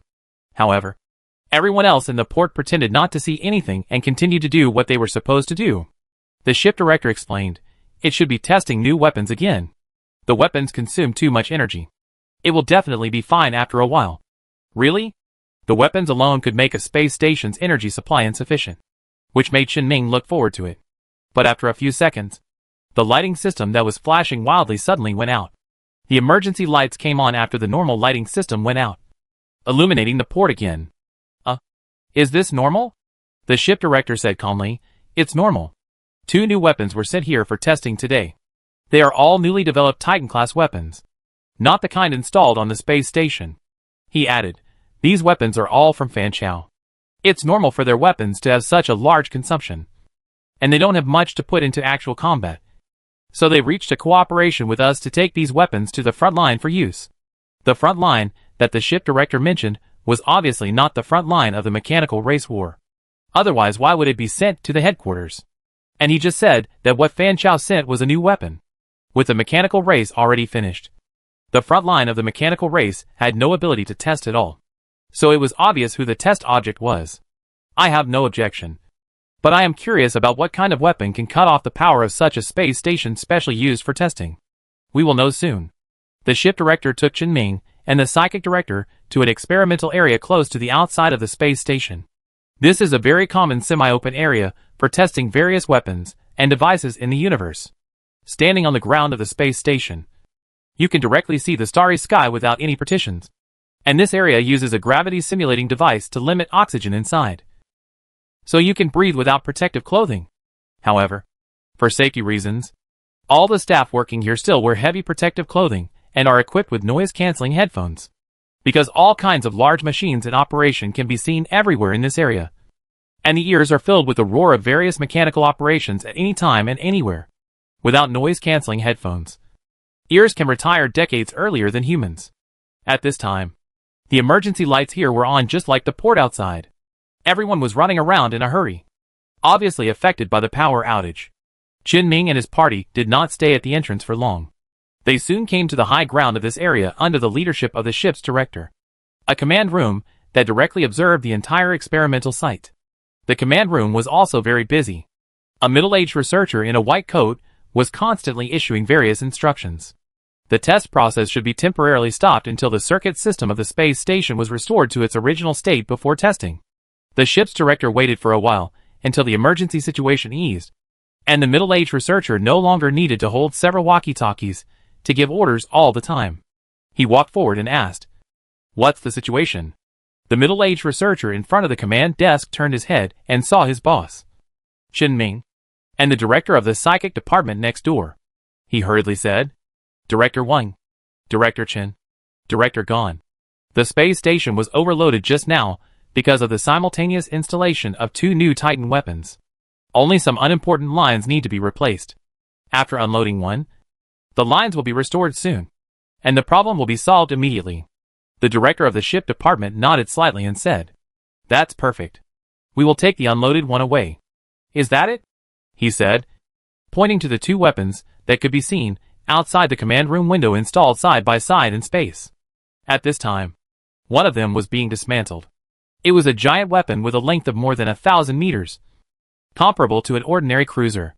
Yes, those 2 are the updated Titan-class weapons that have just been delivered. The Purgatory Rays. Chen Ming, who was standing by, had been focusing on the 2 giant weapons since he arrived at the experimental area and entered the command room. When the researcher mentioned their names, he immediately asked, "Is it related to the Purgatory Core?" "Yes." The director of the Psychic Institute, who came with Chen Ming, helped explain. Both of these Purgatory Rays use beams as carriers of entropy aggregation. When they are fired, they can converge all the dissipated energy and concentrate all the damage, causing very powerful energy damage and high temperature damage. No wonder the energy consumed is so huge. It is necessary to fire energy beams of sufficient power and to be able to stimulate the effects of the Purgatory Core. It would be strange if the consumption is not large. Chen Ming couldn't help but say, what kind of ship can support such a large energy consumption? The director of the ship also explained, the Titan-class spacecraft is equipped with a large enough antimatter reactor and antimatter fuel engine, and combined with energy crystallization technology, it can minimize the loss of energy flowing in the spacecraft. Paper calculations are theoretically feasible. We already have the weapons, and if we want to build ships in the future, we must follow the scale that can afford these weapons. Don't worry about whether you can afford it. The key is whether you can use it. The number of Purgatory Cores is limited. So what Fan Chao said last time was a weakened version of the Purgatory Ray, called the Hellfire Ray. If the Inferno Ray is enough, the Hellfire Ray will be mainly installed on the space station. If it is not enough, the Hellfire Ray will have to be installed on the Titan in the future. I remember we also have 2 Hellfire Rays here. I will go and ask for one later. Chen Ming listened silently to the ship director's introduction. Seeing that he seemed to have finished talking, he asked, "Is there any difference?" "The difference is that the ion cannon does not have a Purgatory Core. The thing in it that has a similar effect to the Purgatory Ray is made by imitating the Purgatory Core." Chen Ming was immediately surprised. Imitation? Can it be imitated? Yes. The progress of technology is often unexpected. It is impossible for the normal number of Purgatory Cores to take care of all the space stations on the border of the Empire. Imitation is the best solution. It has been almost a year since you published the technical article on Purgatory Core. There must be some movement in this year. Right? That's right. Chen Ming didn't dwell on this matter. On the contrary, he was very happy to see it happen. Technological progress is definitely not a bad thing. At least not a purely bad thing. Just then, someone suddenly pushed open the door of the command room and said, "The line inspection report has come out. The damaged lines have been replaced, and the circuit system can be restarted at any time." Hearing the familiar voice of the person speaking, Chen Ming immediately turned around to look. It was indeed He Gu, whom he had not seen for a while. Chen Ming immediately stepped forward and took the initiative to greet him and asked, "Are you working on this project now?" "No. I am still working on the previous project. But I just came here to exchange ideas now." "Is the research progress not good?" "Yes." He Gu generously admitted this. "It is mainly because there are only a few people working on this civilian project of psychic devices, and there is no precedent to refer to. It just so happened that I heard that the Fan Chao Research Institute was preparing for the militarization and large-scale production of psychic devices, and sent a few weapons over. So I applied for academic exchanges. I think we can start from this aspect." After all, many civilian devices are derived from military devices. Very good. I wish you success. After delivering the documents, Higu turned around and left quickly. The middle-aged researcher in charge of commanding this experimental site also quickly told Qin Ming that the Purgatory Ray had been unloaded and could be taken away at any time. Another Hellfire Ray had also been unloaded and was on the other side of the space station, and could also be taken away. Qin Ming, of course, went there without hesitation and controlled the two new weapons in his own hands. Before leaving here, he asked the ship director if there were any other weapons that needed to be tested. So he added a couple of miscellaneous items to the list of weapons he took away with his psychic power. Among them, there are two weapons that Qin Ming finds more interesting. One is the arc launcher carried by the cruiser. The other is a modular weapon similar to the mechanical family carried by the battleship. The focused arc launcher. That is, the enhanced version of the arc launcher. It is said that it can theoretically directly penetrate the target's shield and hull, causing arc damage directly acting on the hull structure. However, it is said that the effects of these weapons in the previous experiments seem to be somewhat unsatisfactory. The team that developed this weapon seems to have given up. But Qin Ming still paid special attention to it, because he felt that these two things seemed to have some potential. After everything was ready, Qin Ming took the director of the psychic energy to jump again and arrived at his highest point. At this time, only 2 hours had passed since he entered the wormhole and left from the other end of the wormhole and encountered the monster in the black hole. His highest point was still in the same place. Observing the situation of the black hole from a distance, after confirming that he had arrived at the place, the director of the psychic energy immediately confirmed his coordinates. And his confirmation method was also very simple and effective. What is this place? I don't know yet. Qin Ming knocked on the control console of the spaceship in front of him, signaling the director of the psychic energy to come and take a look. Do you see that wormhole? That's where I came out. As soon as I came out, I was attacked by the thing in the black hole. So I planned to kill that thing first to make sure the surroundings are safe, and then confirm the specific location. However, all observable galaxies nearby have been recorded, and it is confirmed that there is no familiar galaxy structure. I can be sure that we are still in our universe, but we are also outside our universe. That is, outside the observable universe. The director of the psychic power helped Qin Ming fill in the last self-evident sentence in his mind, and he roughly understood why Qin Ming had to deal with the monster first. After all, the entrance and exit of this place need to pass through the wormhole. Although Qin Ming can use psychic energy to move directly, it is definitely more stable to use natural wormholes to move. Qin Ming did not chat with the director of psychic energy for a long time. Under the effect of his psychic energy, all the weapons that were sent to the colony at the other end of the wormhole appeared near his spaceship. They were suspended around like floating guns, facing the direction of the black hole. Because the types of weapons obtained from the Empire were too complicated, it was too troublesome to install them one by one on the Zerg spaceship. So Qin Ming planned to use these weapons directly. Only the other types of weapons that he wanted to test before were tested by modifying the Zerg battleship. But Qin Ming always remembered the purpose of his coming here. The main purpose was to seize the spaceship of the Shining Civilization, and testing the weapons was secondary. After all, as long as the technology of the Shining Civilization spaceship was available, a better design than the existing spaceship would no longer be a problem. After all the suspended weapons were fully charged out of thin air, with the effect of Qin Ming's psychic power again, hundreds of Zerg battleships also appeared in the galaxy together. The director of the psychic power beside Qin Ming looked at such a large fleet with some amazement, and couldn't help but sigh at Qin Ming's current strength. In his understanding, even the Empire that had reached its peak in the pioneering era seemed to have never had a main fleet of this scale. However, the fact that Qin Ming has such a fleet is already known to many people, but he has seen it with his own eyes now. There is nothing to say. Qin Ming has such power, and is willing to get along with the Empire normally, which is a very good situation for the Empire. If he doesn't give face, it will be a pure brainless behavior. Moreover, Qin Ming gathered so many battleships together at this time to face a more terrible enemy.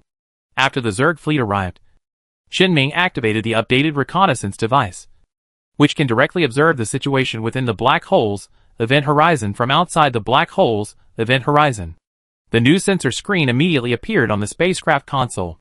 The monster was still struggling at the mouth of the black hole, trying to escape from the black hole, and its limbs waving wildly seemed to be venting its emotions. But it could only vent.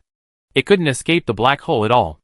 The psychic detection device has recorded the psychic fluctuations it emitted when it used psychic energy. All the data are there. You can check it out yourself.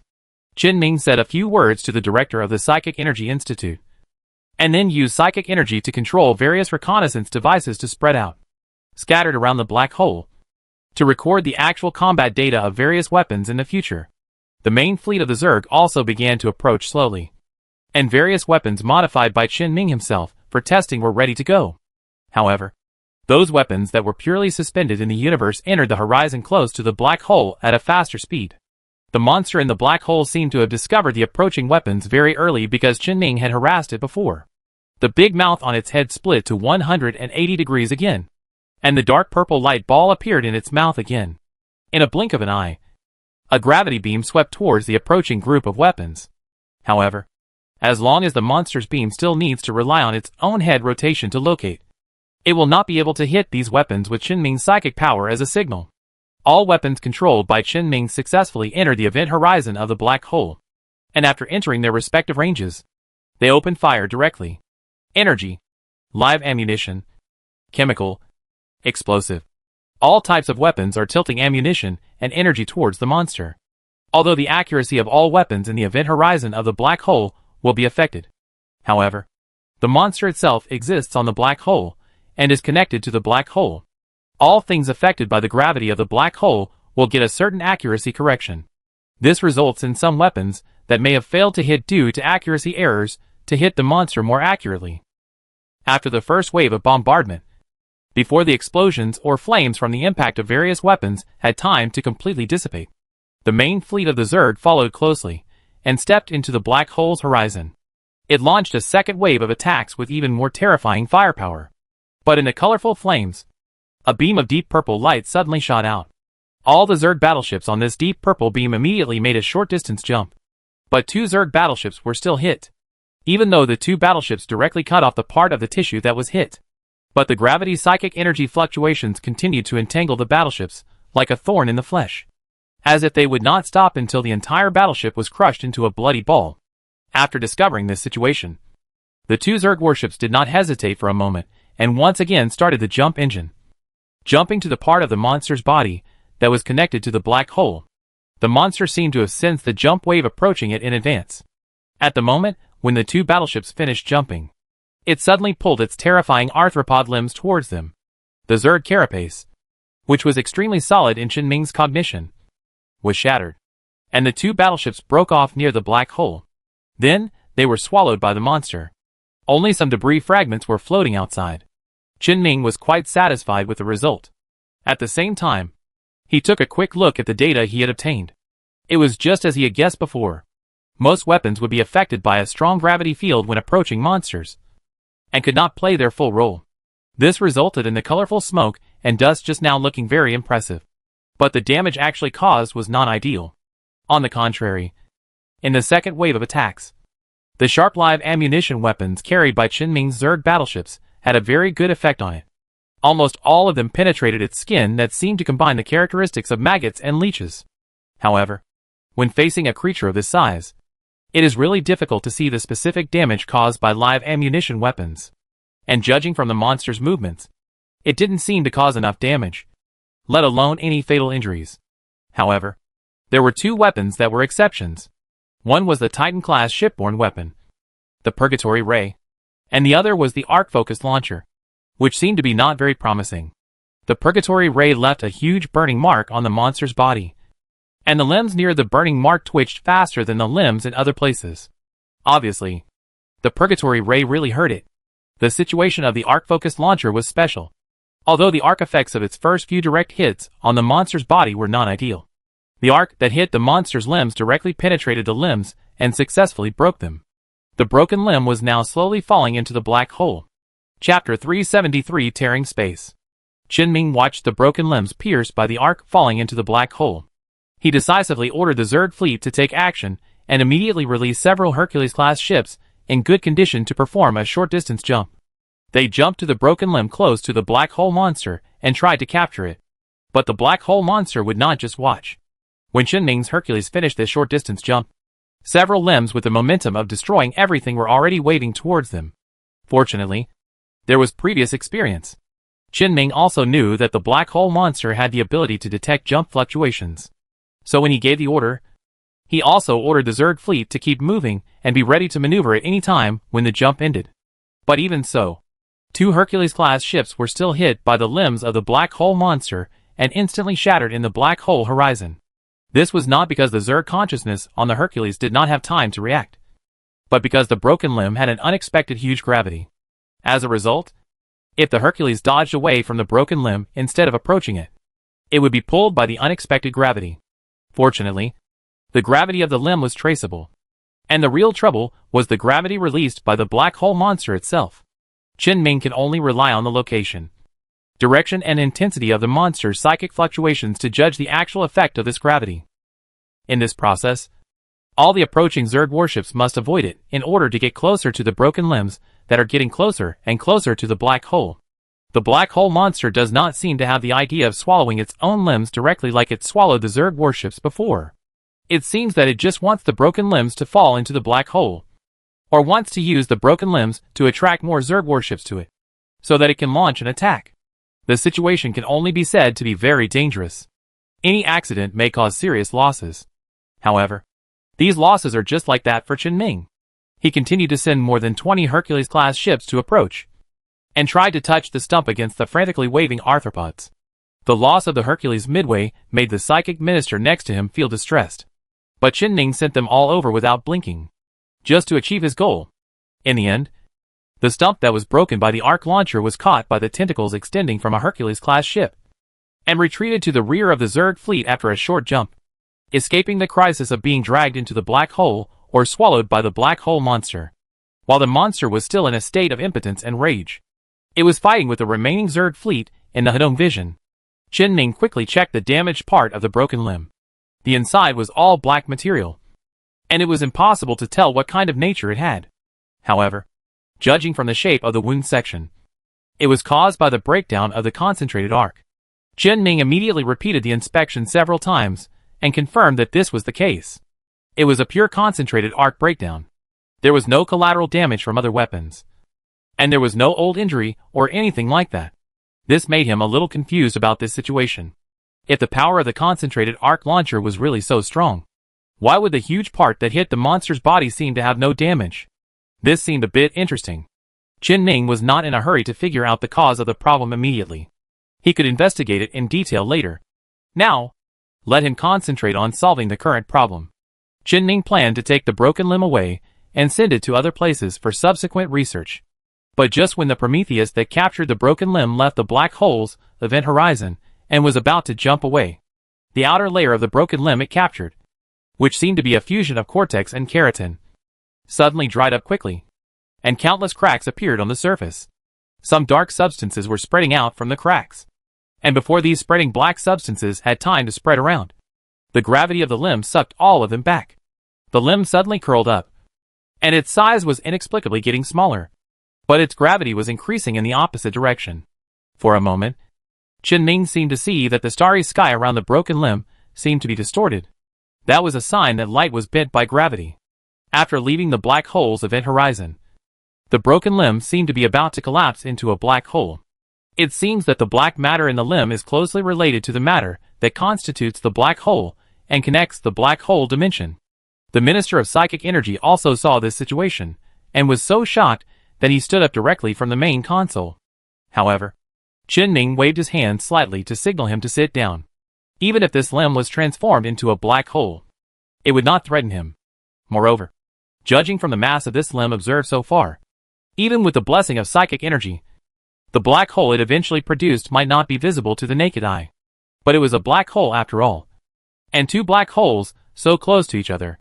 So Qin thought about it, activated his psychic energy, and used the dimensional power he controlled to block the limb that was collapsing into a black hole. In his opinion, there is a high probability that there is a real black hole dimension behind the black hole, and the act of creating a black hole is to use the dimensional power to open the way to the black hole dimension. Therefore, using the power of dimension to counter the power that caused the black hole was the most likely way he could think of. Anyway, if it didn't work, he still had other means to use. And the reality was indeed as he thought. when the part of the dimensional power belonging to Chen Ming blocked this limb. The process of the limb collapsing into a black hole was directly stopped, and the agitated black matter gradually calmed down, gathered back into the limb, and restored to its original appearance, quietly captured by the tentacles of the Zerg warship. The Minister of Psionics didn't quite understand the development of the matter and asked, "What was that just now?" Chen Ming explained, "The limbs of this monster seem to have begun to transform into black holes after leaving the black hole's event horizon. So I used a little trick to lock it up. And the effect was good? And it shouldn't change again. The power to seal the black hole? It seems to be more than that. Chen Ming has the power to seal his limbs. And this limb can obviously be taken anywhere. This is equivalent to Chen Ming mastering some of the means to use the power of the black hole. Even if it is just the simplest and crudest destructive power. It is mastered." The director of the Psychic Energy Institute nodded silently, and at the same time immediately lowered his head and looked at the control console, in order to cover up his somewhat shocked expression. Just when he lowered his head, he happened to see the scene where all the Zerg warships that were originally in the black hole suddenly disappeared. That was because all of Chen Ming's Zerg warships activated the biomass phase coils at the same time and entered the phase space. Of course, the Zerg warships do not use the orthodox phase coils installed on various phase spacecraft, but the organs that the Zerg Queen evolved after devouring the genes of the phase beasts and have the same function as the phase coils. The tests that should be tested in the normal universe environment have been almost completed. It is time to test some new things. Chen Ming, of course, will not look at the air in the normal universe, and also enter the phase space. The Psychic Minister's eyes swept across the console, and suddenly he couldn't sit still again, saying, "This black hole. I noticed it." Chen Ming responded. His eyes also locked on the console, because when observing the black hole where the monster exists in the phase space, it can be found that the existence of this black hole has lost the sense of terror that it brings to people in the normal universe. It has become just like an ordinary celestial body. Of course, it should be like this. The phase space is an independent dimension with self-awareness. When there is a gap in the phase space leading to the scarlet dimension and the normal universe, it will take the initiative to let the phase monster close it.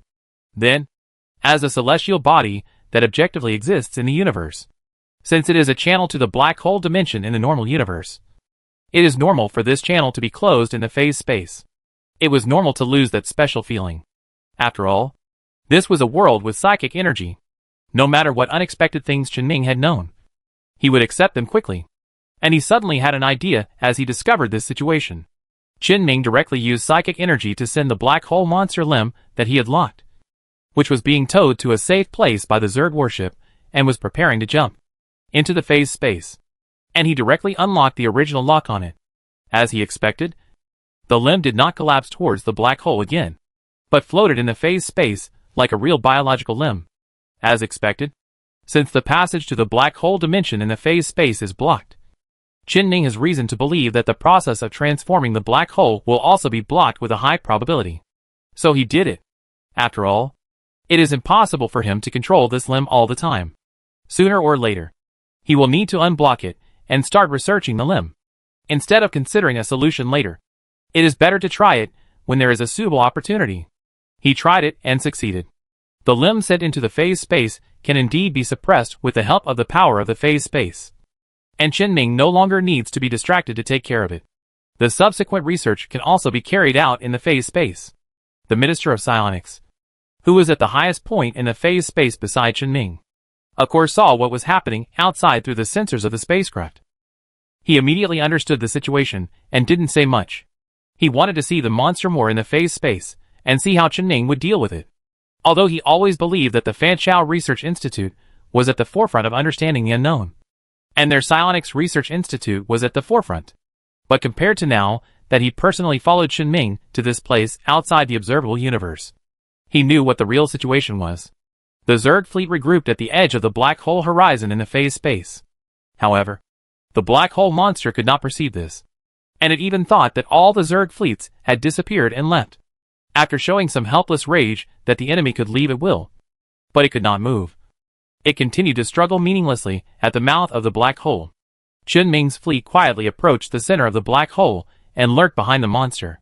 They slightly dispersed the formation and aimed all the weapons they could use at the parts of the black hole monster's body where the limbs were most densely distributed. That was the upper part of the torso near its head, which Chen Ming judged. The dark monster in the normal universe seemed to move its messy limbs a little uneasily. The next moment, the firepower that erupted from the dimension it didn't understand at all instantly covered its body. And in the blink of an eye, it severely injured its body. A huge amount of black hole matter ejected from the wound of the black hole monster that was almost half penetrated. The terrifying twisted and chaotic gravity accompanied by these randomly shaped black hole matter filled the entire black hole horizon. However, Chen Ming's Zerg fleet was not affected at all. The effect of the phase space's suppression of the normal dimension is incomprehensible to the existence in the black hole dimension that is completely isolated from the normal universe. And the attack of Chen Ming's Zerg fleet continued. And the wound continued to expand. The black hole monster twisted its body with difficulty and opened a crack in the direction of the attack source. Just when Chen Ming thought it was going to release the psychic gravity beam, its big mouth suddenly bit the purple light ball in the crack. When it opened its huge mouth again in the next moment, a violent circular gravity field suddenly spread out. It was like a screaming sound wave visible to the naked eye, sweeping across the entire black hole horizon, and even affecting a large area outside the black hole horizon. There is actually such a method. If Chen Ming directly relied on the number of fleets to force forward, no matter how many ships came, they might be destroyed in this attack. Fortunately, Chen Ming was prepared. He chose to repeatedly test the monster, and the real attack was also launched in the phase space. Therefore, his Zerg fleet was still not affected at all. He even felt that he might be able to take this opportunity to kill the monster directly. It would save him from more trouble. So Chen Ming stopped firing slightly, preparing to focus on the wound that was being repaired by the black hole matter, and directly blow it up at once. But at the moment, when the second wave of firepower of the Zerg fleet was tilted out, and the first laser beam attack hit, a sense of danger suddenly surged into the perception of the robots that Chen Ming left on each Zerg warship. The black hole monster bit its head, which had been injured countless times, towards the position of the Zerg fleet in the phase space. It did not bite into the air, but seemed to bite into something substantial. In the normal universe at this time, the reconnaissance equipment left by Chen Ming found that the front part of the monster's head was missing. It was not that its head was broken by the surging firepower, but its head probed into the phase space, and part of it was in the phase space. It opened its huge mouth again towards the Zerg fleet. The director of the Psychic Energy Institute really couldn't sit still this time, and a fierce psychic wave flowed through his body. He couldn't understand what the black hole monster was doing, but he knew they were in trouble. Chen Ming understood what the monster had done. It was very simple to say. First of all, the phase space suppresses the normal universe. Things that only exist in the phase space can actively contact things in the phase space, while things in the normal universe cannot do the same thing in reverse. Even dead things are the same. As long as dead things that only exist in the phase space are pure suppression of things in the normal universe. But this monster seized an opportunity. Chen Ming took the initiative to attack it, and he had to let the means of attack contact it, making the dimensional suppression almost non-existent at this moment. The black hole monster itself has the ability to pass through the black hole dimension to the normal universe. Although it is stuck here now, it naturally has mastered part of the power of the dimension. Therefore, at the moment when the phase space caused damage to it in the normal universe, it took advantage of the moment when things in the phase space came into contact with things in the normal universe, tearing apart this piece of space that had a brief contact. It tore a crack between the normal universe and the phase space, just like the destruction core did before, and probed into the phase space. The deep purple beam swept directly from the gap in the dimension to the Zerg fleet. Although Chen Ming could not use psychic energy to control these Zerg warships for the time being, his consciousness link with the Queen of Zerg could still share the situation at the fastest speed. This gave the Zerg warships some time to counterattack. Although 7 Hercules-class ships were still hit by the psychic gravity beam, the sudden damage had been reduced to a minimum. However, the situation was not yet at a point where it could be eased. Chen Ming had never expected that the space would be torn apart. Moreover, in his consciousness space, the power from the phase space seemed to be calling him to repair the rift that had just been torn open. Chen Ming did have the ability to repair it. The gap between the phase space and the normal universe is easy to repair. After all, the phase space does not invade, so it can be repaired casually. But the black hole monster is clinging to the gap and is trying to expand the gap to explore the phase space. The danger of this thing is still very scary. And why does Chen Ming feel that the phase space also regards him as a phase monster? But he did get the benefits of the phase space anyway. So it's okay to help maintain the phase space. Not to mention that his fleet is still using the special characteristics of the phase space to unilaterally suppress the monster. If this monster enters the phase space, it will be a big trouble if it escapes from the black hole. No matter what, we must try our best to prevent this from happening. Chen Ming first comforted the psychic master, whose body began to change and seemed to have physical mutation-type psychic energy, and told him not to rush to act. Then, Chen Ming's Zerg fleet suddenly rushed to the gap one after another. Even at the risk of being balled up by gravity psychic energy, they still crashed directly into a giant ball of pure white light that completely covered the body of the black hole monster. In fact, it was not a ball of light. Instead, the Hercules class converted all the nutrients of all tissues and organs into pure energy crystals, and Chen Ming's psychic energy also transported a bunch of stored energy crystals, which were activated when they were about to hit and triggered when they hit. The devastating impact dealt a heavy blow to the black hole monster, and the number of Zerg battleships of this size that can be used for self-destruction is more than 70. One after another, light balls appeared on the body of the black hole monster, and the powerful impact repelled a part of its body that had penetrated into the phase space. Chen Ming's psychic power immediately followed up, using the matter that the phase space itself possessed, that is, the omnipresent medium, to repair the phase cracks torn by the black hole monster. Of course, the black hole monster would not be willing to be repelled like this. It opened its bloody mouth again, trying to tear the cracks between dimensions again. But several Zerg battleships left the phase space, carrying a belly full of energy crystals, and self-destructed face to face with it. It was just this short moment of obstruction that allowed Chen Ming to successfully repair the rift completely. Without the contact between dimensions, dimensional suppression worked again. The black hole monster could only bite randomly in the void like a mad dog, and there was no way to directly tear the barrier of space. Chen Ming also took this opportunity to gather his troops and stay away from the black hole area. He was not in a hurry to continue the attack for the time being. At least, he was not going to attack before thinking of a way to stop the black hole monster from tearing the space. Otherwise, if it tore the rift again, who knows what this monster will do later, and whether it will have any troublesome means. And he has collected enough data, whether it is the black hole monster or the weapon. He had to go back and process the data first.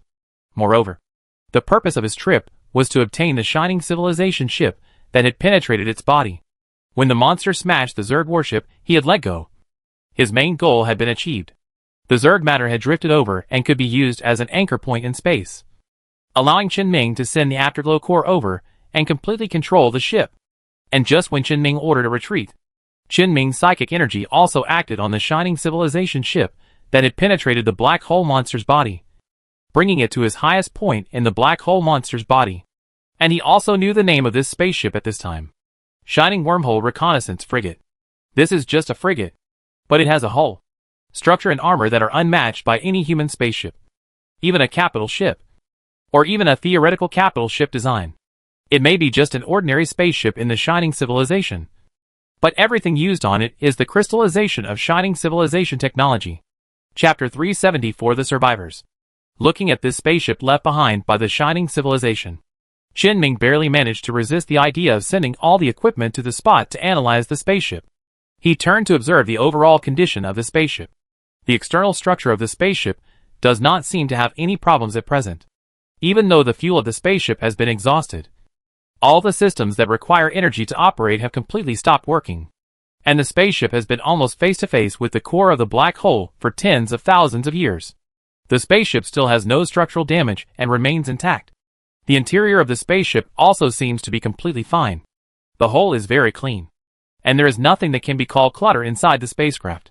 In addition to the first impression of cleanliness, this spacecraft gives Chen Ming the feeling of a very complete and compact integrated structure, without any scattered things.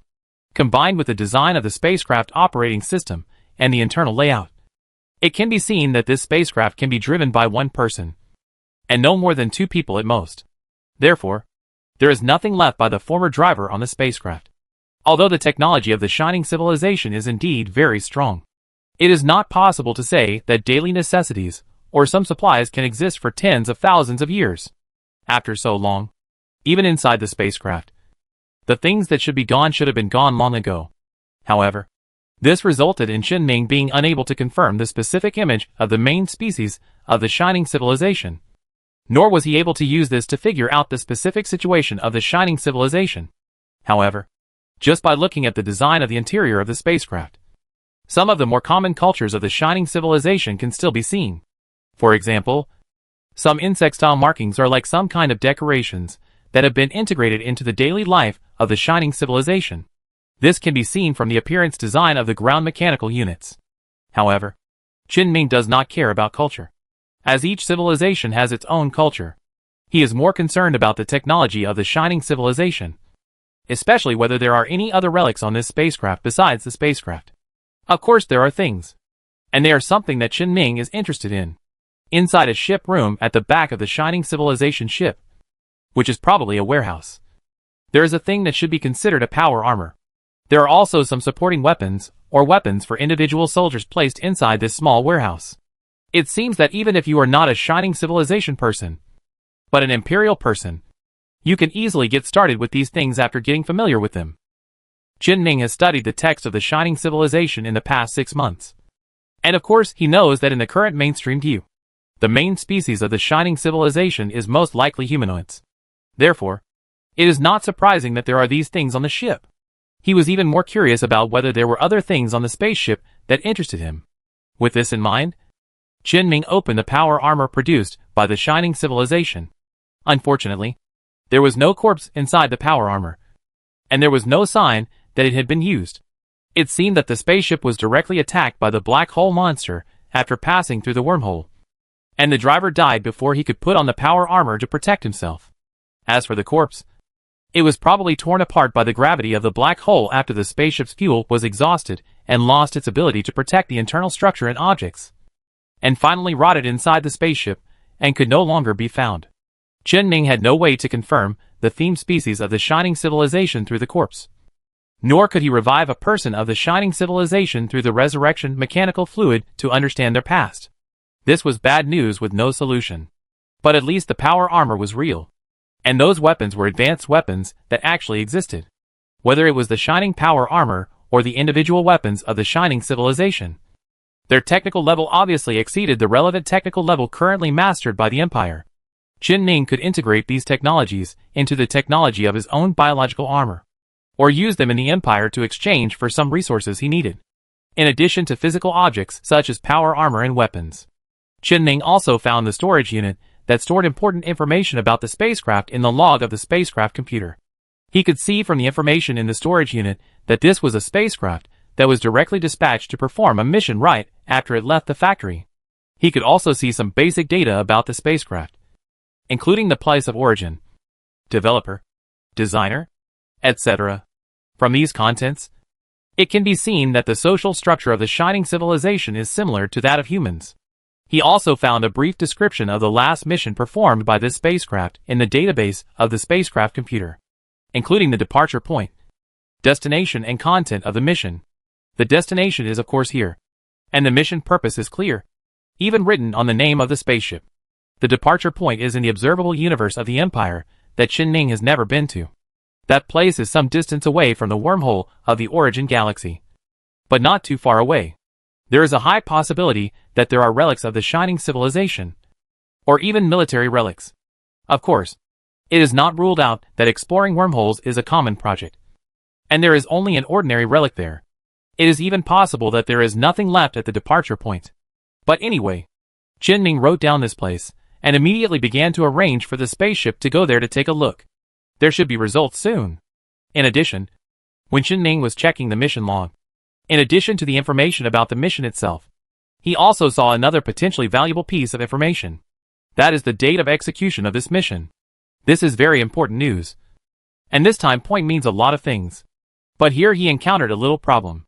The date of execution of the mission uses the chronology of the shining civilization, which is different from the Empire, because the chronology is usually determined by the period of revolution of a civilization's home planet around its own star. Therefore, just looking at the time in the spacecraft log, Qin Ming cannot determine the time corresponding to the Empire. Moreover, the spacecraft has been out of service for tens of thousands of years, and there is no log record for the tens of thousands of years in between.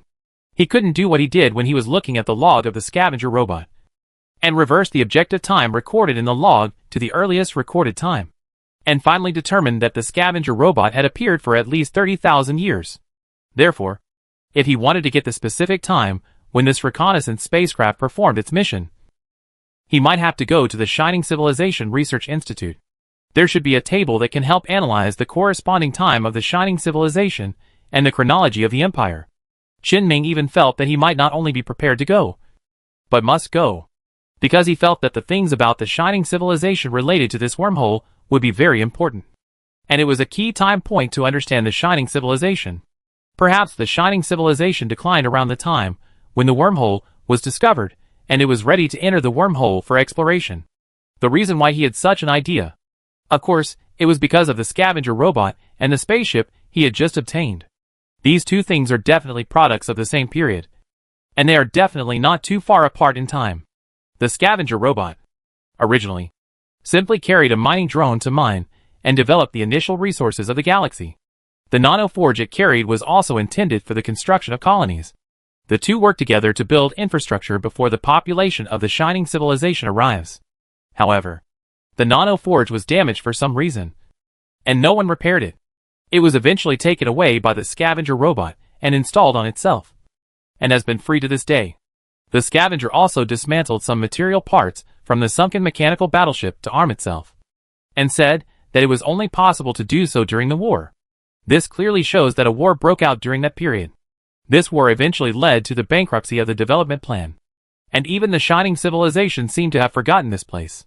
It seems because Qin Ming is not sure whether the Shining Civilization has died out during this war, or whether the war did not directly lead to the demise of the Shining Civilization, but only made the Shining Civilization unable to manage these border areas that need to be developed. But after having this spaceship that passed through the wormhole, Qin Ming understood one thing. The Shining Civilization must not have perished at this time, but was gradually perishing, because the time point of the reconnaissance mission was either before the battle that caused the battleship graveyard here, or after the battle. If the reconnaissance ship had passed through the wormhole before the battle, the Shining Civilization would not have failed to rescue. The strength of the reconnaissance ship was so powerful that even if it pierced into the body of the monster, as long as there was fuel, it would never let the people inside die. This was the conclusion Qin Ming came to after studying the spaceship a little. Therefore, the Shining Civilization definitely had enough time to rescue. With the technology of the Shining Civilization, it is definitely not a problem to kill this thing. But no, the Shining Civilization is not even able to rescue the people who are investigating behind the wormhole. So they are not extinct, but at least they started to decline from here. Therefore, if we can figure out this specific time, we may be able to determine the approximate time of the demise of the Shining Civilization. With a specific time point, the Empire can use things excavated from many ruins to prove the history of the Shining Civilization. Find out how the Shining Civilization, which is countless times more powerful than the current Empire, perished, so as to avoid following the old path of the Shining Civilization. Of course, this is also something Qin Ming is very interested in. He wanted to know not only the technology of the Shining Civilization, but also the reason for the demise of the Shining Civilization. He also needed to avoid himself from following the path of the Shining Civilization, especially when Qin Ming felt that many aspects of his psychic power were similar to those of the Shining Civilization. 1/3 of the basis of his psychic power was the legacy of the Shining Civilization, the mechanical race. Another third was the Thorn Zerg, which had a very close relationship with the mechanical race. The last third was the dimensional technology that Qin Ming did not believe the Shining Civilization had not mastered. There were so many coincidences that it was hard for Qin Ming not to think too much. So he became more and more curious about the Shining Civilization. Of course, everything he just thought of had to be confirmed by asking the Shining Civilization Research Institute. After a thorough inspection of the spacecraft's database and the spacecraft itself, Qin Ming also found a portable device in the cockpit of the spacecraft that seemed to be of some interest. Qin Ming directly used his psychic power to get the device in his hands and got its name: Resonance Channel Communicator. According to the operating principle of its mastery by Qin Ming's psychic power, it uses the same frequency band resonance method similar to the main battleship's combined shield that has been mastered so far to communicate. But the specific effect can only be known after trying it. The psychic minister beside Chen Ming was very sensitive to all the changes around him. So he just noticed the spaceship that Chen Ming brought back with his psychic power, which he had never seen before. Now he also noticed the unknown device that Chen Ming suddenly took in his hand. What is this? Chen Ming did not deliberately cover it up, but told the truth. It should be some kind of communicator. It seemed to be still running, with full endurance, but when Chen Ming pressed it twice, there was no response. Considering the purpose of this spaceship, Chen Ming was not sure whether the person or thing that could communicate with this device was gone. But just when he thought this thing was useless, he suddenly noticed a resonant signal being emitted to the outside world. Chen Ming was a little surprised and immediately tried to track the source of the signal. But the signal disappeared immediately. He couldn't detect it. The next moment, a shining civilized language appeared on the screen of the communicator. Who are you? Chen Ming didn't answer, but was thinking about how this communicator could be under his control, and he couldn't find out how this information was transmitted to this device. Is this resonant communication device so outrageous? And he didn't know whether it was a human, a ghost, or an AI program behind the communication.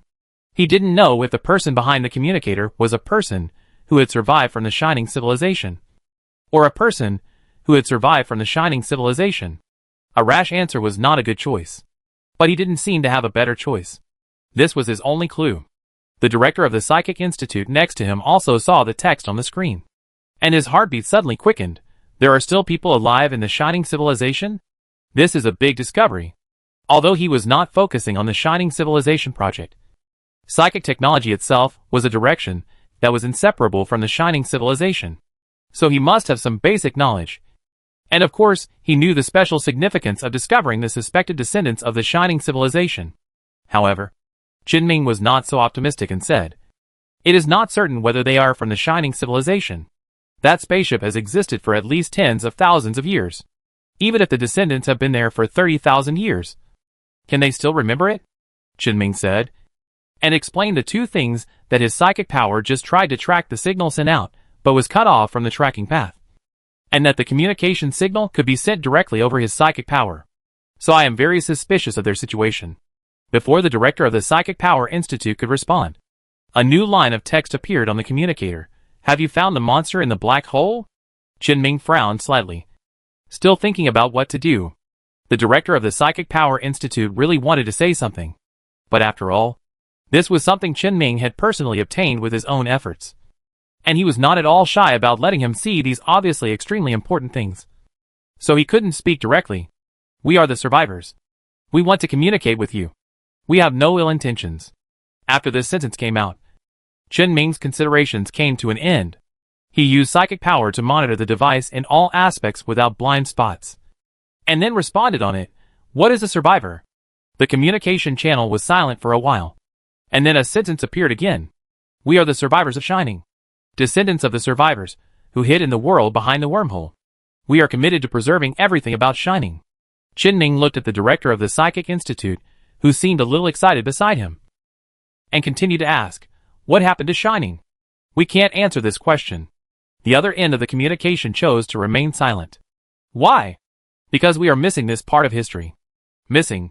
Chen Ming suddenly remembered when he was looking for files in the database of the main control personality core in the core colony of the mechanical star field. Similarly, the record of the demise of Shining Civilization was also lost. Is it really missing? Chen Ming skipped the topic that might lead to the termination of this communication with doubt, and asked, why do you hide? The survivors responded, because we are too weak. Hiding is our only way to survive. Please believe us. We really do this only because we are weak. Chen Ming expressed doubts about this, but he did not say it out loud, but asked, then why did you contact me? And how did you contact me? In fact, you contacted us. It is true. Chen Ming casually pressed the button on the communicator, who knew that there was actually a result. The survivor continued, and our database stores all the records about Shining. We have a special record about the communicator you found, because this record is the reason why we survived. What is the specific situation? Our ancestors once organized a small fleet to enter the wormhole, trying to avoid something. But after passing through the wormhole, they were attacked by the monsters in the black hole. Some of the spacecraft sacrificed themselves to interfere with the monsters, buying time for others to escape the black hole. We thought that all the people and spacecraft in the past had fallen into the black hole. But we didn't expect that there is still a communicator that still exists today. An old story. Chen Ming commented silently in his mind. But logically speaking, what these survivors said does seem to be correct. The survivors are most likely a group of people who wanted to escape when the shining civilization was close to collapse. They may not have very good weapons and equipment, although those equipments look really good from Chen Ming's perspective. They are only good in terms of technology, not in terms of ability. But if you really use those equipments to fight black hole monsters, you can still sleep well. They are probably just a small group of people. Do you know how long it has been since now? 45,372 years. The psychic minister next to him directly converted the units and said, about 50,000 years ago in Earth time. Chen Ming nodded, ended the one-sided identity confirmation questioning, and started normal communication. So, who do you think I am? A member of the newly born civilization. We noticed that you were trying to track us through psychic power. So we hid in a more hidden place. Please don't try to track us. It seems that these survivors of the Shining Civilization know that the Shining Civilization has completely perished. And they did not say that they were the survivors of the Shining Civilization. Chen Ming asked, so what do you want to do? You can probably tell that I just randomly pressed 2 buttons after picking up this device. I don't know if you exist, but you took the initiative to contact me. So there must be some purpose. The communicator was silent again for a while, and then responded, yes. We want to make a deal with you and the civilization behind you. We hope that you can preserve everything that Shining exists, so that Shining's past will not disappear with our demise. We no longer think we can revive a civilization. We just hope that our civilization will be recorded. It sounds like there's nothing wrong with it. The last people of a once prosperous civilization hope that their civilization will at least not be forgotten when facing a newly born civilization. But Chen Ming always remained vigilant and said, then you can just give me all the data. And I will give all the data to my civilization. Sorry. We can't trust you completely yet. We must respect the heritage of our civilization. We can't just hand over everything of our civilization casually. Chen Ming directly and firmly replied, then we have nothing to talk about. After this sentence came out, the Minister of Psychic Energy was a little anxious. After all, this was an excellent opportunity to contact the Shining Civilization. But Chen Ming raised his hand to stop him, indicating that he knew what he was doing. He was now facing an unknown existence, and he had to test it. Facing it with a tough attitude was the simplest and most effective choice to test what the other party was like. At the same time, this was also Chen Ming's own idea. He had always been very gentle to his own kind, but his attitude towards those who were not of the same kind was completely different. Although both the Empire and himself had been picking up garbage from the corpses of the Shining Civilization. But no matter what, the Shining Civilization was not a human civilization. So Chen Ming could not empathize with the Shining Civilization. And he actually had another thing to worry about. That is it possible that the Shining Civilization has mastered some extreme means to seize the human civilization or something? With the technology of the Shining Civilization. He thinks this is possible. So he will never let down his guard. After Chen Ming's tough reply, the survivors of the Shining Civilization quickly sent another message. Perhaps we can try to win mutual trust. Excuse me. Have you killed a monster in the black hole? No. Chen Ming felt that there was nothing to lie about this question. After all, if these survivors are really descendants of the Shining Civilization, they will at least have the ability to detect black holes. Then as our sincerity to win your trust, we are willing to tell you the weakness of the monster we call the Nightmare of the Plane. Chapter 375, Nightmare of the Plains. Weakness? Where is it? The survivor responded, since you have obtained this communicator, it means that you have fought with the Nightmare of the Plains and found our spaceship. Its weakness is at the location where you found the spaceship. The part of its body near the junction of the Nightmare of the Plains and the black hole. That is its weakness. Destroy this part of its body, and you can kill it. It just so happened that Chen Ming had carefully observed the appearance of the Nightmare of the Plains before, and was able to construct its appearance in his mind. Of course, he could also mark the location of the spaceship of the Shining Civilization on the body of the Nightmare of the Plains model in his mind. And this place where the black hole meets is the thickest part of the Nightmare of the Plane. It doesn't look like it will make people want to attack. And the deterrence of the black hole itself. So Chen Ming didn't think it would be a weakness before. He didn't think that the survivors would lie to him in such a sincerity that would be easily exposed. So basically, It can be believed that this is the weakness of the nightmare of the plane. I didn't expect that the body that looks the fattest is actually its most vulnerable part. I know. I'll try it and contact you later. Chen Ming was about to end the communication. And another message came from the communicator. Wait a minute. We have told you about our existence. Can you please tell us what kind of existence you are? We want to know the difference between your civilization and ours. We don't need to be too detailed. We just need to have a basic understanding. Chen Ming thought about whether there were any nouns or adjectives in the language of the shining civilization that could describe the empire. We are a democratic country or civilization with humans as the main species. You can call us the human empire. When we developed the ruins of your civilization, we knew that you were an imperial civilization. You should understand what I said. In the past 6 months, Chen Ming had also visited the Shining Civilization Research Institute to learn the language of Shining Civilization. And of course, he had also learned some of their related knowledge. In particular, the knowledge that Shining Civilization was actually an empire left a very deep impression on him. After all, this is indeed a bit difficult, because Shining Civilization calls itself Shining, not Shining Empire. On the human side, it is obviously an alternative democratic system with centralized military power. But it calls itself an empire. This contrast is hard not to leave a deep impression on people. The survivors didn't seem to pay much attention to this, and quickly replied, yes, we can understand. What about you? What kind of existence are you in your civilization? And what kind of relationship do you have with the human empire? Chen Ming thought for a moment and said, this is the question I want to ask you as well. We are just a group of hundreds of survivors, with only very basic social relationships. And I am just a person with some social skills. So I am here to communicate with you. In the survivors' responses, people refers to the species of the Shining Civilization itself. So Chen Ming directly translated it into a more understandable reference. After noting down their responses, Chen Ming also responded to this question. I am one of the top psychics in the human empire. As for the relationship with the empire, it is a friendly cooperative relationship. Cooperative relationship? As an imperial civilization, Shining seems to have some misunderstanding of what the empire is like. In a democratic civilization, the management of some aspects is more relaxed. And not all psychics must serve the ruling class. The survivors seem to be unable to accept this situation. After all, the disadvantages of letting psychics run wild are obvious. Here, psychics can be equated with the ruling class. Our emperor is the most powerful psychic. Only the most powerful psychic can suppress other psychics from making mistakes. Chen Ming asked back, aren't you afraid that the emperor is not capable enough? His moral integrity is not worthy of the position? The survivor said again, every powerful psychic has a learning ability far beyond that of any ordinary person.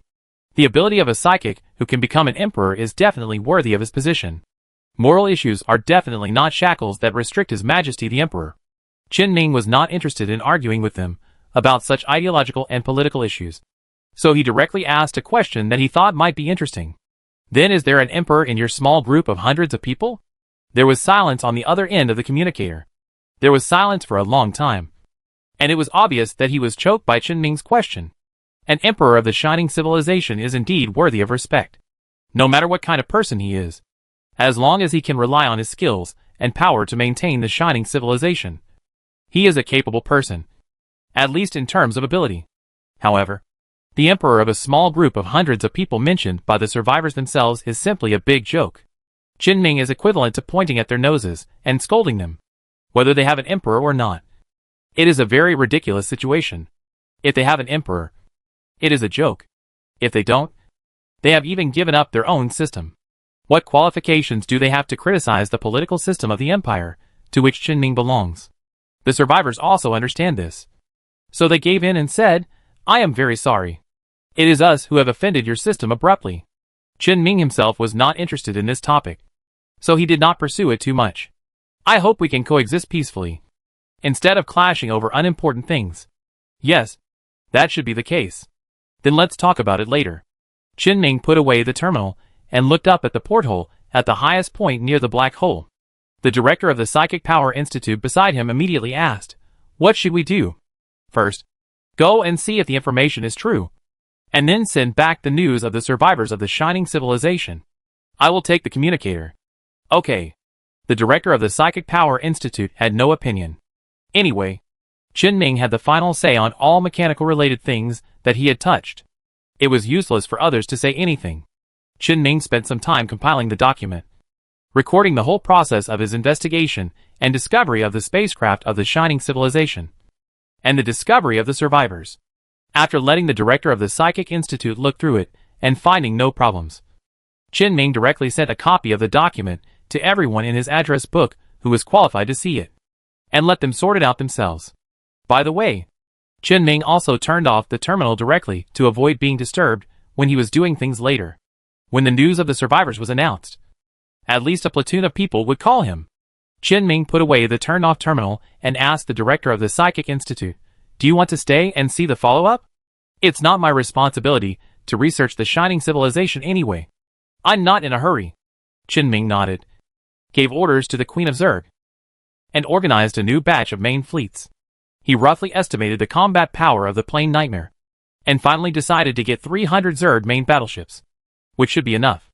The newly reorganized main fleet appeared near the highest point soon after. After showing its face, it entered the phase space with the highest point, lurking in the phase space, preparing for another raid. At this time, in the black hole horizon, the situation of the plane Nightmare did not seem to have changed much compared to before. The huge wound that almost penetrated half of its body in the previous wave of concentrated fire from Qin Ming's Zerg fleet and various weapons had disappeared, and the injuries on the back of its body had almost completely recovered. All the black hole matter that had spilled out seemed to be reabsorbed by it. This monster really has a very strong recovery ability. However, the impact was not great. Qin Ming's target this time was not the previous wound, but its fat belly that was stuck near the black hole exit. Probably the belly. The Zerg fleet in the phase space was slowly approaching, and the director of the psychic power suddenly whispered again, "These ships seem..." "What's wrong?" "It feels like they are a little different from the ones you said before." "Yes," Qin Ming admitted, "I changed some of the weapon distribution. The weapons originally carried by the Zerg were all the weapons he intended to use for testing. In the first wave of tests, Qin Ming had basically determined the effects of most weapons. So while he was just in contact with the survivors and preparing for a new Zerg fleet, Qin Ming specially made a batch of new weapons that were useful in the test results.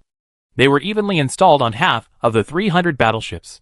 As for the remaining half of the ships, Qin Ming installed a new arc launcher that he had copied after studying the principle of the arc launcher.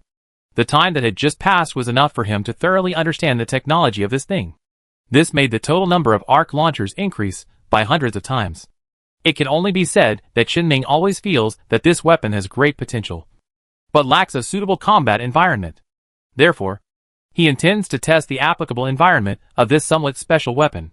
It just so happens that the target has not exploded just now, so it can be tested again. It is also because Qin Ming's Zerg fleet now has some unified weapons that the Minister of Psionics feels that the fleet seems to be somewhat different from the messy situation just now. After explaining, Qin Ming continued to let the Zerg fleet approach the location where it was previously raided from the phase space. In the dark, the nightmare of the plane seemed to sense the danger again. This talent belonging to psychics and psychic creatures can tell him that danger is coming. But there is no way for him to deal with the danger. Its limbs were waving wildly, and the cracks were constantly biting the surrounding space.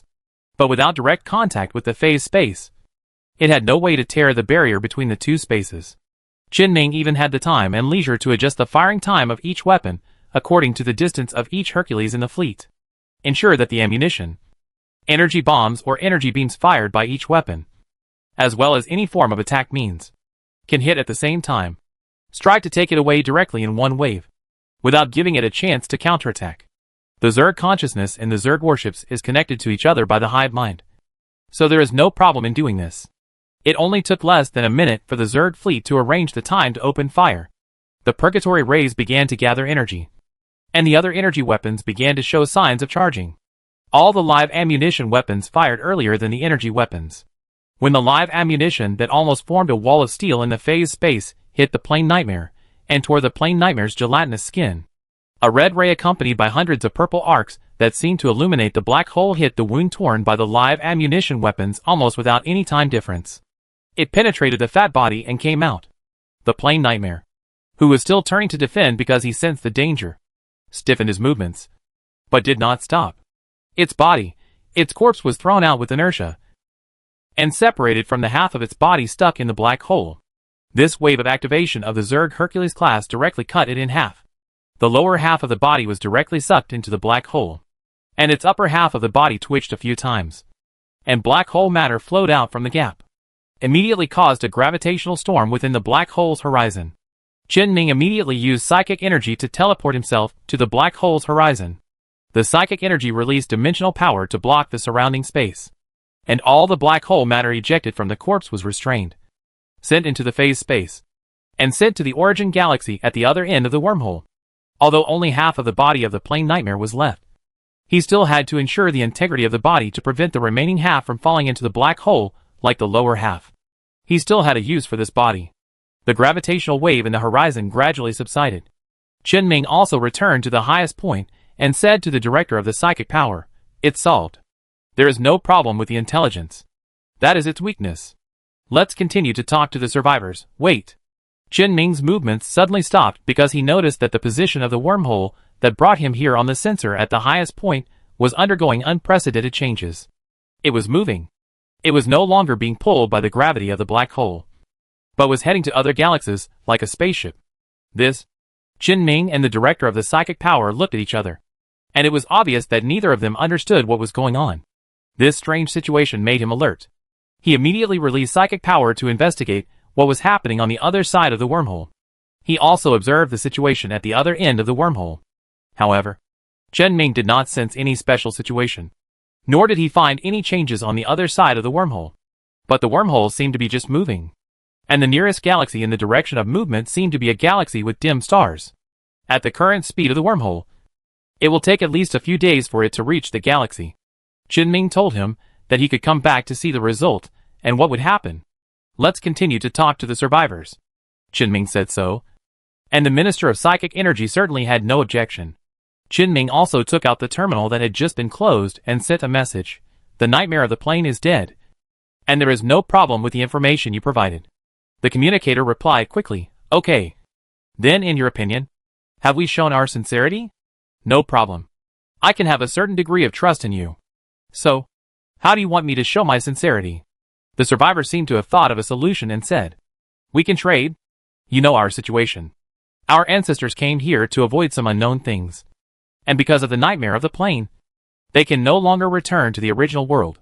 We don't know what happened in the past tens of thousands of years, nor do we know what kind of existence you are. So we can trade some information. Use your information and the information of tens of thousands of years that have passed to trade with us. We are the survivors of the Shining Civilization, and we have a lot of things that can be used to trade with you. It sounds like there is nothing wrong with it. The survivors hold the resources left by the Shining Civilization, and it is normal to use these resources to trade for information they cannot obtain. Just like Chen Ming is actually very curious about the survivors of the Shining Civilization. It is normal for them to be curious about human civilization. And they also said that they can't go back to their original place because of the nightmare of the plane. Even if the nightmare of the plane has been killed by Chen Ming now. Because after Chen Ming killed the nightmare of the plane, Chen Ming became the person who might threaten him. They can only hope to get more information from Chen Ming. Then Chen Ming must not really tell the news directly. He can't just trade like this. Transactions between civilizations are definitely not just transactions. There are too many things involved. He couldn't make the decision alone, so he had to hand it over to someone capable. After thinking about it, Chen Ming responded, "This matter is of great importance. I need to discuss it with the Empire." The director of the Psychic Power Institute looked relieved. The survivors didn't seem to be too anxious and responded normally, "We are waiting for your good news." After the communication ended, in the universe beyond the observable universe of the Empire behind the wormhole, in a dark star field, a space station floats here. The space station was dead silent at this time, with no signs of biological activity. But in a small room in the temporal part of this space, there was a communicator exactly like the one in Chen Ming's hand, and a newly recorded recording was transmitted from it. After the communicator repeated the complete communication between Chen Ming and the survivors, a hand suddenly stretched out from the darkness and turned off the communicator. This small space station lost all light. This was a special hand, its skin changing back and forth between the luster of metal and rust. And this hand seemed to have a liquid metal-like quality, but it looked very different from Chen Ming's liquid metal. The owner of the hand said, We have initially won his trust. Another person hidden in the darkness asked, "How long will it take to advance the next plan?" "Patience. Patience. The queen is still asleep. We still have time." Soon after, Qin Ming and the director of the psychic power returned to the core headquarters together. Then they were taken to the Shining Civilization Research Institute together. The main conference hall of the institute was already full of people. Not only the core, but also a bunch of familiar faces of Qin Ming, and people from the Empire's Special Research Institute on Shining Civilization. They surrounded Qin Ming as soon as they came up, so that Qin Ming had to work very hard to get to the stage of the conference hall. After sending out the new communication record, Qin Ming transferred most of his consciousness, leaving only a part of his body consciousness here to answer other people's questions. Anyway, the control of the communicator is in his hands, and the Empire will find the most suitable transaction method from his transaction with the survivors. This is the situation he wants to see most after passing the survivors' information back. Qin Ming's main consciousness soon came to the origin galaxy. In the phase space here, half of the body of the nightmare of the plane is placed, surrounded by various detection devices controlled by the extraordinary people in the Legion headquarters with the help of Qin Ming's power. They are detecting the state of the body and confirming the effects of the weapons used before. Although different weapons are suitable for different enemies, these data can also be used as an important reference. Qin Ming took out the results of the previous test and compared them with the results of the second test that was almost completed instantly. The new data is basically the same as before. Basically, they are all Titan-level weapons, and live ammunition weapons and arc weapons perform best. However, Qin Ming knows that the performance of live ammunition weapons is good because the situation is special. Because Qin Ming has discovered that there is a layer of gravity shield on the surface of the plane nightmare, and the gravity shield has an excellent distortion effect on the entity. The actual effect of live ammunition weapons is not very good. The reason why live ammunition weapons are so useful, that is because the nightmare of the plane itself is under the gravity restriction of the black hole. It cannot control the gravity of the black hole. Otherwise it would have come out long ago. Therefore, even if the nightmare of the plane itself has a layer of shield that can block live ammunition, the live ammunition will still fly towards the vicinity of the black hole under the traction of the black hole's gravity. In the end, the effect of live ammunition is very obvious, and the purgatory ray is purely a powerful brick flying. So in the end, the best effect of all weapons is still the arc weapon. Although the performance of the arc weapon was not good at the beginning, but as the subsequent experiments progressed, Qin Ming also found some other damage caused by the arc on the body of the nightmare of the plane. It can be seen that these injuries are deep and shallow, heavy and light, which is very strange, as if the damage of arc weapons is random. And in fact, it is indeed so. The nature of the concentrated arc launcher imitates the arc that breaks out when the radiation energy system of the spacecraft is overloaded. This arc can indeed penetrate the armor directly, and even penetrate the shield that has not been completely dissipated. It is not an empty talk, and it can indeed cause damage. But the arc generated by this overload, or all the arcs generated for this reason, are random and unpredictable. No one knows the angle of the arc that breaks out, the intensity of the arc, and whether it can penetrate directly after hitting or only hit a part, causing a little damage. It is this property that makes the damage caused by the arc launcher very random.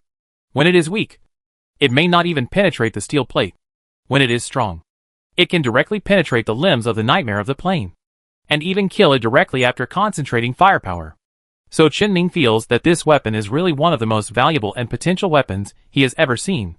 It can ignore the gravitational field, armor, and shield to cause the final damage. Then this randomness becomes an acceptable problem, because when the number of spacecraft equipped with arc launchers is sufficient, the expectation of this randomness will become more and more stable. It can be said that it perfectly matches the number of Zerg fleets that they have the most. Qin Ming felt that he could ask the designer if he had any ideas for cooperation. After reading the value of using the plane nightmare as a target, Qin Ming focused on the value of the plane nightmare itself. For this kind of thing that is probably a psychic species, whether it is a psychic creature or a psychic, Qin Ming just happened to have a way to deal with them. Chapter 376 means. The robot controlled by Qin Ming appeared next to the body of the plane nightmare floating in the orbit of Gaia in a blink of an eye. He stretched out his hand and pressed it on the skin of the body. Feeling the gravity from the plane nightmare's body, he covered the body with psychic fluctuations and penetrated it from the outside to the inside. Starting from the details, He thoroughly observed what kind of existence the plane nightmare was. In this process, in addition to investigating, Qin Ming was also using one of the most fundamental properties of his psychic energy. That is, the part of the power that belonged to the mind-running entity, to devour the dimensional power that originally belonged to the plane nightmare and was of the same origin as Qin Ming's power, and gradually became familiar with this power, and gradually mastered it. Soon after, Qin Ming extracted his own spiritual energy fluctuations from the corpse, and also extracted the part of the power of the nightmare of the plane that he had swallowed from himself, and stuffed it back into the corpse. He did not need this power. He only needed the way to use this power. Qin Ming clenched his fist. He became familiar with the operating principle of this new power mode again, and then came to the wormhole of the origin galaxy. He released the space locking device that he had installed here to prevent things on the other side of the wormhole from approaching. He released his own spiritual energy fluctuations in the direction of the wormhole, and it was wrapped around the wormhole like a chain. His psychic fluctuations replaced the space locking device. He used the power of the plane nightmare to tear the dimension to reversely lock the wormhole, which was related to the dimensional power. He gradually stabilized the wormhole, making it more stable than before and more suitable for spacecraft to pass through. This is the new power that Qin Ming has mastered. And not only wormholes. Anything related to his dimension. His power can show stronger stability than before. Even if he repairs the space gap, he can repair it better than before, making it more difficult to break through. Qin Ming put away his own power and installed the space locking device again. Although his psychic power can be effective as long as it is maintained, it can replace all the functions of the space locking device and even have some additional functions. But it is not a bad thing to have an extra insurance. Qin Ming does not mind the trouble. After all, the value of a stable wormhole is very special. Wormholes exist naturally in the universe, connecting two unrelated areas in the universe together. It does not need to consume a lot of resources when it is activated like a stargate. The value of connecting the two areas alone is already very high. Not to mention that Qin Ming's wormhole even directly connects to the outside of the observable universe. Not to mention the value. However, there are almost no natural wormholes in the Empire at present. Most of the wormholes have been extracted for singularities and used to create stargates. The reason for doing so instead of leaving some of the existing natural wormholes is very simple. Wormholes themselves also have disadvantages. For example, the location is not good. If two connected wormholes are not in a good location, there is no need to travel back and forth, and the wormholes are meaningless. It is better to extract singularities and manually create stargates. In this way, the Empire can also conduct overall regulation and try to ensure that every star field has at least one stargate. Artificial stargates can also be connected to each other, unlike natural wormholes that can only travel between two wormholes. Moreover, natural wormholes are not stable enough, and there is a high risk of crossing them. No one can guarantee that there will be no problems with wormholes. Once there is a problem, the main battleship may be broken in it. Of course, these problems are not a problem for Qin Ming's wormhole, and Qin Ming can solve them. The problem is on the other side of the wormhole. The wormhole on the other side ran away after the nightmare of the plane in the black hole was killed. Qin Ming has currently sent a small fleet to track it. I don't know whether this is a good thing or a bad thing. It should be possible. The good thing is that the wormhole can be far away from the black hole in the future. And if the wormhole at that end enters a normal galaxy in the future, even if it is a not-so-good galaxy, it can also allow people to settle down and build a new base. If the wormhole continues to stay near the black hole, it will obviously not work. But the disadvantage is that Qin Ming does not know where the wormhole will end up. Although the wormhole has a direction of movement, there is also a galaxy in this direction. But who knows whether the wormhole will stay in that galaxy? Or like the black hole, it will stay for a while, and then continue to move towards the next galaxy. The situation of this wormhole is really unheard of. It can only be said that it is worthy of being the other end of the wormhole that can be called a cosmic wonder. If it doesn't do something fancy, it will be a shame to its title of cosmic wonder. At present, it seems that this wormhole will take about 2 days to reach the first galaxy that overlaps with the trajectory. Qin Ming has already planned to go to the wormhole to take a look and find out what is there. What special existence attracted it? Or is it because the nightmare of the plane used its own power to attract the wormhole? And now the wormhole is just returning to its original position. In short, he has to investigate. But there is no rush. This matter can wait a little, because he has more things waiting for him to do. For example, he has to deal with the body of the nightmare of the plane that is still floating in the orbit of Gaia. Such a big thing is just there. You can't just look at it. Right? Qin has already thought of its specific use. But it still needs some small preparation. He can do this while doing other things later. As for the specific content of other things, Qin needs to report the test results of the weapons borrowed from several departments. Those data are important data for determining the direction of future weapon research. He also needs to talk to the researchers who made the concentrated arc launcher about cooperation. This kind of weapon, which can perform well as long as the number scale increases, is tailor-made for him. In addition, the meeting triggered by the news he brought back about the survivors of the Shining Civilization seems to be almost over. The basic content has been discussed. Qin remembered all the contents of the discussion, but there were a lot of contents that had nothing to do with him. The only relevant one seemed to be the communicator. However, after the discussion at the meeting, no one had any objection to Qin continuing to hold the communicator. There was really no objection. The communication between civilizations would never be friendly, especially when one civilization went from its peak to decline, while the other civilization was coming out of stagnation. Everyone had a guess in their mind about what a civilization in such a state would do. So after the discussion, almost everyone who attended the meeting did not believe that if the human empire and the Shining Civilization collided directly, they would coexist peacefully. But the things to consider between a civilization and individuals from other civilizations, especially between an individual who has the power to destroy a civilization, are different. Individuals have feelings. For the Empire, there are even fewer things to consider, because Qin but is always on the side of humans. Moreover, Qin is also happy to listen to other people's suggestions at some time when he is not professional, and even took the initiative to find someone capable in this area to guide the content of the conversation. So the Empire has no objection to Qin willingness to take charge of the subsequent communication with the communicator. As for Shining, they have to consider many things other than interests. Not only do they need to consider the Empire's attitude towards them, but they also need to consider Qin attitude. They must be more careful when communicating with Qin and put aside their pride in the Shining Civilization. No matter what their purpose is, it is absolutely right to please Qin, who has the power to communicate with them. After the meeting, Qin spent quite a while to deal with the follow-up of the survivors. Even after the meeting, there are still many people and many things that need to be discussed with Qin in private. Qin also received guidance from various professionals who specialize in culture, language, civilization, and other fields. They guided Qin on the way and content of contacting the survivors of the Shining Civilization in the future. By the way, they also gave Qin some templates. At least, he would not make mistakes if he spoke directly according to the templates during the communication. They even helped Qin list a list of tricks to trick the survivors, to see if there was a chance to learn more about the Shining Civilization without trading with the survivors. Of course, it doesn't matter if you don't trick them. After all, not all conversations can be put into the template, and tricks only speed up the progress of some tests, without much significance or impact.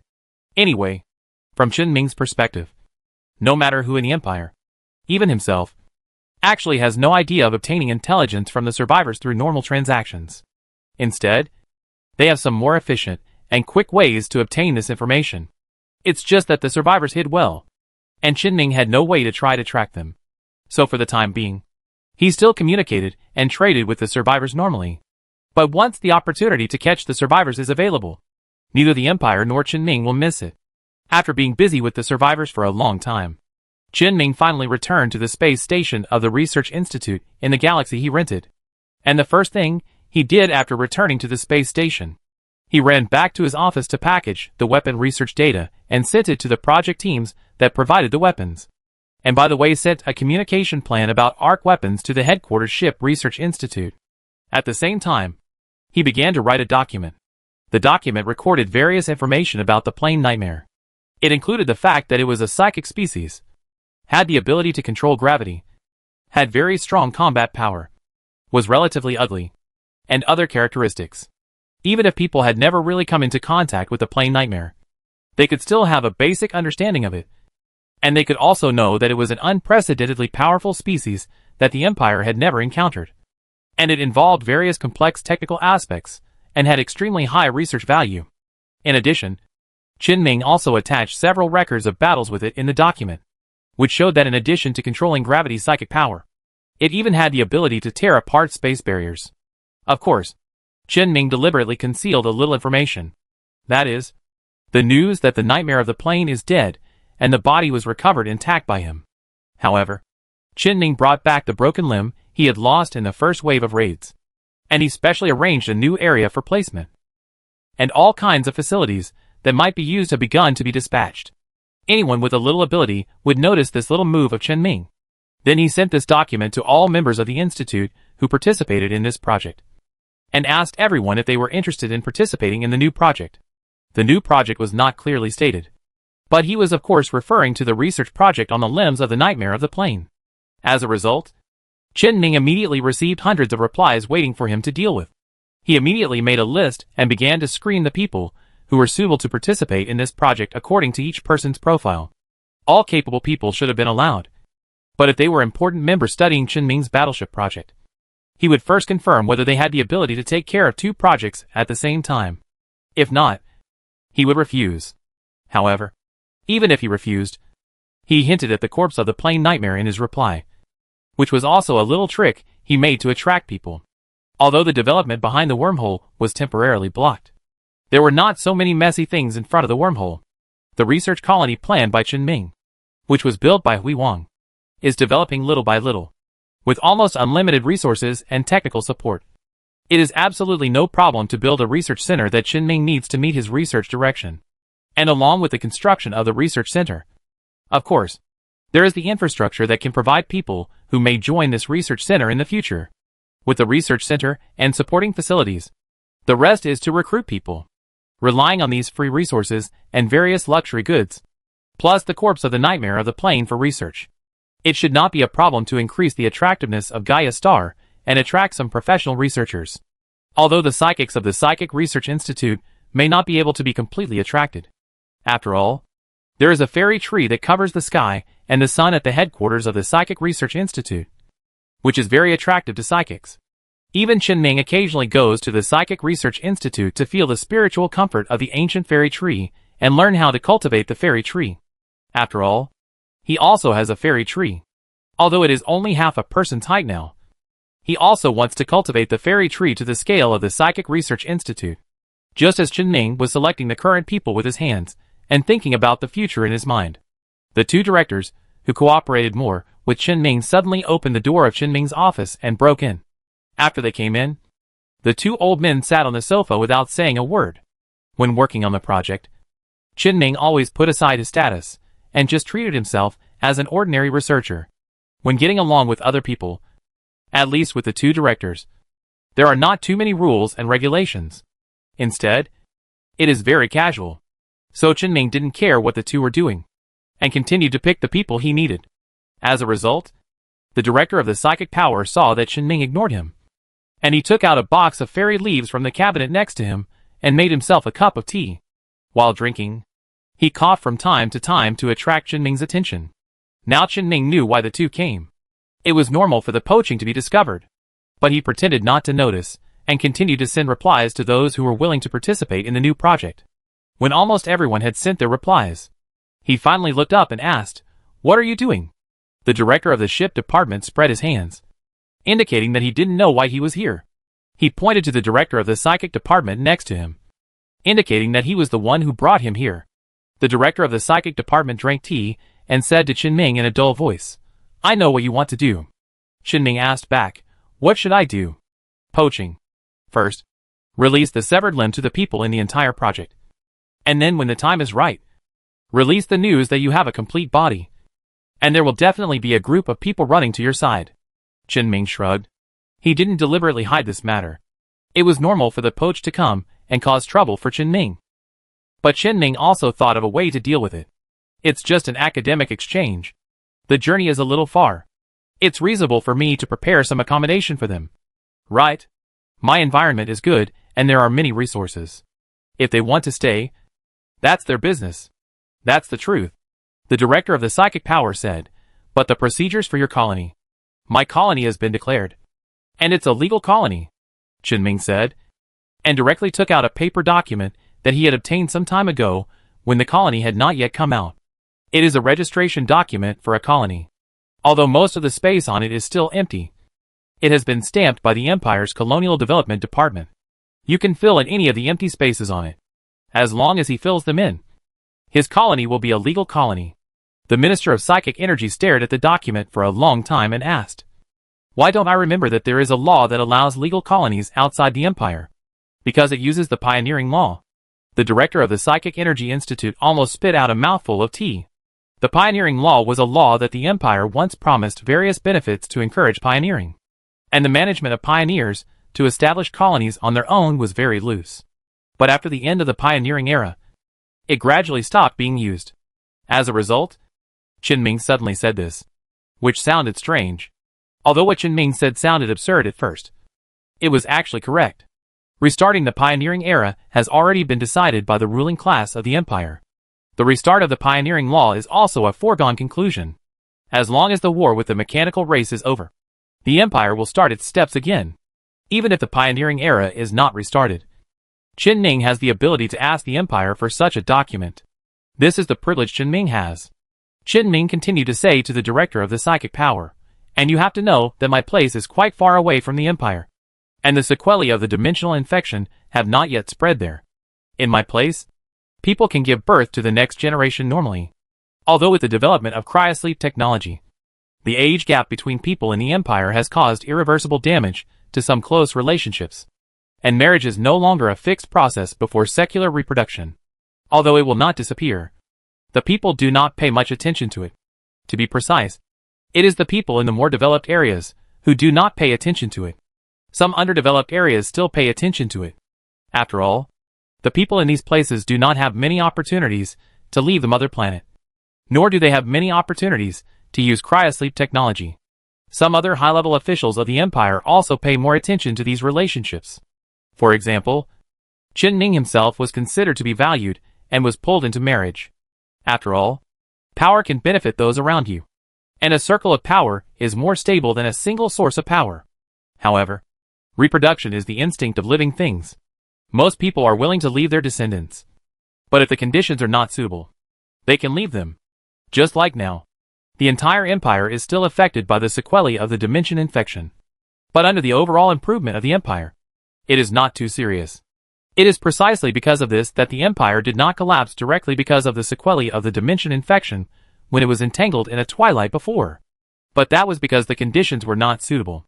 Since Qin's territory can meet the needs and conditions of some people, why not go?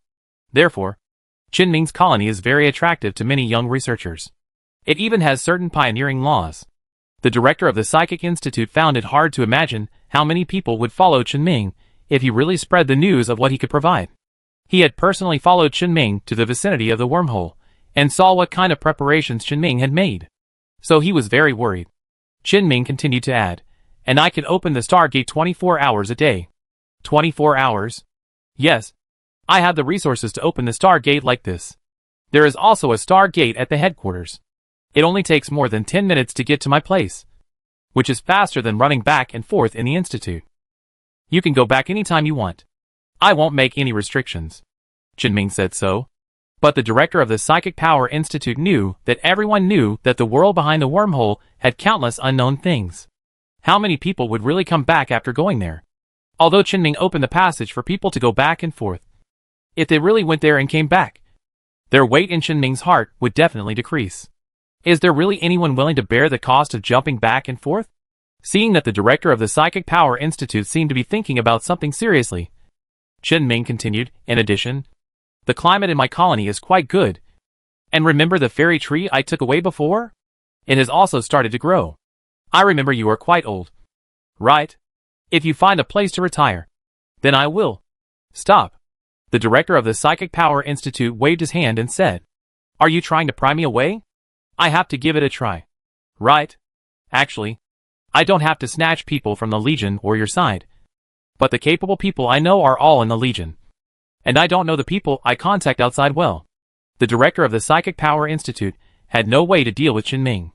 So he took the opportunity to give in and said, "I will help you find the right one. And you can judge by yourself when the time comes. And snatch fewer of my people." "No problem. Chapter 377 Gaia Planet. When Chen Ming and the director of the Psychic Institute were arguing, the director of the Ship Institute, who had been doing nothing for half a day, couldn't stand it anymore. You guys are just talking about this? The director of the Psychic Institute stared and said, yes. Chen Ming is also trying to steal your people. Don't you have any ideas? The director of the Ship Institute spread his hands and said, I don't care. He is already very old. And he can clearly feel that his body is getting worse day by day. He is not a psychic. And he doesn't have a strong spirit and a strong body because of the spirit. Maybe he will retire in a few years. And let's not say that he will really retire at that time. Even now, he is very interested in Chen Ming. After all, Chen Ming has a lot of resources at hand. And he also has the support of An Whooping, who is almost his half-brother. In biotechnology, looking at the Empire, anyone who is related to Chen Ming's work would not want to run to Chen Ming to get some of the rich resources. Even the director of the Ship Institute is no exception. Although they started the research on phase technology and phase ships first. But only half a year has passed. And Chen Ming has already walked ahead of him. Many times, Chen Ming can write the answer to the results that should have been achieved through long-term testing and research by relying on his own ability. It is really hard for people to have any idea of competing in this situation. In terms of psychic power, he may be able to compete with Chen Ming because of its special and unique nature. But in terms of pure ship capabilities, there is really nothing to compete with someone like Chen Ming. Moreover, the director of the Ship Institute even planned to retire directly after completing Chen Ming's project. No longer engage in new projects. Just be a retired professor and occasionally teach classes. He doesn't care whether Chen Ming snatches people or not. He has let it go. He can see that Chen Ming is still a person. So it doesn't matter whether those researchers who were snatched away stay in the Empire or go to Chen Ming's side. As long as what they do in the end is always beneficial to people. The director of the Psychic Department could hear what the director of the Ship Department meant. Although the two of them were not very good friends. The two departments had been competing with each other for decades under the leadership of the two of them. And they could still see each other's thoughts very clearly. It was like knowing what the other party was going to say as soon as he opened his mouth. He did not say anything more relying on his status. But turned to Chen Ming and said, okay. Then I won't talk about anything else. The task has been issued regarding the nightmare of the plane. Although we have not encountered similar things yet. We must do preventive cases. Otherwise, if the Empire encounters this thing in the future, it may have to use human lives to pile up. Who knows which black hole in the Empire will produce a nightmare of the plane in the future. I have to go and take care of this matter. The director of the Psychic Power Institute said and stood up. Fortunately, I went out with you before. Otherwise, I don't know what to do. He waved at Chen Ming and left Chen Ming's office. The director of the Psychic Power Institute left. And the director of the Ship Institute did not stay for long. Although he had already thought about retreating. He had to finish all the things on hand. In addition to Chen Ming's main battleship project. He also had a lot of things to do. After the two left, Chen Ming did not continue to rest. He also had quite a lot of things to do.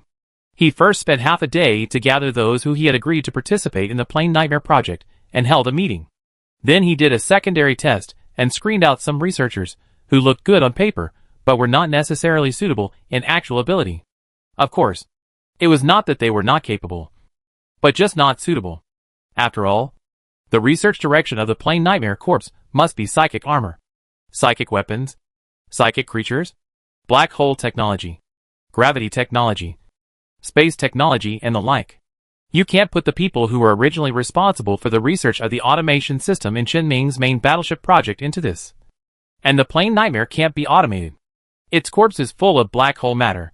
Even if Chen Ming wanted to imitate the situation of the phase behemoth patriarch to make the corpse move again, it would not work. But he also thought of the scavenger. Although this thing could not beat the nightmare of the plane, it was at least an existence of the same level. Perhaps using a mechanical body of this size to cover the skin of the nightmare of the plane may have a similar effect. But this is definitely not something that can be done now. So Chen Ming only temporarily asked people to withdraw from the project. If there is a chance in the future, he can recruit more people. In addition to eliminating a group of people with unsuitable abilities, Chen Ming also brought out a group of people who he thought needed his priority after the test. Compared with those who were eliminated, these people's abilities are obviously more suitable for Chen Ming's new project. When the initial stage of this new project, that is, The research progress of the plane Nightmare's broken limbs is almost complete. He will decide who can participate based on the current list of personnel and the actual project progress. Qinming also asked the Legion for a new experimental site and took the plane Nightmare's limbs out separately, treating it as a separate large project, so as not to affect the project on the main battleship. By the way, it can also be regarded as giving others some opportunities to contact this project. After all, the participants of a small project under Qinming's big project will only be Qinming's people. At least people related to Qinming. There is definitely no independent project that can recruit more people. By the way, this can also cooperate with the Minister of Psychic Power. He said that he could help Qinming find someone. So Qinming must give a reason to find someone. In addition to the new project, Qinming's cooperation request with the research team that developed the arc launcher and the focused arc launcher had a little problem. It seems that his action was too obvious. As soon as he and the team sent out the cooperation request, a bunch of people immediately rushed to the team like sharks smelling the scent. A bunch of cooperation invitations, like Qinming, filled their team's mailbox. This is a technical matter in itself. Qinming will not be angry if others compete, and he will not use privileges to stop it. He just used deep prepare psychic power to optimize the sample he had taken for testing. Then he sent the optimized new energy arc launcher to the research team, and he still gave them the same cooperation share as before. So in the end, the research and development team agreed to cooperate with Qinming and sold part of the patent rights to Qinming. Although Qinming used to use whatever he saw when installing weapons and other things on his own spacecraft. He used whatever was useful, and he relied on his own ability to crack the technology and bought the materials himself. But Qinming still has to respect the developers in the development of technology.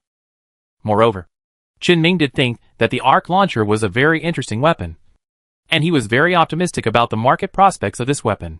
He believed that the arc weapon would have a good effect even if it was not installed on his Zerg warships, but on the Empire's warships.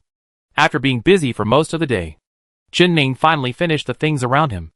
After he confirmed that there was nothing he needed to do for the time being, he turned his attention to the wormhole. The wormhole at the other end of the wormhole of the origin galaxy was still approaching the galaxy that Qinming had previously scouted from a distance, and it was expected to reach the galaxy in one day. Before it actually arrived, Qinming was ready to investigate ahead of time. The Supreme Point had already reached the edge of the galaxy through a jump in advance. What he had to do now was to go to the Supreme Point. Under the effect of psychic energy, Qinming's body appeared in the command room of the Supreme Point in an instant. The scanning data of the sensor had all been sent to the control console of the spacecraft. Qinming sat in the main seat of the command room and called up the approximate data of the galaxy that had been detected at a considerable distance before, and opened it together with the data just obtained from the data that he had just detected. This galaxy itself was a very normal galaxy. 1 star plus 5 planets. No satellites. However, the state of the planets in the galaxy is somewhat special, and each of these planets is frozen, regardless of how far they are from the star. As long as they are planets in the galaxy, Qinming can only see ice and snow on each planet, and can't see the original appearance of the planet at all. Obviously, the star is a yellow dwarf star of the same type as the Sun, and its estimated age may be younger than the Sun. But just as Qinming had discovered before from long-distance observation, the light of this star is very dim, and it can't provide enough light and heat for the planets in the galaxy. Qinming didn't know the reason, but he knew that a normal star would never have such an inexplicable decrease in energy intensity. Combined with the fact that Qinming's wormhole was approaching this galaxy, it was hard not to wonder if there was any connection between them. Would this galaxy also be a very special galaxy? Would it also be a spectacle galaxy? With this idea in mind, Qinming's peak did not stay at the edge of the galaxy for too long. Instead, he dispersed and began to detect every planet in the galaxy, including the stars. He released the detector and approached the star, and at the same time used psychic energy to bring several different exploration ships, each heading to different planets in the galaxy. Qinming gave most of the planets to Yu Hui to control the spacecraft for reconnaissance. He drove the Supreme Point to the second planet in this galaxy. This planet is the most special of the 5 planets in the galaxy. It has an atmosphere, although the atmosphere is extremely thin due to the cold climate. But it does exist, and it is just in the habitable zone of the star with normal energy intensity calculated by Qinming. So no matter what, Qinming must go to see this planet in person. The spacecraft entered the thin atmosphere. The next moment, The blizzard directly submerged the supreme point. The fierce wind made Chen-Ming, who was inside the spacecraft, seem to hear its whistling sound. The high-precision scanning function of the sensor was also limited. The atmosphere outside the atmosphere limits high-precision scanning, and the blizzard inside the atmosphere affects the accuracy of high-precision scanning. Chen-Ming had to find a way to land first, get close to the ground, and then proceed normally. Fortunately, the crystallization of human technology still has its role. The impact of the blizzard that swept the entire planet on the spacecraft itself was not as great as Chen-Ming thought at the beginning. And although the blizzard engulfed the highest point, the detection system and ordinary sensor devices of the highest point did not have any problems. Even the climate analysis device installed in the highest point sensor found that the climate on this planet, except for the extreme temperature and strong wind caused by the blizzard, all other indicators were extremely suitable for human survival.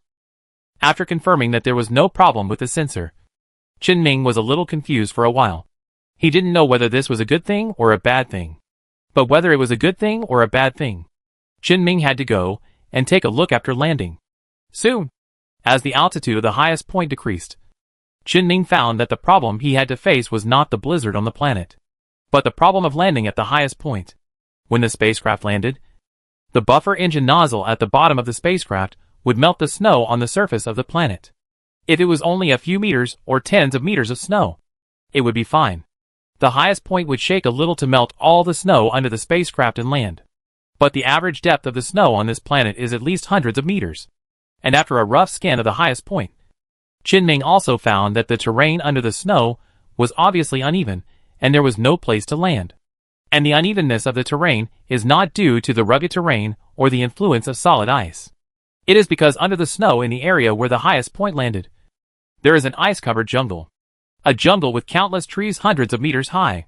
The snow piled up from the roots to the crowns, and continued to pile up for dozens of meters, forming the top layer of snow that Chen-Ming saw now. When the shallow snow melted, Chen-Ming could barely see the crowns of the giant trees that were still standing in the blizzard. And the crowns of these hundreds of meters tall giant trees themselves blocked Chen-Ming's spacecraft from landing. This distance was enough for Chen-Ming to do something.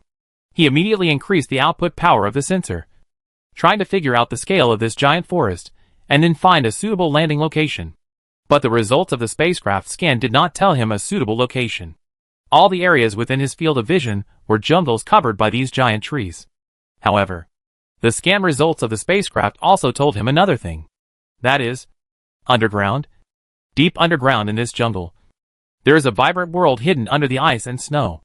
This is a world filled with green, blue, and purple at first glance. The green and purple are vegetation, and the blue are luminous plants and luminous fungi that are spread throughout the underground world, making the underground, which should have been extremely dark, as bright as the surface. The environment of this underground world is similar to any habitable planet that Chen-Ming has seen. You can see with the naked eye that there are lush plants and a wide variety of animals everywhere, full of lush vitality. And the climate of the underground environment is very mild. The ice on the surface does not seem to affect the underground at all. In Chen-Ming's investigation, the source of heat in this underground world seems to come from geothermal energy deeper underground. Even if the surface is cold, the underground remains warm under the protection of the thick earth and the giant trees that support this underground world. The underground world is an isolated paradise. Chen-Ming knew an underground ecosystem before, but that ecosystem was very different from what Chen-Ming saw now.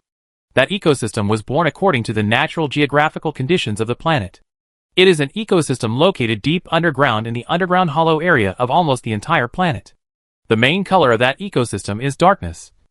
And in the darkness, there are countless ferocious predators. In that ecosystem, every creature, whether plant or animal, has weapons to resist more powerful creatures. Because creatures without resistance simply cannot survive in such an environment. The weapon in the hand of a psychic that Chen-Ming had killed before was made of the bones of a psychic individual among the predators called Night Owl in this ecosystem. Although Chen-Ming had already discarded that weapon, he still remembered the Night Owl and the unique ecosystem. Chen-Ming thought for a while, and did not continue to try to land the high point. Because in the high point scan, almost all the land on the entire planet was covered by those giant trees. Landing was only possible on the now frozen ocean. So Chen-Ming simply did not land. He put on the biological armor that had been optimized for the first time using the power armor of the Shining Civilization and jumped down from the sky. looking at the blizzard outside. For a moment, Chen Ming seemed to feel that the planet below him was crying. Before Chen Ming could confirm his feeling, he fell into the snow hundreds of meters deep. Chen Ming soon found a giant tree buried in the snow, and dug along the trunk all the way to the depths of the snow and the underground. The tunnel he dug behind him was soon covered by snow, and the temperature sensor of his armor was also telling him that the temperature outside was rising rapidly. The Earth and giant trees on this planet have extremely strong thermal insulation properties, with only a few dozen meters of separation. The temperature difference between the surface and the underground has reached hundreds of degrees Celsius.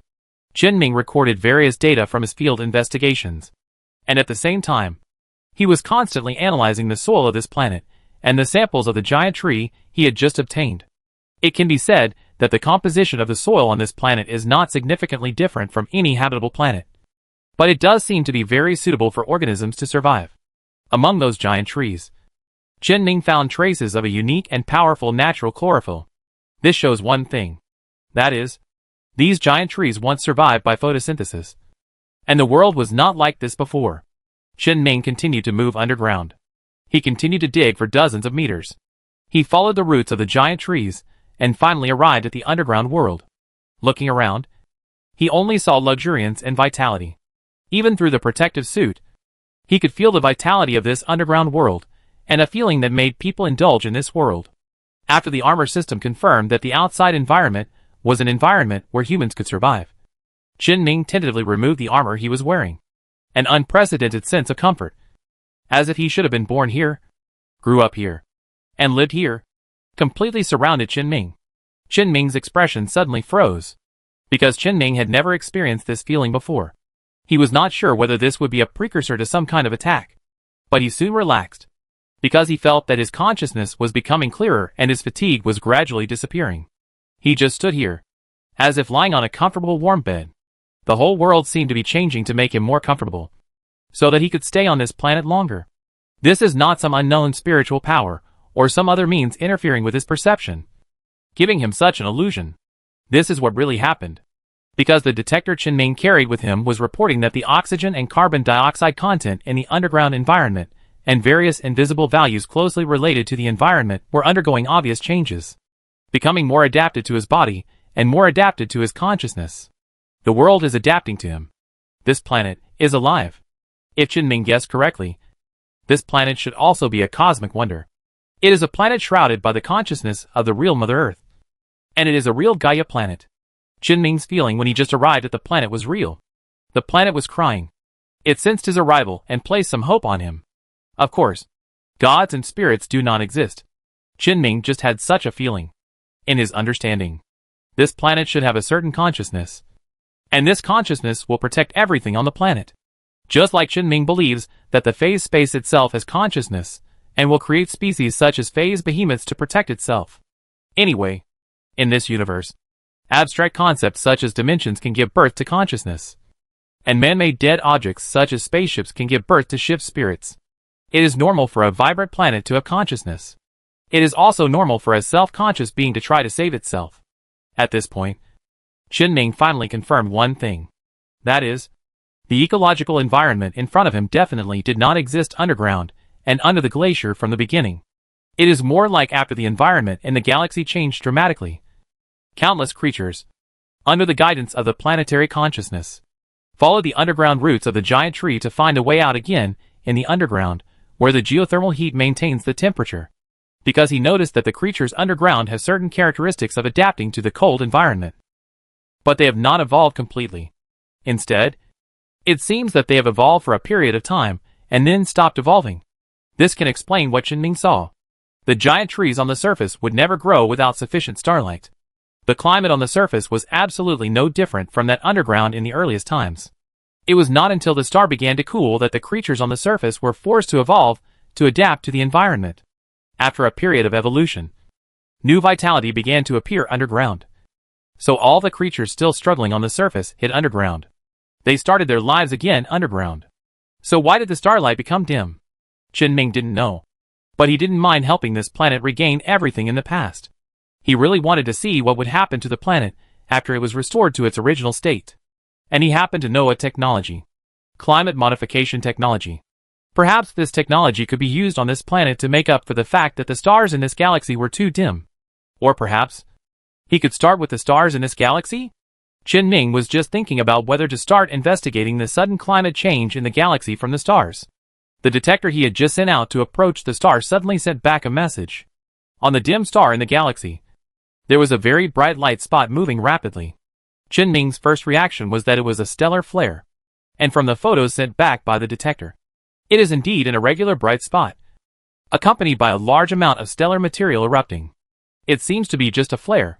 But in Chen Ming's cognition, only stars with normal or frequent activities will have flare activities. A star with a sudden drop in temperature that has caused the original habitable planet in the galaxy to turn into an icy planet on the outside. How can it still have such a bright flare? Chapter 378 Climate Modification. Chen Ming placed the sensor image sent back by the detection device flying to the sun in front of him and carefully observed the situation of the flare. He could see the general shape of the flare, which was no different from ordinary flares. A large amount of stellar material was thrown out, forming a flare that could be directly observed. However, this flare was abnormally bright, so Chen Ming's current observation methods could not directly see the details of the flare. And just when Chen Ming was planning to send the detection device at the highest point directly to the vicinity of the star for a new round of high-precision detection, the flare that was originally on the surface of the star suddenly turned around and fell back into the star. All the ejected stellar matter fell under the star and could no longer be observed. Although this was a bit of a coincidence.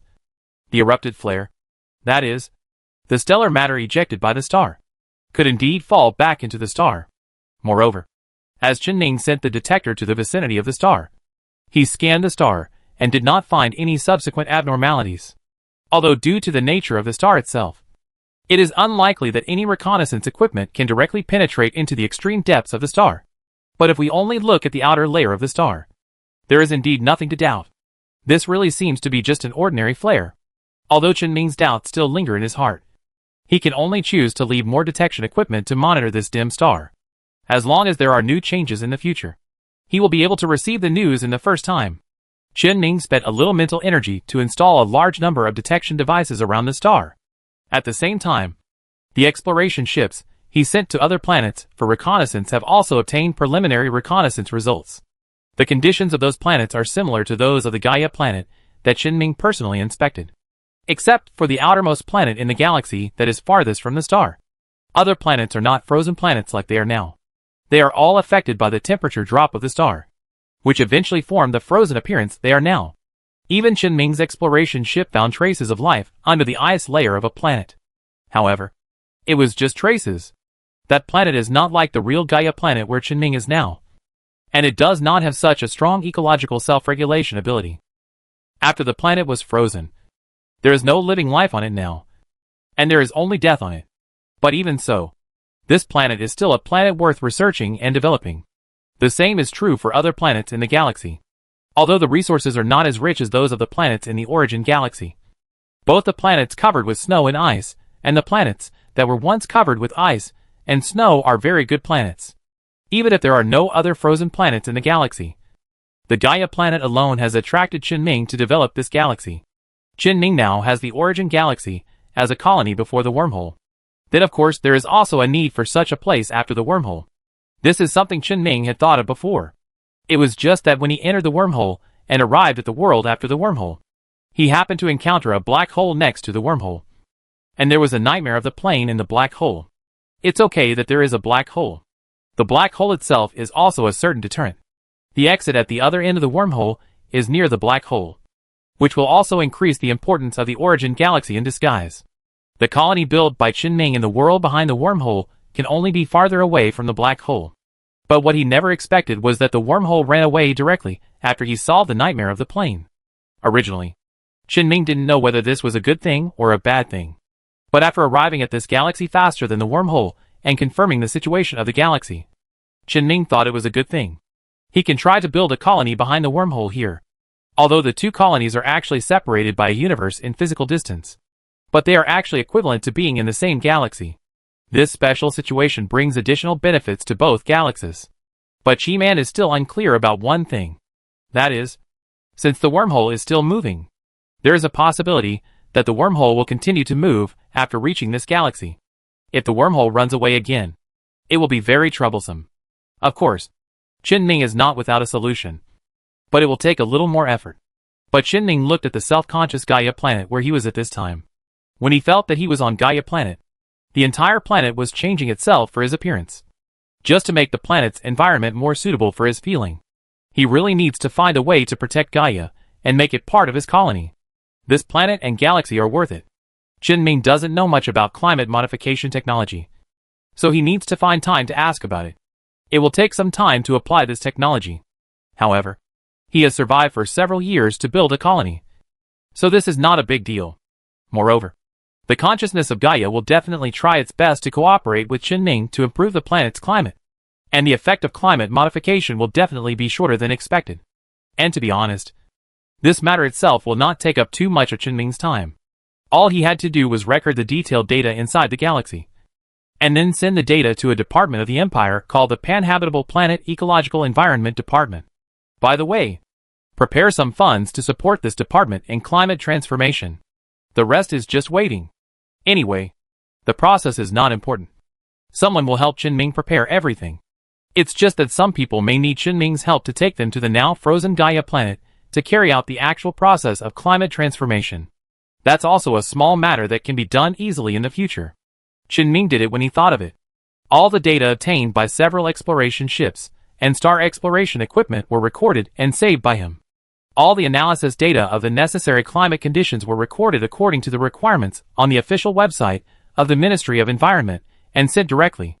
The Ministry of Environment has a subordinate climate modification department that has always been quite idle, so it is normal to accept external climate modification tasks.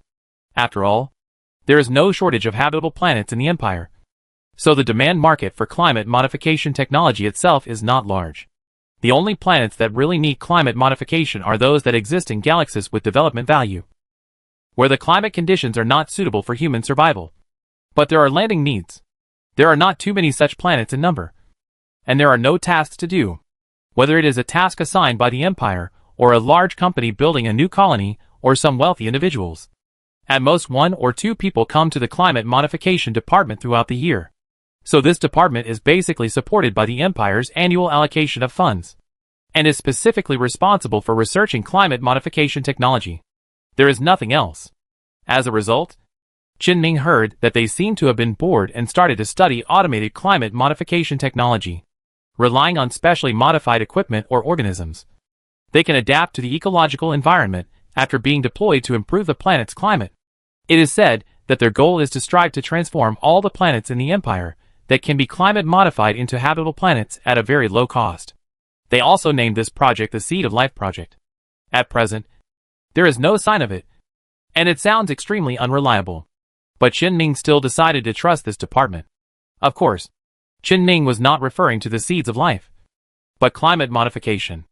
Although he had heard that climate modification was very difficult, there seemed to be not many successful cases in the entire Empire. But after he carefully studied the technology of the Empire, he found that the number of failed cases was less than the number of successful cases. Or it could be said that there were really not many cases in total. Qin himself did not use his authority, and he found a total of about 200 cases of environmental modification. At first glance, it seemed like a lot, but looking at the Empire, 200 cases were really nothing. Among them, there are more than 170 successful cases, 3 failed cases, and the remaining 20 to 30 cases were all terminated and not continued. There is really nothing to say about such a project with a success rate of nearly 90%. And he has no other choice. The Empire has only one official department that is engaged in environmental transformation. Who else can he find? The environmental department responded very promptly. After confirming the planetary data and requirements said by Qin, he called Qin directly. As soon as Qin picked up the phone, the other party said directly, "Mr. Qin, we have received your request, and there are a few questions that need to be confirmed with you. The intensity of stellar radiation is at least 1/3 lower than that of similar stars. There is no specific data to explain the reason. Do you have any additional information?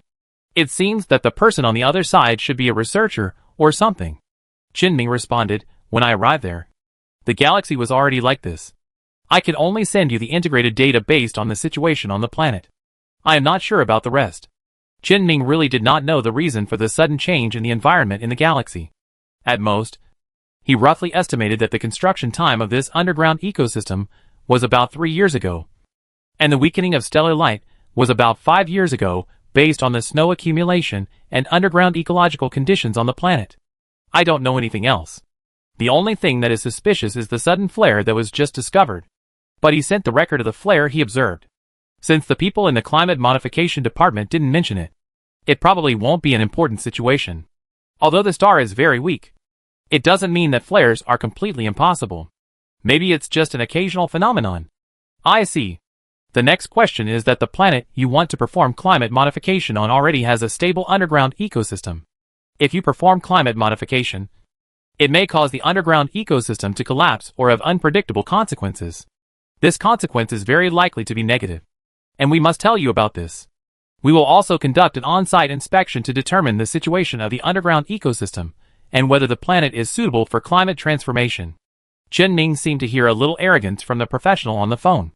It seems that he does not trust the results of Chen Ming's investigation. Chen Ming also understands.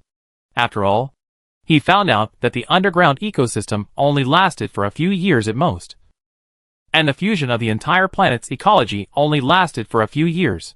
It was hard to believe this. What else can he say? He can only say casually, it doesn't matter. The underground ecosystem is very stable and will not be affected.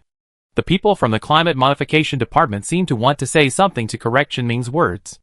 After all, in his opinion, climate modification is a dangerous thing, which will have an almost irreversible and significant impact on the planet's climate. No matter what the original climate of the planet is, the climate will have extremely significant changes afterwards, and it is normal to cause a devastating blow to the original ecosystem. Therefore, almost all the planets they have carried out climate modification are planets that originally did not have an ecosystem. And no matter what the result is, it will not be affected. And if it is a planet that already has an ecosystem, whether it succeeds or fails, the result may be very bad. But they really need customers now. So even if the data sent by Chen Ming seemed to have problems, they did not correct it directly in front of the customers, but changed to a more indirect way to express that they would confirm it. When Chen Ming said this beyond their cognition, they did not say anything. Anyway, the contract will be signed in the end, and they will not be blamed if there is a problem. The researcher under the Ministry of Environment on the other end of the phone endured the problem in his opinion and said, the last question. What do you mean by the planet has a strong ecological regulation ability? Literally. I have said that you don't need to care about the original ecology. As long as you can find a way to restore the surface ecology, then do it. The researcher couldn't hold back any longer. Ecological regulation is an objective phenomenon determined by the actual ecological environment. It doesn't mean that the planet can regulate its own ecological environment. He really wanted to say this, but in order to avoid the client running away, he didn't say it. Anyway, he has seen many cases of laymen guiding professionals, so this one is not bad. Chen Ming can probably guess what the people in the Ministry of Environment think, but he is too lazy to argue. There will be facts to prove that he is right in the future. Wait a minute. The tone of the researcher in the climate modification department suddenly became a little strange. He asked, your name is Chen Ming, right? Yes. What's wrong? Is that Chen Ming? Chen Ming was silent for a moment and did not respond. But he heard some chaotic noises on the other end of the phone, as if several people were busy. At this time, it was the office of the Climate Transformation Department under the Ministry of Ecology and Environment of the Empire. The research institute that was just talking to Chen Ming on the phone quickly muted the communication and looked at the computer of the colleague next to him. It showed some publicly available information about Chen Ming, although not much, combined with some rumors they occasionally heard. They found that it seemed that the person who came today was a big customer they could not afford to offend. And this big customer seemed to be more capable than them in some aspects. They can't understand not because they are wrong, but because they are too inexperienced. The researcher just now almost cried while speaking, and asked anxiously, what should we do? Call the boss. He may have a way. After a while, the researcher just now suddenly changed to a new enthusiastic attitude. No longer the business-like attitude just now, and said to Chen Ming, it's really you. So? I'm very sorry. Mr. Chen Ming, I want to ask you again. Are those things you just said related to psychic power? Chen Ming did not pursue him, and said, I can't be sure. First of all, I really don't know about the situation of the stars in that galaxy. Then I'm not sure whether the planet itself is related to psychic energy. But I can be sure that the planet is special. It has self-awareness, and can actively adjust the situation of the planet. The Research Institute took a deep breath and said, I'm sorry, Mr. Chen Ming. The questions just now were all because I was not knowledgeable enough. They were all my own problems. We can help you with the climate transformation for free this time. Please understand. It's okay. I don't care. Having said that, Chen Ming would not really pursue anything. The Research Institute breathed a sigh of relief, thinking about what his boss had just said, and tentatively asked Chen Ming, can you allow us to go to the planet you mentioned for a period of time to inspect it? The star system you mentioned is quite special. We may need some time to verify whether climate transformation can be carried out. I'm very sorry. We really can't give you an accurate answer before we contact that planet. That's fine. Chen Ming didn't hear any problem in this, and agreed to their request. Let the Climate Transformation Department prepare the necessary manpower and facilities, and he will send all the people to the destination at that time. After arranging the climate transformation, Chen Ming immediately connected the next thing seamlessly. That is to find the survivors to continue the last communication. At the end of the last communication, the survivors took the initiative to initiate a transaction request, and Chen Ming delayed it on the grounds that their empire needed to discuss. It's time to give them a reply. Chen Ming continued to stay underground on Gaia. He could only say that this planet was so comfortable that he didn't want to leave. He took out a communicator and said to the survivors, we have already discussed the result. We can trade with you. The survivors responded at the same speed as last time. But they did not directly say that the Empire agreed to the trade. Instead, they asked, is the person communicating with us still the same as before? It's me. Okay. There is no change on our side. It's still me. You can call me Nano. This Nano refers to the term Nano in the Shining Civilization. If it is used as a name, Chen Ming should transliterate this word. But transliteration is too troublesome. In order to save some brains, Chen Ming directly used the meaning of the noun translated from the Shining Civilization as a nickname for the person who claimed to have certain social skills. After Nano gave his self-proclaimed name, Chen Ming also responded to his name, Chen Ming. After solving the problem of the name, Chen Ming went straight to the point and said, regarding the way we trade, the Empire has already made a preliminary plan. You can listen to it. If you have no objection, follow this. If you have any, you can raise it, and we can discuss it again. Chen Ming gave a more friendly attitude than last time, and the survivor certainly could not refuse Chen Ming's request to listen. The specific form of transaction was also a form thought up by other people in the Empire. Simply put, the initial transactions with the survivors were mainly technical transactions. Both parties specify a technical direction for each other. For example, physics, sociology, engineering. Then list 100 technologies, select a certain number from them, and exchange them. Of course, the specific scope is definitely not that large, but it needs to be refined to more levels. For example, the more cutting-edge aspects of physics include computing technology, force field technology, particle technology, and other different aspects. Choosing more sophisticated technical aspects is helpful for trading the required technology. If we only talk about trading technology, then the Empire does make more money, because the technology of the Shining Civilization is indeed stronger than that of the Empire. So the survivors may not necessarily agree. And the Empire has also prepared a second plan. However, the survivors' reply saved Chen Ming a lot of trouble. No problem. This should be regarded as their way of showing sincerity again. When the number of transactions increases, subsequent transactions will gradually become equal, and will also involve more and more directions, from technology to culture and society. This is an inevitable and foreseeable development. As for whether such transactions will continue in the future, it depends on the specific situation. In the first transaction, both parties had special choices in terms of technology. The Empire chose the psychic theory of the Shining Civilization, while the survivors chose the Empire's statecraft and sociology technology.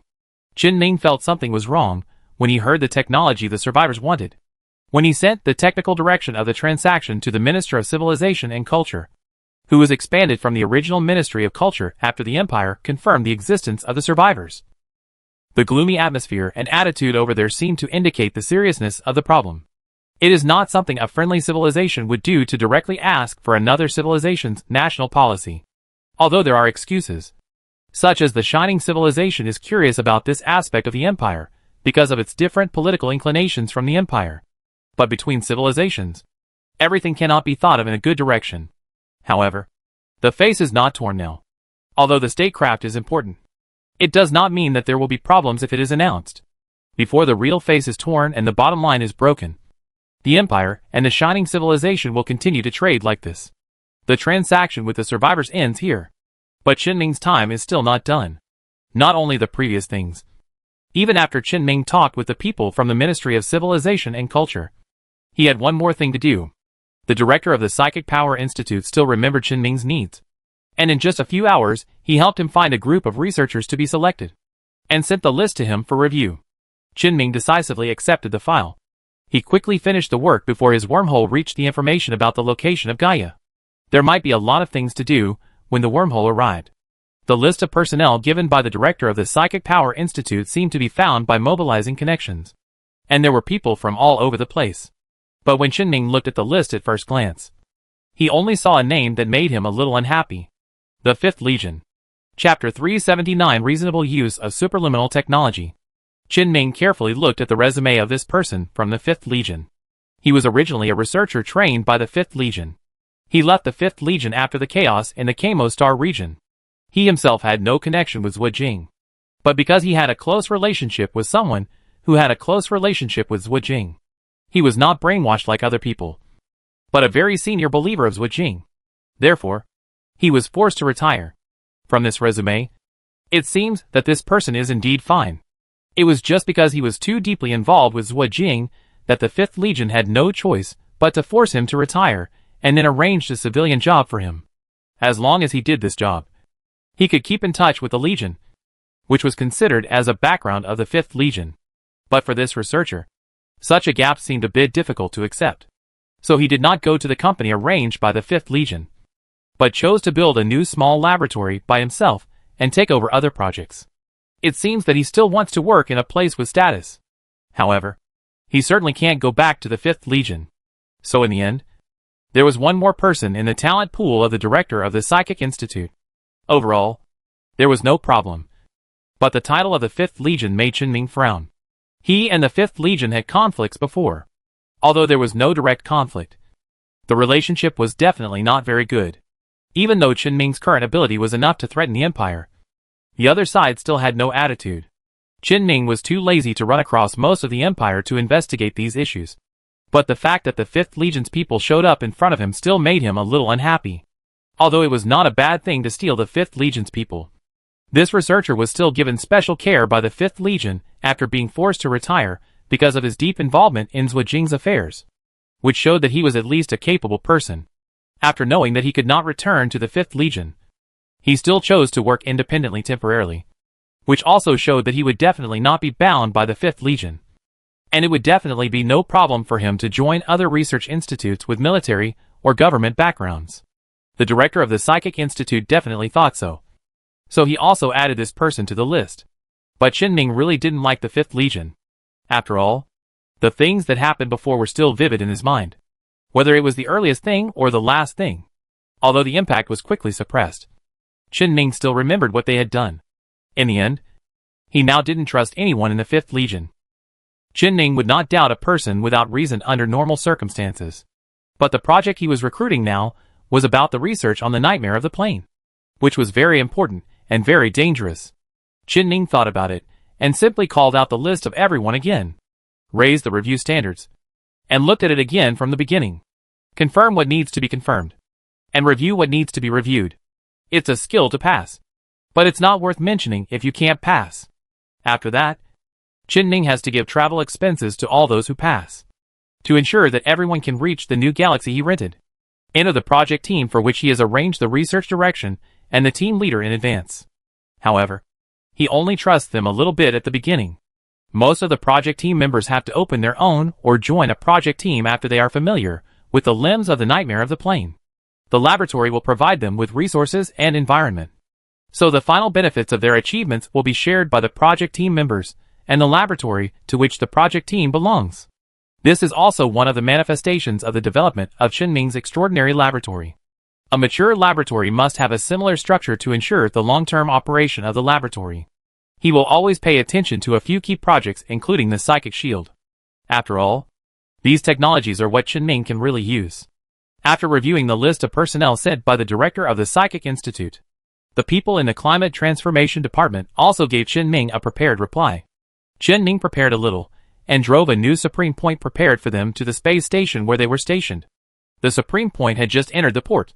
Chenming saw a crowd of people in the port and various equipment that almost filled the port unloading area. With doubts, he opened the cargo hatch of the spacecraft and got off the spacecraft himself. A researcher who looked only in his 30s came up to greet him immediately. Chenming had seen the website of the Climate Modification Department in advance. He was the director of the department. The director came up and extended his hand to Chenming enthusiastically. "Mr. Chenming." Chenming extended his hand and shook his hand, and asked, "I saw it on your website. It seems that you have only about 300 people in total?" "Yes. All are here. It doesn't matter. Anyway, we don't have many tasks this year. It's our honor to help you do things. I'm glad you feel okay. Get on board. This time we may have to go a little far." The minister waved behind him, indicating that he could start arranging robots to move the equipment on board. In the midst of the hustle and bustle, Chenming heard some scattered conversations in the crowd, which seemed to be about the Seed of Life project. Chenming silently thought about the Seed of Life project and the purpose of this trip, and did not say much. He just took the minister to the captain's room and handed over the control of the spacecraft to him. Then Chenming still used the old method to teleport the spacecraft directly to the origin system, and then used the wormhole to reach the world on the other side. Although Chenming can use his own psychic energy to teleport between the Empire and the world behind the wormhole, the distance beyond the observable universe makes the consumption of doing so even exceed the upper limit of his ability. Anyway, the effect of passing through a wormhole is similar to direct transmission, with little difference. At most, when passing through a wormhole, Chenming had to explain to the minister why the wormhole that the spacecraft had just drilled out was flying with the spacecraft. When the highest point carrying the Climate Transformation Department arrived in the galaxy where the Gaia planet was located through the jump, everyone entered the state directly and began to debug the equipment that had been prepared on the way here, and could start the pre-climate transformation investigation at any time. The minister in the captain's room gradually became serious after entering the galaxy. "Mr. Chenming, this galaxy gives me a very strange feeling."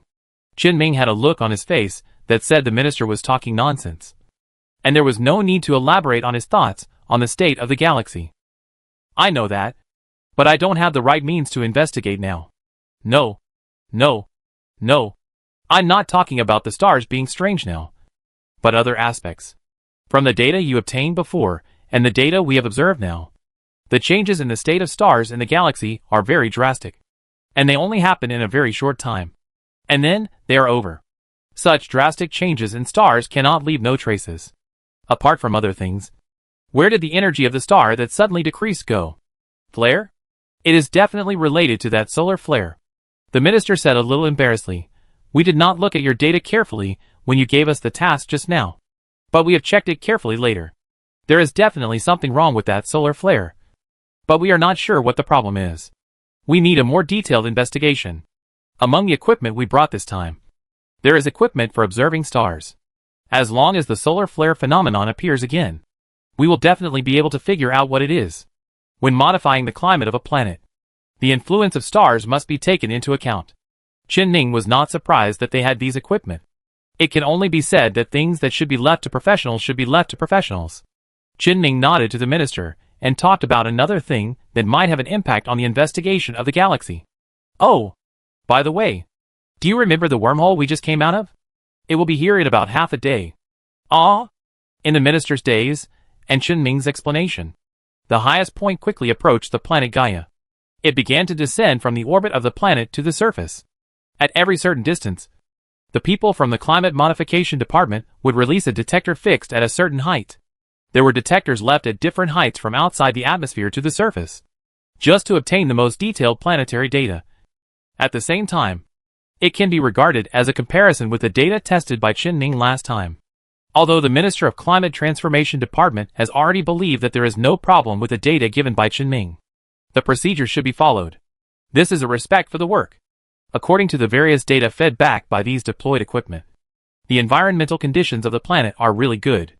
As long as the influence of the blizzard can be eliminated, this planet will be a planet extremely suitable for human habitation.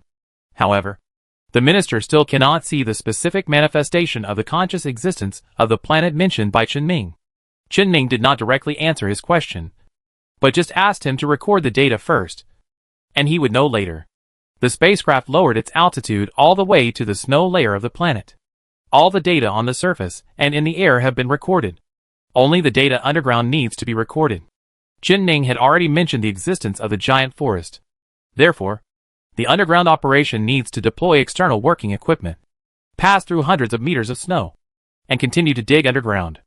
Considering the efficiency of this mission, the existence of Chen Ming, and the wormhole that will be reached in less than half a day, the minister chose a more efficient, but also more dangerous way. Go directly to the Spider-type all-terrain reconnaissance vehicle. And he personally led a group of people to form an underground environment reconnaissance team to go underground. The Spider-type all-terrain reconnaissance vehicle can be said to be synonymous with flexibility and stability. It is enough to complete the task of collecting planetary data. The rest of the people continued to monitor the equipment that had just been deployed on the spacecraft, and also continued to install new monitoring equipment at different locations on the planet. Ensure that the data will not produce errors. Another group of people entered at the highest point and took other spacecraft to the vicinity of the star to install a special device for detecting the status of the star that is more professional than some general-purpose reconnaissance devices that Chen Ming can get. The Spider-type all-terrain reconnaissance vehicle quickly went deep into the snow, and like Chen Ming before, it went to the underground world along the trunk and roots of the giant tree. The minister was on the scene personally, so Chen Ming certainly wouldn't be idle. However, after the group entered the underground world, he did not stay there, but opened the hatch and jumped out directly. Mr. Chen Ming, don't worry about me. Just record the data. Chen Ming waved at them and walked to a more distant place. He stayed here when he came before, and only left when the climate transformation department needed him to pick him up. In addition to being really comfortable here, it was also because he was trying to communicate with the consciousness of the planet. Although the effect was not ideal, the planetary consciousness seemed very weak, causing him to not find someone to communicate with. But we have to try. What if we can communicate? Once we communicate, things will be easier. On the Spider car, a researcher at the equipment console suddenly called the director. The director turned around and found that his expression was very surprised, and asked, "What's wrong?" The environmental index is changing rapidly. How did it change? It has become more suitable for the human body. Ah? Yes. Really. This underground ecosystem can already allow people to survive here, but it continues to make people more comfortable. Chen Ming's voice also came from the intercom channel. Did you see it? This is what I call planetary consciousness. I prefer to call such a planet Gaia. Gaia.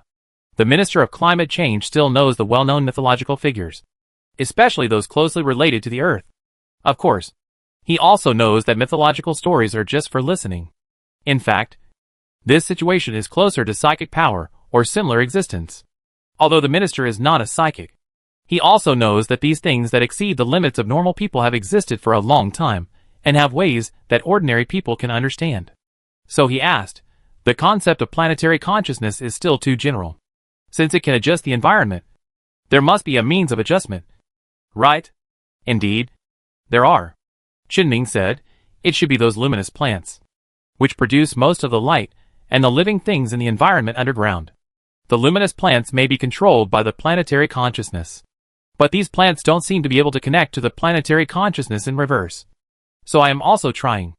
The samples of luminous plants were collected and tested when they just passed by. Indeed, these luminous plants in the underground world maintain the stability of the entire ecosystem. It is because of their existence that this planet has the name of Gaia in Chen Ming's mouth. And these things are also of special value to their department. But the minister thought it was not the right time yet. He continued to talk about the planet itself. Mr. Chen Ming, do you know when the star changed drastically? I remember I sent you the data. According to the situation on Gaia, it happened about 5 years ago. The minister knew that Chen Ming had written it in the document he sent them. He asked this question just to lead to his next sentence. I have an idea. Since we already know the time when it happened, why don't we jump to a place 5 light years away from here to conduct optical observations here? Chapter 380 Star Devourer. The words of the Minister of Climate Transformation made Qin stunned for a while. He really hadn't considered the method the minister mentioned to determine what happened a few years ago. But it sounded like it was indeed okay. Isn't this how superluminal technology should be used? Because the wormhole was less than 5 light-years away from this galaxy. Qin could only see the stars that had cooled down. And his mind didn't turn around for a while. But in the universe 5 light-years away, everything is still the same as it was 5 years ago. And he can see what the stars used to look like.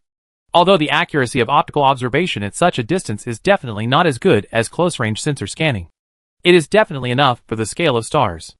After accepting the minister's advice, Qin continued to let the Climate Transformation Department record the planetary data on Gaia in preparation for the subsequent climate transformation.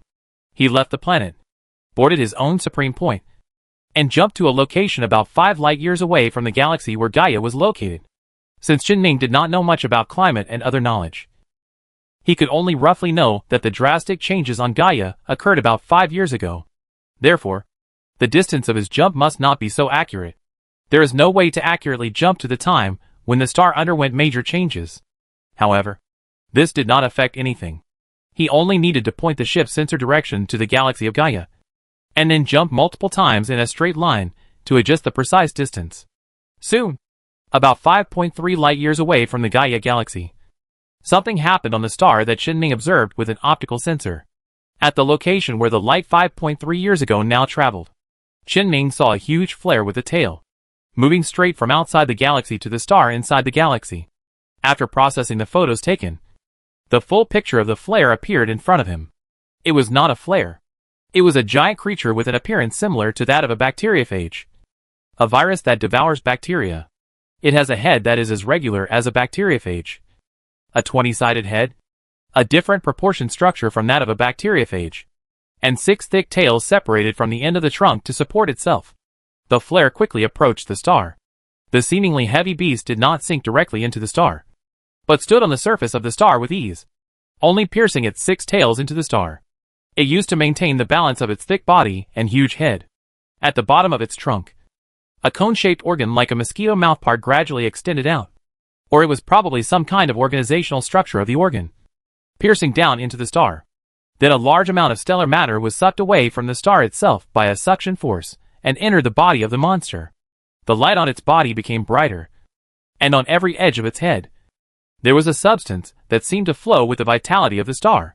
Its size also seemed to increase a bit. The temperature of this area on the surface of the star dropped almost visibly, and this bacteriophage or star-eater was obviously not satisfied, and continued to change its position on the surface of the star, devouring the star's matter. It became brighter and brighter, while the star itself became dimmer and dimmer. By comparing the volume of the flare with the planets and stars, it can be roughly inferred that this flare is about half the size of the nightmare of the plane. And the flare that Qin saw on the star before was at least as big as 2 nightmares of the plane. Either the flare that Qin saw was a real flare, and it was not the same thing as this monster that should be called a star-eater. Either the star devourer has grown to its current size by devouring the energy of stars in the past 5 years. The answer is self-evident. Qin let the high point speed up slightly and move forward. This can speed up the observation of the star devourer, the star and the internal situation of the galaxy. Before long, the star devourer almost completely extracted the high-energy matter on the surface of the star, and the bright star that could provide life for the planets in the habitable zone no longer existed. As the temperature of the star dropped, the blue and vibrant Gaia planet was completely frozen in just a few months. The blizzard became the climate that could be seen when the planet moved on the surface. The planetary consciousness did not give up, but forcibly maintained the underground ecosystem until today. After watching the whole process, Qin couldn't help but sigh and said, "Another one. If you really want to count." He has encountered 3 giant beasts of this size, a scavenger robot, a plane nightmare, and a star-eating body that he has observed now to devour stars. There is nothing to say. The plane nightmare has become a half-plane nightmare because it hindered his development. This star-eating body hindered his actions to restore the Gaia planet, and it is bound to follow the footsteps of the plane nightmare. Qin has to find a way to lure out the star-eating body that has now infiltrated the star and kill it. Although Gaia may not be restored to its original state after getting rid of the star, at least its environment will not continue to deteriorate. and the weakening of the star will no longer have an impact on the planets in the galaxy. Qin has already thought of a way to lure out the star-eating body. That is, to use the star matter. The star-eating body devours the star, and it must be well aware of the changes in the star. If the star matter disappears on the star for unknown reasons, as long as the star-eating body has simple intelligence, it will definitely come to find out the reason. Qin just happened to master the way to transfer the star matter inside the star, and it was taught to him by the mechanical family in the past. Once, the mechanical race used the reverse matter jump device to transfer stellar matter from the star to their planet in an attempt to kill him. Qin lost an arm directly from the stellar matter at that time, but he also successfully controlled the device in his hand and mastered its manufacturing method. It can be used now, although this reverse matter jump device has some shortcomings. For example, when jumping matter, it can only jump to a tiny place, and can only jump to dead objects. And the energy consumption is also extremely huge. For example, the mechanical race didn't know how long it took to set it up, and the device equipped with the antimatter engine probably delivered less than half a cubic meter of stellar matter. The effect can only be said to be average. But Qin is different. He also mastered antimatter technology, and he also has an energy supply that seems to be almost unlimited at present, as long as the device is activated for a long enough time. A large amount of stellar matter can always be extracted to a level that is enough for the monster to find. In addition, Qin actually has a way to attract the appearance of the star-eating body. That is to wait first. At this moment, there is a wormhole that has just left the black hole and is running here. Qin wants to see if the star-eating body in the star will move after the wormhole arrives. It would be best if it came out because of the wormhole. But if it doesn't come out, Qin really needs to prepare a device to transfer stellar matter. Qin also considered the survivors. They might also know the news of this star-devouring monster. After all, the black hole where the wormhole was located at the beginning was not even 5 light-years away from this galaxy. Even if the star-devouring body had just arrived in this galaxy 5 years ago, Qin believed that the survivors, who had been paying attention to the wormhole and the black hole next to the wormhole, would definitely notice the star-devouring body in the nearby galaxy. But Qin did not go to find them. If there was a way, he thought he should try not to get involved with the survivors. In his opinion, the purpose of the survivors was obvious. That is, to revive the shining civilization. They also knew that the Empire absolutely did not want to trade with them, and only wanted to take away all the relics of the shining civilization in the hands of the survivors at once, whether it was technology or physical objects. It's just that the Empire and the survivors have their own needs, so they maintain a false peace. Once they find an opportunity, both sides will try their best to send each other off. That's why Qin won't get too involved with him. His butt is always sitting on the human chair. If he really needs it, at worst, he can send the survivors away and take it from their bodies. Qin didn't continue to prepare more plans. The current plans are enough. He immediately began to arrange a plan for the star-eating body in the star. Half a day passed quickly. Qin appeared on the highest point that he handed over to the Climate Transformation Department. In order to prevent the researchers who were responsible for climate modification from encountering unknown dangers, he contacted the minister in advance and asked people to call all those who were out back to the spacecraft, at least after the wormhole arrived and before his first operation was over. The researchers should stay in a safe place. The past half day was enough for them to obtain data for analyzing the situation of Gaia. The minister and Qin stayed in the captain's room waiting. He was an ordinary person, but he wanted to see it, so he told Qin specifically. Qin didn't mind being friendly to people who cooperated with him, so he stayed here and chatted with the minister. Anyway, he had already made all the necessary preparations. Not only the facilities for extracting stellar matter, but also the fleet for dealing with the Star Devourer. The Star Devourer is twice as big as the plane Nightmare in size, so the fleet to deal with it naturally needs to be expanded. Qin only needs to say a word, and the Queen of Worms will prepare everything that needs to be prepared. The same means of attack should not be ineffective. Let him see what is special about this Star Devourer compared to the plane Nightmare. The image of the sensor suddenly changed, and the wormhole had entered the observable range of the sensor. Although he had seen this strange celestial body before, the minister next to Qin was still a little shocked to see a wormhole running around with his own eyes. He wanted to say something, but after noticing Qin's serious expression, he chose to remain silent. The wormhole began to slow down after approaching the Gaia galaxy, gradually entering the interior of the galaxy and entering an orbit around a star. The orbit it entered just corresponds to the orbit of the real Gaia planet around the star. And it is also just on the other side opposite to Gaia planet. It is exactly the same as the other end of the wormhole. The orbit of the wormhole at the other end is opposite to an ordinary habitable sphere, which Chen-Ming called Gaia. And the orbit at this end is opposite to a real Gaia planet. The wormhole just entered the orbit, like a celestial body that has been here all the time, without any further movement or signs of leaving again. Chen-Ming breathed a sigh of relief. At least it seemed that he didn't need to continue tracking the wormhole or find a way to lock it in place in the short term. But he couldn't relax yet. His goal was the Star Devourer. However, even if the wormhole entered the galaxy and entered the orbit just like the Star Devourer entered the galaxy, from the data returned by the sensor equipment that Chen-Ming placed near the star to cover the star in all aspects, there was no sign of any flare on the surface of the star, nor any trace of the Star Devourer. The star was still very stable, with a stable low temperature, and the arrival of the wormhole did not seem to stimulate it. It seemed that Chen-Ming still had to use the means he had prepared personally. However, just before Chen-Ming really took action, the communicator on his body suddenly rang. It was the survivor who took the initiative to initiate the communication. Chen-Ming picked up the communicator and saw only one sentence on it. "We want to ask one thing. Have you seen the Star Eater?" Chen-Ming frowned and chose to respond with silence. Sure enough, the survivors themselves explained why they knew about this matter. "We keep an eye on many things, especially the wormhole leading to our original world. So, we can provide you with some information about the Star Devourer, such as its weaknesses."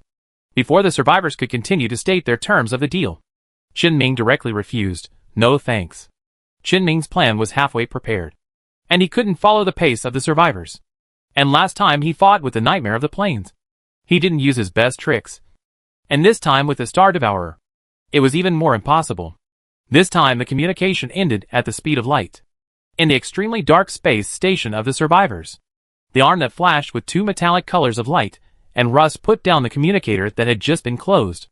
Another voice came from the darkness. "Your performance last time, and this time was too much," which made Chen-Ming more vigilant. The survivor with the codename Nano responded. "It is this vigilance that makes humans think in the wrong direction. There are still many guardians wandering in different locations in this star field. Sooner or later, he will need us." The survivor space station fell into silence again. Chen-Ming couldn't help but frown at this time, holding the communicator and staring at the two sentences on it, thinking constantly. He refused the deal with the survivors for other reasons besides, because he did have prepared means that he had not used yet. Because he sensed trouble and danger from the survivors. It was not the danger of danger perception, but a simple sense of danger. Why could they contact him just when he was about to do something? How did they see everything that happened here? What means were they using to monitor this galaxy? Or in other words, monitor him? Optical sensing cannot be that fast. It takes 5 years to detect what happened 5 light years away. The survivors could only know that he had encountered the Star Devourer because some kind of monitoring system was installed somewhere nearby. But Chen-Ming could not find any monitoring equipment. Nor did he feel that he was being spied on. His intuition can help him perceive many situations that are sometimes impossible to observe with the naked eye, such as people who are watching him from behind, which can be easily discovered by his perception. But he has no perception of the survivors' monitoring methods. Just like Chen-Ming couldn't track the signal sent by the communicator before. Or he is not strong enough. Otherwise, there is no need to consider this problem at all. But no matter what happens in the outside world, no matter what the impact is, he must do what he should do. Chen-Ming's psychic energy fluctuations swept across the entire galaxy, and after not finding any problems, he activated the reverse matter jump device, started to transfer the stellar matter from the star, compared with what the Star Devourer swallowed. What Chen-Ming pulled out at this time could only be regarded as a drizzle. Moreover, Chen-Ming had only activated the device for a few seconds, and only a little bit of stellar matter was transferred out. The dim star surface in the galaxy showed signs of violent activity. It is not known whether Chen-Ming drew some more important energy-intensive matter, or the energy of the Star Devourer. In short, the Star Devourer was indeed anxious. As the violent activity on the surface of the star became more and more obvious, a dazzling light spot appeared on the sensor. After slightly modifying the sensor data, the appearance of the Star Devourer appeared in front of Chen-Ming. It stretched out half of its body and a tentacle-like tail from the inside of the star, and the tip of its tail pointed to the area in space where star matter was escaping. A ray that seemed to eject star matter pierced through Qin Ming's device for extracting star matter in space, destroying it directly. The next moment, the Star Devourer, having achieved its goal, wanted to turn around and return to the star. But the fleet that Qin Ming had prepared long ago jumped to the vicinity of the star at the moment the ray was launched. Even though the high temperature of the star was extremely terrifying, the armor of the biological fleet had the ability to isolate plasma. The star itself is a huge plasma. As long as you don't enter the interior of the star directly, the temperature of the outer edge of the star alone cannot threaten the Zerg fleet. The Zerg fleet is still the same as before, composed of pure Hercules class, with a number of 200. It's not a lot, because the first wave of attacks is still just a test, since the last time Qin Ming attacked the Nightmare of the Plains, and the Nightmare of the Plains released some kind of ultra-large-scale attack. Qin Ming has made up his mind. Whenever he fights with this type of enemy, he must first test it to avoid unnecessary losses. Although losses are meaningless to Qin Ming still chooses to maintain this habit. And the Zerg fleet also prepared a large number of different types of weapons, just like last time, to test the damage of the Star Devourer itself to different types of weapons. When the Star Devourer just finished the ray and turned around to return to the star, the Zerg fleet's various weapons attacked the body and tail that had not yet completely sunk into the star. The tail was directly broken. The regular icosahedron on the head was directly pierced, and countless wounds were left on the body. A large amount of stellar matter was ejected from the wound of the Star Devourer, sprinkled into space, and sprinkled onto the star. All the results of the weapon tests were immediately returned to Qin Ming. It can be seen that neither live ammunition nor energy weapons perform well when facing this kind of creature that can live in stars. Live ammunition weapons will be melted by the terrifying high temperature, and energy weapons will be offset by the high energy of the star. But the effect of arc weapons is still powerful. This kind of damage that comes from the concept of radiation energy and directly hits the essence has a good effect when facing any enemy. Whether it is the pierced head or the broken tail, it is the result of arc weapons. At this time, the injured star-eating body did not hide directly in the star, but crawled out of the star. The light on its body is flashing at a very high frequency, as if it is roaring angrily with this strong light. The wound on its 20-sided head recovered quickly, and the broken tail also grew back at a speed visible to the naked eye. And all the tail tips were aimed at Qin Ming's Zerg fleet at the same time. Qin Ming's eyes just swept over the data of the actual combat of the weapon and the angry Star Devourer. His attention was attracted by the situation of the star itself, because he suddenly found that some of the attacks of the Zerg fleet just now did not fall directly on the Star Devourer, but on the star. This is a very normal situation. But the abnormality is that those attack methods that fell into the star seemed to penetrate a layer of barrier. Let the energy inside the star radiate through the penetrated barrier. Qin Ming could see that the matter inside the star still maintained high energy, although it was certainly weaker than before. Compared to the almost cold surface of the star, the energy inside the star was barely enough to maintain a normal cosmic environment. Qin Ming understood. The Star Devourer did not really drain the star's energy. It did drain a lot of star energy, but it also secreted or created some kind of substance, covering the surface of the star. These substances restricted the star's energy from escaping outward and gathered the energy inside, which the Star Devourer used for itself. It was like a Dyson sphere. This was once a purely theoretical concept of a means to collect all the energy of a star. Now it has been partially realized by such a giant beast in the depths of the starry sky. There was no time for Qin Ming to think more, because at this time, the Star Devourer's counterattack had already arrived in front of the Zerg fleet. Chapter 381 Killing. The Star Devourer has 6 tails, and the end of each tail has been aimed at Qin Ming's Zerg fleet from the beginning. The stellar matter flowing on the edges of the icosahedron on its head is sent to each of its tails through the structure in its body. Qin Ming has already guessed what type of attack the Star Devourer is. He immediately ordered the Zerg fleet to disperse, expand the distance between each other and the overall space occupied, maintain irregular movement, or at least not stand in the same straight line, so as not to be affected by subsequent attacks. Qin Ming's order was just issued, and the Zerg fleet just took action. 6 rays of stellar matter emitted from the tail of the Star Devourer swept across the entire Zerg fleet. As long as the Zerg fleet was touched by the stellar matter, it would be burned to death, without any resistance. Even though the Zerg had the genes of the Aurora Wind Spirit and were resistant to plasma, in the face of real stellar plasma, this plasma resistance could only delay the destruction by 1 second. Ming now felt that the Zerg fleet needed a shield. If the Zerg fleet had a shield, at least each ship could resist for a few more seconds, so that the enemy's attack methods would not directly touch the armor and hull, causing the entire ship to be destroyed. There was no point in thinking about this now. Ming could only continue to observe the battlefield. The 6 rays of stellar matter that continuously and repeatedly swept across the Zerg fleet seemed to have endless backup resources. After destroying more than 30 of Ming's battleships in a blink of an eye, there was no intention to stop at all. If you think about it carefully, it is indeed an endless energy source. After all, the mosquito-like mouthparts under the body of the Star Devourer have pierced into the star, constantly absorbing the star's energy. Unless the Star Devourer's own body can't bear it. The energy of this star is endless for Ming's Zerg fleet. The Zerg fleet tried its best to avoid it.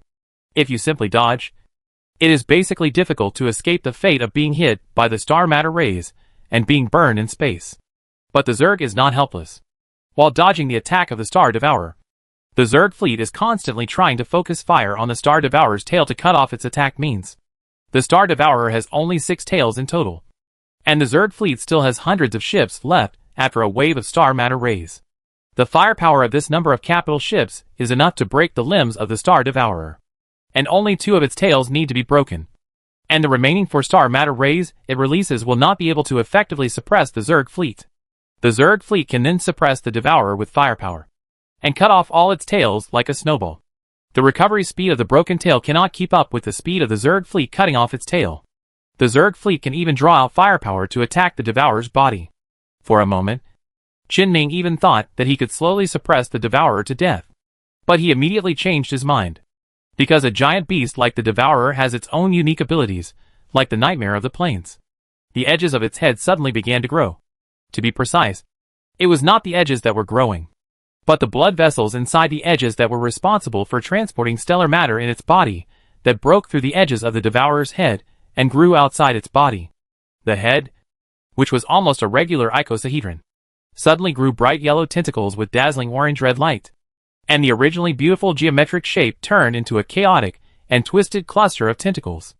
The ends of these tentacles are slender, and the high-precision sensor can see that there are extremely dense holes that seem to be openable and closed. The body of the Star Devourer suddenly half sank into the surface of the star, increasing the extraction of stellar matter and temporarily stopping the action of restoring the tail.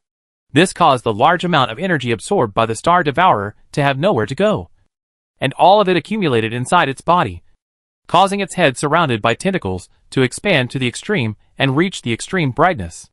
Each tentacle that was transformed from the blood vessels that transported stellar matter in the Star Devourer's body became extremely bloated and fat, and the dense holes at the end became more conspicuous in this drastic change.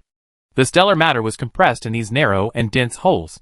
Finally, when the body of the Star Devourer was about to collapse, it released the closure of these holes, allowing the Hengxin valuation to spray out like a rain of fire. Just flying a little distance can show the terrifying density and lethality of these rains of fire. Either jump to a long distance to avoid, or just resist. There is no way to keep the Zerg fleet at a distance that can cause damage to the Star Devourer at any time while avoiding. But if they jump to avoid it, it will directly give the Devourer a strong advantage. The attack range of this behemoth is farther than that of the main battleship. After the distance is extended, they can only rely on another jump to get closer. Although the speed of entering the jump is fast, the speed of coming out of the jump is not so fast. As long as the Devourer is prepared, it is too easy to seize the opportunity of the end of the jump to give the Zerg fleet a hard blow, just like what the Nightmare of the Plains did before. It seems that the Zerg fleet has encountered some trouble. Under such restrictions, there is only one way to stay here and continue to fight the Devourer. That is, the fleet gathers together and relies on the corpses of some Zerg warships at the front to resist the damage, which can minimize the overall damage. But Ming knew without even thinking that if he really ordered this, the next thing that would come would be the star matter rays that could destroy everything. The Zerg warships gathered together were simply the best targets. He had to find a way to survive this wave. For a moment, Ming really couldn't think of any reasonable way to defend. However, he thought of a way to attack. The dozen or so Hercules-class ships at the front of the Zerg fleet, closest to the Star and the Star Eater, suddenly rushed forward. All of their organs except the biomass jump engine were rapidly transformed into the most basic energy crystals, and these energy crystals were constantly activated as they approached. When all the energy crystals were activated to the extreme, these dozen main battleships directly made a short-distance jump and jumped closer to the star. They collided head-on with the star matter that the Devourer had just ejected like a meteor shower. The energy of the energy crystals exploded completely, and the destructive fireball brought the Hercules class into hell, and also completely blew up all the star matter ejected by the Devourer, giving other Zerg fleets behind them space to move. At the same time, the Devourer was also covered behind the fireball. The sensor scan of the Devourer behind the fireball was temporarily disturbed, and its specific situation could not be determined. At this time, the equipment for observing stars brought by the Climate Modification Department suddenly came into play. Many equipment placed near the star can avoid the fireball of Hercules' self-explosion, helping Qinming observe the star Devourer from other angles. The act of absorbing a large amount of material ejection just now seemed to have a great consumption for the star Devourer, and it seemed to realize that the Hercules-class self-explosion was its opportunity. Therefore, after the fireball exploded, it separated the Zerg fleet from it for a short time, and sank most of its body below the surface of the star. It seemed to be trying its best to absorb the most stellar matter to recover. But it seems that there is more to it. Qinming saw the new movement of the star-eating body mixed in the star material through a device installed in the star orbit by the Climate Modification Department that can observe the shallow material of the star. Its body that sank into the star suddenly split open. It split from the middle to the sides, and most of the inside of the body was exposed. Qinming could clearly see its internal structure. It has many structures similar to ordinary organisms, with a complete digestive system and various muscle tissues used to maintain its body movement, all of which are strong enough to resist the high heat of the material inside the star. At the end of the needle-shaped organ that can be extended and retracted inside and outside the body to absorb the star material, there is an organ that is not sure whether it is its heart or something else. This organ is now shrunken, with only a little Hengshi material left inside. The star Devourer is absorbing stellar material by directly splitting its body and exposing everything inside to the star to restore the vitality of this organ structure. When the organ begins to be filled with stellar material, the stellar material flowing in the blood vessels in its body becomes active again and continues to circulate in its body. This organ seems to be the most critical organ in its body, and it should also be its weakness. I didn't expect that bringing all the people from the Climate Transformation Department and so many equipment here would actually bring an unexpected surprise. Qinming originally thought that he would temporarily retreat after testing out the weakness and wait for the next opportunity to launch a surprise attack. Just like the last time he fought the Nightmare of the Plane. Probe. Retreat. Phase space attack. The Nightmare of the Plane died after 3 attacks. He had the same idea at the beginning this time. However, the situation of the star-eating body is different from that of the Nightmare of the Plane. Its weakness is in the body, and will not be easily exposed. This time, Qinming forced it to use some large-scale attack methods to force it to expose its weakness. If Qinming waited for the next time, the star-eating body might not expose its weakness, and might not even come out of the star. He had better take this opportunity to kill it, and not give it a second chance. Qinming called the Queen of Insects. Then he started a reverse jump device that was farther away from the star, and continued to extract the star's matter in the gap before the star-eating body's attack came. The star Devourer clearly sensed this, and its seemingly low IQ also fooled it again. It once again accelerated the extraction of stellar matter, restoring some of its shriveled special organs, allowing it to stick its body out of the star and aim its tail at the place where stellar matter appeared in the distant space. The remaining Zerg fleet immediately pounced on it, squeezing out the last bit of energy to attack the star Devourer. At the same time, several Hercules made short-distance jumps and launched self-destructions at a position extremely close to the surface of the star. The star matter rays released by the star Devourer successfully destroyed Qinming's spare reverse matter jump device, and the fireball of the Hercules self-destruction once again appeared near the star, once again covering the area on the star's surface where the star Devourer was located. The star Devourer seemed to think that this was the same as the fireball that Qinming had just released to self-detonate and conceal its existence in order to prevent the star matter from forcing his fleet back. Taking this opportunity, the star Devourer sank into the star again, split its body again, and immersed its special organs directly in the star matter, recovering everything it had lost. However, in the phase space, the Queen of the Zerg had helped Qinming gather more than 500 Hercules-class ships in just a few dozen seconds, all of which were uniformly equipped with the new energy-focusing arc launcher optimized by Qinming. The Zerg fleet locked onto the weakness of the Star Devourer through the equipment left by the Climate Transformation Department in the normal universe to observe the shallow material of the star. The next moment, a thunderbolt like a thunder dragon composed of countless electric arcs pierced through the vacuum, pierced through the shallow material of the star, and bombarded the special organ of the Star Devourer that was immersed in the star material. The dense web-like wounds caused by the electric arcs began to spread from the location where the organ was hit to the surrounding area, although it did not extend further to its body. The damage to this organ alone was enough. The activity of the Star Devourer was gradually slowing down, and the huge beast quietly fell silent in an instant. It lost its vitality. Its body was also gradually sinking into the interior of the star. But before it completely sank, Qinming's Zerg fleet had already grabbed it from the phase space and pulled it out of the star. More Zerg tentacles grew on the Zerg warship that had grabbed the corpse of the Star Devourer, piercing the organs on the corpse that stored stellar matter, allowing the stellar matter to return to the star under the pull of gravity. In this way, the stellar matter in the corpse was returned. Qinming noticed that compared to the stellar matter it absorbed, there was not much left on its corpse.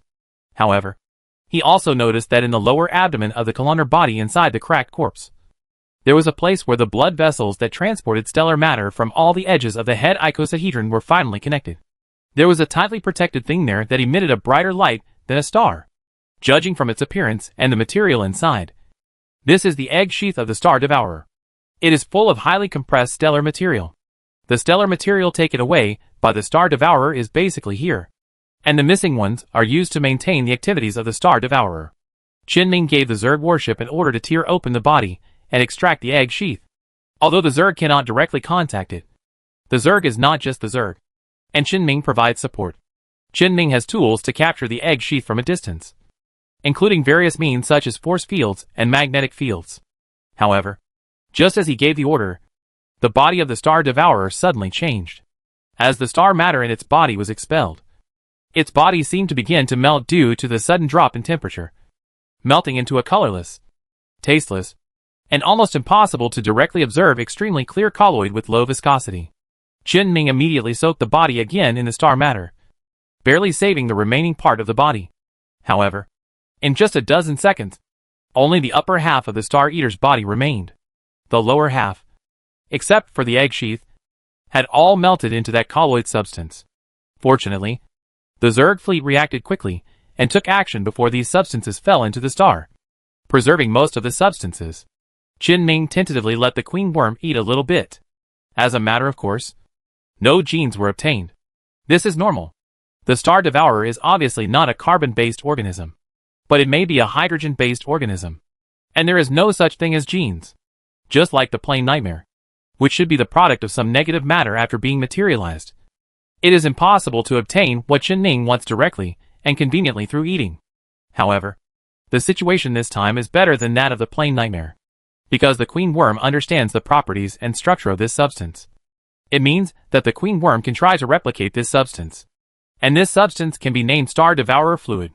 Under high heat or energy supply conditions, an isolation layer structure can be formed. It is the same as the material that Qinming discovered, which has a similar effect to the Dyson sphere. But the effect is far weaker than the Dyson sphere. It can be used to isolate the temperature of the star, and to form the Star Eater itself. The egg sheath in the lower part of the Star Eater's body, which is still well preserved, seems to be able to actively secrete this substance. Qinming probably understood the purpose of the Star Eater coming to this planet. It is to reproduce. It first parasitizes a star, secretes body fluids on the surface of a star, confines the heat of the entire star within the star, and then builds a nest for the Star Eater's eggs to develop inside the star. This egg sheath is the evidence, and the most directly valuable thing on the body of the star-eating body. And the most indirect value must be the star-eating body fluid, which seems to be the substance that can successfully create the Dyson sphere. Qinming wanted to take this egg sheath away for research. However, he did not make a decision directly, but took a look at the star that was soaked in the half-body of the star-eating body. After the attack of Qinming's fleet tore open the body fluid membrane covering the surface of the star-eating body, this area of the star has temporarily returned to normal. You can see the appearance of a star of normal strength under the star-eating body isolation membrane. However, the intensity of the star today is still at least one level lower than that observed 5 years ago. The reason lies in the egg sheath that gathers countless high-density stellar materials. This egg sheath takes away the power of the star. Now there is a choice in front of Qin. By studying this egg sheath, he may be able to master the power of the star-eating body and try to breed new star-eating bodies. And returning the material in this egg sheath can make this galaxy and Gaia planet rejuvenated and completely rejuvenated, rather than using climate recovery technology to barely restore a little bit of its former appearance. To be honest, it is a bit difficult to choose. The power of the star-eating body is really tempting, and the possibility of cultivating new star-eating bodies also makes Qin very interested. But something suddenly flashed in Qin mind. He once asked for seeds from the Legion, planted and cultivated them himself. And now he has a fairy tree half a man tall. If the fairy tree is planted on Gaia, then perhaps he can also harvest a fairy tree that covers the sky and the sun like the headquarters of the Psychic Research Institute. The value of doing so is far greater than cultivating a new star devourer that may not be used until some time. And consider it from another perspective. Qin currently has a power more powerful than Star Devourer. But he does not have a way to completely restore Gaia to its former glory and regain its vitality. After considering it, Qin felt that he could make a decision. The only pity is the new Star Devourer. But since Qin has confirmed that the Star Devourer can reproduce itself, it means that there may be more than one Star Devourer in the universe, and he will have the opportunity to encounter it in the future. Qin decided not to hesitate. Let the Zerg warship soak the egg sheath in the star first to avoid it from being like the half-star Devourer corpse. He can't just tear the egg sheath apart and throw it directly into the star. If the extremely concentrated star matter is released into the star like this, it may cause problems for the star. He needs to study a little bit how to safely and stably release the concentrated matter slowly and return it to the star. It is just right that during this time, the Climate Modification Department can calculate the way of climate modification after the return of stellar matter. When the star returns to its former appearance, the climate modification can be officially started. It's over. Qin breathed a sigh of relief. Dealing with the Star Devourer is much easier than dealing with the plain nightmare. At least the power of the Star Devourer itself is not as outrageous as the plain nightmare tearing the space. Then, Qin should continue a series of work that he has not completed before. Whether it is the research project of the plain nightmare limbs at the headquarters, or the third review of the personnel of the complete plain nightmare corpse investigation project in Qin's origin galaxy, or the current project of studying the possibility of this planet-eating body and its corpse, including the Dyson sphere. There is also the construction of colonies, and the advancement of climate transformation plans. And the idea he just thought of, transplanting the fairy tree to the planet Gaia, all have to be done slowly. It will take some time. Qin quickly went through the tasks ahead in his mind. Then, he heard the voice of the Minister of Climate Transformation, that Mr. Qin, the minister, who had tried to keep quiet throughout Qin's work, suddenly said cautiously, "Look over there. Is there any movement over the wormhole?" Qin turned his head and looked at the control console. After the death of the Star Devourer, the wormhole that was originally quietly revolving in the same orbit as Gaia suddenly seemed to tremble. It seemed to be slowly escaping from the star's gravity and wanted to leave the galaxy. Qin roughly calculated its possible route, and then disappeared directly at the highest point, observing the battlefield that had just erupted near the star. A set of biological armor instantly appeared on his body, and he also appeared near the wormhole. Chapter 382 Progress of Technology. The death of the Star Eater caused the wormhole, which was originally rotating steadily on the same and corresponding orbit as the Gaia planet in a corner that Qin had not noticed, to leave again. But this time, Qin would not let it escape again. The moment he came to the wormhole wearing the biological armor, his psychic energy fluctuations directly wrapped around the wormhole, acted on it. The power controlled by his psychic energy prevented him from directly controlling the wormhole, and he could only use the way of using the power he learned from the nightmare of the plane to maintain the stability of the wormhole. But he had another way to limit the wormhole. He used the method he also learned from the nightmare of the plane after mastering the power of the dimension. The invisible psychic fluctuations released by Qin seemed to be stained with a blue color that could be observed to be full of destructive aura. And this blue existence tore the space under his control, tearing open a spherical crack from the normal universe to the phase space, and trapped the wormhole in the space crack. Wormholes that were born based on normal cosmic physics and space rules cannot enter the phase space. Otherwise, the intersection of the two spaces will cause the wormhole itself to collapse directly.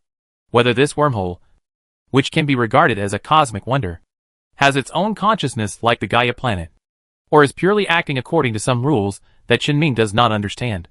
It cannot enter the phase space, because it belongs to the normal universe, while the phase space belongs to another dimension. Just as Qinming thought, the wormhole was locked in the only space in the spherical space crack that was still a normal universe, and could not leave. But Qinming could not always maintain such a space crack, let alone the problem of mental power consumption. It would definitely not be a good thing if the partition between space and space was destroyed. Whether it is the dangerous scarlet or the safe phase, there should be no direct spatial fusion with the normal universe. It shouldn't be a big deal if he does it temporarily. But if he keeps it all the time, there will definitely be huge trouble. So immediately afterwards, Qinming's psychic fluctuations acted again near the wormhole. This time, Qinming's psychic energy was much milder, and he only sent 4 devices called space solidification anchors with a size of about 1 cubic meter here, and their functions have already been revealed in the name. It is used to solidify space and prevent the nature of space from changing. Specifically, it has 2 basic functions. One is to build a safe zone within the space range to protect some key areas of the Empire from being forcibly entered by external jumps. Some semi-permanent areas, such as various important political and military galaxy planets, can be installed. The Legion branch in Gallo has installed this thing, and it has successfully prevented a desperate attack by the mechanical clan. The number of solidification anchors required to block a large area such as a planet or a galaxy is not small. However, if it is just to block a small area of space, a group of 4 solidification anchors is generally enough. Just like Qinming has only prepared 4 now, because his purpose is the same as another basic function of the solidification anchor, blocking the wormhole, which only requires 4 solidification devices. A blocked wormhole can extract the singularity in it relatively easily. However, Qinming did not intend to extract the singularity in this special wormhole. He just needed to block the wormhole and fix it in place. Qinming solved the problem of wormholes growing legs and running by tearing the space, avoiding the problem of anchor points being unable to be installed. The singularity inside the wormhole will not be solidified, which means that while fixing the position of the wormhole, it will not affect the operation of the wormhole itself. And what is solidified is only the nature of space, not the things in space. Anything that does not use the nature of space to move will not be affected. It is equivalent to suppressing the ability to move only in space, in the only area in the spherical crack where the space is still intact. The 4 locking anchor points surrounding the wormhole were quickly activated. The wormhole trapped in it was completely surrounded. The high-efficiency solar panels can keep the whole device running for a long time, and only regular maintenance is needed to keep the space solidified. The wormhole that was originally moving in the narrow space gradually stabilized, and the speed of movement was getting slower and slower. After confirming that the equipment has been successfully operated and has worked, Qinming is also ready to start repairing the space crack he just tore. However, as soon as he had this idea, he noticed that the speed of the wormhole suddenly stopped after it dropped to a certain level. It kept moving in the torn space at a very slow speed, but it was still able to move. It was moving with a whole space solidified by the space solidification device. This situation made Qinming a little speechless for a while. He could only say that this wormhole was indeed a wonder of the universe. Qinming frowned and thought for a while, and still thought of a solution that might be useful. He used psychic energy to recreate 4 anchor points, and made some modifications to these 4 anchor points, using the device developed in the past 6 months that can help the normal universe and phase space communicate, as well as some previous phase technologies. These 4 new anchor points have the ability to connect the normal universe and phase space. And these 4 new anchor points are all connected to the 4 existing anchor points, and they can recognize each other during operation and be judged as a group. Therefore, when Qinming restarted the anchor point and sent it into the phase space, the space corresponding to the position of the wormhole in the phase space was also blocked. Qinming used the anchoring ability of the 2 spaces to strengthen the solidification ability of the device. This time, with the assistance of the phase space, the wormhole finally stopped moving, but was truly fixed in the space surrounded by the solidified anchor point. Qinming relaxed a little. After confirming that the wormhole would not run away again, he released psychic fluctuations and began to repair the space rift that he had just torn. But he suddenly stopped the repair process at hand and frowned, because he suddenly had a feeling that something was wrong. He felt that the space he was repairing was experiencing a slight tremor that he had not expected. If he had not focused all his attention on this space, he would not have felt the tremor at all. There was an inexplicable force from an unknown corner that Qin could not directly sense acting on the space he had just torn and repaired at this time. Qin suddenly felt a pressure in his heart. He immediately suppressed the tremor forcibly and let it return to normal. At the same time, he sped up the speed to completely repair the space that had just been torn. The force that trembled the space was warning him that he must do less of the active tearing of space. Or even better, not do it again. Of course, it is more likely that it is not a warning, but a sign of some kind of danger. After locking the wormhole, Qin spent a little time to adjust the trajectory of the wormhole so that it can continue to revolve. Or let the solidified anchor point in the normal universe and phase space that restricts the wormhole begin to revolve. Since it has been done, Qin did it more decisively. He did not let the wormhole revolve with Gaia, but dragged the wormhole to Gaia's orbit. It began to revolve around Gaia from the ecliptic plane of the planet and became a satellite of Gaia. After passing through the wormhole, the spacecraft on the side of the origin system can reach Gaia in the first time, and no longer need to sail for a period of time. If there is time and extra energy, Qin will also move the wormhole on the other side of the origin galaxy to a different position, and also move it to the satellite orbit of the planet. The wormhole problem has been solved. Qin returned to the spacecraft. The Minister of Climate Transformation was looking at the images sent back by the sensor in a daze, feeling a little nervous and excited. Obviously, he saw everything Qin did just now, including locking the wormhole with psychic energy, forcibly tearing and repairing the space, and finally dragging the wormhole to the orbit of Gaia. He has seen psychics and knows how powerful psychics are in personal force. He has also heard about Qin ability and knows that Qin should be considered one of the strongest psychics in the entire empire, and has not yet grown to the limit. Now that he had seen what Qin had done, he finally understood what the strongest meant, and his eyes towards Qin were filled with awe. Qin did not care about other people's opinions. He just saved the whole process of what had just happened, including his discovery of the Star Devourer and his final solution to the Star Devourer. However, he cut out the part where he tore the space and repaired it. He had already had enough achievements in the Empire to prove himself, and he did not need to perform extra. More would only make people feel unnecessary fear. After saving all the content, Qin sent a copy of the file he had just saved to everyone who should send it. Just like the last time he encountered the nightmare of the plane. The matter should be settled here. I have to go back to the Empire. Do you want to go back with me?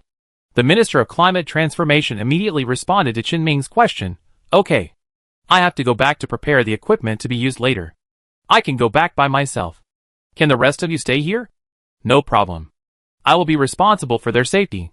Qin stood up and pressed on the shoulder of the Minister of Climate Transformation. In just a blink of an eye, he and the minister appeared at the space station port of the Climate Transformation Department. Only non-researchers and some robots were working here at this time. Contact me when you are ready. Qin patted the minister's shoulder, waved at him, and disappeared on the space station in a blink of an eye. 2 weeks later, Qin looked through the files on the terminal in his hand, and it can be seen that a lot of things have happened in the past half-month. The most important thing is the plan for dealing with the corpse of the Star Devourer. Qin used the same method as the plane nightmare. That is, he took out some samples and threw them to the Empire for research, while most of the corpses were kept in his own hands as bait to attract talents. And this time, the research on the Star Devourer is more troublesome than the plane nightmare. The limbs of the plane nightmare only need to solve the gravity problem of its corpse. But the corpse of the Star Devourer needs an environment of thousands of degrees Celsius to be preserved. Otherwise it will melt. The only natural high-temperature environment is the star. Therefore, the research institute that studies the body tissues of the star-eating body was built in a galaxy similar to the star of Gaia in a certain empire. It is not on the territory of the Legion. In addition to the fact that the Legion does not have similar stars, this situation is also because the Fanchao Research Institute has signed an agreement with the 14th Legion in Qinming.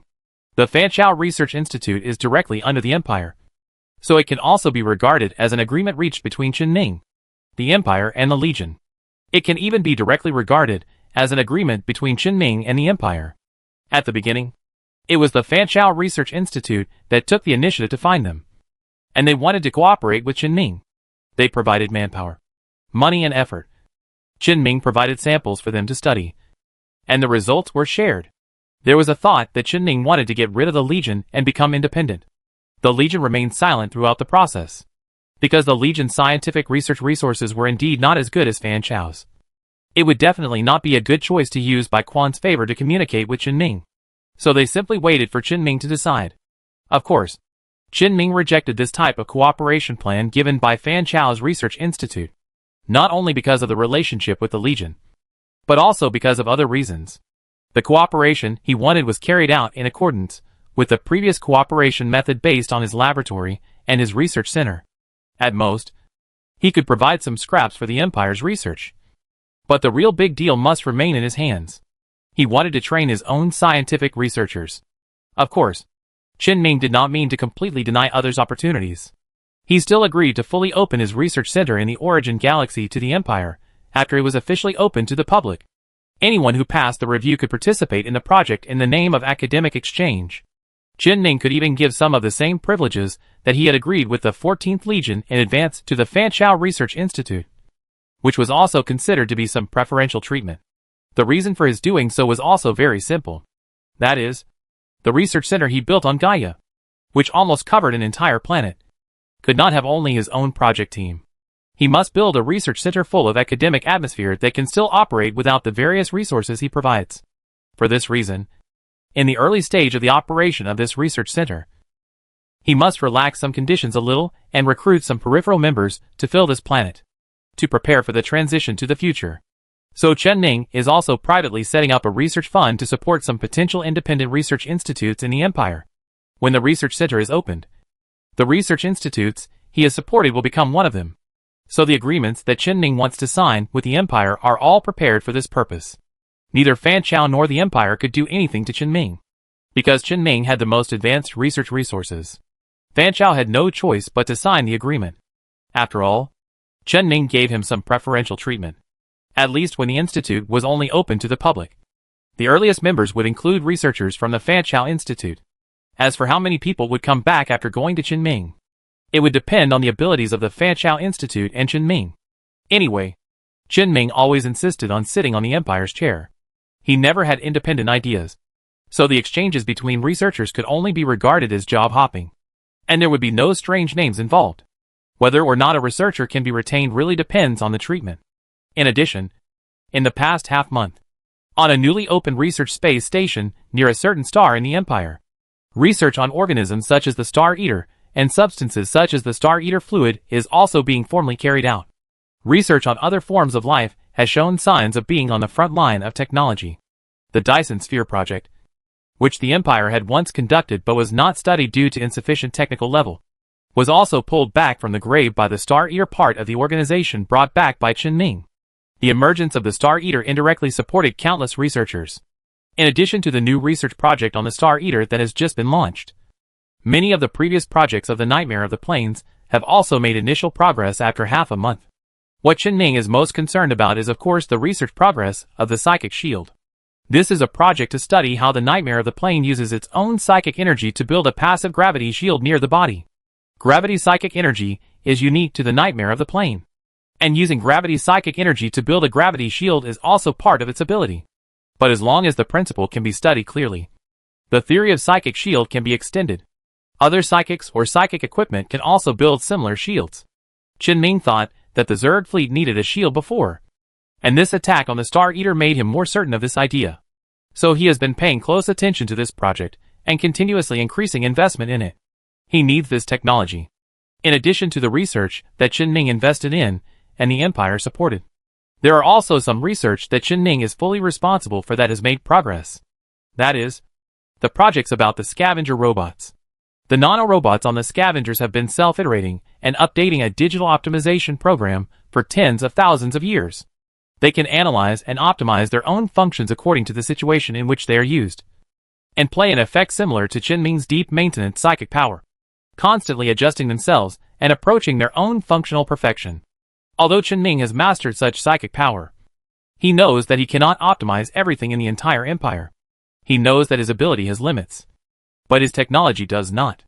So Chen Ming is studying how to make this optimization program template-based and modular, and find ways to reduce its complexity in mathematical operations, so that it can adapt to more basic environments and be applied to more environments, rather than just being applied to nanorobots. He wants to continuously lower the threshold for using this program, and eventually allow this program to penetrate into countless fields.